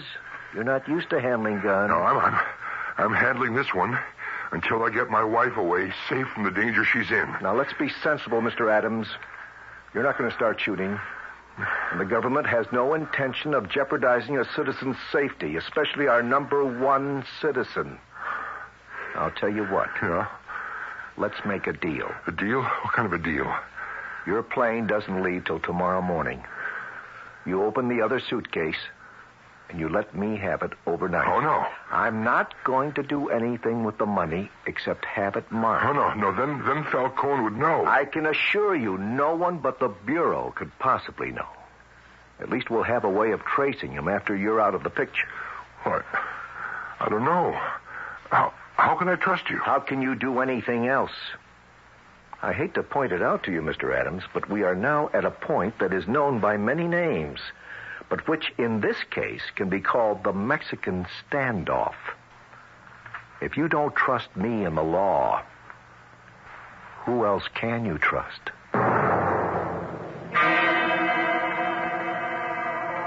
Thank heaven. I thought you'd never get here. Just relax, George, relax. I had to wait till the reporters were through with you. Is the money still there? Trust me. And covered up with a nice selection of summer suits for a Mexican vacation. Now, I heard your plane called, so long and good luck. I want to thank you, Mac. And once I get Martha out of this, I hope you nail him. Don't you worry. This is the one that won't get away. How do you mean? Vamos, amigo. Your plane's about to take off. Hasta la vista.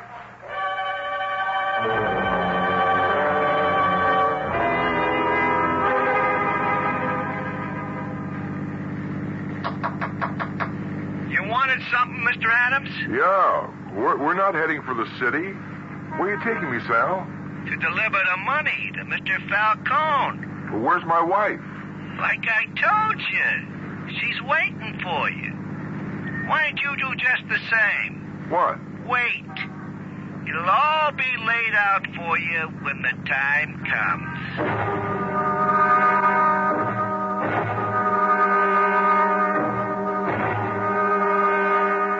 Well, it all seems to be here. You had no trouble?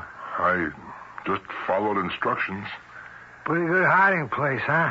Why not a bank, a safe deposit box? No, Mrs. Adams, no chance. Big Brother government knew every step I made, except this one. All right, now, I did what you wanted. I brought you what you sent me for. Now, can Martha and I go? You anxious for that gay Mexican holiday? I don't want any holiday at your expense. Now, look, I never go back on my word. Only now I can promise you both a much longer one to share together. Now, you put that gun away or I'll take it away from you. I don't think you'd make it. George, don't. Don't you see? If he doesn't do it, he'll have one of his gunsels take care of us. Now, run, Martha. I won't let him get away with it.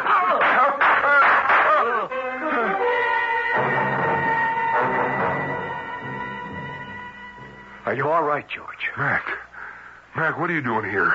Marines have landed, courtesy jet military plane that beat you here by a couple of hours.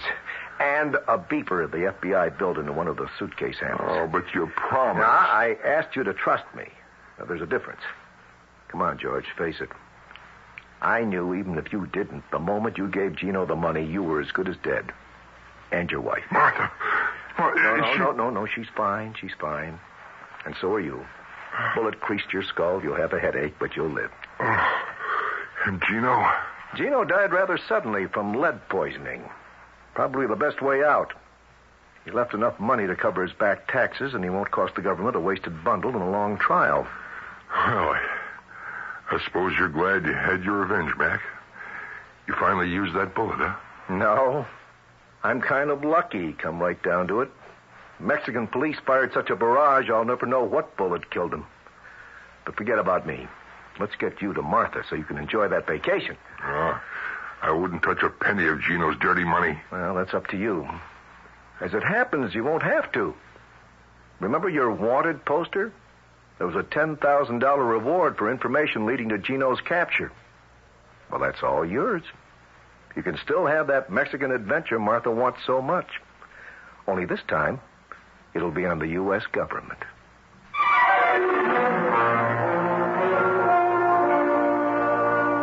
So all is well that ends well. And this could hardly have ended better. Extradition is a tangled web.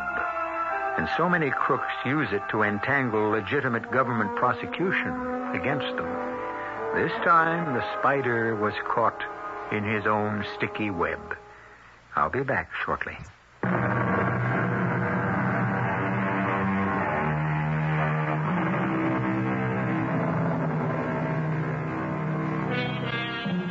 So Martha and George did have their Mexican vacation after all.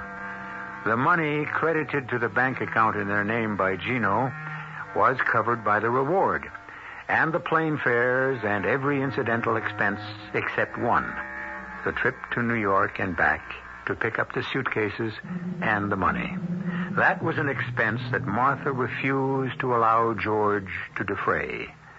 It had cost both of them enough in anguish and suspense so that neither of them should have to pay for it in money as well, which I wouldn't argue against. Would you? Our cast included Joe Silver, Catherine Byers, Robert Dryden, and Sam Gray. The entire production was under the direction of Hyman Brown. Radio Mystery Theater was sponsored in part by Greyhound Package Express and Buick Motor Division.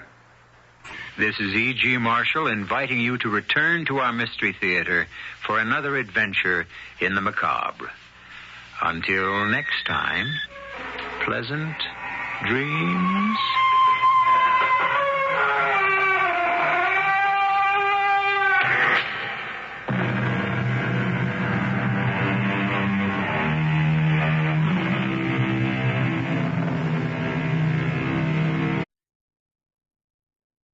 Radio Mystery Theater presents...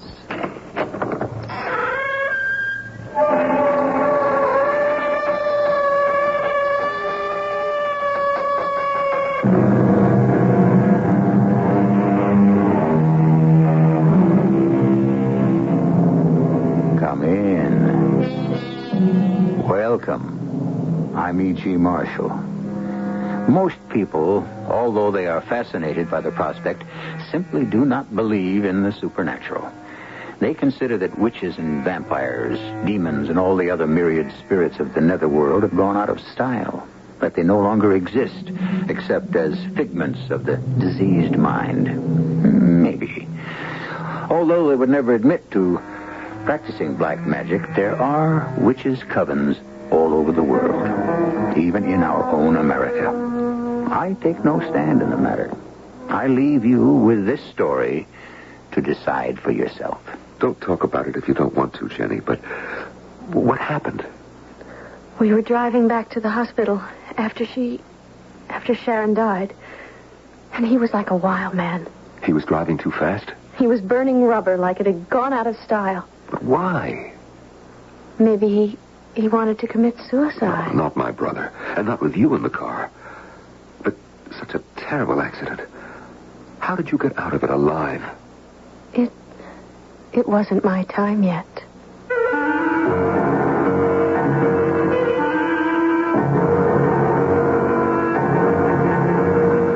Our mystery drama, Child of Misfortune, was written especially for the Mystery Theater by Ian Martin and stars Norman Rose. It is sponsored in part by Buick Motor Division and Contact, the 12-hour cold capsule. I'll be back shortly with Act One.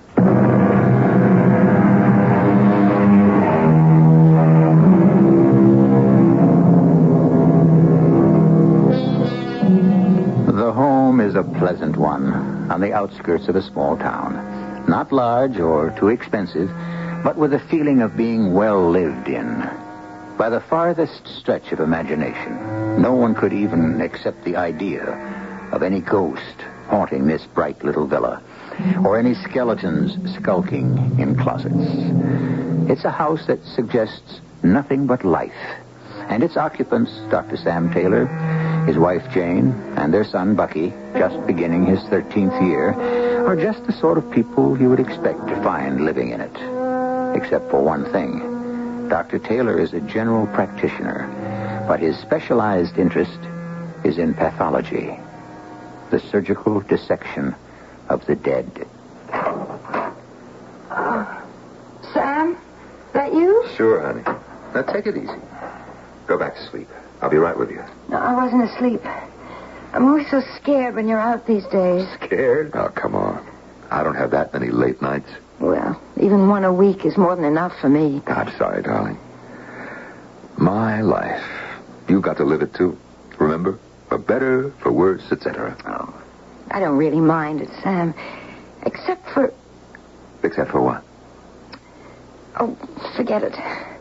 Just what my mother used to call night qualms, I guess. Well, I'm a city girl who doesn't adapt too well to the country. This is scarcely the country. And what's to be afraid of? I don't know. Squeaks, squeals, rustlings. Just being alone, I suppose. I mean, there's so much crime and... That's the second time you hung up on saying something. You better say it, honey. Get it out of your thoughts. It's about me, huh? Oh, so silly. I just wish... That I hadn't taken the job as medical examiner. Yes. But it's my field, Jane. Cutting up dead bodies? Oh, that's what I get paid for, so I deliver. But there are secondary benefits. What? Do we have to talk about it tonight? It's only in understanding the causes of death that we can make any attempt to keep it from happening. Oh, come on, not at 3 a.m. What a crazy discussion with a woman I love. I'm sorry, darling. I'm a mope. Well, I work too hard at more than one job. You know, we owe ourselves some time off. Like Tim. He lives it up all the way with Sharon. Why didn't I decide to be an actor like my older brother? I don't know. Why didn't you? Well, because I wanted permanency, continuity, endurance. I hope I bought it.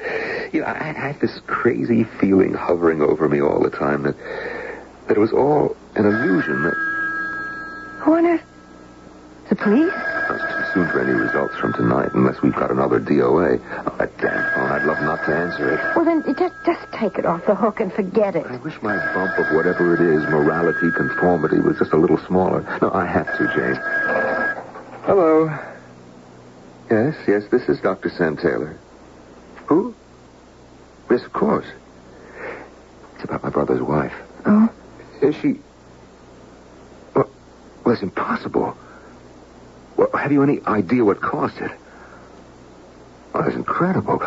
Look, Doctor, I'd like to discuss it with you further, but first let me talk to my brother a moment. What? Dead? My darling. Not Jim, too. How? Huh? Yes. Yes, I see. Well, for the moment, I don't quite know what to say. Yeah, of course I'll be there to make arrangements for the funeral. Excuse me, funerals? I can't believe it. What about the girl, the daughter? Yes, of course, I see. Well, look, just hold everything, and I'll be out there by tomorrow night. Yes, I should make it before dinner. Yes, that's fine, and thank you. What is it, Sam? It's crazy, Jane. It's just crazy. Sharon had the mumps, and suddenly she's dead, and so is Jim. Well, how could both of them... I can't explain about his wife. One of these things medically which shouldn't happen this day and age, but does. But Jim is something else again. Wait, now, you're not making any sense. Sharon died from mumps? Or complications. And Jim?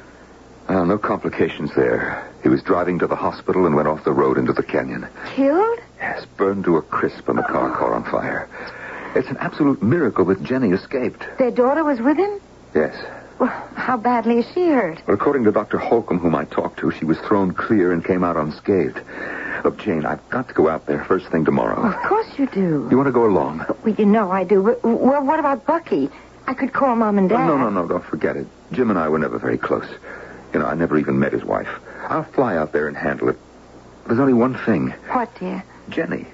I don't know if she has anywhere else to go. You might end up having a daughter, more or less, in the house. I can't leave the child alone. Of course you can't. You know she's welcome here, darling. Oh, your poor brother and his new wife. What a terrible tragedy.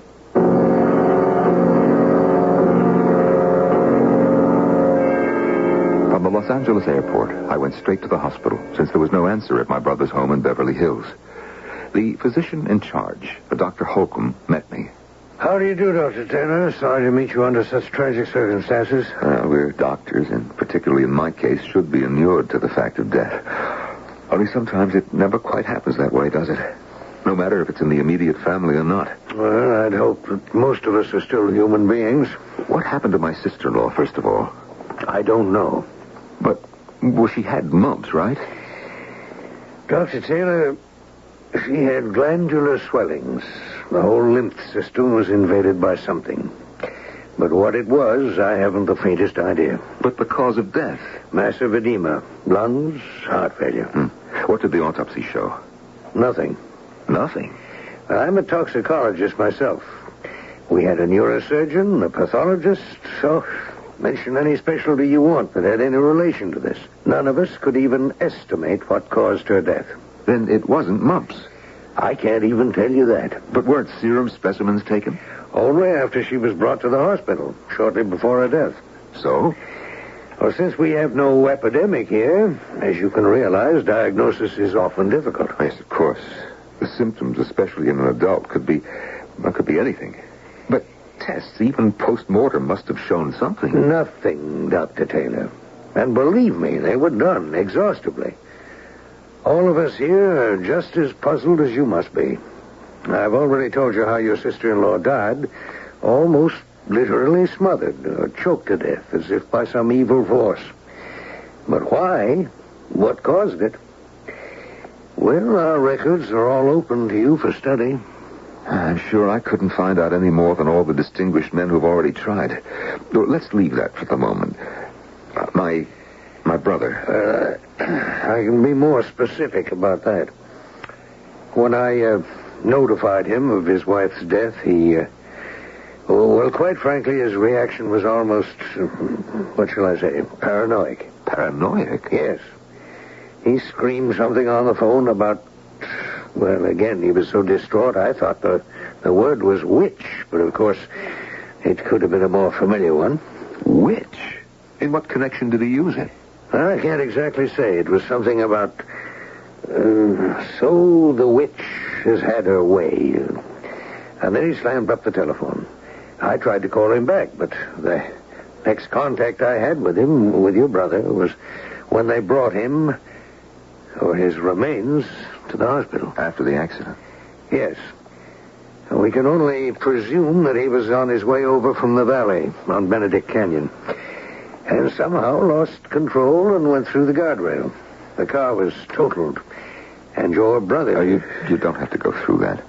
I know that he was caught in the car and that it burned to a crisp. With him. But what happened? He couldn't have tried to kill himself. Well, it's one reason I was called in. There are some who thought he might, under the circumstances, not have been quite himself. Oh, sure. What was the alcohol in the blood? Normal. No other evidence of any drug. Under ordinary circumstances, I might have guessed at a suicide attempt. Except for the fact that he had Jenny in the car with him. So that rules that out. We use our comfortable little phrase, death by misadventure. Right, Doctor? Right. Which completes the role of the dead. Now the living. I called the house as soon as I landed, but there was no answer. Do you know where my niece is? I most certainly do. Although she was... and I must say that there's only one word for it. Miraculously unharmed. I was afraid of post-factum shock. I kept her here in the hospital, since she seemed to have no one else to care for her, except yourself. How is she?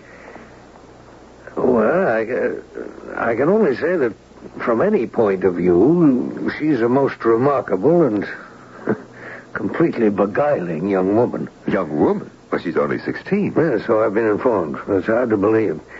Her self-possession and, what shall I say, inner strength are quite formidable. Only matched by her general appeal. She's very hard to resist. I might mention also that she's quite incredibly beautiful. May I see her now? Yes, of course.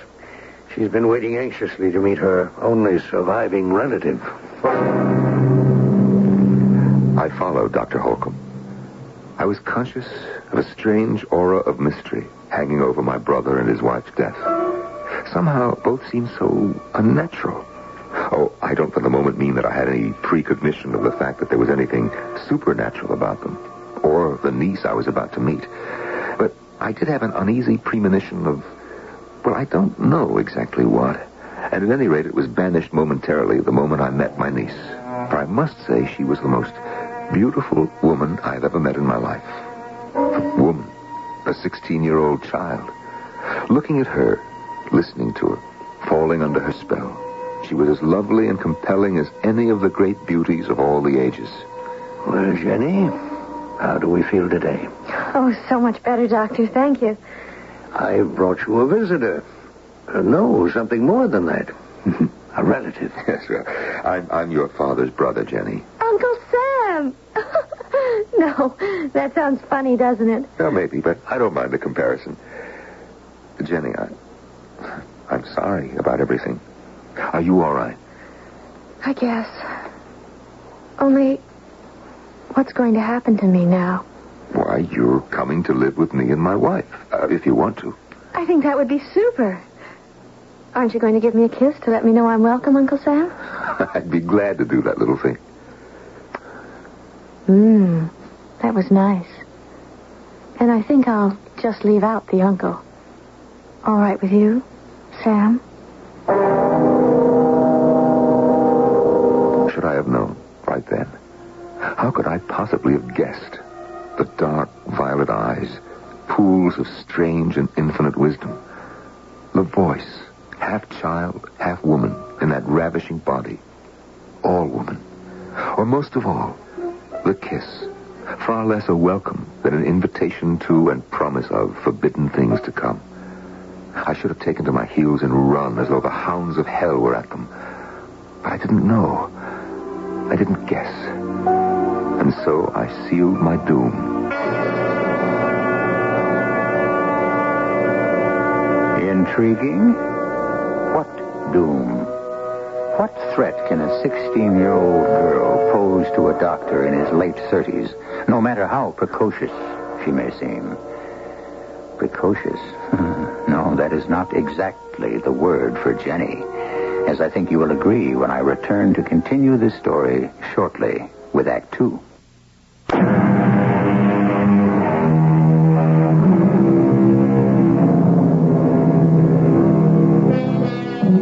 Where were we? Oh, yes, precocious. An adjective usually applied to a child, meaning, of course, exceptionally early development, the ripening of something or someone before its time. Well, that would apply to Jenny, naturally.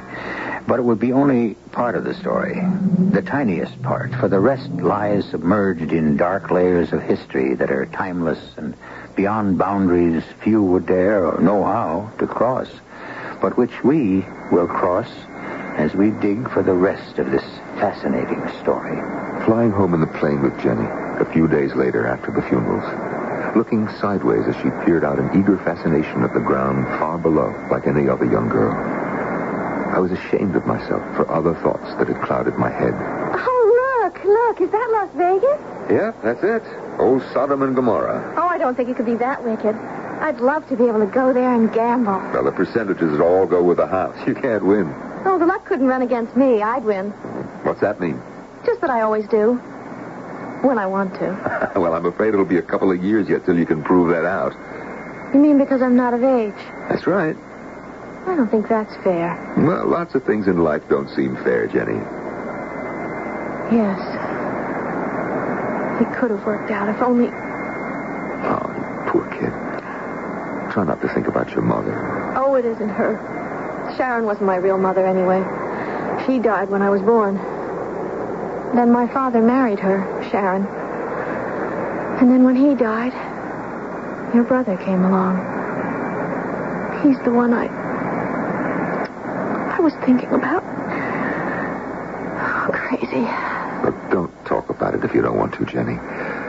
But what happened? We were driving to the hospital after Sharon died. And he was like a wild man. I asked him to let me drive, but he wouldn't. He was driving too fast. He was burning rubber like it had gone out of style. But why? I don't know. He was real gone on her, Sharon. Maybe he wanted to commit suicide. Oh, no. No matter how frantic he was with grief, Jim would never do that. I know my older brother too well. And certainly not with you in the car. No, it was just a terrible accident. But how did you get out of it like you did? It wasn't my time yet. You sound like a combat soldier. You know, you are quite a fatalist, young lady. If you want to call it that, old man. Only you're not old at all. So like Jim. Only younger. I'm really going to dig living with you, Sam. And Jane. Jane? Who's my wife? Oh, yes, your wife. I wonder how she's going to feel about me. Like footsteps over my grave, a faraway icy draft in a back layer of the mind. Why? The statement was innocent enough. It was only the way she said it. As if Jenny had already made up her mind how she felt about someone she'd never met. Jane, we're here. Oh, I'm sorry, darling. I didn't hear the car. I missed you every minute, though. Oh, Jane, darling. This is Jenny. Hello, Jenny. Hello, Mrs. Aunt Jane. That's nice, dear. You know, I hope you'll be one of the family. I hope I can. Where's the other member? Oh, Bucky was all in a dither. He was dying to meet his new cousin. Or sisters, I hope you'll beat Jenny. But Peter Timmons' father had tickets for some big league baseball game, so he took them up to Kansas City for lunch first. And they're not back yet. He hoped you wouldn't mind, Jenny. Why should I? How old is Bucky? He's 13. Gee, I never would have thought you were that old, Aunt Jane. She doesn't look it, does she, Sam? Well, I don't think she looks old at all. Well, anyway, she's not like Sharon, all painted up and hair dyed and all. It's nice to see someone not afraid to look her age. Well, I guess I should take that as a compliment. Come on, Jenny. I'll take you upstairs and show you your room. I carried up the bags and then went downstairs to make myself a drink. It was a little early in the day for one, but of course Jenny hadn't meant anything by her remarks. Or had she? Yeah, I could tell that Jane was a bit miffed, which isn't like her. And damn it, she had made me glance at the wife I loved and notice that she had a few strands of gray hair, and the wrinkles were beginning to show. But with unpacking, Bucky's arrival home full of the game, and the excitement at meeting Jenny, dinner, and one thing or another, it wasn't until we were in bed that Jane and I had any chance to talk privately. I'm surprised about Sharon not being Jenny's mother. Yeah, it's a mixed-up history. The whole marriage was a mix-up, you know. Imagine not being at your own brother's wedding and never even having a chance to meet his wife. My other brother, Ted, was fit to be tied about it, too. Well, you were laid up with pneumonia. But the police department could have let Ted go. Oh, no way. He was on subpoena to the court as a witness on that murder case. And you know my oldest brother. Even if he could have gotten out of it, duty always comes first. Mm-hmm. Ooh, older brother. There are only two of us left now. Oh, my poor Sam. It's easier on me. I have you. Ted has nobody. Thanks to me. No, we're not going to rake up that ancient history. Well, I did steal you away from him. Nothing of the kind. I made the choice. Now, come on. That's enough agonizing for tonight. You need some sleep. Look, dear, if it's asking too much of you to bring Jenny into the house... Oh, don't be silly. I'm sure she'll be a help. And Bucky's crazy about her already, and... And? Nothing. She's a strange girl, though. My Lord, how beautiful a little sex goddess can you be at 16? She really put me in the shade, didn't she? You mean... the remark about not minding showing your age? Well, yes, if you want to know. Do I? Well, not to me. I do to myself. I looked in the mirror, damn her. Well, she couldn't have meant anything. Of course not. It was just an innocent remark. Except... What, dear? I don't know. I have the queerest feeling that for some reason she's antagonistic to me. Now, that is downright ridiculous. Everyone loves you. I don't know about that. What reason in the world could Jenny have for disliking you? None in the world that I know of. Well, then, look, let's just call this all off, baby, and get some sleep. Good night. But it wasn't a good night. There weren't to be that many good nights left, although I didn't know that yet. And all through my half-waking, half-sleeping state, I was haunted in my dreams by violet eyes promising ancient wisdom and tight young flesh. And then it was morning, and something like the old familiar life began all over again, and the days went wheeling by. I don't mean to complain, dear. Well, what is it? Jenny again? Well, I have to spend most of the days with her. You are out. Mm-hmm, working. Of course. So what is it that she's done? Well, nothing really. Just little things that somehow... I don't know, they rattle me. Oh, Lord, I'm tired. So, all right, for example. Well, I know it's going to seem silly, but she's forever after me to cut my hair or give me a manicure. Well, what's wrong with that? She just wants to do something nice. All right. Do the washing, clean up after dinner, anything, but why does it have to be so personal? Well, did you ever think she might be trying to sort of heal the breach between you? There isn't any breach. We've just never gotten together. And another thing, several times I found her in my room prowling around my dresser. She says she's looking for a nail file or a powder or some ordinary thing. Well, for Pete's sake, what else? You think she's trying to steal? No. Well, then what? Please, Sam, don't let's quarrel. It's happening more and more. I know. I'll have a talk with her, okay? I was thinking of taking Bucky up to see my parents this weekend. But what I'd rather have us do is just get away together. There isn't a chance, dear. I'm tied down on a couple of cases. Well, why don't you two go, and that'll give me a chance to set up some ground rules with Jenny. Well, all right, dear. But can you manage alone? I think we'll make out. Jane, are you all right? I mean, physically. Well, I think so. I'm very tired. Why? Let me feel your neck. Why? Gland area is a little swollen. There's a puffiness under the eyes that Oh, please. I feel quite old and unattractive enough as it is. A couple of good nights' sleep in the mountain air and I'll be fine. And maybe you can get Jenny straightened away. Now, I'm sure this is best and it will all work out. Famous last words. Best. But I suppose, in a sense, it was the real beginning of the eventual solution. The first night that Jane was gone, I had worked late, and I hadn't the slightest notion of working anything out, except that when I got home... Hello, Sam. I thought you'd never get home. What are you doing up? Waiting for you? You look beat. Sit down on the couch, kick off your shoes, and let me get you a drink. No, I don't think I want to drink, Jenny. You won't join me? Well, who said that you could have one? Me. Alone at last, Sam. Jenny, I think that you're a little drunk. Only with power. What are you talking about? You've known it from the very beginning, Sam. You. Me. Don't tell me I didn't get to you. And you're just what I want. Now, you listen, youngster. We'll just forget this.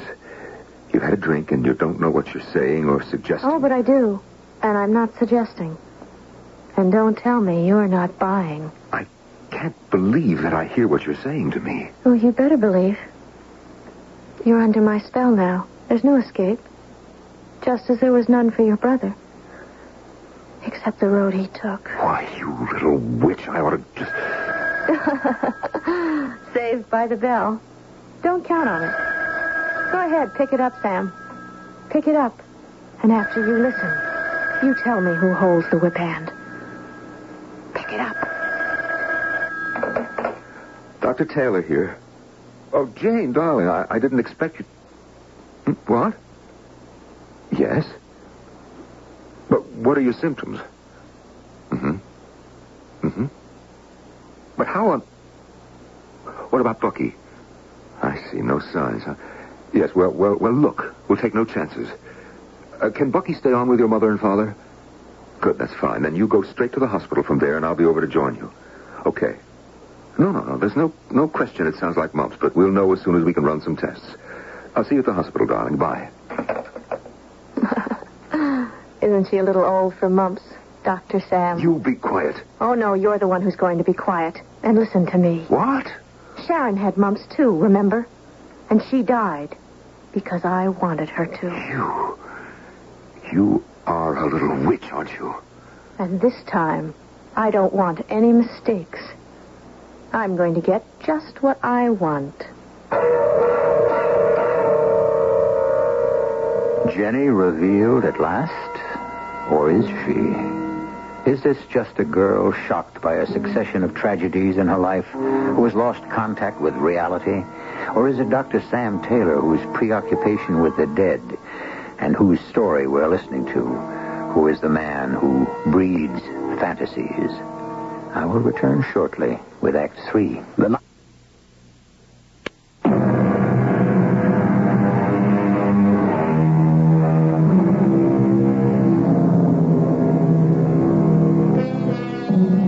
Vibrant, beautiful 16-year-old, sensual beyond her years, who may be the epitome of all evil. The girl who may be a psychiatrically distressed child or a witch. And drawn to her, fighting desperately against her enchantments, a relatively young doctor who, by his own admission, fights to escape her physical allure and who himself is overwrought, overtired, and racked by several emotional shocks. What are you trying to say, Jenny? What is it you want? It's very simple, Sam. You. Oh, stop talking like a silly child. But I'm not silly. Not at all. Nor am I a child. I want you. And what I want, I take. Oh, look, I'm afraid that Jane would take a rather dim view of that. Jane doesn't matter. She's out of this. What? Oh, come on now, Sam. You're the one who's being childish. You really think your wife has the mumps? What else could it be? A hex, my charming lover. A fetish doll stabbed and stabbed again. The poison drips into its veins until it swells beneath the skin of the unwanted. As the cursed one feels the thorns and spears pierce it to the soul, where it writhes in agony, knowing the body will die, and it will be lost to scream down through all the night years, hung between heaven and hell, never to find a home. How do you think Sharon died? I wanted Jim for my lover, but she stole him from me, so I made her image. And I made her dead. You're mad, Jenny. You're sick. How can a child dream such fantasies? No child. No fantasies. Come. I'll prove it to you. As if hypnotized, I followed Jenny upstairs to her room, my conscious mind operating as a doctor. At one level, I was accepting the fact that somehow the trauma of this girl's past had ended in paranoia, and I was thinking how best to handle her. But underneath, writhing like some tethered snake in the morass of sense memory and superstition and fear of the unknown, was a voice warning me what I had known from the beginning. I was trapped in something beyond my comprehension or control. And then, in her bedroom, Jenny wrenched open the door to her closet and pushed aside her clothes to reveal, draped over her suitcase, stood upon end, a black cloth. On it, between two guttering votive candles, lay a doll. A figure with long, real red hair and tiny fingernails on the mottled hands crossed over its breast. An effigy of Jane. With revulsion, I remembered her laughing about Jenny's wanting to trim her hair, give her a manicure, skulking in her bedroom. But most of all, what made my blood run literally cold was the sight of the two shiny, silver-bright skewers driven down through the doll's neck on both sides, pinning it to the mock catafalque, and the rest of the slender stilettos which waited, neatly laid out, ready for some future foulness. I wanted to be physically sick. Now do you believe? You really think that you killed your mother? My foster mother, not my real mother. My real mother made me all I am. She was me, and I am her. In one body, inseparable. As I will be with my child, which you must give me. Jenny, what am I going to say to you? Nothing. I will talk and you will listen. It could have been your brother, but he wouldn't. But there was this difference. He believed. He saw me drive the last sacrificial knife home and knew that at that same moment Sharon died. And he turned from me to seek revenge instead. He thought he could kill me. Jenny, what is it that you want? I've told you. You. But why me? Because you are in your brother's image. And because I need a girl child to be there to carry on my human guise when I am called home. You're mad. And even though I don't know if I am absolutely sane, I just don't know how to talk to you. No need. Just promise me to give me my girl child. If you want to save your wife. And if I don't? The next pin shall pierce her heart, like Sharon. After that, I take your son, if necessary. You have no choice. The weapons are all mine. I don't think so. A gun? As medical examiner, I have a license to carry it.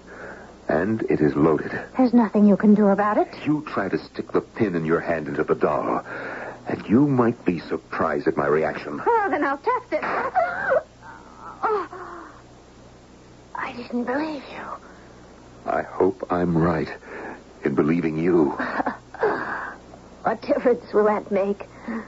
No one else will. I'm an instrument of destruction. But I little expected to be destroyed myself. At least you are destroyed with me. Oh, no, you little witch. You can't have it all your way. Let me tell you something. When your body is found, it won't be near this house. And as medical examiner, I will do the autopsy and remove the bullet. be very sure the bullet that is filed in the police records will not be the one from my gun. You won't get away with it. I can try. I don't care for myself, only for the innocent ones. You don't consider yourself what? Not after knowing you. I can never be the same again, and heaven alone knows where I belong. It was relatively easy. It was so simple for me when extracting the bullet to exchange it for any one of the slugs in the morgue file of unsolved murders. Who's going to look further? So it seemed as if I had committed the perfect crime. I had gotten away with murder. But I hadn't gotten away with murder. As long as one person knows, dead or alive, you have failed. And it wasn't just one person. It was sheer irony, sheer ironic coincidence that the homicide detective called in was my brother, Ted. Well, whatever was the matter with Jane, looks like she's out of the woods, huh? Yeah, Ted. The infection's gone. Just a matter of recuperation. Oh, what is it, Ted? You're my brother. The only one I have left. I'm a cop, and my profession, myself, me, my honor, whatever you want to call it, is something that can't be invaded. It's all I've got to my life to give it meaning. You're an honest man, Ted. Everyone knows that. You knocked her off, Sam. And I can guess why. You mean Jenny? Yeah. How did you know? The bullets you switched. Why'd you have to pick one of my cases, and Feldman in particular? It's funny the way life is. I just found his gun after all these years, too late to use against him because he just died. But no bullet from that gun could have been fired to kill Jenny. So then I checked. And the bullet I found in the files came from, well, guess whose gun? Mine. Yeah. With a wife like Jane, how could you have done it, Sam? How could that little tramp be worth it? And what am I going to do now? So I told my brother Ted about it from the very beginning. I think you've gone right off the track. You ought to see a psychiatrist, maybe a lawyer. What do you mean, a lawyer? Well, right at the moment, it's less that you're my brother and that you happen to be married to a woman I love and have a kid who deserves every decent break he ought to get that's holding me and my conscience back. Every cop instinct I have tells me to go looking for a warrant for your arrest. No, Ted, wait. Don't do that to Jane and Bucky. It wasn't me did it. It was you. Well, what are you going to do? I don't know. It's something I gotta think out. How would I have solved that problem? Don't ask me, because Jane handed me a far bigger one when she came home from the hospital. Yes? Your husband, can I come in? Why not? Or the door seems to be locked. I'm sorry, I forgot.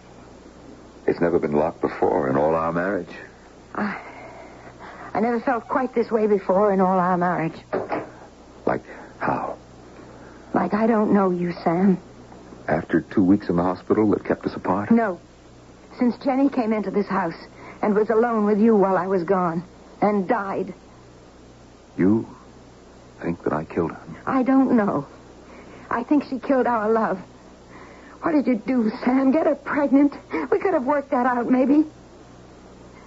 Well, why don't you answer? Jane, do you honestly think that I could have... Oh, don't lie. Please don't lie. If there were any rational explanation why a child that age... Can you give me any? I don't know, Jane. I don't see how I could. I don't think I could tell anyone anything that they would believe. Well, where are you going? I'm just for a drive. Think, maybe find some way out of this.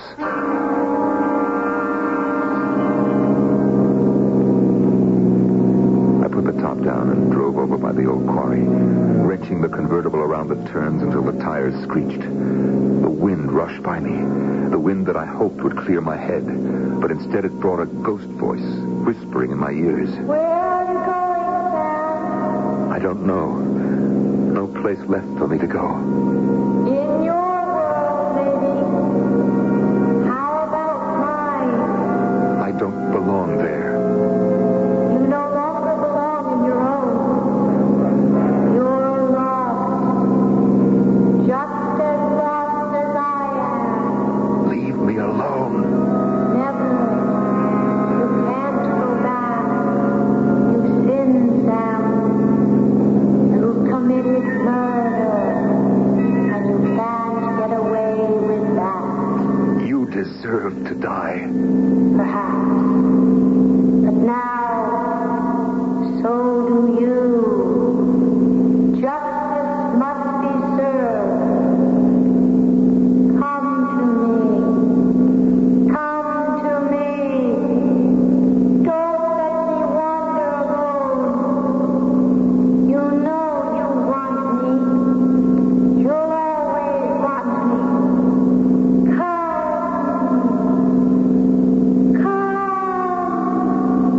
All right. Damn you. You win.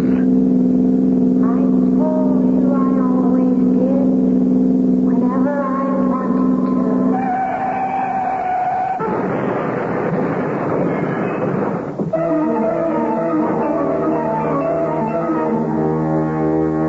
As I said in the beginning, few people really and truly believe in the supernatural. Certainly Jane and Ted would never have accepted any such world. To them, Sam's unfortunate accident was fortunate. For Jane, it closed a chapter in her life in terrible sadness. And for Ted, it was, in a sense, a relief, since it solved a problem that lay on his conscience. And in the long run, it was the beginning of his real life. For eventually, he and Jane married. I'll be back shortly.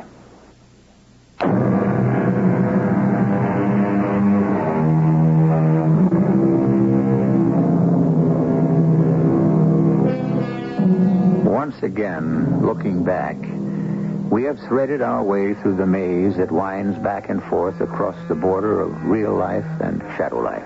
And as always, it seems, we end with not answers, but questions. Are there truly creatures beyond our ken? Or is everything just in the mind? To tell the basic truth, there's nothing either good or bad. It's thinking makes it so. Our cast included Norman Rose, Jada Rowland, Joan Copeland, and Court Benson. The entire production was under the direction of Hyman Brown. Radio Mystery Theater was sponsored in part by True Value Hardware Stores. This is E.G. Marshall inviting you to return to our Mystery Theater for another adventure in the macabre. Until next time, pleasant dreams.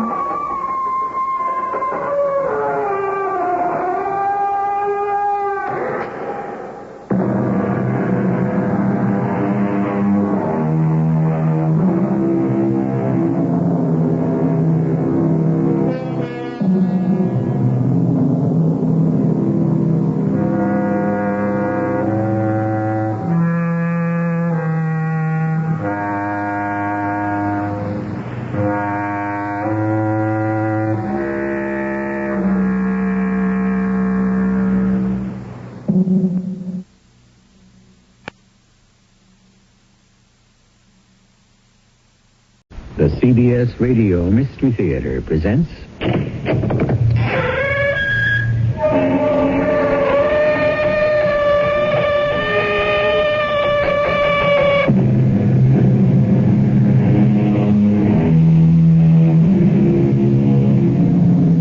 Come in. Welcome. I'm E.G. Marshall.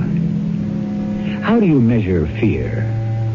It's like pain or love or hate or any of the imponderable things in life. It varies from individual to individual. But even that is not accurate. For fear, at the very least, has two constants. Fear of the known, fear of the unknown. Which is the more terrifying, blood-chilling, agonizing? You may decide that for yourself from this tale of tortuous suspense. What are you doing? There are preparations to be made. I can't leave you alone. If you fight me, I'm going to put you back to sleep. No, please. Hush, please. Beautiful, please. No. Hush, you're so lovely when you sleep.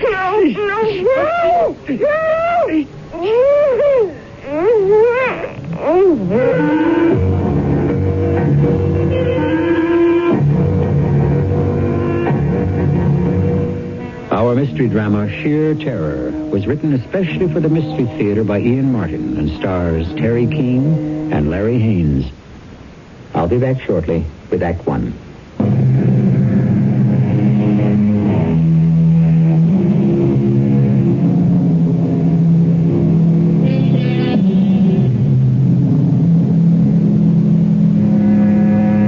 Scattered around New York in various broadcasting studios, actors and actresses live surrogate lives for their millions of viewers. The TV daytime serial, 5 days a week, is a central point in the average housewife's life. Only recently are we discovering that men share its vicarious lures in ever-increasing numbers and identify just as strongly with the characters from this make-believe world as women are supposed to do. TV actors like Betty Campbell and Pete Hale are far less real to the viewer than the characters they play, Vicky Banks and Drake Haywood. Who is it? It's Pete, Betty. Oh, come on in, Pete. I'm all changed. Well, it's gotten real dark out. Looks like it might rain, so I'm going to grab a cab. Can I drop you? Hey, that'd be great. Jim and I are going out to dinner, so I told him to go on straight home from the precinct and change.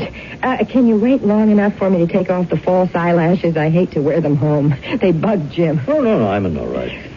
How is that big lug you married, huh? Best captain on the detective squad. Oh, you mean he hasn't made police commissioner yet? No, just give him a couple of years. How's Marge? Want to know a secret? She already told me last week. Congratulations, Pops. Well, maybe this time it'll be a girl, huh? Well, if at first you don't succeed. Yeah. But this one's number 3. And how long can you keep on trying? Hey, wait. You'll have to talk about that with Marge. Well, one day soon, we'll catch up. Yeah. Hey, with the big day coming up Monday, you've got no contract to hold you back anymore. Yeah, I wish we'd pre-taped the wedding scene this week like I asked. Jim has accumulated leave, and we could have left by today and had a whole extra weekend in the Bahamas. Well, you can't fight the powers that be, Betty, or let down the fans. When dream girl Vicky Banks and a dashing millionaire from Philadelphia, Drake Haywood, get married up, it's got to be live in person, not a picture. There. Darn lashes are off. I'll just put them in the box and save them for lights, camera, action on Monday. Okay, leading man, let's travel. Okay, leading lady, but only as far as home. You don't get me on the road again. I like it too much right here in the Big Apple. Oh, hey, make sure it's locked, huh? I promised wardrobe I'd guard that bridal dress with my life. Oh, it's locked. No precaution is too great to guard against any hitch about Vicky and Drake getting hitched. Yeah, it's kind of scary, isn't it? Scary? I mean, that two made-up people that you and I act out could be so important to so many real people. Doesn't scare me. Keeps me laughing all the way to the bank. Oh, darn it. What's wrong? I left my wallet upstairs in the dressing room. Hey, can you wait till I run up and get it? I'll do better than that. You go fetch it, and I'll go outside and round up a cab. I won't be more than a minute. Oh, hey, it's kind of dark outside. Why don't you wait for me? Don't be silly. I'm a big girl now. Besides, like you say, 1/3 of a nation loves Vicky Banks, to say nothing of being married to a detective. What do I have to be afraid of?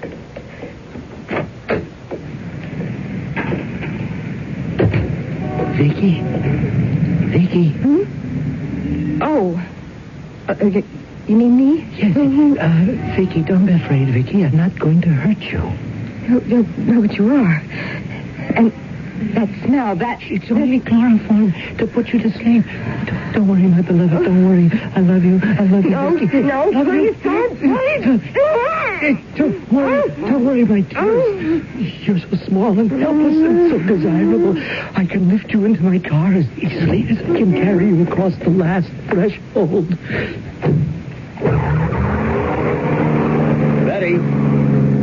Betty, I'm sorry. Betty? Where in the heck could she have gotten to? That was her pulling away in a cloud of dust. Why the heck would she stand me up?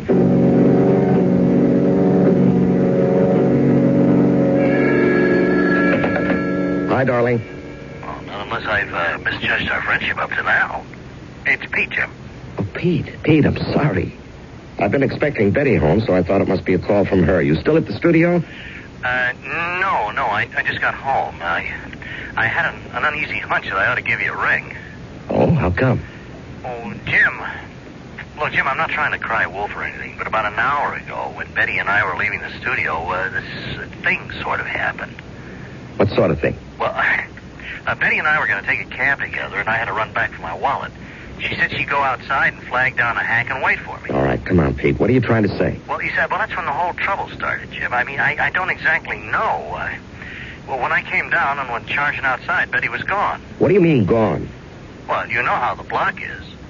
The studio's in the middle, so you could look either way to see someone hailing a cab. Well, not exactly. It's a one-way street. Yeah, but I mean, if you walk either way to one of the avenues... Now, never mind all the evasions, Pete. We're not kidding here anymore.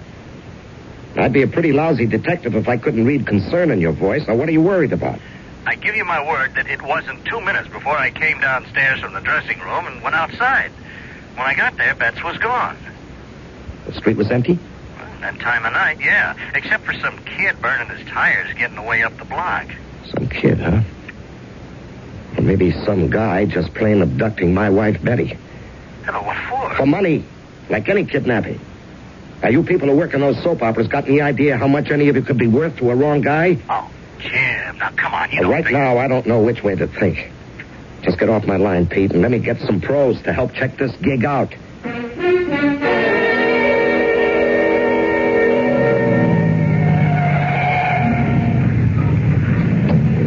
What do you got, Warthog? Hey, don't call me Warthog. All right, pardon me, Sergeant Wartowski. You, Captain Campbell. Oh, that's all right. You could call me Warthog. I only do when I'm worried.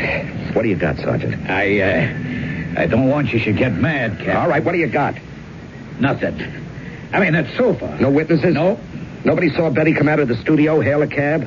Hales and Everest are combing the block. Anything overlooking or any residents who might have been going and coming. I work this whole building here, and I got a list of the TV employees. As soon as I get back to the precinct, I'll get on the pipe, check them out. All right, we'll want to check all the cab companies, see if anyone has a record of picking her up at that time. Trouble is, it could have been an independent. Yeah, or a gypsy. Well, maybe it's a false alarm. Have you checked? Yeah, I called home just before I stopped the car. Nothing. All right, come on. I want to prowl the area myself a minute or two. I got a notion in the back of my head, Sergeant. There's some lead hanging around that I'm not following up.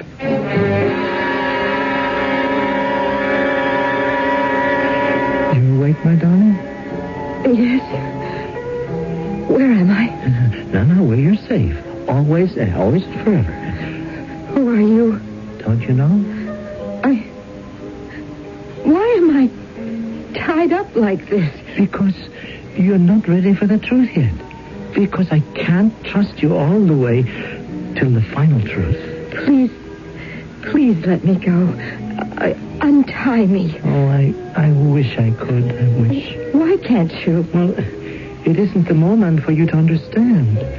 I have to go now. Where? Well, there's so many preparations to be made and so little time. If you want me to untie you, I could put you to sleep again with the chloroform. No. I'd rather be tied. Are you arguing with me? I'm only telling you not to use that awful stuff again. Don't ever say no to me, or don't. I didn't say no or don't. Or I didn't mean to. Good. Now, please, you must never cross me. That's when I start to get violent. I don't mean to. It just happens. You see? Well, you didn't answer. I didn't know how to. What is it? What do you want? Is it money? Money? You can have all you want. I mean, all I have. All you have? If I could just make a phone call. No, Vicky, no. Why do you keep calling me Vicky? That is not my... Yes, that is your name. It's not my real name. My name is Betty. Don't contradict me. I warn you. I can't stand to be contradicted. Oh, what are you doing? I told you. There are preparations to be made, and I can't leave you alone if you're going to fight me. Now, I'm going to have to put you back to sleep. No, please. Hush, my beautiful. Oh, hush, you're so lovely when you sleep.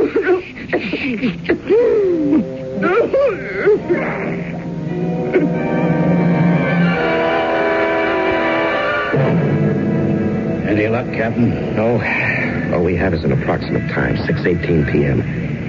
Did Everett or Kelly turn up anything? Why, no, they're still working a block for eyewitnesses. But, I did. What? Well, see, I figured your Betty's a nice, active little woman. Now, how easy would it be to hustle her into a cab that fast? Are you trying to tell me she just got into a cab by herself and took off for nowhere? Oh, no, sir. All right, then what? Then I found this. It's, a rag for cleaning like. My old lady calls it cheesecloth. That's just what it is. Only it's been soaked in something and... It's chloroform or ether or something like that. Yeah, you said it. So where'd you find this? Well, in the corner of those 2 steps from the door right out of the building. It caught my eye like somebody, threw it away in a hurry. Yeah. Right here, where Betty came out.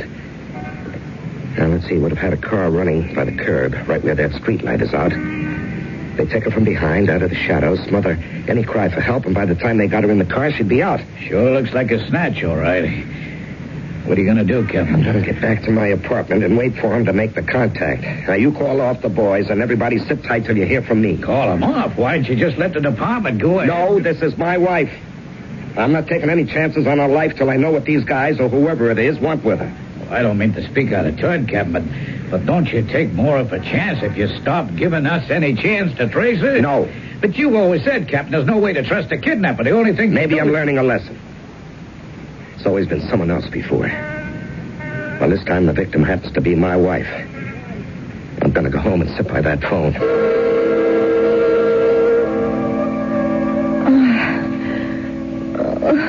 Jim? Jim? Oh, no. My hands. My hands are still tied up. Oh, if I could only get them loose. I can't. What does he want with me? Where is he?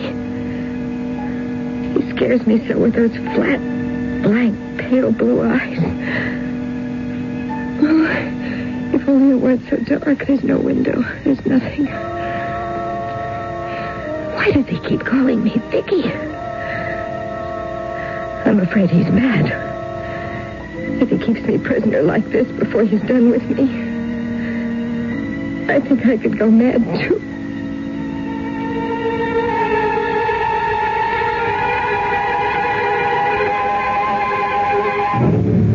The seeds of terror are sown. What does the man with the pale blue eyes want of Betty? Or as he insists on calling her, Vicky?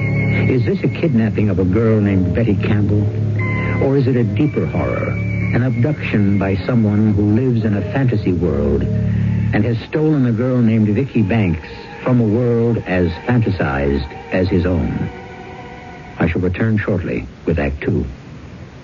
One Valentine's Day, when I was younger, a boy gave me my first Valentine candy.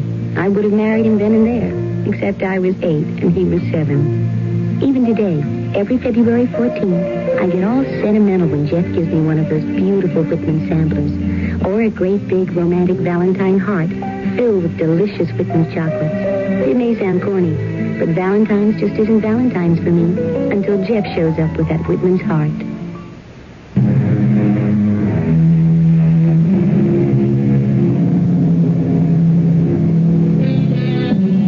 Hours later, how many hours, she doesn't know, Betty awakens in a dark room.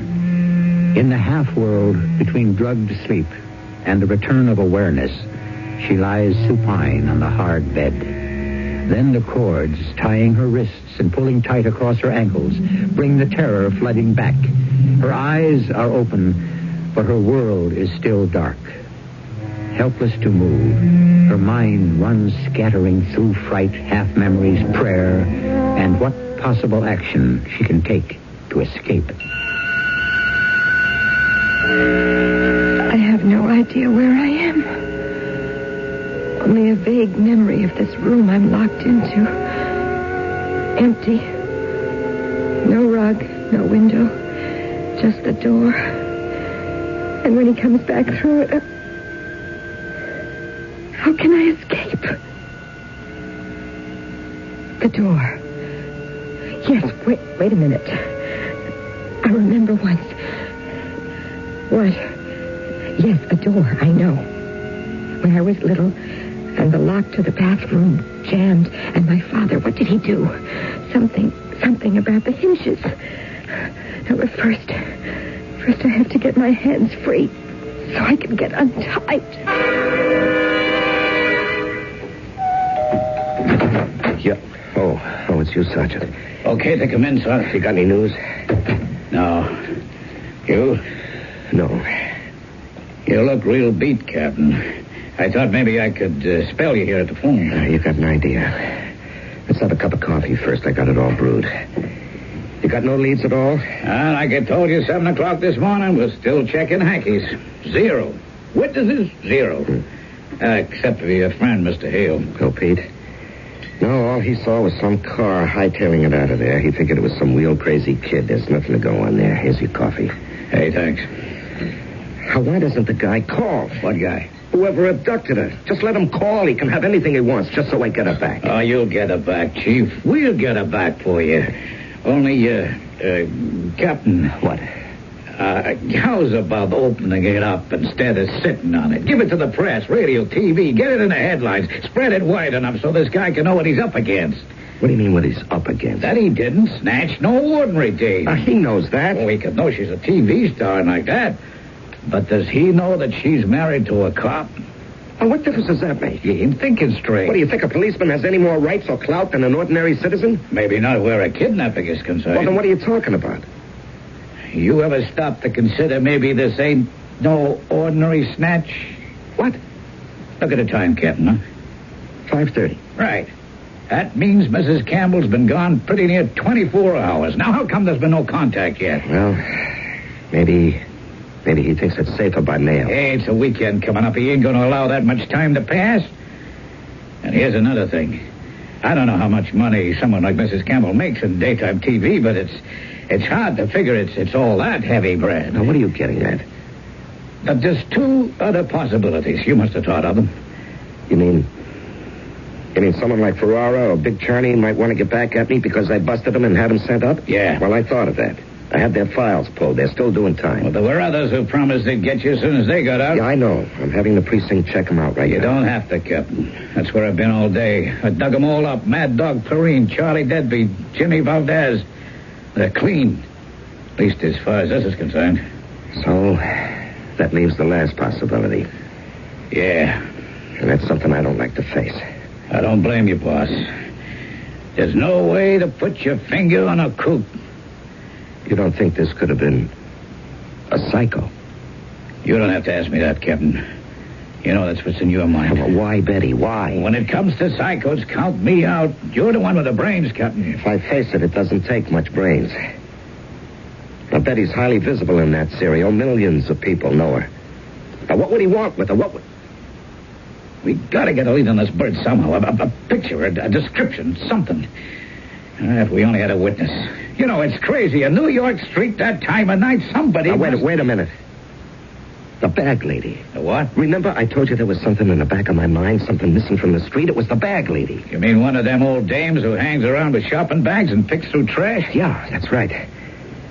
You know, every time I've picked Betty up from the studio, she's been sitting there. She hangs out in a corner under the steps between the last brownstone and the new building. They're sad old things, but they have to have someplace they feel safe from whatever haunts them. It takes one heck of a jolt to uproot them. Well, I saw her the day before Betty disappeared. Why was she missing the next night? Hey, you think she might have seen something? Well, it's a chance. Set a psycho to catch a psycho, huh? Yeah. Hey, maybe you got something, Captain. Now, how do we find her? Well, I'm going to have someone here to cover the phone and get out on this myself. Now, you, me, and everyone the precinct can spare are going to drag that area until we do. I only hope we can find her. And if we do, that she saw something, and if she did, she can remember what it was.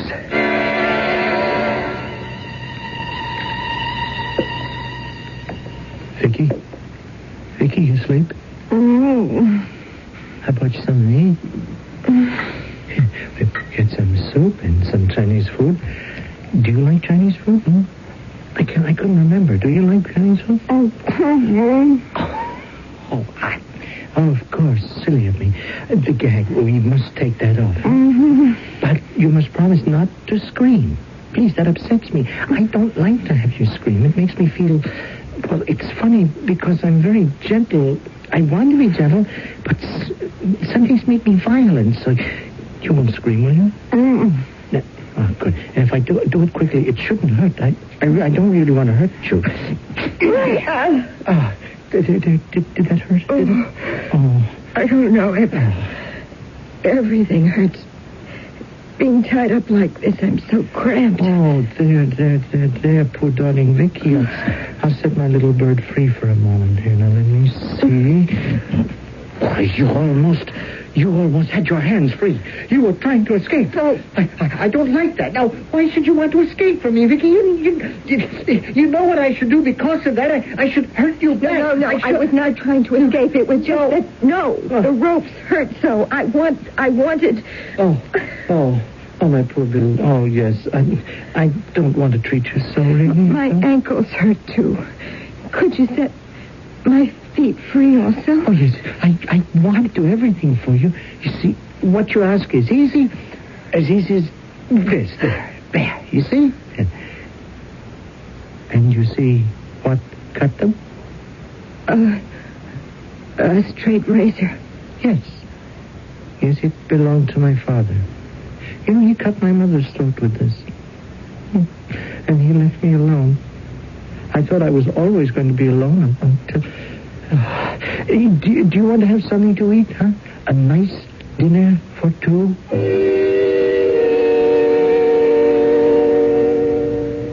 Well, did you like our first dinner together, Vicky? I was hungry. And stop calling me Vicky. Don't tell me what to do. Don't ever tell me what to do. I'm sorry. It's just... It is not my real name. Of course it is. Now, haven't I known you for nearly 3 years? I've watched you grow up and flower into a lovely woman, just like... Your name is Vicky Banks, and I love you. But it isn't really. That's just a part I play on a show. Do you remember when Tommy Prince was in love with you, and you were kind because he lost an arm? So kind that you might have married him if he hadn't died in that car crash. Tommy, yes. But you see, that was just a made-up story. That You know, I knew then that at last there was somewhere I had a chance. What do you mean, a chance? A chance to be loved, to be accepted. See, I knew that you were a girl who wouldn't care about what was the matter with me. That you would take me just like I am. And that's when I knew that someday we were going to be married. That you would marry me, Sid, proud. That you would be my wife. But, Sid, I can't marry you. Why not? Because I'm already married. Oh, no, you're not. You don't marry Drake Haywood till the day after tomorrow, Vicky. Drake Haywood? Mm-hmm. Drake Haywood is just a made-up character like Vicky Banks. We are not real. Drake's real name is really Pete Hale. He has a wife and 3 children and a 4th on the way. And my real name is Betty Campbell, and I'm married to a police detective called Jim. You're lies, all lies. You are Vicky Banks, and nobody is going to have you but me. Now, it's all arranged because I arranged it. I just have to finish the preparations, and Monday, you and me will be married. Vicky Banks and Sid Prout. And then we'll consummate our marriage. Oh, but it will be beautiful, Vicky, and not sordid and hateful like my father and my mother, because you and I, we will find perfect peace together forever. What are you talking about? This. The razor is so sharp you will never feel a thing, and I shall follow immediately. You're mad. No, don't say that to me. Come, Vicky. Come to me. No, don't touch me. Don't touch me. I'll scream. Well, you know that won't do any good. There's nobody to hear you. How do I know that? Because I tell you it's so. Then why won't you believe what I try to tell you? Sid. Please, Sid, listen to me. We can't be married because I'm already going to have a child. Oh, that's a lie. It's the truth. No, you can't be having a child. Vicky, everybody knows how sensitive and how fastidious you were, and that's what put men off. But it drew me to you because it was just how my mother was. Oh, to find a woman like her. Oh, Vicky, we were made for each other. No, stay away from me, please. Don't touch me.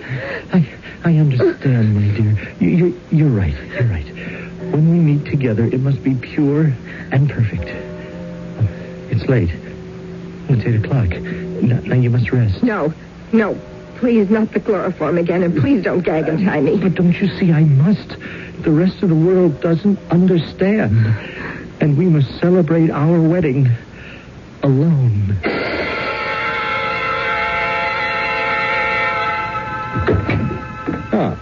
Hi, Jim. Pete, no calls? No, nothing except the precinct and, And what? Well, a couple of reporters. They seem to have gotten wind that something's up. Oh, brother, that's all we need. You haven't turned up anything? No. What kind of a detective am I? Can't even find my own wife. She's in terrible danger, Pete. I know it. I can sense it.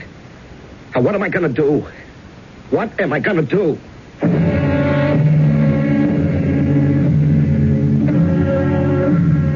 What feeling in the world is more desperate than frustration, especially when it is linked with fear or concern for someone's safety? And that Betty Calder is in danger, ultimate and complete, there can be no doubt. I shall return shortly with Act 3. A message from the CBS television network. Walter Cronkite, one of a kind. Writing, editing, working with the superb CBS News team to gather and report the news. The daily, constant pressure of being the best. And there's only one place you can find this anchor man, this editor, this team. Good evening. After strong trust, Cronkite and Company, only on the CBS Evening News. Monday through Friday on Team. Good evening. After strong trust, Cronkite and Company, only on the CBS Evening News. Monday through Friday on the CBS television network. An interminable period of time, she has lain, listening, trying to determine if she is alone. At last, she has decided she is, and decides to use her last weapon, for she has not been gagged. Help! Help! Can anyone hear me? Help me! Help me! If you can hear me, please help! Help! Shut up! Shut up! Now, no one can hear you in this loft building. We are the only tenants. But because you don't have faith in me, I should... I'm sorry. I'm sorry. I didn't mean anything. It's only that... Please. I woke up, you see, in the dark, and I was all bound like this from a terrible dream, and I was scared and alone, and I was so afraid. Oh, yes, of course you were, Vicky. Dear, I'm sorry. So you don't... I know how terrible this is for you, but I don't want to have you tied. It's only that I can't lose you. Not now, when we're so close to the moment of truth. Then can I be untied? Well, now you can. No. You're going to let me go. Let you go? No, never. But now I don't have to worry about losing you. Why? Because I have a guardian angel for you. Michael? Meet Vicky. No, boy. No, friend. Well, what is he? Well, it's hard to say exactly. He's part Alsatian, part Doberman, I guess. I borrowed him from the kennels. He sounds dangerous. No, shh. Not unless anyone goes against what he's being taught. Oh, he's beautifully trained. Look. Sit. Lie. Stay. He's your dog? Oh, no. I borrowed him. I don't want to keep you tied up, Vicky, but I still have so many things to do before it all happens for us. So I brought him to guard you. To guard me? Yes, no, he's very, very friendly. He is an attack dog, but unless someone is threatened, he's a nice boy. Aren't you, Mike, huh? He seems quite gentle. Yes, that's his nature. But don't be fooled. He's been trained to be a killer. Here, let me have the pillow. What for? Here, I'll show you. Here. Now, here, boy, here. Attack. Okay, freeze. Freeze. Good boy. Good boy. Tore that pillow apart. Yes, or anything else he was ordered to attack. You see, training. You seem to know a lot about dogs. Well, I should. It's been my profession. Been? Yes. See, come Monday, you and I start a new life, married in the true faith and dedicated to eternal life together beyond the curtain. Please let me talk to you. No. I'm sorry. No. I must go to work for the last day.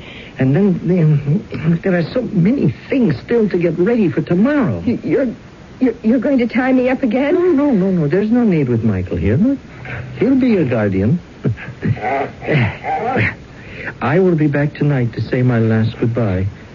Then we will join the long sleep together. Don't try to run from me, or Michael will stop you. I'm leaving him on guard outside the door. Now, he's better than any lock. Now, for your safety, my darling, I warn you not to try to leave.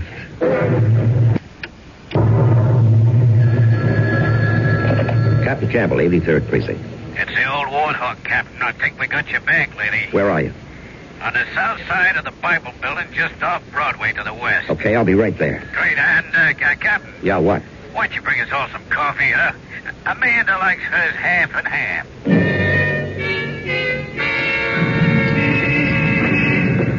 Hello, Sergeant. Captain, this here is Miss Amanda Schutz. What are you on, ferries, tugs, Hudson River line? I told you, Amanda. He's a cop, just like me. Another one. I don't like cops. We only want to ask you some questions, Miss Schutz. That's why I don't like you guys. And don't call me Miss Schutz. Isn't that your name? It is. Just say Amanda. All right, Amanda, I need your help. Then do I get left alone? I hope so. First off, I brought us all some coffee. Got any half and half? Yeah, I sure do. Just like Sergeant Wartowski told me. In that case, maybe I'll answer. Give me the coffee first. Okay, you are, madam? Miss. I'm sorry, miss. You are what? Oh, thanks, boss. Hey, that's good, Java. Now, what else can I tell you? I ain't already told this lug. What did she tell you, what? Your hunch was right, boss. She's seen this guy drive up and park. She's seen him there before, hanging around. She saw the missus come out Friday night, and this guy hustles her into the wagon and took off. You got the license plate number? I don't see good. I got glasses, but they're not my prescription. I found them in a trash can. All right, what kind of car was it? The best she remembers is it was a station wagon. Station wagon, that's just great. Well, there's something more. She said it had bars, like, in the back. Bars? What kind of bars? Like you got in some patrol cars. That's why I took off. I got enough trouble with cops. Now, what about the man who hustled my wife into the car? Was there anything special about him? I don't see so good. Yeah, that is good coffee. Oh, yeah, he had a limp like, with one of them shoes all built up like a, what do you call it, a... Clubfoot? Yeah, I guess. Hey, you got any more Java? Wart. Yeah, Captain. I think maybe the balloon just went up. What do you mean? A station wagon with bars, like you put up for a dog, huh? Chloroform. Yeah. Now, that's not so easy to get hold of unless you work around a clinic or a lab. So, how about a vet? Well, I don't get you. A veterinarian. Now, he'd have it right on the shelf, and he'd have a car like that, too. Hit the gas and turn on the squealer. Sure. Where to, Cap? The precinct house. Round up a dragnet. We're going to cover every vet in this city.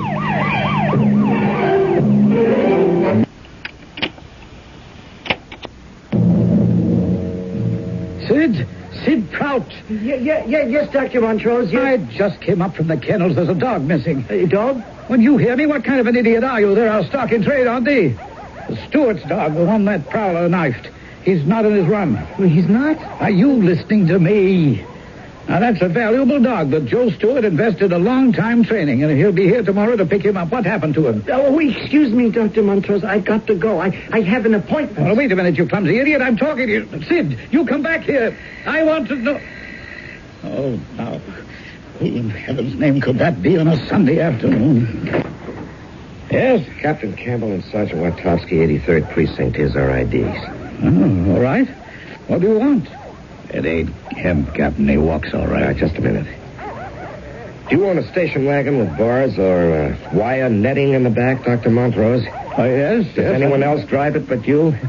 Matter of fact, I very seldom drive it. My assistant does that. Your assistant? Well, that's rather a grandiose title. Sid Prout feeds the dogs, delivers them sometimes, or picks up strays. Does this assistant of yours have a clubfoot? Yes, he does. I want to talk to him. Oh, very well. If he's still here, he went down towards the kennel.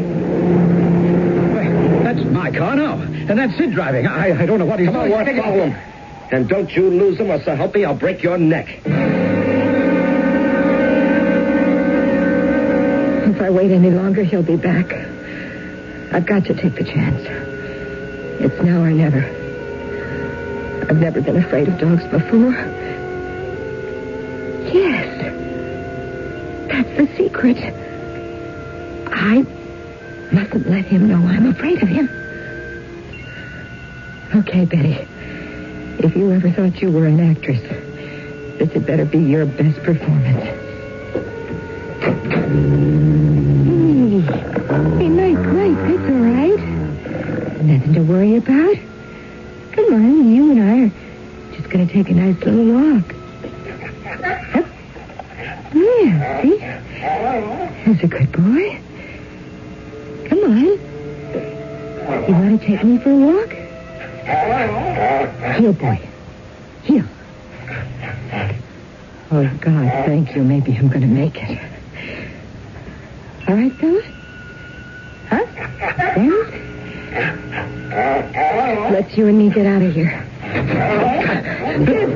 Put down the razor. Oh, no. No, somehow you betrayed us. You sent the police on us, Vicky, and we can't be married anymore. I didn't. You lied to me. You lied. You spoiled it all. I had it arranged, your wedding dress. I read your size in a magazine, and it was all finished for me to pick up tonight. It was going to be so beautiful, but you spoiled it. Keep away from me. No, never. It's too late for us to be married, Vicky, but we can still be together. One quick stroke across your throat, my beloved, and then a second across mine, and I'll follow you, and we're together for all eternity. No, Sam. There is no way you can stop me. No. Oh, Vicky. Michael, if you are my guardian angel, attack. No, attack. No, attack. No, let go. Let down, boy, down. Okay, sir, please.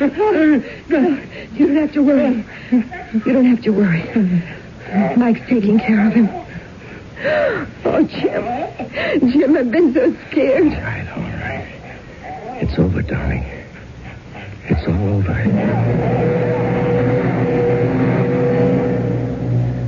What I'll never quite understand, Jim, is about the dog. Yeah. It's what Sid Prout didn't understand either. See, Mike wasn't an attack dog. He was a guard dog. His training taught him to attack only when someone was threatened. So he really was my guardian angel. Yeah, well, only for one time around, darling. But from now on, I'm taking the job full time, and I promise you, you'll never be threatened again.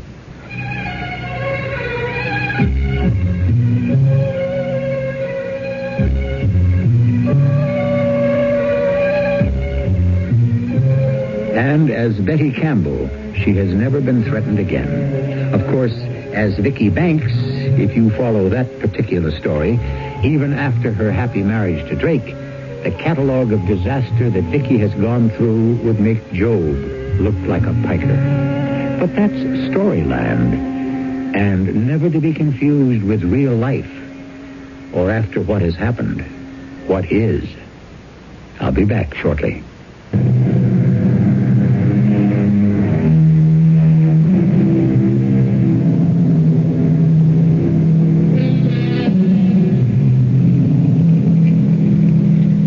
Shakespeare said, "Tell me, where is fancy bred? Or in the heart, or in the head?" What wild fancies swarmed in Sid Prout's tortured brain. And how fortunate that in this case, no one was the victim. Let's not even speculate that someone else, sometime, somewhere, might be the victim of a deranged brain. Take no more thought unto tomorrow. Sufficient unto the day is the evil thereof. Our cast included Terry Keane, Larry Hames, Ian Martin, and Earl Hammond. The entire production was under the direction of Hyman Brown. And now, a preview of our next tale. I'm building your whole case on the proposition that you didn't know what was happening. I'm telling you the truth. Now, just remember, if you're not, I can get blindsided, ambushed and destroyed in that courtroom. All I stand to lose is the case. I'll go on to something else. But you won't. Look, do you think I'd have held still for it? I'm not that kind of a guy. When I found out about what she was doing, I put an end to it. Right then, right there. Did you ever argue with your wife? How can you be married and not argue with your wife? Loud, angry arguments that the neighbors could have overheard? No, never. I mean, I have to make sure that they can't spring a witness on us to testify that he heard the two of you having some serious shouting matches. Whoever says anything like that would be lying. All right, that's what I have to know. So, how does it look? If you're telling me the truth, you've got a chance. This is E.G. Marshall inviting you to return to our Mystery Theater for another adventure in the macabre. Until next time, pleasant dreams.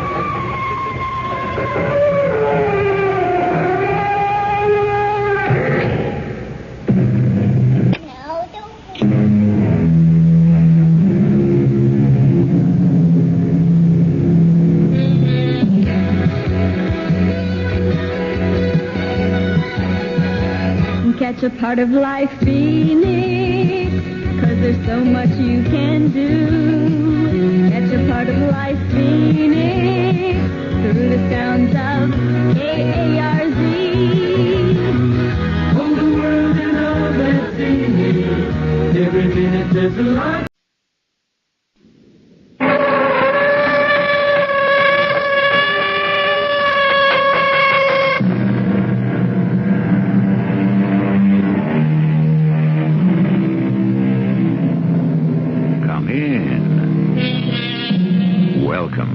I'm E.G. Marshall. Some call it mental telepathy. Others say it's thought transference. And it's also been named mind reading. Mark Twain stated firmly, it is not a jest, but a fact, and a thing not at all rare, but exceedingly common. Though to most of us, it has never happened at all.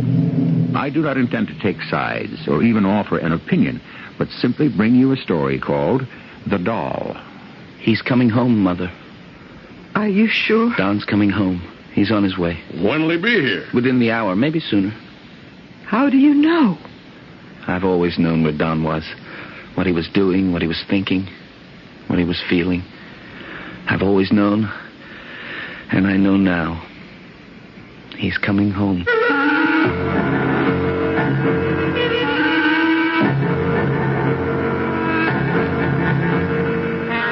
Our mystery drama, The Doll, was written especially for the Mystery Theater by Elspeth Eric and stars Christopher Tabori. I'll be back shortly with Act One.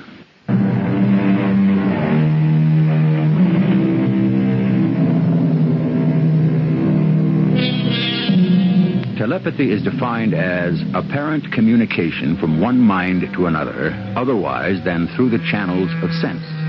Don't overlook the word apparent, meaning that it appears to be, but is not of necessity actual, real, or true. However, simultaneously, it does not mean that it is not actual, real, and true. So, for the time being, we must content ourselves with the thought that telepathy is a phenomenon which may be valid or may not exist at all. Not very satisfactory, but the best we can do for the present. Have you got your key? Yeah, got it right here. I forgot mine for some reason. Go ahead. Go on in, Emma. Where's Don and Bob? Well, they'll be along. I thought they were right behind us. They'll be along. Go on in, Emma. They were right behind us when we left the cemetery. Let me have your coat. No, I think I'll keep it on. Now, Emma, you don't want to do that. I feel cold. The house is as warm as toast. Now, come on, give me your coat and I'll hang it up for you. I don't know why I feel so cold. Well, it wasn't easy. Oh, I thought the grave looked very nice, didn't you? Yeah, very nice. All that ivy and the headstone. Yeah, they take really good care of it out there. Oh, I don't know why I feel so cold. I'll tell you what. Let's go out to the kitchen and I'll make us a cup of tea. How would that be? Well, that would be nice, I guess. Sure, warm you up. Come on. Can't imagine why I feel so cold. It was just a year ago today that, you know. I know. A good, strong cup of hot tea, you'll be fine. Now, you just sit there and rest yourself. I don't think rest is what I need. Water will be boiling in just a minute or two. What I need my little girl. I need my daughter. That's what I need. Emma, now don't cry, Emma. I can't stand it if you cry. And I can't stand it if I don't. All right, then. Just go ahead and cry.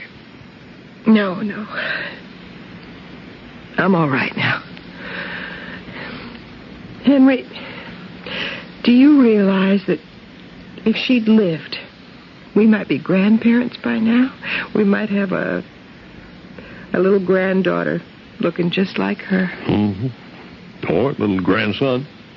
I realize that. She was going to be married the very next day. To that Arthur, what's his name? I hear he's engaged to somebody, some girl from the East. Didn't take him long, did it? A whole year. Even so. Well, he's a young man. You can't expect him to grieve forever. I expect I'll grieve forever. No, you won't.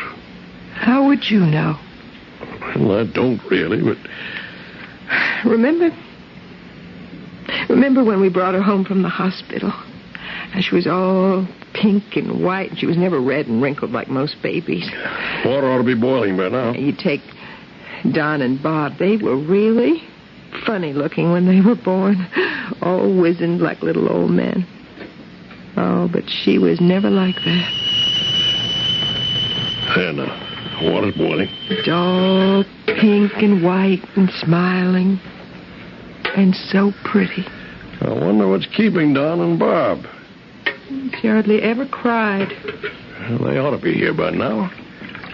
Well, he slept most of the time. Here's your tea now. Drink it. Never a bit of trouble. We've been very fortunate with our children. Now, go on. Drink your tea. Henry, I don't think I want it. Drink it, Emma. Oh, all right. Oh, Don and Bob weren't any trouble. Not much trouble, anyhow. But then they had each other. No matter what, they always had each other. Being twins, it's a special bond. Or so I've been told. Remember how excited they were when we brought her home? So pleased to have a baby sister. They just stood there and stared at her in the bassinet. I don't understand why they're not home. They left the cemetery when we did, didn't they? I think so. Sure they did. They were right behind us. Don had his hand on Bob's shoulder. That's the way they always walk. Always have. Well, why aren't they home? They'll be here. Oh, now, see? What did I tell you? Was that the front door? Of course, I told you they'd be along. Don? Bob? We're in the kitchen.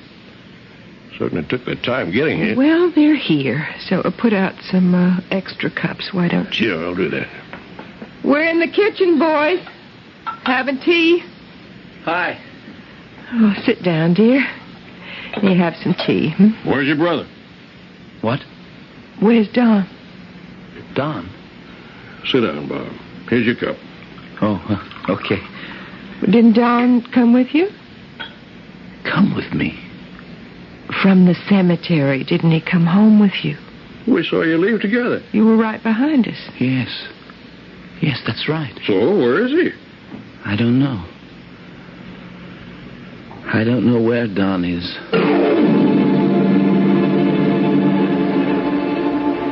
A grown man just doesn't disappear like that. 4 whole days now. I'm not going to worry too much about it. After all, Don's 23. He's old enough to look out for himself. But why doesn't he get in touch with us? He must know we're worried. Well, what worries me the most is Bob, locked up in his room like that. I've tried to talk to him through the door, but he won't even answer me. Well, I've left food for him every day. Sometimes he takes it in. I guess he eats it. And sometimes it just stays there on the floor in the hall. Well, what if... Yes? What? Never mind. Forget I said anything. You were going to say, what if he never comes out, weren't you? Well, weren't you? I guess something like that. You think there's something wrong with him. Well, isn't there? Something wrong with... in his head. You think he's not quite right in the head, don't you? I don't want to think that. You think something happened to Bob when he was with Don on the way back from the cemetery, and now Don's disappeared somewhere, heaven knows where or why, and Bob shut himself up in his room and won't come out. He hasn't said one word since we asked him, where is Don? And he said he didn't know, not a blessed word. Oh, Henry, what have we done to our children? Nothing, not a thing, except try to bring them up properly, or what we thought was properly. Our daughter dies the day before she's going to be married. A year later, one son's gone off somewhere, and his twins shut himself up in his room, won't tell us where his brother is. Doesn't know where his brother is, or so he says. Do you think he does know? Emma, don't ask me things like that, things I've got no answer to.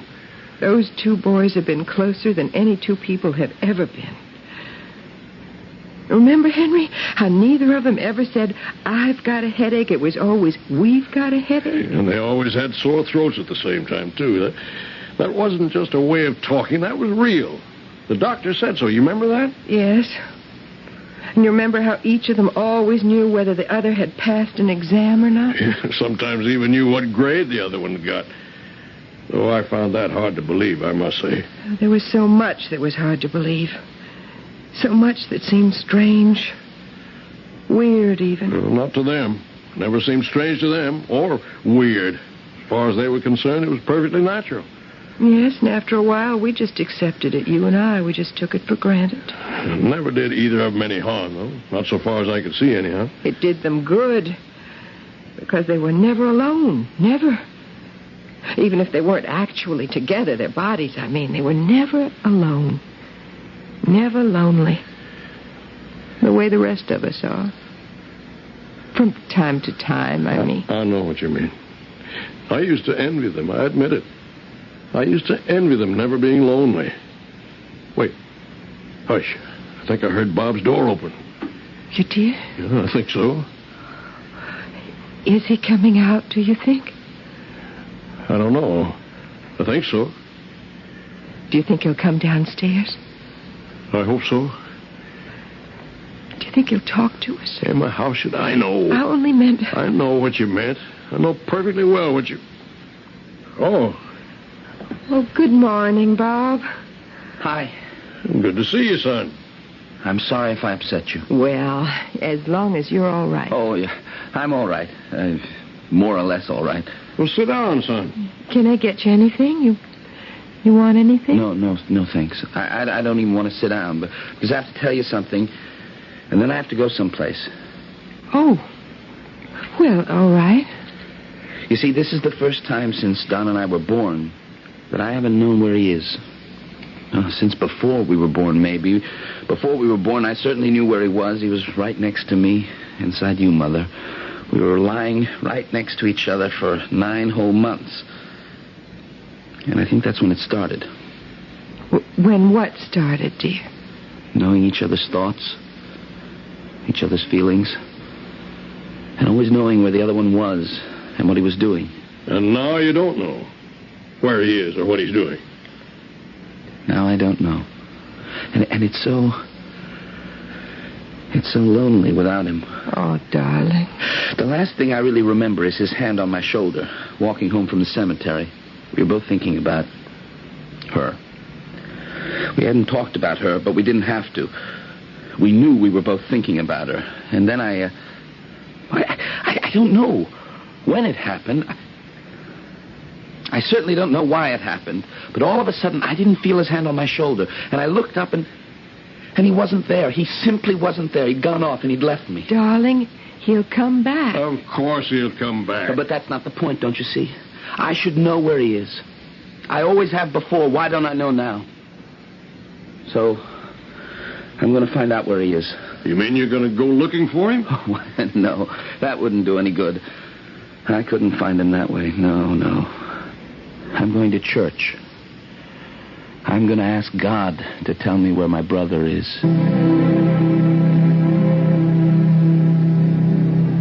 is no proof, still there is reason to believe, at least there is no reason to disbelieve, the theory that identical twins, during the 9 months spent in close proximity before birth, can develop a telepathic communication with each other. This telepathic communication may, in some instances, continue through life, unless, as we have just heard here, the line of communication is, for some obscure reason, broken. We'll return shortly with the second act.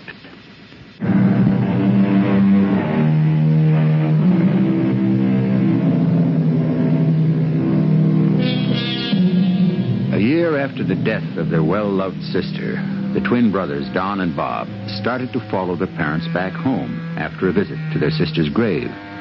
But it was only Bob who arrived there, and he has, at this point in our story, no notion of where his brother is. His despair is many times greater than that of his parents, for never before has he failed to sense his brother's whereabouts. At the end of Act 1, he announced to his father and mother that he was going to church to ask God's help. Can I help you, my son? Are you the pastor here? Yes, I am. I'm not one of your parishioners. I'm not a member of your church. Oh, that's all right. Matter of fact, I'm not a member of any church. All right. I haven't been inside a church for years, not since I was a kid. Oh, but you're here now. I just turned in at the first church I came to. Mm-hmm. It just happened to be yours. It's not my church, really. Oh, it's not? No, it's God's church. Oh, I never thought of it that way. You should, I think. Yes. Yes, I should. It makes everything easier. You're in some sort of difficulty, am I right? Oh, yes, you're certainly right. You're certainly right about that. And you think that God can help you? Nobody else can, I know that. But you don't know how to reach God, is that it? Yes, that's it. That's it exactly. Well, that's why I'm here.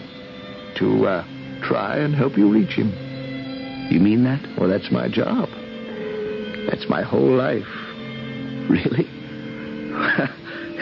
And I thought you just preached. Oh, I hope not. Well, it looks like I came to the right place. You see, the thing I need God to help me with, well, it's not your ordinary run-of-the-mill problem. It's you might call it peculiar. So I don't think God considers any problem peculiar. You don't? Well, I'm quite sure he doesn't. In fact, I'm positive. Hardly anybody really understands it. Hardly anybody is God.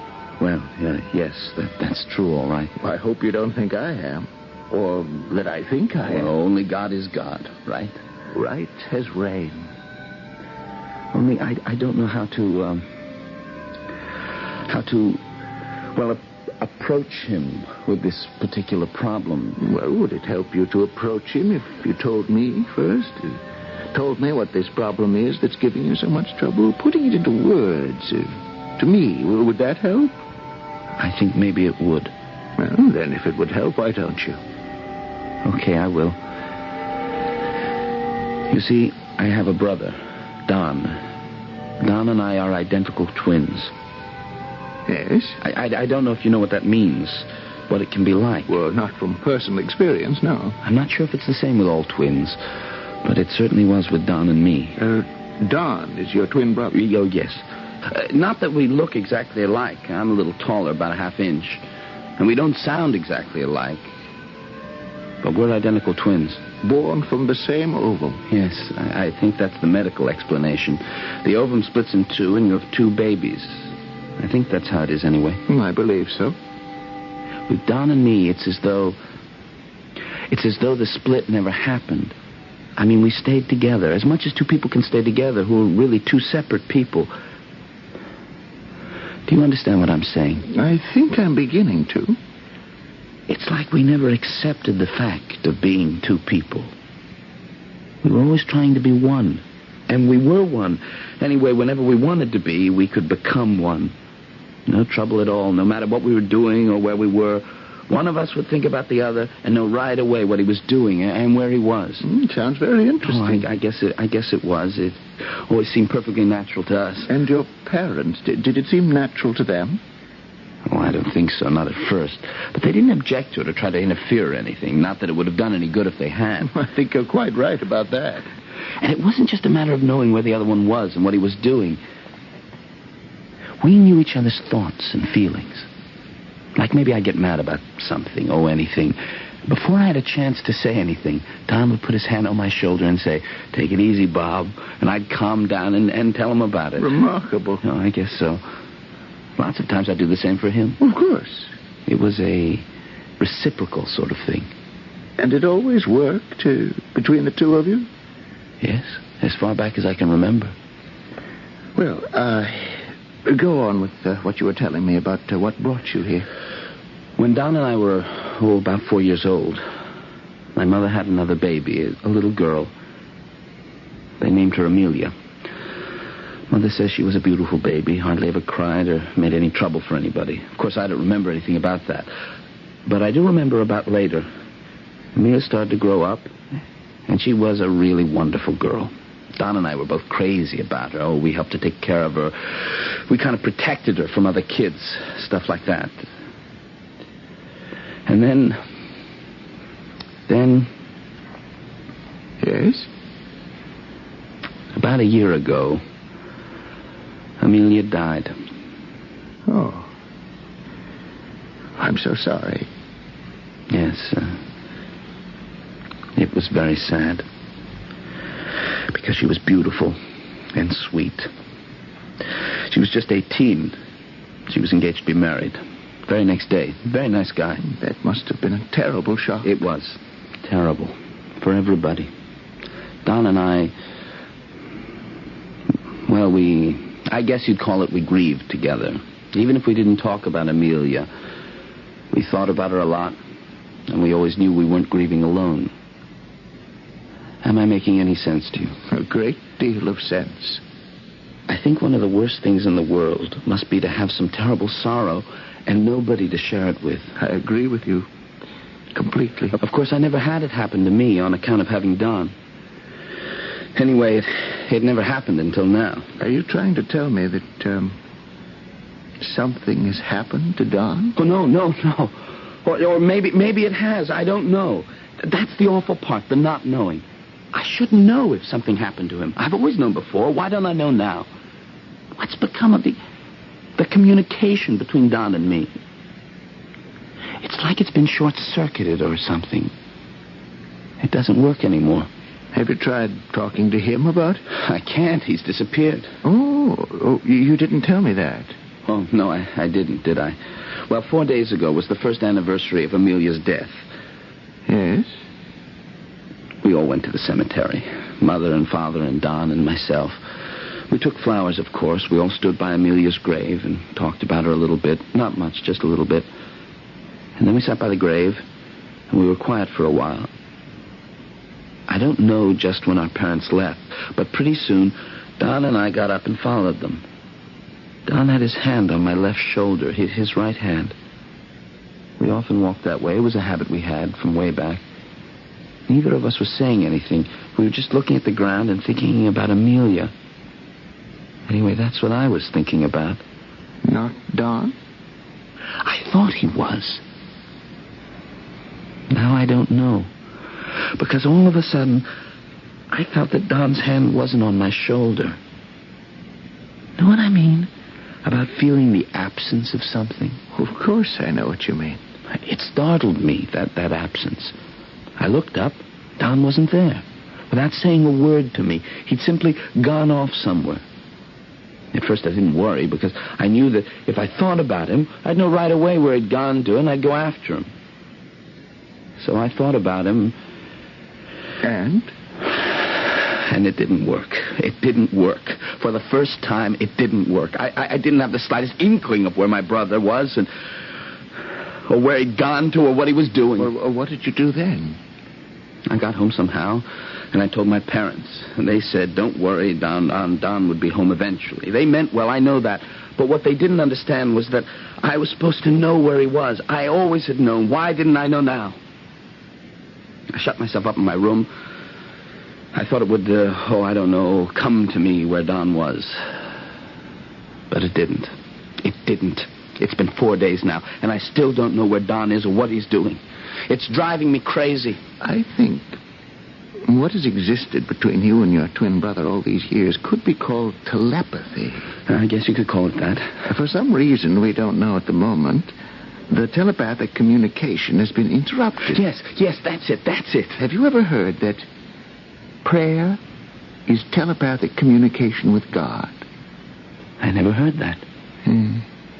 Maybe you knew it without ever having been told it. I know that I had to ask God to help me. I know that. So you really came here to pray, didn't you? I guess so.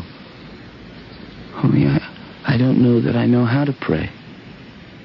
Did you know how you communicated with your brother? Oh, no. It just happened. Well, then why not communicate with God the same way? Just let it happen.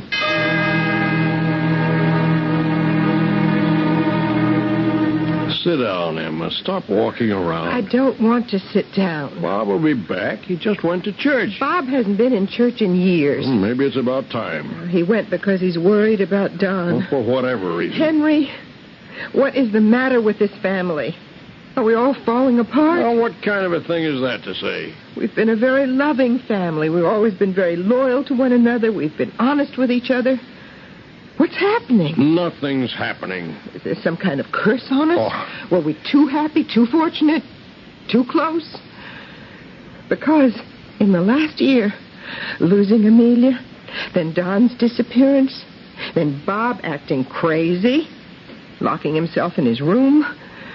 Now he's been gone for almost 2 hours. He hasn't phoned or anything. It's like he's forgotten he has a father and a mother. He hasn't forgotten. How do you know he hasn't? Because he just came in. Oh, thank the Lord. If anything had happened to Bob. Nothing has. Hi there, Bob. Hi. Oh, dear. Everything all right? We were just starting to worry about you. Well, just, a little. Everything's okay. Anyhow, it's going to be. You mean you found out? I found out where Don is. Bob, that's wonderful. Where is he? I'm going to fetch him and bring him back here. But where is he? Oh, he'd come back anyway all by himself, but I'd rather go get him. It would make me feel better, and I think he'd like it better that way, too. Don't wait dinner for us or anything. I don't know exactly when we'll get here. Oh, wait a second, Bob. Well, probably in an hour, maybe more. I don't know yet how long it's going to take. Oh, yeah, one more thing. If he acts a little strange, a little odd, not quite like himself when he gets here, don't pay any attention. Don't take any note of it. Just leave him alone. Why should he act strange? In his own house, with his own family. He's been through a lot. That's the feeling I get. Some kind of terrible strain. What kind? I don't know yet. But I'll find out. Now that I've reached him, I'll find out. I've got to get going now if I want to catch up with him. But where is he? What's he doing? You said you knew. Why, he's in a store. A department store. What's he doing there? Didn't I tell you? He's buying a doll.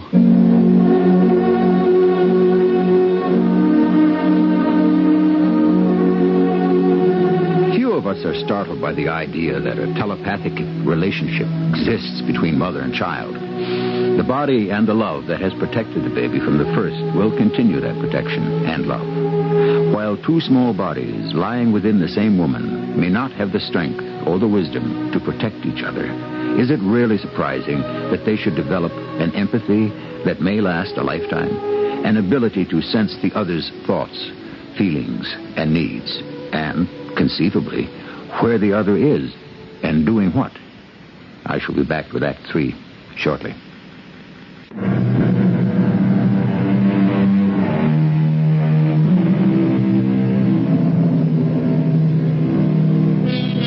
Lately, certain researchers have become interested in the telepathy between mother and child. They tell us that they have demonstrated its validity by electroencephalographic patterns of the dreams of mothers and their children.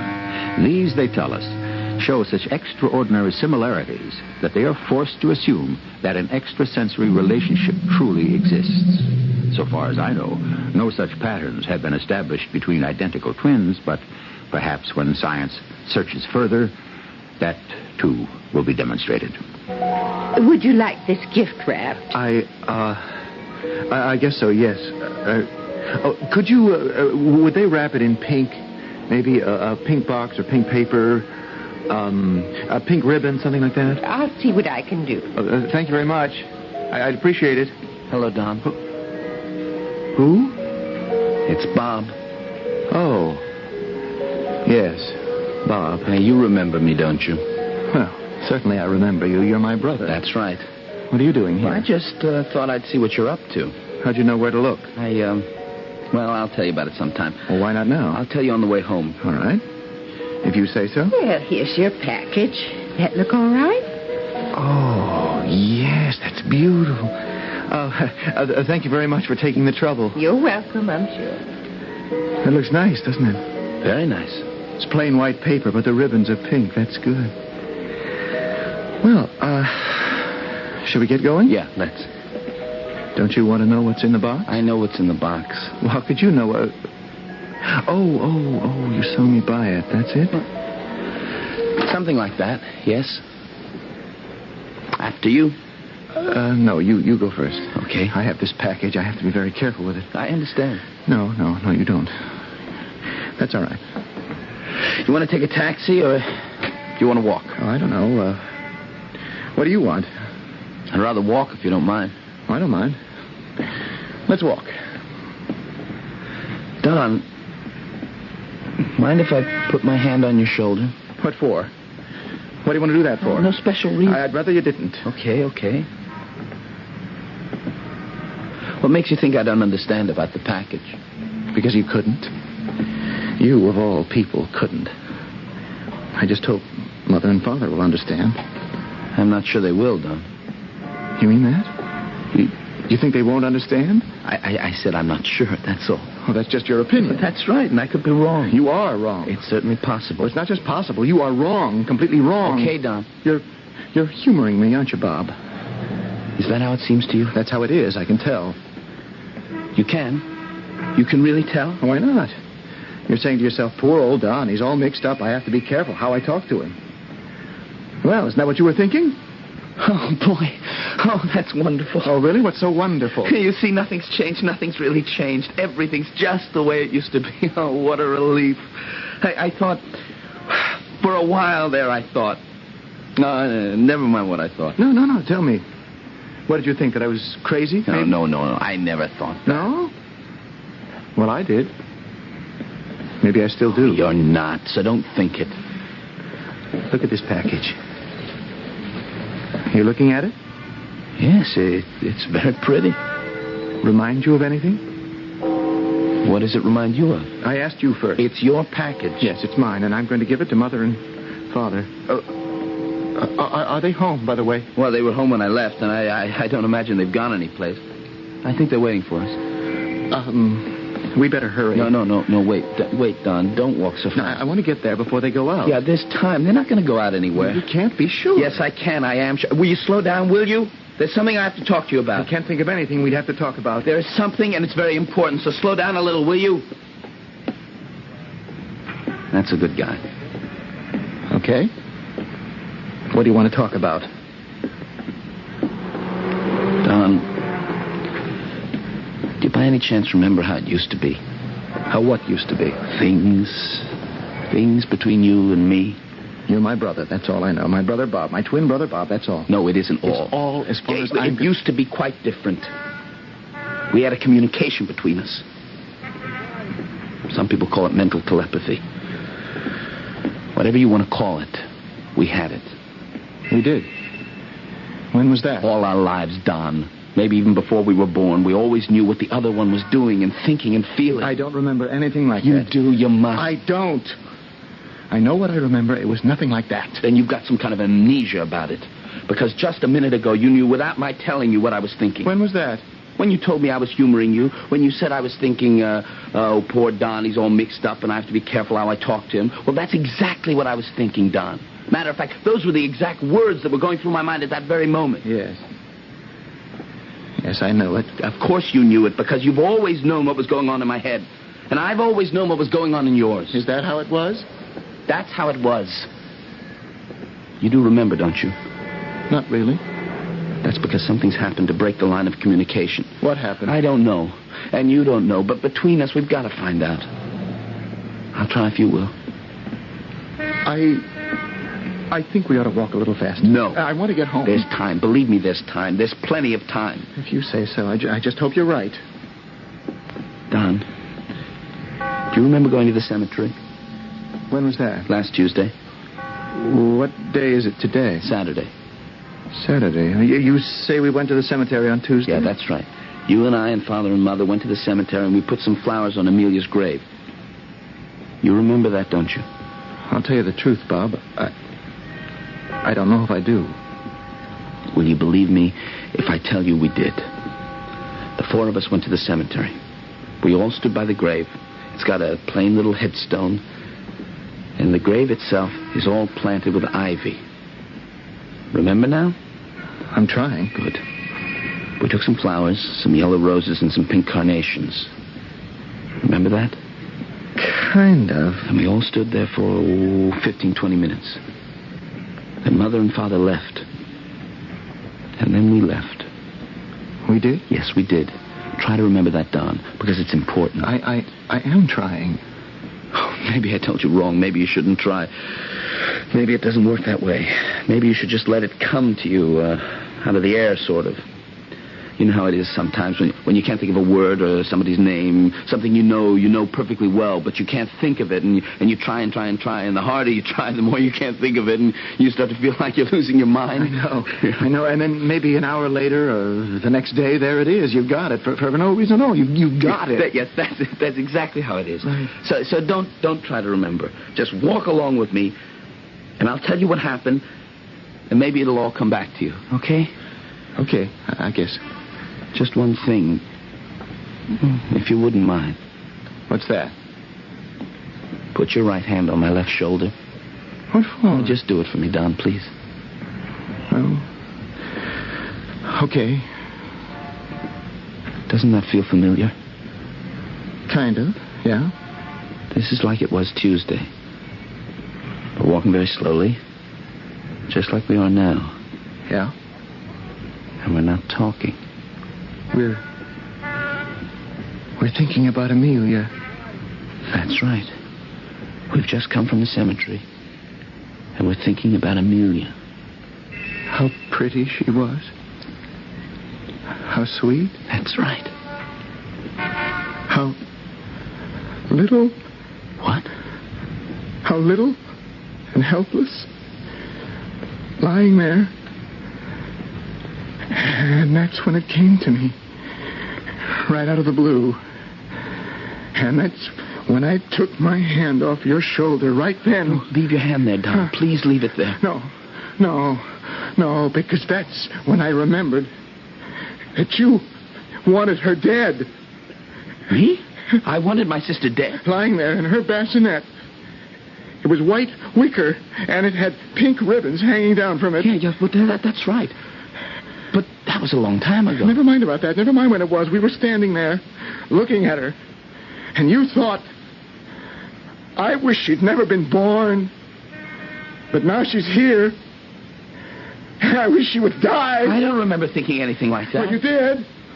I know you did. I've always known what you were thinking, always. Well, yes, that's true, but standing there and looking at her, you thought, what do we need her for? We were fine, just the way we were. Why did she have to be born and spoil everything? I thought that. Yes, you did. Oh, maybe for just for a second, less than a second, maybe, but you thought it. You thought it. And when I remembered, what was it?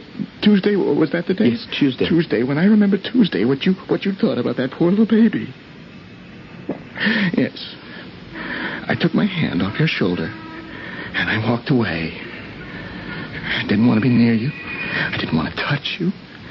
I didn't want to have anything to do with you. I thought you were the worst person in the whole world. I thought you ought to die for thinking such a thing, and I still do. You are a monster. You are an unspeakable monster. I ought to kill you. Oh, Don, listen to me. Don't come near me, Bob. Don't touch me. I have to. Get away, you murderer. No, Don, no. Kill him. I told you. I told you. You shouldn't have. Ah, Don. Don. Get up. Why don't you get up? I will. In a minute, I will. Your nose is bleeding. Yeah, that's all right. I hurt you, didn't I? No, I'll survive. Let me help you out. No, you just let me sit here for a minute. I didn't mean to hurt you. I hope you understand. I'm starting to understand a lot. You know, in all our lives together, it's always been like one life lived by two people. Yes. Yes, it has, hasn't it? Yeah, the year you went away to camp and I couldn't go because I had the flu. You remember that? You knew when the canoe upset and I nearly drowned. Yeah, you see, you do remember how it was with us. Yes. Yes, I do. It's all coming back to me. So if you say I wanted Amelia dead when she was a baby, I believe you. Oh, it was only for a second. But you caught it, didn't you? And you remembered it all these years, and coming home from a grave, it came back to you all of a sudden, and you thought, it's his fault Amelia's lying in that grave. He wished her dead, and now she's dead. That is what I thought. And that's when you took your hand off my shoulder. I couldn't stand touching you. And you went off by yourself? I wandered around a lot. And finally you went into the department store, and you bought a doll. Had it wrapped in a white box with pink ribbons. Like the bassinet? Yeah. What were you going to do with it, Don? I don't know exactly. Give it to Mother and Father? I guess that's it. Say, here's your baby back again. Forgive Bob for his terrible thoughts, and we'll all start over, make everything the way it used to be. I guess that's what I was thinking. Matter of fact, I know it was. But I don't know how you know. We've been twins for 23 years. Yeah, till I broke the connection. Well, it beats me how you set it up again. You feel all right now? Oh, I'm fine. Give me your hand. I'll help you up. Thanks. What about the package? Where is it? Oh, it's around somewhere. Oh, yeah, here it is. You want it? Really does look like a bassinet, doesn't it? All pink and white. But it's not. It's just a package from a store. That's right. There's a doll inside. It's not Amelia. No. It's just a doll. So, what should I do with it? Just leave it there. Okay. Let's get on home. You know something, Bob? I'm not sure that it was just you who wished Amelia had never been born. I think it was me, too. Possible. Or maybe it was just me, never you at all. It really doesn't matter. Let's get started for home. What do you say? All right with me. And on the way, there's a church. We might stop in there for a minute. That is, if you feel like it. I was there for a while this morning, and I want to tell you, it did a lot for me. A whole lot.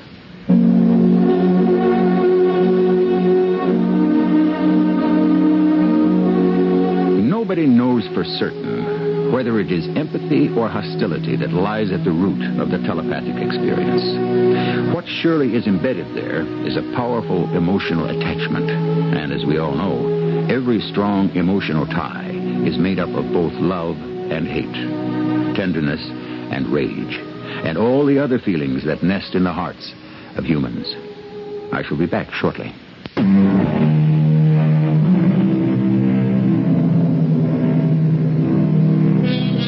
In an effort to interpret ourselves to ourselves, I offer you the words of a Roman poet named Catullus, who lived 2,000 years ago.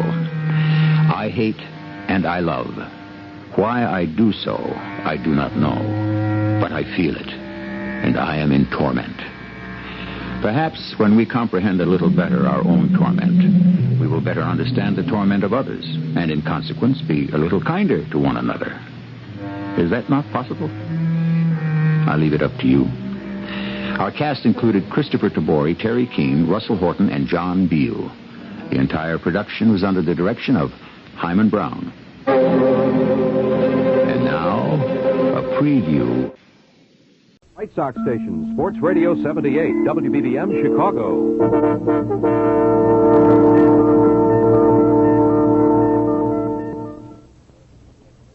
The CBS Radio Mystery Theater presents...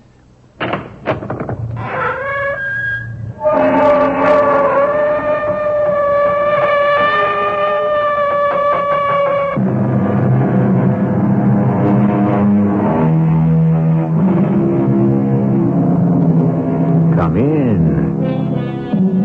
Welcome. I'm E.G. Marshall. Music, it is said, has charms to soothe a savage beast, to soften rocks, or bend a knotted oak. For so many of us, music has provided so much happiness and comfort. And yet, so often, music, even the most divine music, has failed to soothe or soften or even comfort the very people who created it. Isn't it a mystery that so many of those gifted composers who wrote such heavenly melodies often felt they were living in hell? Hector, what are those? What do they look like? Double-barreled pistols, my friend. But why? I have 4 bullets. One for the scheming mother, one for the faithless trollop, and one for the fat fool for whom she betrayed me. And the 4th bullet? That's for me. You mean you'll kill yourself? Ferrand, would you rather I was sent to the guillotine?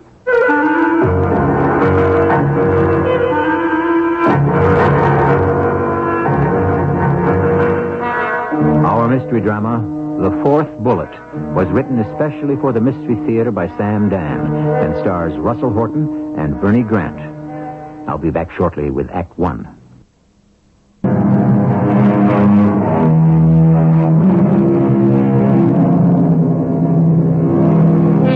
Ask any successful person, what is the secret of your success?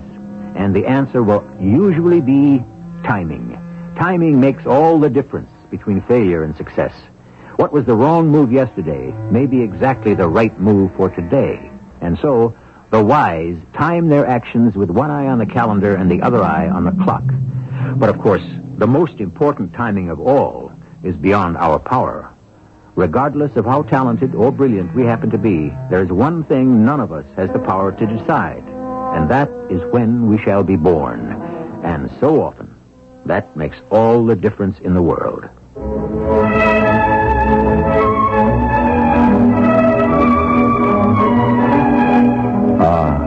Such divine music. It will live forever, along with everything else he wrote.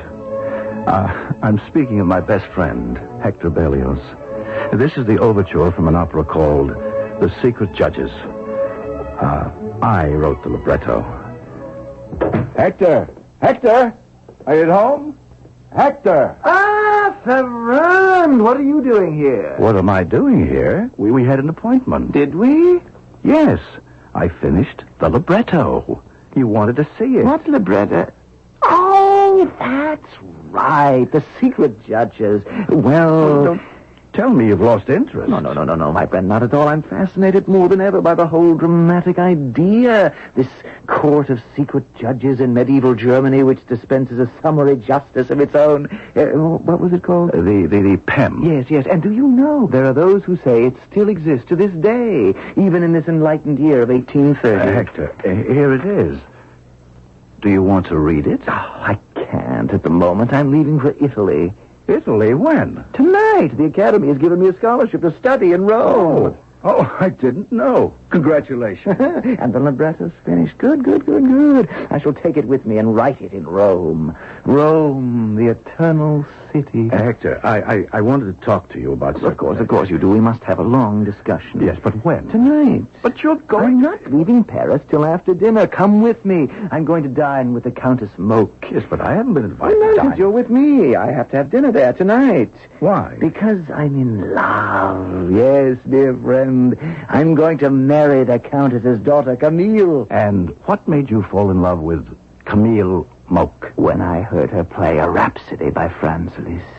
So the sense of what you're saying, then, is that you fell out of love with one and in love with the other. Exactly, my friend. But how do you know you're not in love with the music. Oh, Ferrand, look at the divine face of Camille Moque and tell me that.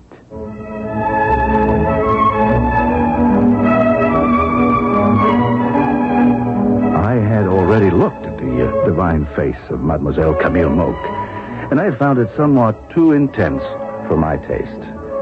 The same could be said about her playing, even though she was the latest rage of Paris and all of her concerts were sold out. Yes, the word to describe her would be intense. Also, smoldering, simmering, seething. If you ask me, if these two ever were married, they would go up in flames. But nobody ever did ask me. After dinner, Camille played a little music for us.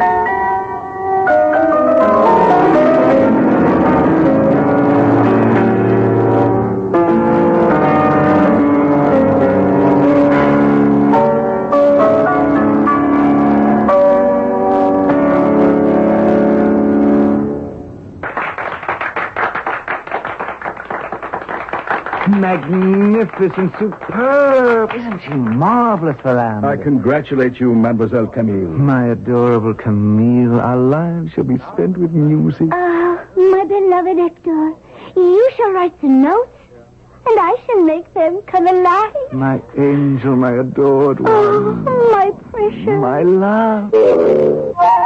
These exchanges continued despite the fact that they were not alone in the room. Oh, I didn't count. To Hector, I was more or less like another piece of furniture. But among others, there were the Countess Moque and a thin gentleman called Ignaz Pleyel.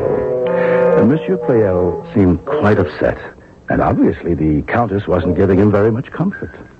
Are they not the most adorable looking couple? Oh, Don't you think he is the most handsome gentleman in Paris, Monsieur Pleyel?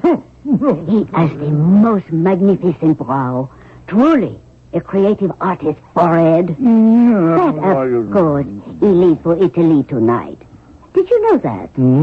He will be away for a year. Who knows what can happen?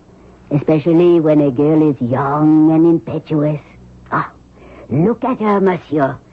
She is a flower that must be constantly nourished by love. Have you the heart to leave her to languish on the vine? Seize the day, the hour, the moment. Remember, absence makes the heart go wander. Direct that searching heart toward yourself.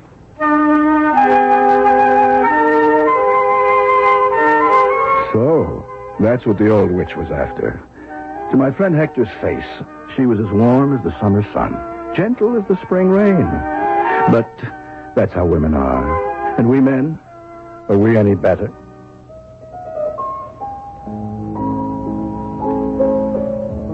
How brilliantly she plays, Countess. My dear Hector, this is your inspiration at work.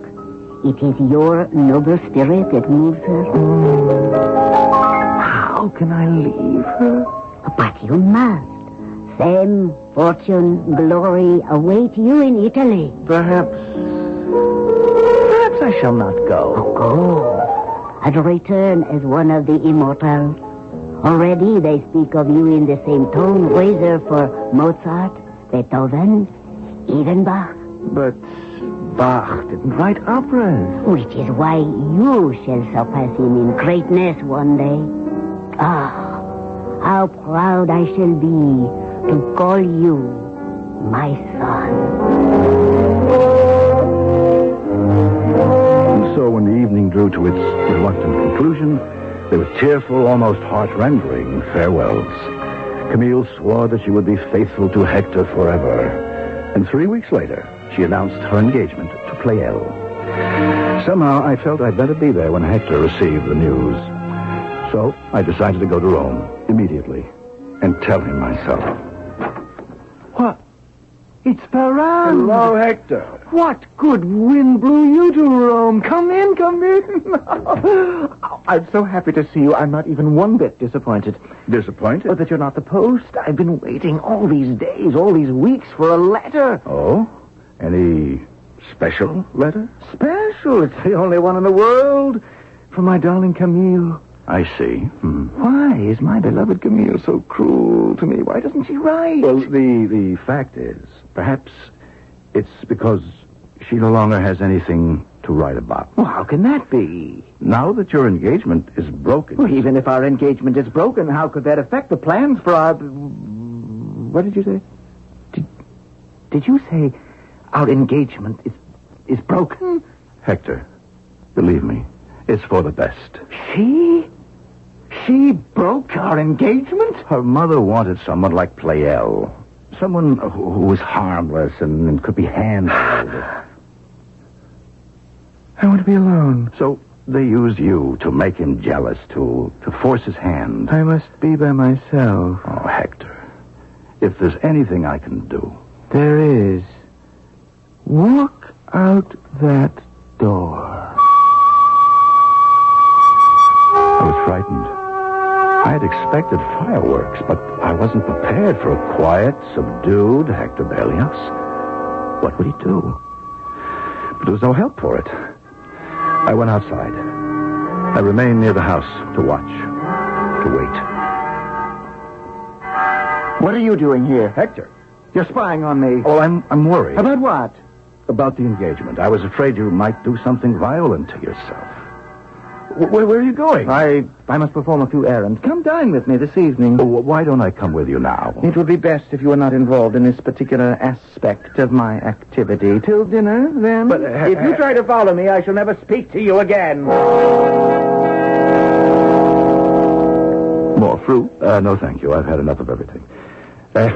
Except an explanation. Hector Berlioz, what are you up to?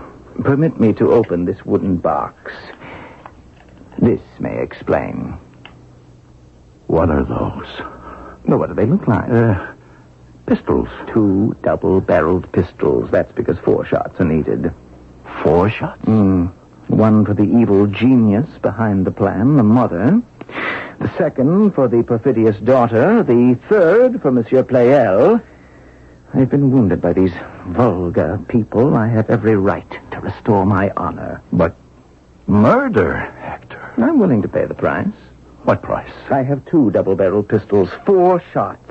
2 for the women, 1 for the man, and the 4th one for me.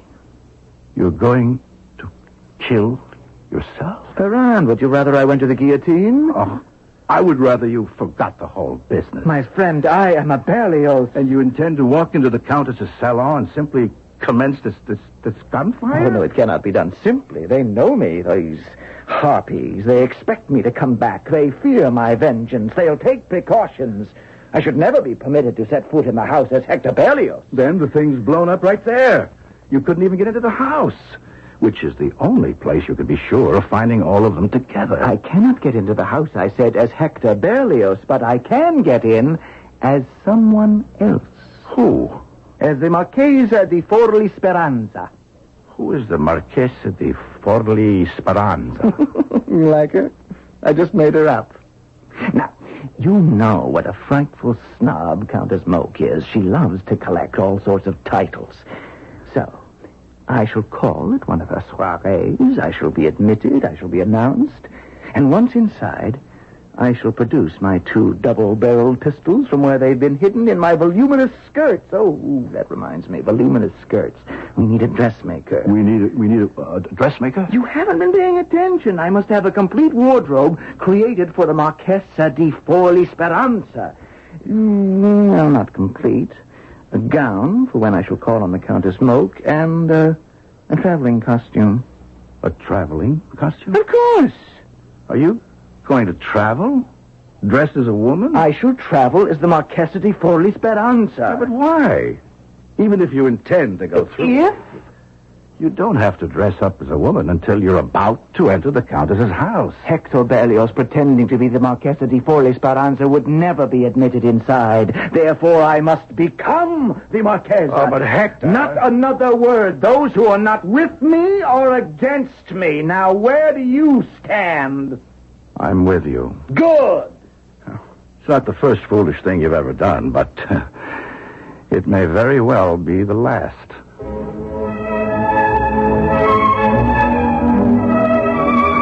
And so the plot quickens. Revenge for an insult. Loaded pistols. Disguising oneself as a woman. It has all the time-honored ingredients of grand opera. And why shouldn't it? Isn't it all being conceived by one of the great operatic composers himself? We shall return with Act 2 shortly.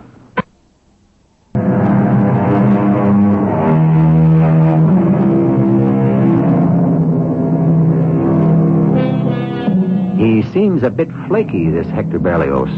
And you may think we're taking poetic license, but the fact is, he was quite a singular character. And he did live in a very floridly romantic age. Remember, his contemporaries were Byron and Keats and Shelley and Poe, and a great many others who insisted on marching to the beat of their very own drummers. Here once again is Monsieur Ferrand, Hector Berlioz's best friend, who seems to be taking this latest escapade as a matter of course.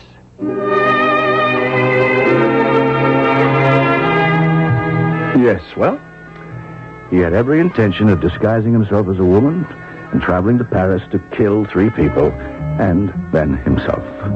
So you might ask yourself, why didn't I try to stop him? My answer, how could I? My only hope was to humor him and to pray that over the course of what would be quite a long journey, something might come along to distract him. I must become letter perfect as the Marchesa di Forli Speranza. Yes, Hector. Who is she? Think. What sort of woman? What are her tastes? No, Hector, after all, We are creating a character, my good Ferrand. You talk as if this were theater. Well, of course it is. When I present myself to the major domo at Countess Moke's establishment as the Marchesa di Forli Speranza, shall I not be playing a part? And unless I believe in the character, as every good actor must, my audience will not believe me. Now, to begin, I must shave closely. Now, then, I shall be posing as a woman of 30. What colors suit my personality? What is my personality? You would think he was composing an opera. Well, whether he knew it or not, he was. Of course, it would have an ending unlike anything in the theater. The people who would be shot in the final scene would remain dead forever. I kept hoping for something to turn up, but every day saw the plot advance further. Finally, it was time for wardrobe. We went to the finest shop in Rome, naturally. Only the best for Hector. And how may I be of help, Signor? Ah, Signora, we wish to purchase several outfits for a young lady. Ah, I shall be happy to serve you. What does the young lady need? Everything. Oh, I see. Particularly a traveling costume. Yes. Also, a formal gown and all of the required undergarments. I understand. Can it be done quickly, Senora? As quickly as you can bring the young lady in for her fittings? Oh, well, that may present us with a difficulty. It's not convenient for the young lady to come here. In that case, perhaps you could supply me with her measurements. Her measurements? Or would that also be inconvenient? No. As a matter of fact, we could do that right away. Do you happen to have them with you? Actually, you might say that I have them on me. Signor? You see, the young lady and myself, by a coincidence, happen to have the same measurements. Exactly? The same measurements? You might add an inch or two, or perhaps 3 to certain parts of the basic costume. Oh, yes. I suppose I could. Good. Shall we begin?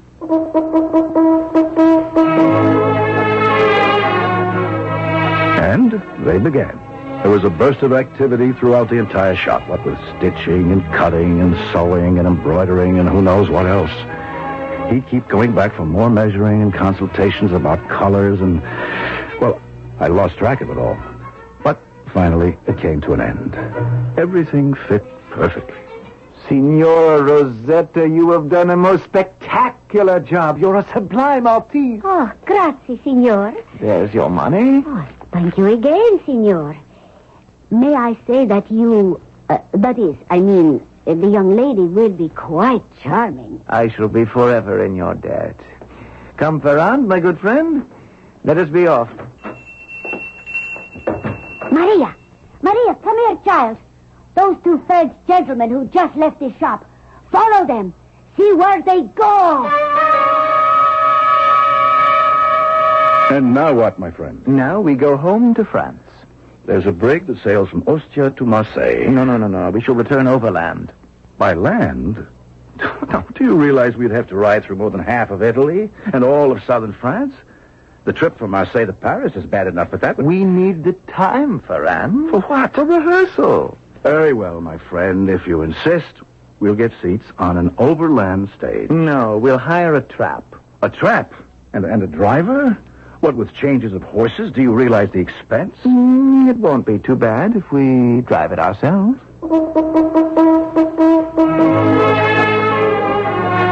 What was the use? He would have his way. We hired a trap. It was small, it was uncomfortable. The roads were narrow and needed repair, deserted for the most part. And we could never make real time because we had to keep stopping to rehearse. Now, let us play the entire scene again. Go ahead. The major domo opens the door. I tell him I am the Marchesa di Forli Speranza. He bows, he admits me. He passes me along to an usher who conducts me to the reception room. He raps on the floor with his staff and announces my name. Wait. The flaw. What flaw? The fatal flaw in the plan. Now, you can dress like the Marchesa, you can wear your hair like a Marchesa, you can walk like her, smile like her, but once you open your mouth, you, my friend, are undone. Your voice is the voice of Hector Berlioz. Oh, I can disguise my voice. Can you? Can you sound like a woman? Pretend I'm the major domo. Tell me who you are. Very well. I am the Marchesa di Forli Speranza. Didn't sound too good, did it? No. Was it forced? Yes. Artificial? I'm afraid so. I have to work on it. There's just no way I can do it, is there? No way at all. What am I going to do now? Go back to Rome. Study. Create. But my revenge. Oh, revenge yourself by becoming successful. Show her what she lost when she cast you aside. No one cast Hector Berlioz aside. She made me the laughingstock of Paris. They all did, all three of them. They are going to pay for it with their lives. Yes, but this present plan of yours is obviously unworkable. Wait. Why do you say that? Aside from the voice, it's all perfection, isn't it? Yes, but the voice destroys the illusion. Then there shall be no voice.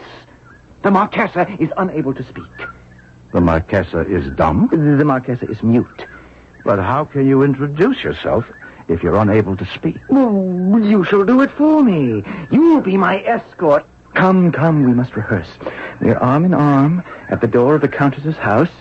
Here is the butler. Well, what do you say? Monsieur Ferrand and the Marchesa di Forli Speranza. You need more confidence, more authority. Well, I'm sorry. I've never been a person of very much confidence or authority. You'll get it in rehearsal, my friend. Never fear.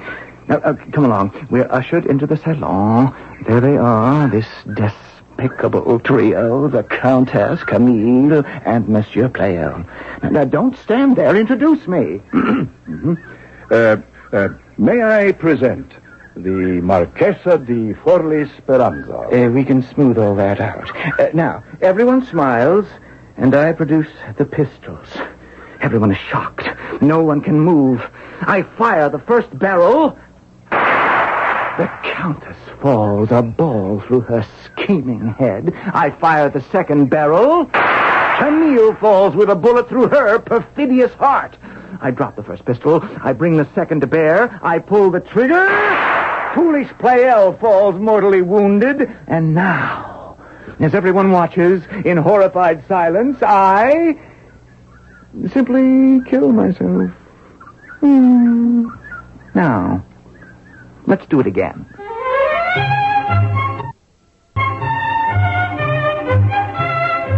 Why did I take all this from Hector Berlioz?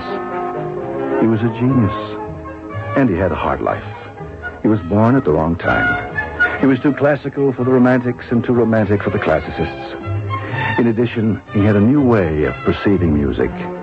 Innovators in art always have a difficult time of it.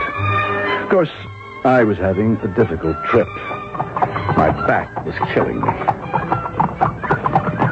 Wake up, Ferrand. Wake up! Huh? Oh, no. Oh, Hector, why did you do that? I was lucky enough to doze off. Why couldn't you just let me sleep? Time to rehearse. Oh, no, not again. Yeah, we'll stop here. Whoa! Whoa, I said. Oh, these nags are as hard to conduct as the musicians at the Paris Opera. Now, then, Ferrand, let us begin. Hector, look back there. What is it? All I can see is a cloud of dust, but it seems to be coming this way very quickly. Well, obviously, people are coming, but that's no affair of ours. I just hope that we're no affair of theirs. Hector, look, they have guns. Perhaps they're soldiers. But they're not wearing uniforms. What do you suppose that means? If they're not in the military, and they're armed, and they're riding so fast, it means only one thing. They must be bandits. Let me take those reins. Get up! Hand me the whip, Hector. Yes. Why must we run? I have my 2 double-barreled pistols. Are you mad? Uncap those weapons. And hide them under the seat. Quickly. I am a Berlioz. I shall never refuse a fight. Hector, listen to me. I learned all about bandits in Sardinia. If you look as if you mean to defend yourself, you'll be shot down at once. Well, then why are we running from them? They're gaining on us. Why not get it over with? They like the excitement of a good chase. Ferrand, are you sure they won't shoot us anyhow? Hector, in this world, how can one be sure of anything? You can be sure, at least, of this. There's going to be a third act to our story. Hector Berlioz is headed for Paris, where he intends to take drastic and fatal revenge on 3 people who have made him appear ridiculous. That is, he will if he can ever get there. Act 3 will be upon us shortly.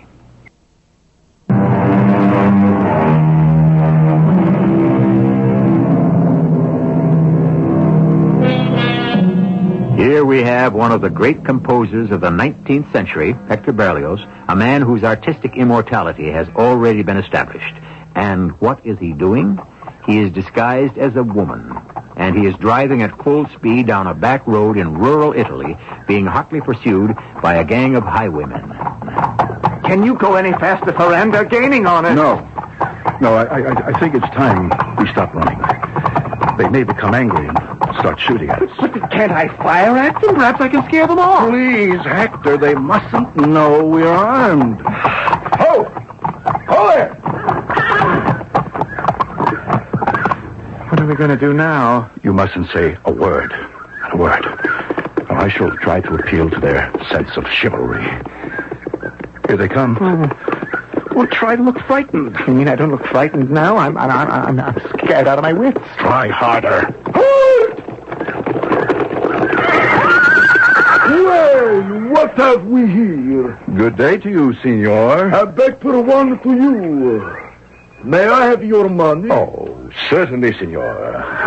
And to whom do we owe this opportunity to share our wealth? I'm called Il Pardo.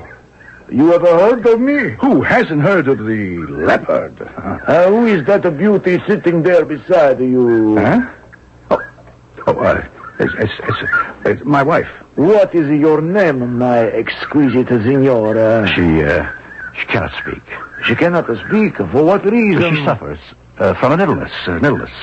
That's why we're on the road. We are hurrying toward Florence. Yes, I see how pale she is. Yes, there's a famous doctor there. Perhaps he will cure her. And perhaps he will kill her with his infamous pills and potions. My friend, there is no need to travel all the way to Florence to see this quack. Oh, but we do I myself can cure her. Oh, how pale she is. Yes, she suffers. She suffers from living in the dirty, dusty, crowded city. She suffers from lack of fresh air to breathe, spring water to drink. Although this is a rather delicate subject, it should be obvious she is withering away because of lack of affection. But we can remedy all these deficiencies here in our healthful mountains. What does that mean? It means that the woman pleases me, and I intend to have her. But she's my wife. True. So you have two choices. You can sell her to me, or you can fight me for her. Fight? But you wouldn't want her. Why not? Oh, because, well, she may not be everything you think she is. She's everything and more. I will have this woman. Come down, my magnificent blossom. Let me sweep you into my saddle. We shall ride to paradise together. But you wish to be paid? Very well. I shall let you keep your money, your baggage, your horses. Fair enough? More than fair. And my beloved, come to me. Soldiers, run! Dogs! They sniffed me out. Another time of my angel. We shall meet again. Head across the fields, men! Saved. Oh, we're saved, Moran. Yes. We've been delivered from these brigands. Doesn't this prove that Providence is with us? We are destined to succeed. Oh, sir, I want to thank you for saving our lives. Don't thank me so quickly. You may have been better off with the bandits. You are under arrest. Arrest? What's the charge? Espionage. But we're not spies. Silence! You will be given a fair trial before we hang you. It was a long, slow, terrifying journey back to Rome. We weren't permitted to say a word, not even to each other. We were taken to a grim-looking building. We were surrounded by serious-faced soldiers. Bring in the woman. The woman! If only you would allow us to explain. Silence! You are the Signora Rosetta. Yes, Colonel. And these are the men? Oh, these are the men. And that is my dress he is wearing. And I didn't steal it. I paid for it. Silence! Continue. Why should a man wish to dress as a woman? I asked myself. Suddenly, the answer became clear. He must be a spy in the service of the King of France. But that isn't true. Basta, Signor. You will be given your opportunity. Now, do you deny that you are a Frenchman? I proclaim it. Therefore, does it not stand to reason that you are a spy? Why does that stand to reason? All Frenchmen are spies. But I, sir, am Hector Berlioz. Who is Hector Berlioz? I am a composer. I never heard of you. Ask at the Academy. I don't know anyone at the Academy. I don't hold much with composers. But you could ask Paganini. My instinct tells me that you are an agent. Hold. Did you say Paganini? Ah, now there is a musician for you. Ask him. He'll identify me. Very well. But if you are not who you say you are, you can expect to be looking at a firing squad in the morning. A firing squad? Would you rather be hanged? Send for Signor Niccolo Paganini. And so they finally ran him down. And Signor Paganini came in as diabolical-looking and sardonic as ever. They said he was in league with the devil. Only Satan could teach a man to play a violin at such speed. And he looked at Hector without blinking an eye, as if it were absolutely normal for anyone to go about dressed as a woman. Yes, this is Berlioz. You are certain? Yes, I commissioned him to write the viola concerto for me. It wasn't much good. That's a lie. It was excellent. You're complaining because your part wasn't big enough. What am I supposed to do during a half of it? Fall asleep? Colonel, it's called Harold in Italy. It's magnificent. It is a trap. It's ahead of its time. Charlatan. Gypsy fiddler. Get out of here, the bug of you. Madmen. Lunatics. What is this? An insane asylum? So the days went by. We crossed the border into France. We drew closer and closer to Paris. Nothing occurred to me. The colonel was right. Berlioz was a madman. He would go through with this. How could I stop him? And we would pause in some deserted field and rehearse constantly. And now I produce my pair of pistols. The first bullet for the Countess. The second for Camille. The third for the fool. And the fourth for me. Very good. Let us ride on, my friend. Hector, I was hoping... For what? For a return of reason. Are you saying I've lost my reason? Well, I thought this long ride might have made you reconsider. Never. I'm resolved, Ferrand. There's a slogan in the Berlioz family. The stain of an insult can only be washed away by blood. But then, what washes away the stain of the blood itself? I am not concerned with that. Why didn't I report him to the police? What can I say? I was completely under his spell. I knew him as the greatest genius of his time. I prayed with all my heart that something at the last second would turn up to avert this tragedy. But we arrived in Paris, and we went to the house of the Countess Moke, and we were admitted as Monsieur Ferrand and the Marchesa di Forli Speranza. She's always at the piano, the minx. Hector. Quiet. Soon she'll be finished. And her mother and that oaf will join her. And then you will present me, Hector, for the last time. Please. My mind is made up even more strongly than ever. You hear? She finishes. Found her. She does play well.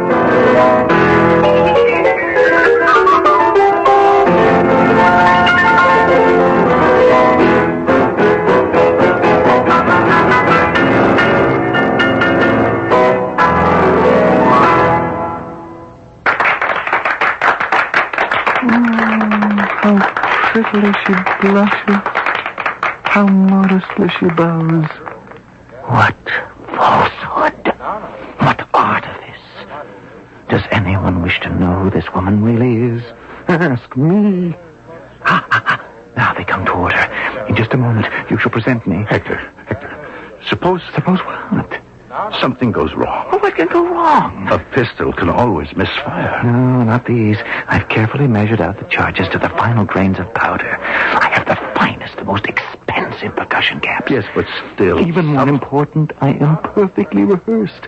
I raise the first pistol, 2 shots the women. I raise the second, 1 shot the man. The 4th shot for me. I've done it over and over 100 times. No, you haven't. You haven't even done it once. Are you mad? How many times have I fired? You've only fired 3 shots. Never, not even once, have you fired the 4th. Oh. Well, that's because... Yes? Because? Oh, hang it all. I can only kill myself once. How do you know you can even kill yourself at all? Well, because... To kill the 3 would be a source of immense gratification. True? Oh, how true. But to kill yourself afterward? You don't know yet if you can really hold the muzzle of that pistol to your temple. You don't know if you can pull the trigger and allow the trigger to blow your brains out. Please, Ferrand, you needn't be so indelicate. Shall you be able to say farewell to life, to art? Shall you murder not only the 4 of you, but also the great works that are still in your head, waiting to be released? The operas, the symphonies, the fantasies, all the brilliant music of Berlioz.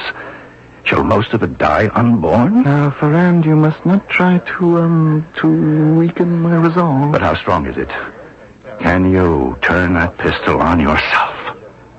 Have you ever rehearsed? Do not try to swerve me from my purpose. Die or don't die. Hector, I wash my hands of it. I am leaving. Farewell, Hector. Goodbye forever. Wait, Ferrand, wait! For what? Looking at her, getting up from the piano with that simpering smile? This is your queen of beauty? Your angel of delight? What can I do? I love her still. After what she said. Remember what she said last time we were in this house? My darling Hector, she said, you shall write the notes, and I shall make them come alive. She said that? She will breathe life into my divine music? Why, that fumble finger... Why not tell her yourself? Here they come now. Mama, daughter, and the fool. Ah, Monsieur Ferron, do please introduce us to the lovely Marquesa. All Paris is talking about her. I can introduce myself. That voice. Why, It's a fool named Hector Berlioz who came here to put you out of your misery. But now I say unto you, suffer! Endure a lifetime of agony and stupidity and arrogance. Do you see these pistols? Oh, my... You cannot have the blessed relief from these precious bullets. I give them to your ceiling, your mirrors, your windows. You are a madman. No, madame, I was a madman, but now my sanity is completely restored.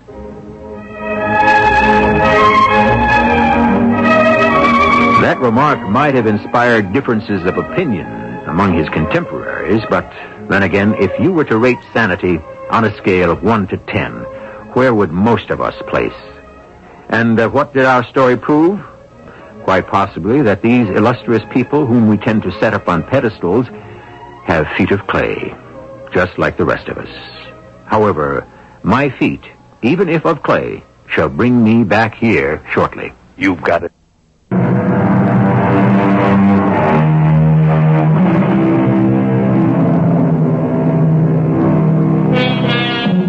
And so you may ask yourself, was this a true story?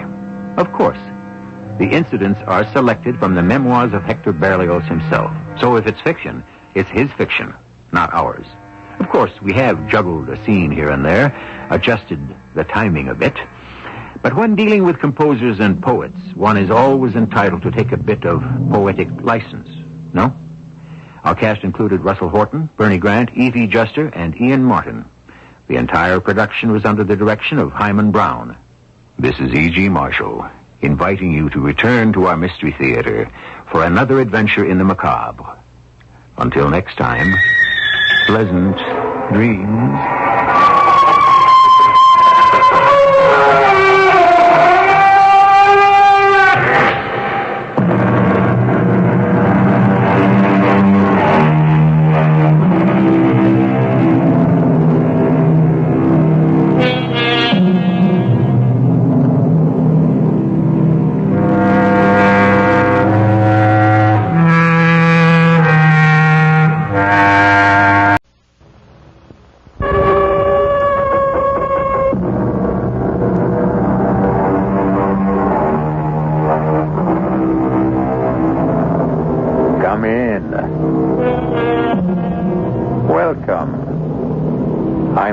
Marshall. Welcome to the world of your terrifying imagination. Consider, at one time, the great cold-blooded reptiles ruled supreme on the face of this earth, but they sickened and died, and dominion was seized by savage, ferocious, hot-blooded killers with hideous fangs and terrible claws. Today, the undisputed lord and master of the planet is man. Yet, in the fullness of time, every victor is finally vanquished. Will we, in our turn, also be conquered? Who waits to make of us what we have made of the animals? Jean. Yes, Monsieur de Maupassant. Do you want to save the world? I? Save the world, did you say? Yes. Save the world. Save the people. Save every human being on the face of the earth. Well, sir, if I could be sure. Look out. Look out toward the harbor. There. At the pier. Do you see that ship? The white, three-masted schooner. Yes, sir. You and I, we have to blow it up. But it is such a beautiful ship. Beautiful and deadly. Deadly enough all by itself to enslave the entire human race.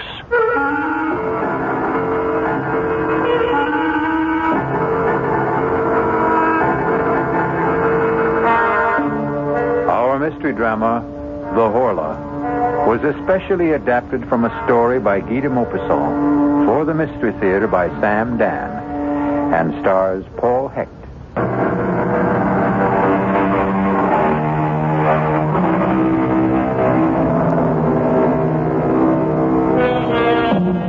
His name was Guy de Maupassant. He was probably the greatest writer of short stories who ever lived. He died in the year 1893. He died young. He died insane.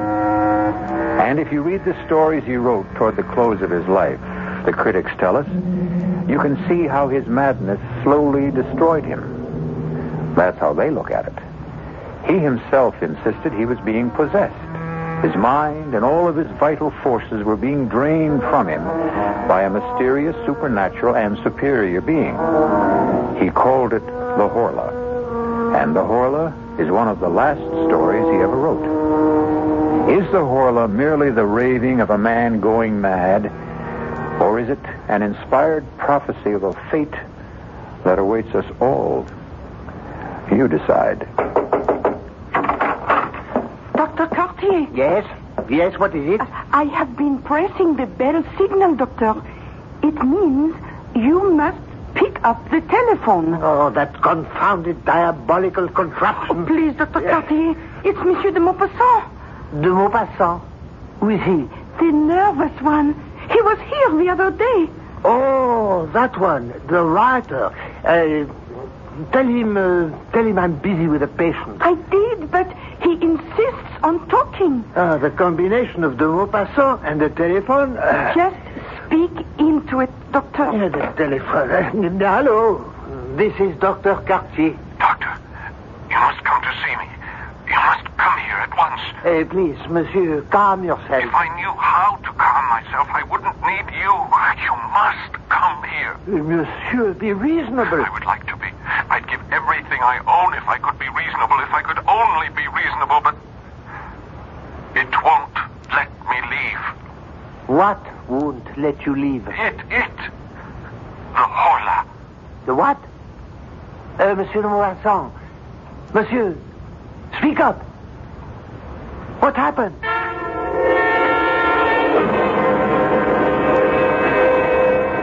You may put on your shirt, Monsieur de Maupassant.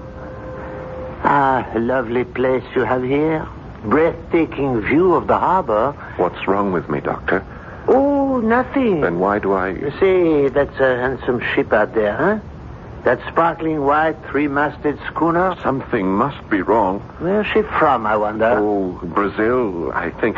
Doctor, why won't you tell me what's wrong with me? I told you, nothing. You have a mild nervous upset. Your nerves are highly strung. Your pulse is rapid. Your eyes dilated. And what do you advise? A course of shower baths. Cool shower baths. 2 in the morning, 2 in the afternoon, 2 in the evening. And send down to the chemist for some bromide of potassium. You haven't listened? I listened. I heard every word. Now, you go to sleep. Yes. You slumber deeply for 2-3 hours, correct? Yes. Then a nightmare lays hold of you, true? Yes, exactly. You feel someone is in the room with you, in the dark room. Someone is in the room. Am I stating the fact? Exactly. This someone or something is staring at you? Yes. I can't see it, but I know it's there. I know it's staring at me. And then it comes closer and closer to me. I feel it touching me. A cold, terrifying touch. And then I hear a sound. A low, vibrating sound. It's nothing human, nothing animal, nothing mechanical. And then I feel a weight, as if something kneels on my chest. The pressure, the terrible pressure. My neck is being squeezed and squeezed as something seems to be draining the breath from my body. Not only the breath, but my strength. Everything is being drawn from me. I want to struggle, but I can't move. I want to shout for help, but I can't utter a word. I try to fight, to resist, but I'm paralyzed and powerless. And then suddenly, I awake, bathed in perspiration, trembling. And then, exhausted, I fall asleep and slumber restlessly till morning. Yes, I heard. Well, what have you to say about this mysterious creature? He exists in your imagination. Are you sure? Try the treatment, then call me in a few days. No, Doctor. No, you must give me an answer for the Horla. The Horla? This creature, this being, this whatever it is. Monsieur de Maupassant, I understand you're a writer. Is that so? Yes. Now then, do I tell you how to write stories? Do I? No. Then don't tell me how to practice medicine.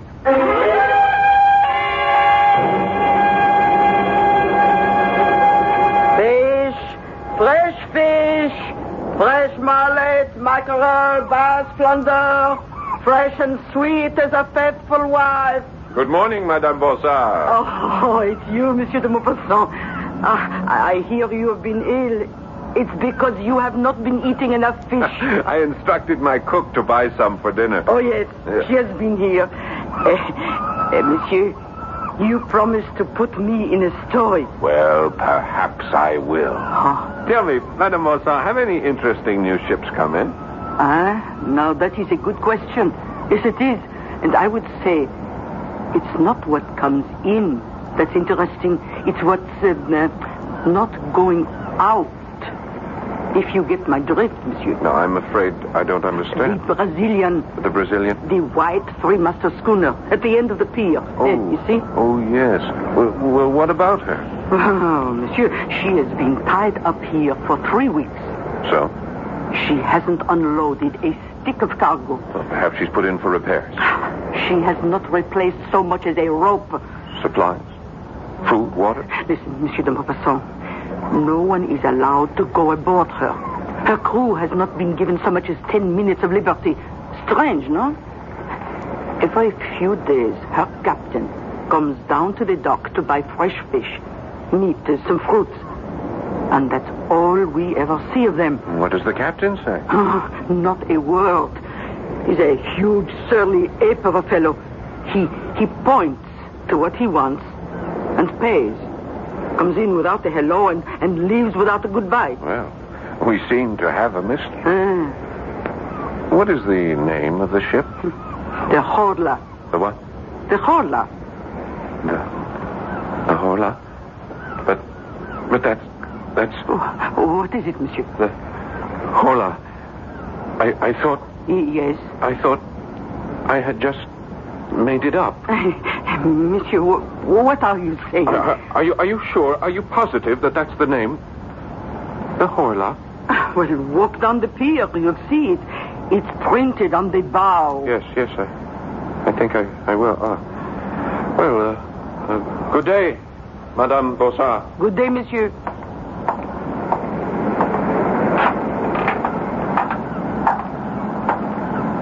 The Horla. It's incredible. Ahoy! Ahoy there! Aboard the Horla! Ahoy there! Anyone there? What do you want? You have a beautiful ship there, sailor. Listen, mister. Move on. Well, all the other ships allow visitors. Captain's orders. Well, why... None of your business. Couldn't I ask you something, sailor? No. Your name, the Horla, what does it mean? It doesn't mean anything. How did you come to choose Go on, move. You got no business here. This is a public pier. I have as much right to be here as you do. Perhaps more. Now, listen, mister. Please, for your own good, get out of here. Leave as fast as you can. Go away. Go away as far as you can before... Before what? Before the... Aha! No! No! Please! Please! I didn't say anything to him. Well, who are you talking to? No, please. Don't do that to me. No! Sailor, what is it? What is it? No! Sailor!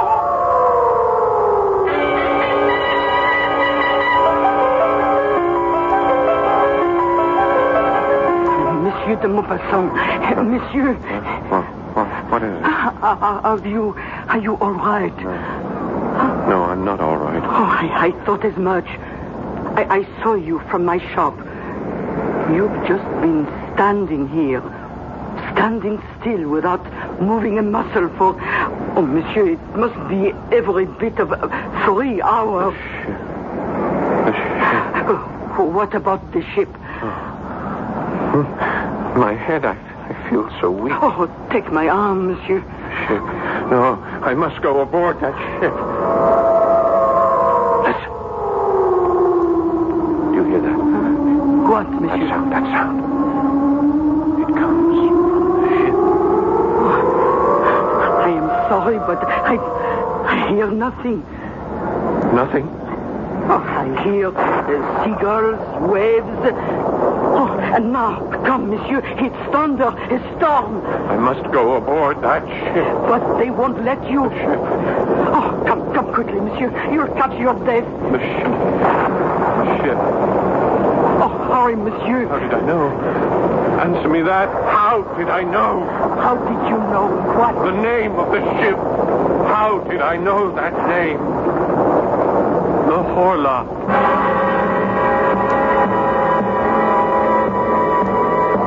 How indeed.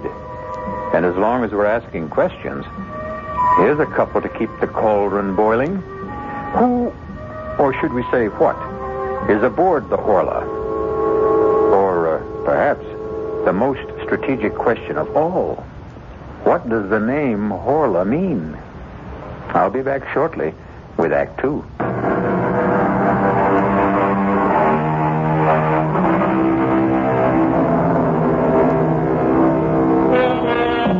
Guy de Maupassant is writing a story about a mysterious force which he calls the Horla, a force that drains the life and strength from his hero. Now he discovers that a mysterious ship that lies in the harbor is also called the Horla. Hello? I must see Dr. Cartier. Oh, it's you again, Monsieur de Maupassant. I told you I would have him called the moment you return. Mademoiselle, I must see him at once. But he is... That. Monsieur. Oh, excuse me. I'm in my room, my bedroom, and at any moment I'll fall asleep. I'm so tired. Well, sleep, monsieur, by all means. Sleep would be the best thing for you. No, not this kind of sleep. The Horla will come to me again tonight. I know it. But all I can do is tell the doctor. Tell him I need him urgently. Yes, Monsieur de Maupassant. Yes. Who's there? Who is that? Who's there? Oh. Monsieur de Maupassant? Oh, it's you, Jean-Baptiste. And who else might it be? Please come in. My lady's finished in the kitchen, and I'm finished, too, with the paint job. Just in time, just before dark. Oh, you didn't have to hurry. Well, get it over with. That's my motto. You thought your house was white before? You should see it now. Please, Jean, sit down. Yes, monsieur. Jean, I have a job for you. Doing what? Doing just what you're doing now. But I'm not doing anything. Oh, yes. Yes, you are. You're sitting there. That's the job? That's the job. And I'm just supposed to sit here? Well, you could talk to me. About what? About anything that comes into your head. You may also have to serve as my bodyguard. Bodyguard? Someone may try to break in while I'm asleep. I'm your man. I served each in the Chasseurs d'Afrique. The tourist outfit in the army. Oh, that's so. Well, tell me about it. Well, we were the only ones who could hold the ground at Sedan. And, are you really interested? Oh, yes, please. Tell me everything. Tell me the story of your life.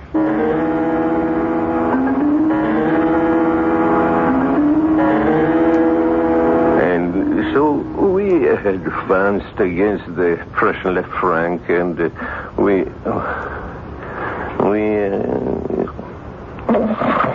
Joe. Go on, Joe. Don't stop. Talk to me. If you fall asleep, I'll fall asleep. Joe, please talk to me. Don't let me sleep. Oh, I'm so tired, but don't let me sleep. Don't let me fall.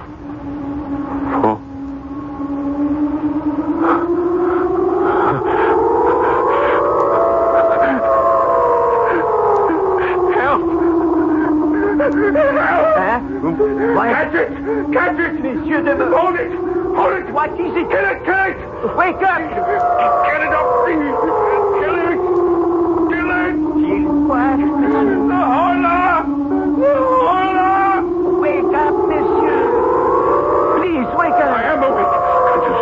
Can't you see? I'm awake. Rest, monsieur. Relax. Where is it? Where did it go? There is nothing here. Somebody was in this... There was no one in here except you and me. It was here. It was... Impossible, monsieur. It's impossible. You didn't hear it? That terrible sound? Monsieur de Maupassant, I heard nothing. I saw nothing. There was nothing. Oh, no. No, you're wrong. It was here. The window? As you can see, still locked from the inside. The door still barred. From the inside. Nothing human could have gotten in or out. Who says it's human? Are you saying that something less than human may be coming in and out of here at night? It may be more than human. In that case, monsieur, I resign from the job. No, Jean. I'll raise the pay. You cannot raise it high enough. There isn't that much money in the whole of the world.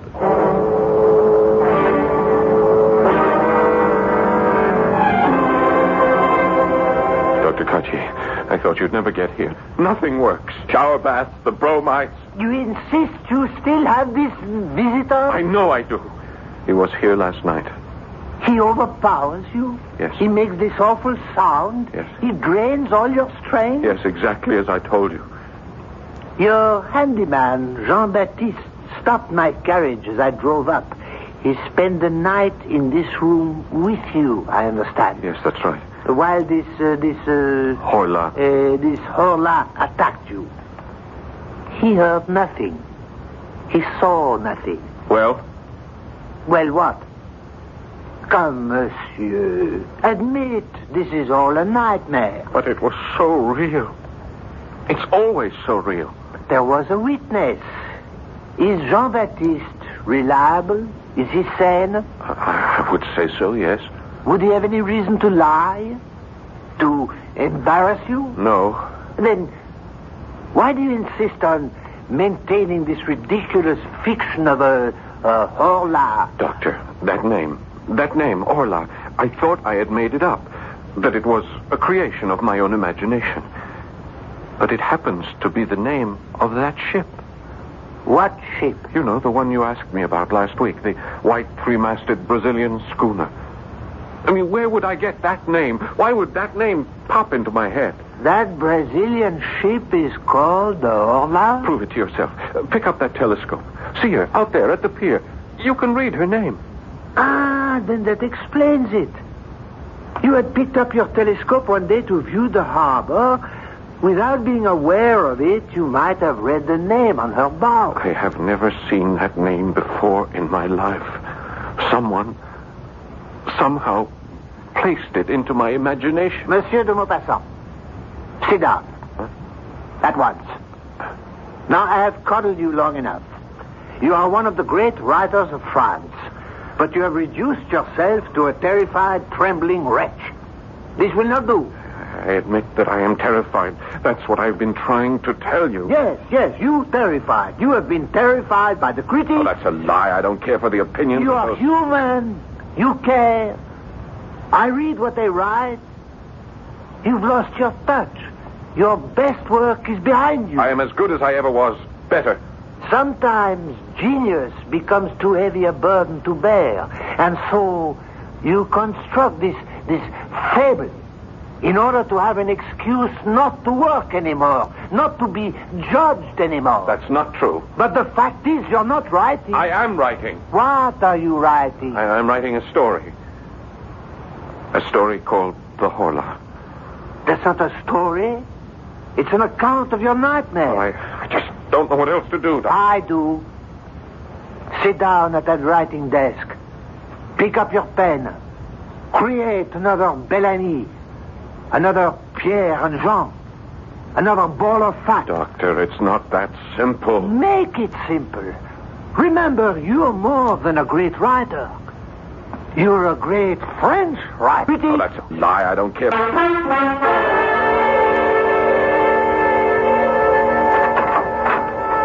May I come in, monsieur? Oh, Jean-Baptiste, yes, of course. I see your honor is working. That's good. It's good. Yes, I feel wonderful this afternoon. The old lady wants to know if you'd like to come down for tea. Oh, no, I'm in the middle of things here. I'll work through till supper. Well, I didn't mean to interrupt. I just brought you the paper from Paris. Thank you. Well, I'll see you later. I've got to put in the chrysanthemums. The old lady... Jean, listen. What is it, monsieur? You tell me. I can't tell you nothing. You don't hear anything? What? What am I supposed to hear? Just listen, Jean, listen. You're having that problem. The one you had last night. Yes, I'm afraid so. Well, you'd better see the doctor. I've just seen the doctor. Jean, please, would you mind sitting here with me? I don't mind, as long as it's the daytime. I just can't work anymore. I don't think I'll be able to concentrate. Well, why don't you take a little nap? No, I don't want to sleep.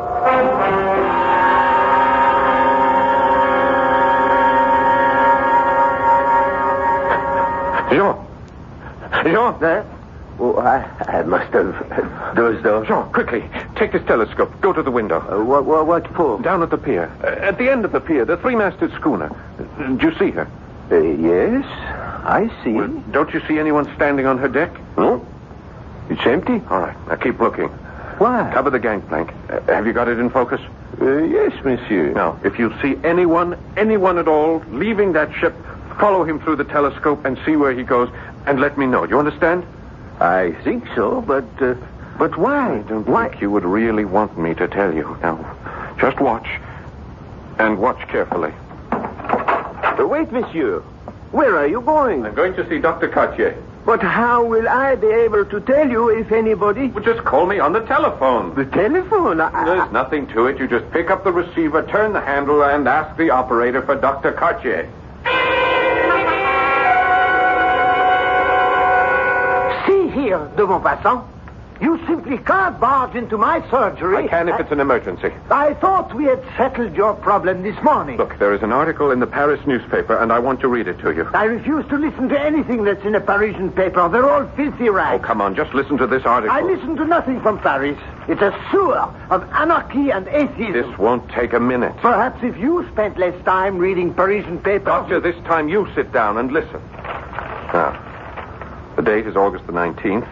A curious piece of news comes to us from Rio de Janeiro. That's in Brazil. Yeah, I know that's in Brazil. Madness, an epidemic of madness, like that contagious madness which attacked Europe in the Middle Ages, is now raging in the province of São Paulo. The terrified inhabitants are leaving their houses. They say they're being pursued and possessed. Now, these are not my words, Doctor. I quote from this article. Typical Parisian exaggeration. They only copied the story that arrived on the wire from Brazil.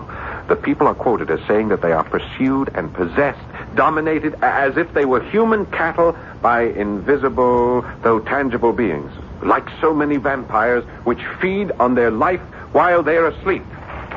Now, what do you say, Doctor? South Americans are basically Spaniards. A highly romantic, unstable people. To continue, if I may. Professor Don Pedro Enriquez and several other medical experts have gone into the province to study this madness. Brazil. Doctor, Brazil. The ship that you noticed in the harbor, she comes from Brazil. What of it? I say she brings this madness here with her. She has been tied up here the better part of a month. No one leaves her, no one visits her. She makes no repairs. She takes on no cargo. Now stop fighting me. Think with me. Why is she here? What do you expect me to say? She is here to spread that madness, to capture our souls. Very well. I'll stop fighting you. Good. I'll start to think with you. Assume she is here on the errand you mentioned. Yes. Then why is there no panic in the town, as there was in Brazil? Well, perhaps the conditions aren't the same here. So far, again, for the sake of argument, only you have been attacked. Why? Why you? Perhaps this Horla, perhaps it's selective. Perhaps only I have what it wants. Yes, that could be possible. Of course, it could be completely irrational. When I saw that ship sailing up the Seine, I thought she looked so pretty, so white. And this being, this Horla, it also saw me. And it saw my house, which was also a brilliant, sparkling, dazzling white, just like the color of its own ship. For that reason, it decided to take me. Monsieur de Maupassant, I recommend a journey for your health. No, thank you, Doctor. I am going to play this out. Listen to me. Does it matter if you're attacked by an outside force or by a weakness in your own body? The result is the same. Madness. Now, try a change of scene, of climate. Monsieur de Maupassant, the telephone for you. Oh, thank you. Yes? Monsieur, this is Jean-Baptiste. Hello? Yes, Jean. Is this really Monsieur de Maupassant? Yes, of course it is. What is it? It's the first time I ever spoke on the telephone, sir. Your voice sounds different somehow. Never mind that. What do you have to report? A man looks like a ship's officer. He just walked down the gangplank, you know, from the Brazilian. Where did he go? Into Madame Bonsard. Well, meet me there. I may need your help. Yes, sir. And bring a weapon.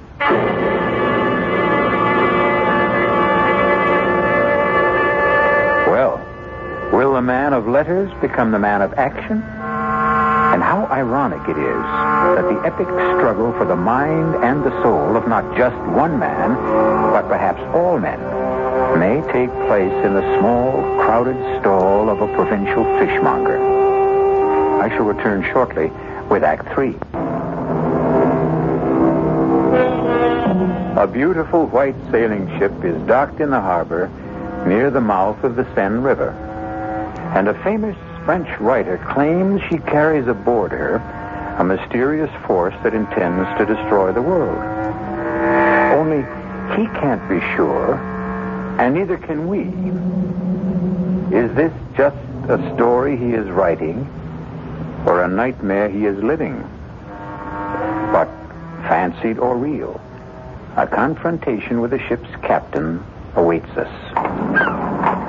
Jean, here I am. Yes, monsieur. Are you armed? Yes, I have my old service revolver loaded and ready. Now keep it out of sight. Your man is inside the store buying fish from the Bonsard. All right, come along. Follow me. Yes, monsieur. And you'll have some mullet. Very good. Oh, good afternoon, Monsieur de Maupassant. I'll be with you as soon as I'm through with this customer. You know this, Jean? Yes. It's the mackerel. Look, he doesn't speak. Yes, Yeah, he points to the fish he wants and holds up his fingers for how many he'll take. He's a hard-looking customer. No, sir. Very well. That will be 27 francs, monsieur. René will bring it out to your ship. Bon appetit. One moment. Captain, I'd like a word with you. Stand aside. My name is Guy de Maupassant. Stand aside. I would like to talk to you about your ship. I said stand aside. Not until we learn what's happening here. Stand aside. Oh, help me with this fellow. Help me.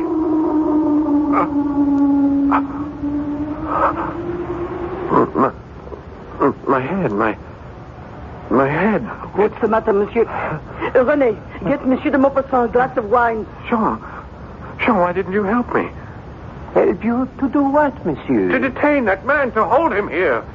But you didn't say anything. I kept waiting. I called on you for help. When? Just now. Madame Bonson, didn't you hear me? Oh, I didn't hear anything. But you saw me struggle with him. No, monsieur. I asked him to stop. I said I wanted to have a word with him, and then he pushed me away. I tried to hold him. I called on you for help. Oh, no. No. All right, according to you, just what happened here? He finished buying whatever it was. He paid Madame Bonson. She gave him his change, and he walked out. Madame, is that true? Yes. I was waiting for you to stop him. But as long as you didn't, I fear, well, it's your concern. Yes, Jean-Baptiste. It is my concern. All mine.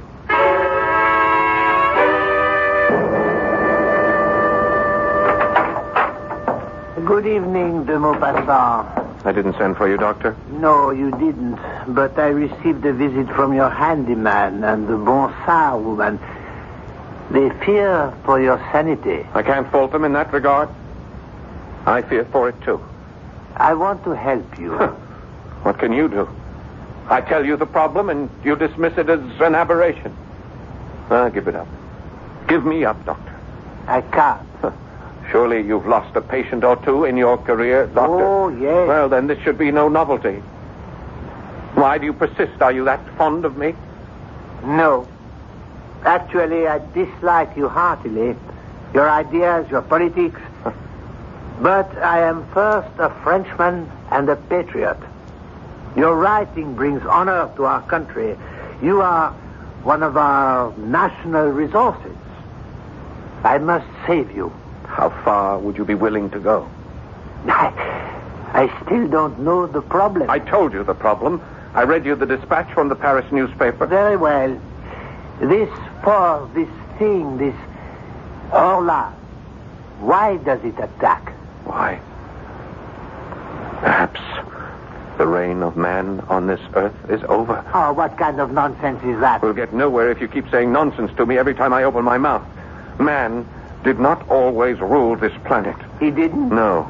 We are but one of a series of rulers according to evolution. Oh, evolution? What do you say, oh, do you quarrel with Darwin? Why, is it too much to suppose that we, in our turn, are being supplanted? By whom? It doesn't have to be a whom. It could also be a what. What kind of a what? A Horla. And we are back where we started. Yes. A Horla. I would accept a vampire, a physical, tangible, visible creature, but your Horla cannot be seen. That's true. Then how can he do damage? He can seize control of the brain. Never. The brain is inside the skull. It is safe. It cannot be tampered with. The Horla has always tampered with it. Primitive man feared him, this unknown, unseen horror. The priests, magicians through the centuries have tried in vain to exorcise him. Yet he has stolen into our minds, captured our thoughts. Mesmer, he understood this power. He could even demonstrate it. And Mesmer was a Frenchman. I regret to say he was also a charlatan. The mind, that part of it we don't know. That dynamic, unconscious portion. The part discovered by Freud. Who? Freud, Sigmund Freud of Vienna. Oh, an Austrian. A brilliant psychologist. Freud, Mesmer, others, they show us glimpses of this awful mental power. Some call it magnetism, suggestion, hypnotism. But only the Horla fully understands it, and he will use it to conquer. But why? Why did we conquer? Because our time had come. And I hear him. He keeps telling me he has come. My boy, let us put you into a hospital for your own good. He'll follow me there. What do you suggest? Eventually, he will make of us what we have made of the horse, the ox. His beast of burden and his food, just by the strength of his will. You need a complete rest, a change of scene. But you know, sometimes an animal turns on its master. Sometimes the slave rebels and kills the oppressor. And I know just the place. Just get away from the sea. Breathe some good, crisp mountain air. And so I'll kill this Horla. I'll have your servants pack some clothes. And if I kill him, perhaps all of us will be safe. For a while.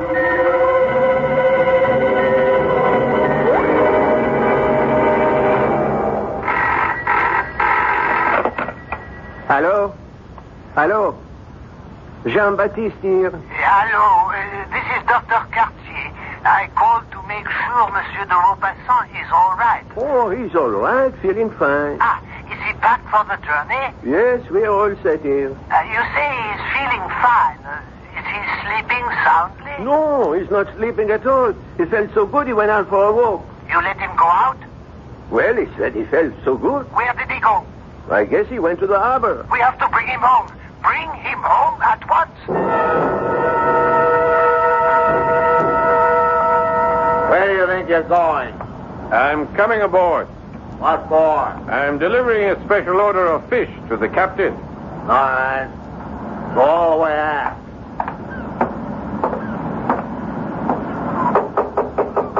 What is it? What are you doing here? What are you doing here, Captain? What is your ship doing in this harbor? I'll have you thrown overboard. I'll keep coming back. Why are you here? Why? You know. You know why. Tell me. You know everything there is to tell. The ship is captured. It belongs to the Horla. Yes. It captured us in the harbor back in Rio. It owns us. It owns every man on board. What is it doing here? Looking for captives. Looking for you. Why me? I don't know. It chooses its victims according to... I don't know the reasons. Some are obvious. Us, we have a ship. It wanted a ship. But you, others, I don't know. I don't know why it wants you. The Horla. Where is it now? Here, in this cabin. With us? Here now? Yes. What's it doing? Sometimes, like now, it sleeps. Other times... You better leave now while you can. No, Captain, let's fight it. You cannot fight. Let's kill it. You can't kill it. Kill it, and then we'll all be free. But how can we kill it? It's in here. It's asleep in here. Yes? Lock the door. Lock the door and destroy the ship. Destroy the ship? Burn it. I can't burn it. It's my ship. Not anymore. It belongs to the Horla. You belong to the Horla. I belong to the Horla. Let's be free. I cannot let you do it. I'm afraid. Let go. No. Let go. Let go. The floor. You knocked over the lamp. The floor is Look the out. highest. Let's get out of here. We'll be burned to death.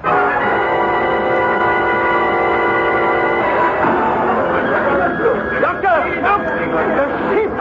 It's on fire! Fire! Fire! Fire! The Maupassant is aboard her! Come on! Guy! Guy! Where are you? Monsieur de Maupassant! Where are you? She's going to blow up! The whole ship is going up!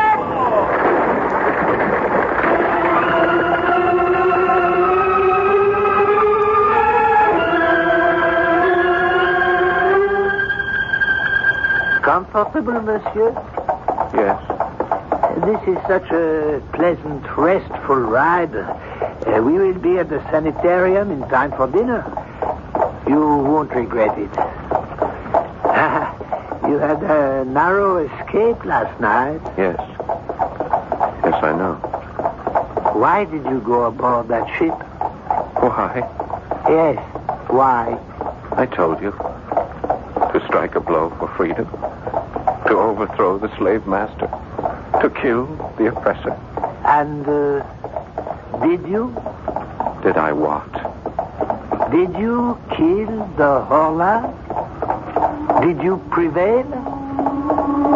For just a moment. I thought I did. But no.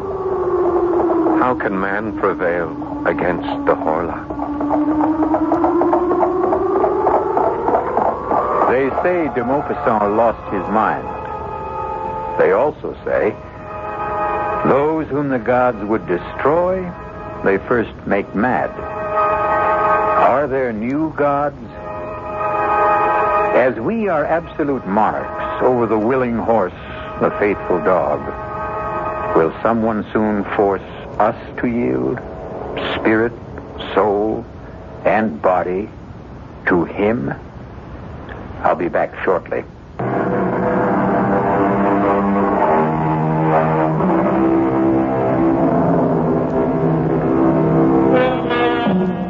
We look down from the top of the evolutionary tree, and we consider ourselves the highest, the noblest, and the best. But there can be someone ready to take over. Someone more perfect. Maybe the only way we can survive is to beat this thing at its own game. Improve ourselves, shape up, and also show up regularly for the next adventure in the macabre. Our cast included Paul Hecht, Bryna Rayburn, Robert Dryden, and Dan Ocko. The entire production was under the direction of Hyman Brown. This is E.G. Marshall inviting you to return to our Mystery Theater for another adventure in the macabre. Until next time, pleasant dreams.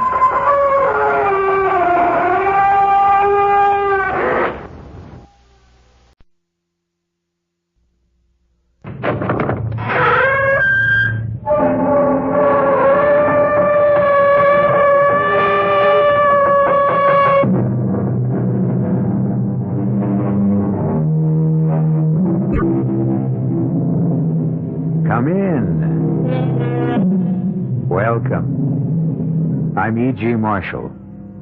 Once again, it's open house here on your dial for mystery and suspense and the excitement of the unknown. They say, whom the gods would destroy, they first make mad. Yes, they do say that. But these days, it would be quite possible to take the opposing view. One could also say, whom the gods would preserve, they first make mad.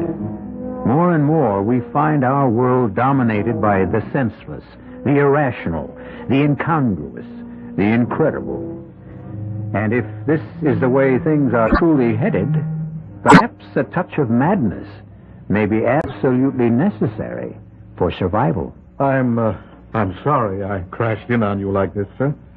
Oh, I hope you're not injured. No, I'm fine. You're plain? I'll examine it in the morning. Then you'll join us for dinner, won't you? Thank you. If you'd like to go to bed early, we have a room ready for your convenience. You're very kind. Well, we don't usually have much here in the way of entertainment. We're so far away from everything, but if you care to stay up tonight, you're very fortunate. Really? Yes, you might enjoy it. Enjoy what? Tonight's entertainment. Oh, what is it? It might turn out to be a hanging.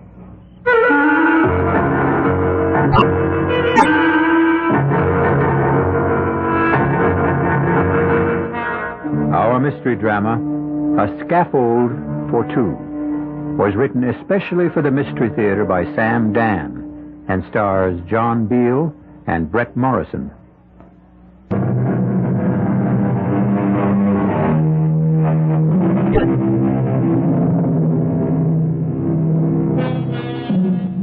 It is written, where men are innocent, laws are unnecessary.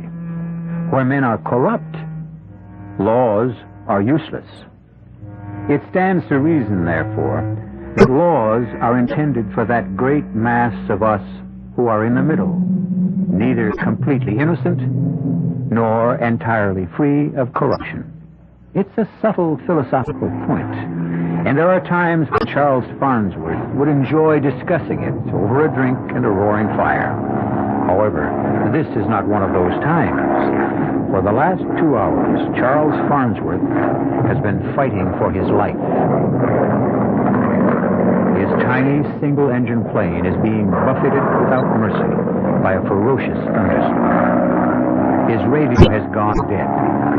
His instruments are useless. He has been blown off his course. He has no idea of where he can be.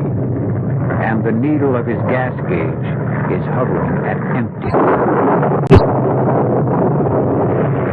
And now, suddenly as interrupted, the storm subsides.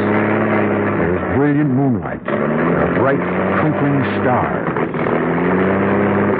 And just below him, he can make out a long, gently rolling meadow. He has no choice. He directs the faltering plane downward.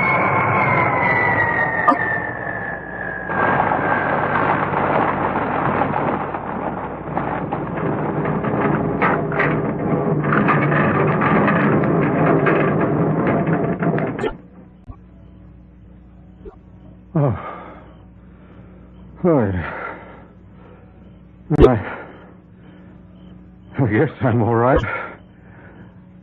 I guess everything's all right, but where am I?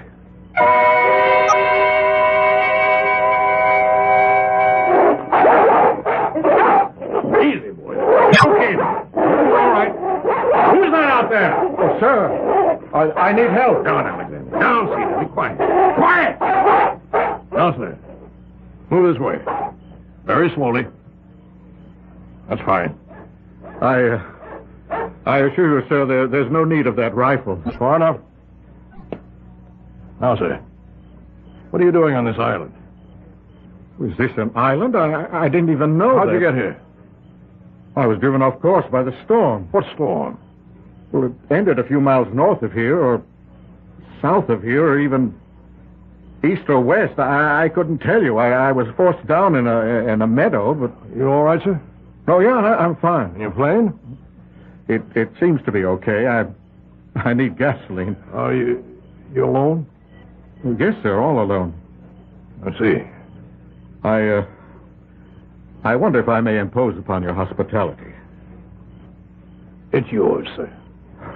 Thank you. Step this way, won't you? My name is Bennett.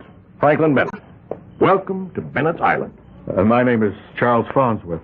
Oh, you're just in time for dinner, Mr. Farnsworth.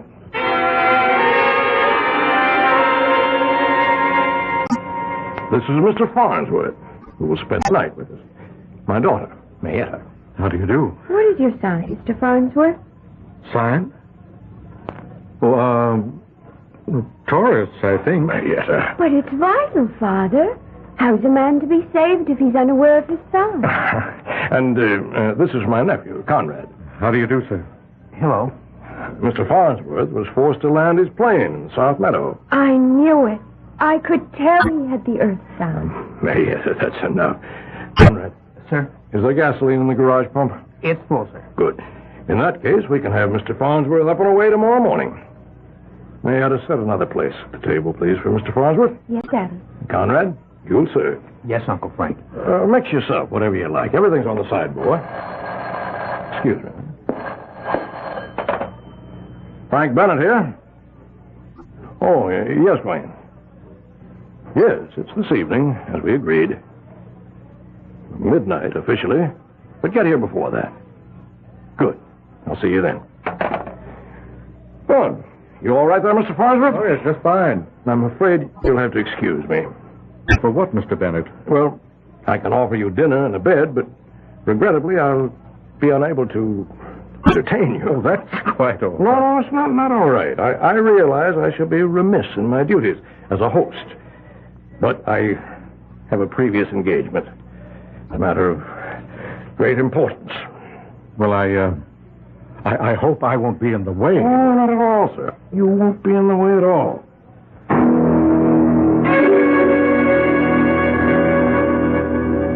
Well, if everyone's had enough, Conrad, Mayetta, clear the table. Charles Farnsworth. Where have I heard that name before? Well, I'm an attorney. Oh, yes, you're that Farnsworth. You're the lawyer that gets all those guilty people acquitted. Oh, that's impossible. Impossible? If a person is acquitted, it's proof that he's innocent. Oh, you know what I mean. No, I'm afraid I don't. Well, you usually get these people, rabble-rousers mostly. They go around, they commit murder. How do we know that? Because we know it. We just know it. It's a matter of pure common sense. Guilt or innocence is a matter of law. Most of these people you defend are against the law. Most of them are out to overthrow the government. And anyway, they're dirty. They're unkempt. Oh, I wouldn't say that. I would. Mr. Bennett, I defend a great many people. Some of them happen to be associated with unpopular causes, and some of them, I admit, are personally quite unappealing, but what would you have? Everyone's entitled to counsel. I know. It's just that I hate to see people get away with murder. But they don't get away with it. If a judge and a jury acquits them, that means they didn't commit murder. That's what's wrong with the system. Well, you could also say that's what's right with the system. Well, I'm doing something wrong right now. I'm having an argument. A serious argument with a man who's a guest under my roof. I apologize. Oh, please, I don't feel in the least. I'm a deep believer in the law, Mr. Farnsworth. And to me, the most sacred of all laws is hospitality. When a man is your guest, in no way should he be made to feel uncomfortable or under a strain. Forgive me for what I said to you before. No, I felt in no way insulted. That's very kind of you. Conrad, may I enter? Come in here, please. Mr. Farnsworth, I'll have to excuse myself for the night. I hope you understand. Yes, of course. Conrad, my guests are beginning to arrive. Show them into the library, will you? Yes, sir. And may I conduct Mr. Farnsworth to the guest suite. Now, Mr. Farnsworth, you must excuse me. I hope to see you at breakfast in the morning. Good night, sir. Good night. You want some more coffee? Oh, no, thank you. When I asked you your sign, I didn't mean the signs they have in the zodiac, you know? I think so. There are the 4 basic signs, and they're earth, air, fire, water. Oh? Is this some new kind of science? Oh, no. It's an old kind of religion. I see. It's mine. I'm the head priestess. Are you? Yes. I'm maybe the only one. You see, I don't know anyone else who's a member. Oh. No. Most of the folks we have around here are Methodists. We also have some Congregationalists and some Catholics and some Jews. But I can't find anyone who's a member of EWAF. EWAF? Yes. The 4 elements. Earth, water, air, and fire. So far, all we've got is Conrad and me. Well, you can never tell. Maybe there will be more one day. Oh, it's very nice of you to say that. Most people just laugh at me. I'm sure they don't mean any harm. I don't mind. You're a very nice person. You're not at all like most of the people who come to see Daddy. Why do you say that? Because you're a perfect example of the balanced EWAF.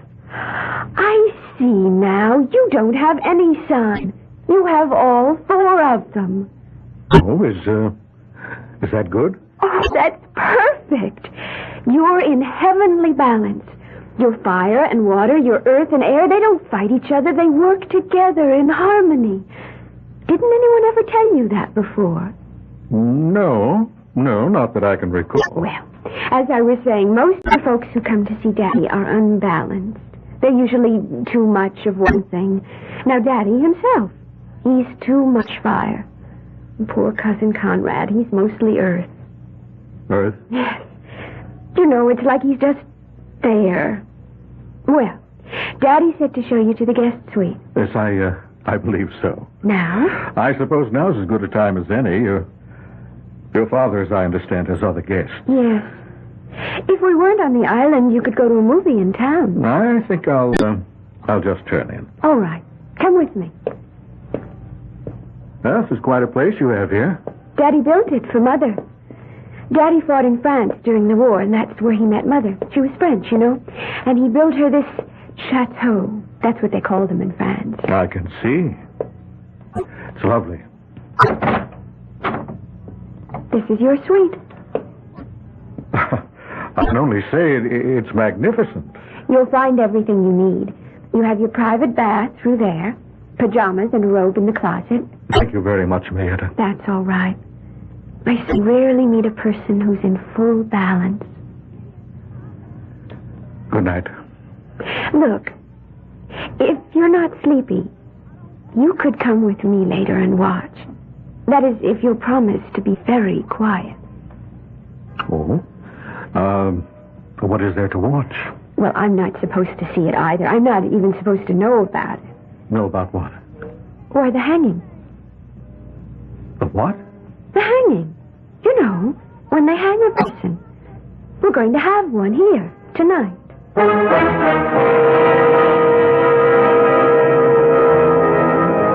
Just like that. How would you like to blunder into this kind of lodging for the night? Charles Farnsworth looks at Mayetta. She's young, but not a child. It's true she babbles a bit and has several, offbeat ideas, but she seems sane enough. What's this about a hanging? Well, you'll just have to wait until I return shortly with Act 2.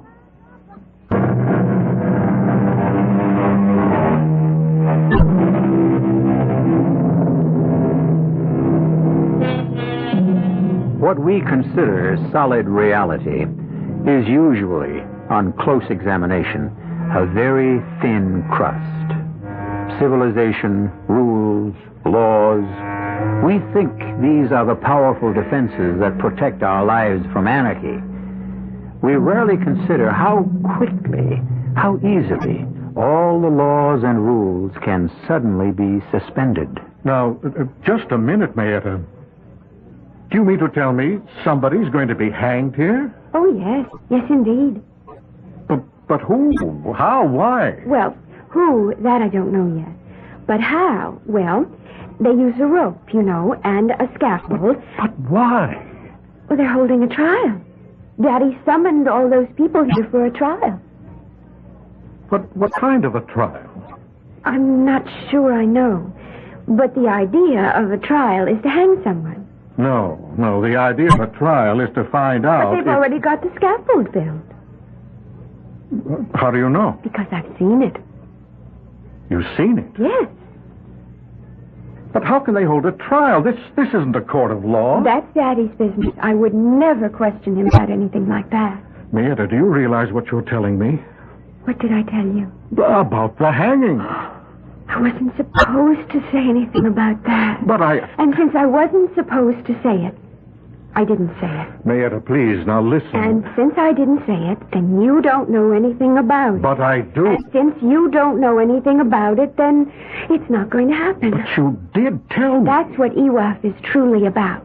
What you don't know about does not exist. But you specifically said someone is going to be hanged here tonight. I said it before I realized I shouldn't have said it. So no. I will unsay it, and it won't happen. Mayetta, this is... I don't know what to think. That's why I like you, Mr. Farnsworth. You don't know what to think. Other people, unbalanced people, they know what to think. And they think I'm crazy, but I'm not. All squared away, I see. Is everything satisfactory? Yes. I've been having a most intriguing conversation with your daughter. Oh? Well, she takes us to her mother. Her mother was French, and they like to talk in riddles, you know. Oh, there? Oh, yes. Mr. Bennett, I feel I must discuss this matter with you. Oh? What matter? Mr. Bennett, do you intend to hang somebody tonight? I realize as I said it just how that must sound, but Why do you ask? Well, why is unimportant. May I have your answer?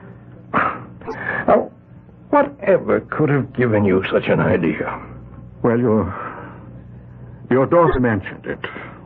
Oh. Also, Mayetta said we're going to hang someone tonight. Well, she thinks so. May I ask why?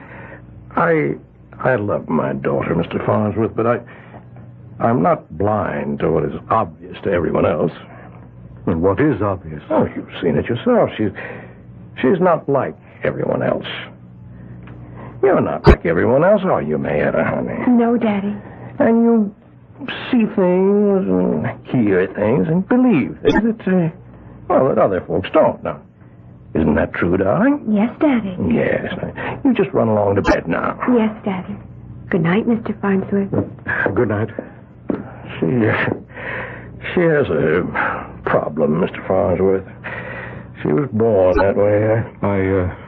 I'm sorry. And I realize I'm in a very embarrassing position. Well, let's say no more about it. Well, you're probably wondering now what this gathering is about.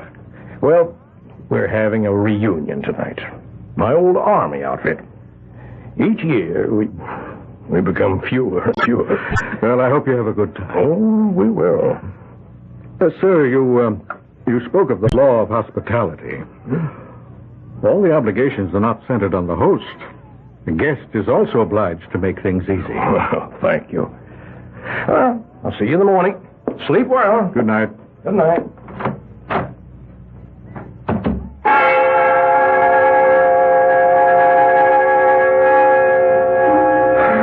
I was exhausted. It had been quite a day. I thought I'd sleep the moment my head touched the pillow, but for some reason I was wide awake. I kept wondering why sleep was eluding me so completely. Of course, I knew. I knew there was something mysterious going on in this house. Something was wrong. Maybe it wasn't as deadly as Mayetta had claimed. But I felt certain it wasn't as innocent as her father had asserted.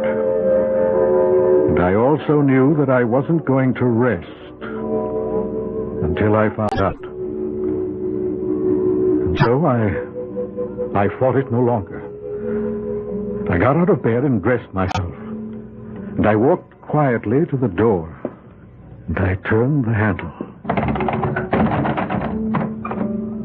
And that's when I discovered that it was locked. Locked from the outside. I walked to the window, and I discovered that I couldn't open it. It was a large casement window made up of many small panes. And as I examined them closely, I discovered that they were made of very heavy, leaded, apparently unbreakable glass. And now I knew with crystal clarity I was a prisoner.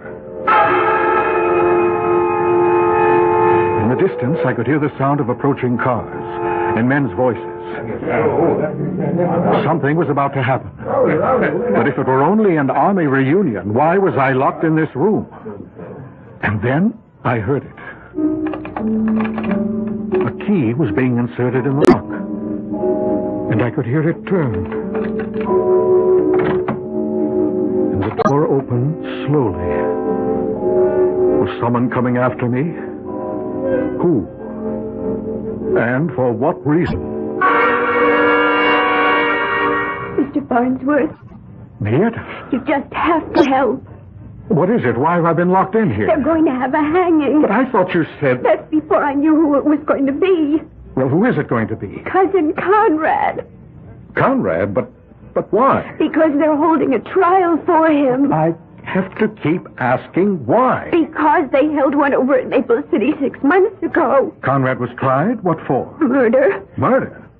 Whom did he kill? Cousin Bertram. And you see, the jury said he was innocent. Well, then what's this trial about? Daddy didn't like the verdict, so he's holding a trial to get a different one.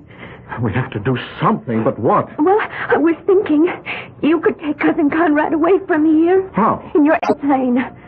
Take off at night from that field? They'll hang him. Gas. I need gas. We've got plenty of gasoline in the garage. Where's Conrad? He's waiting for the trial to start. Then we'd better hurry.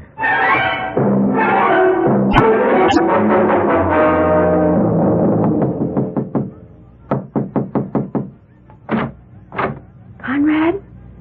Does Uncle Frank want me to come to the library now? He said he'd send for me.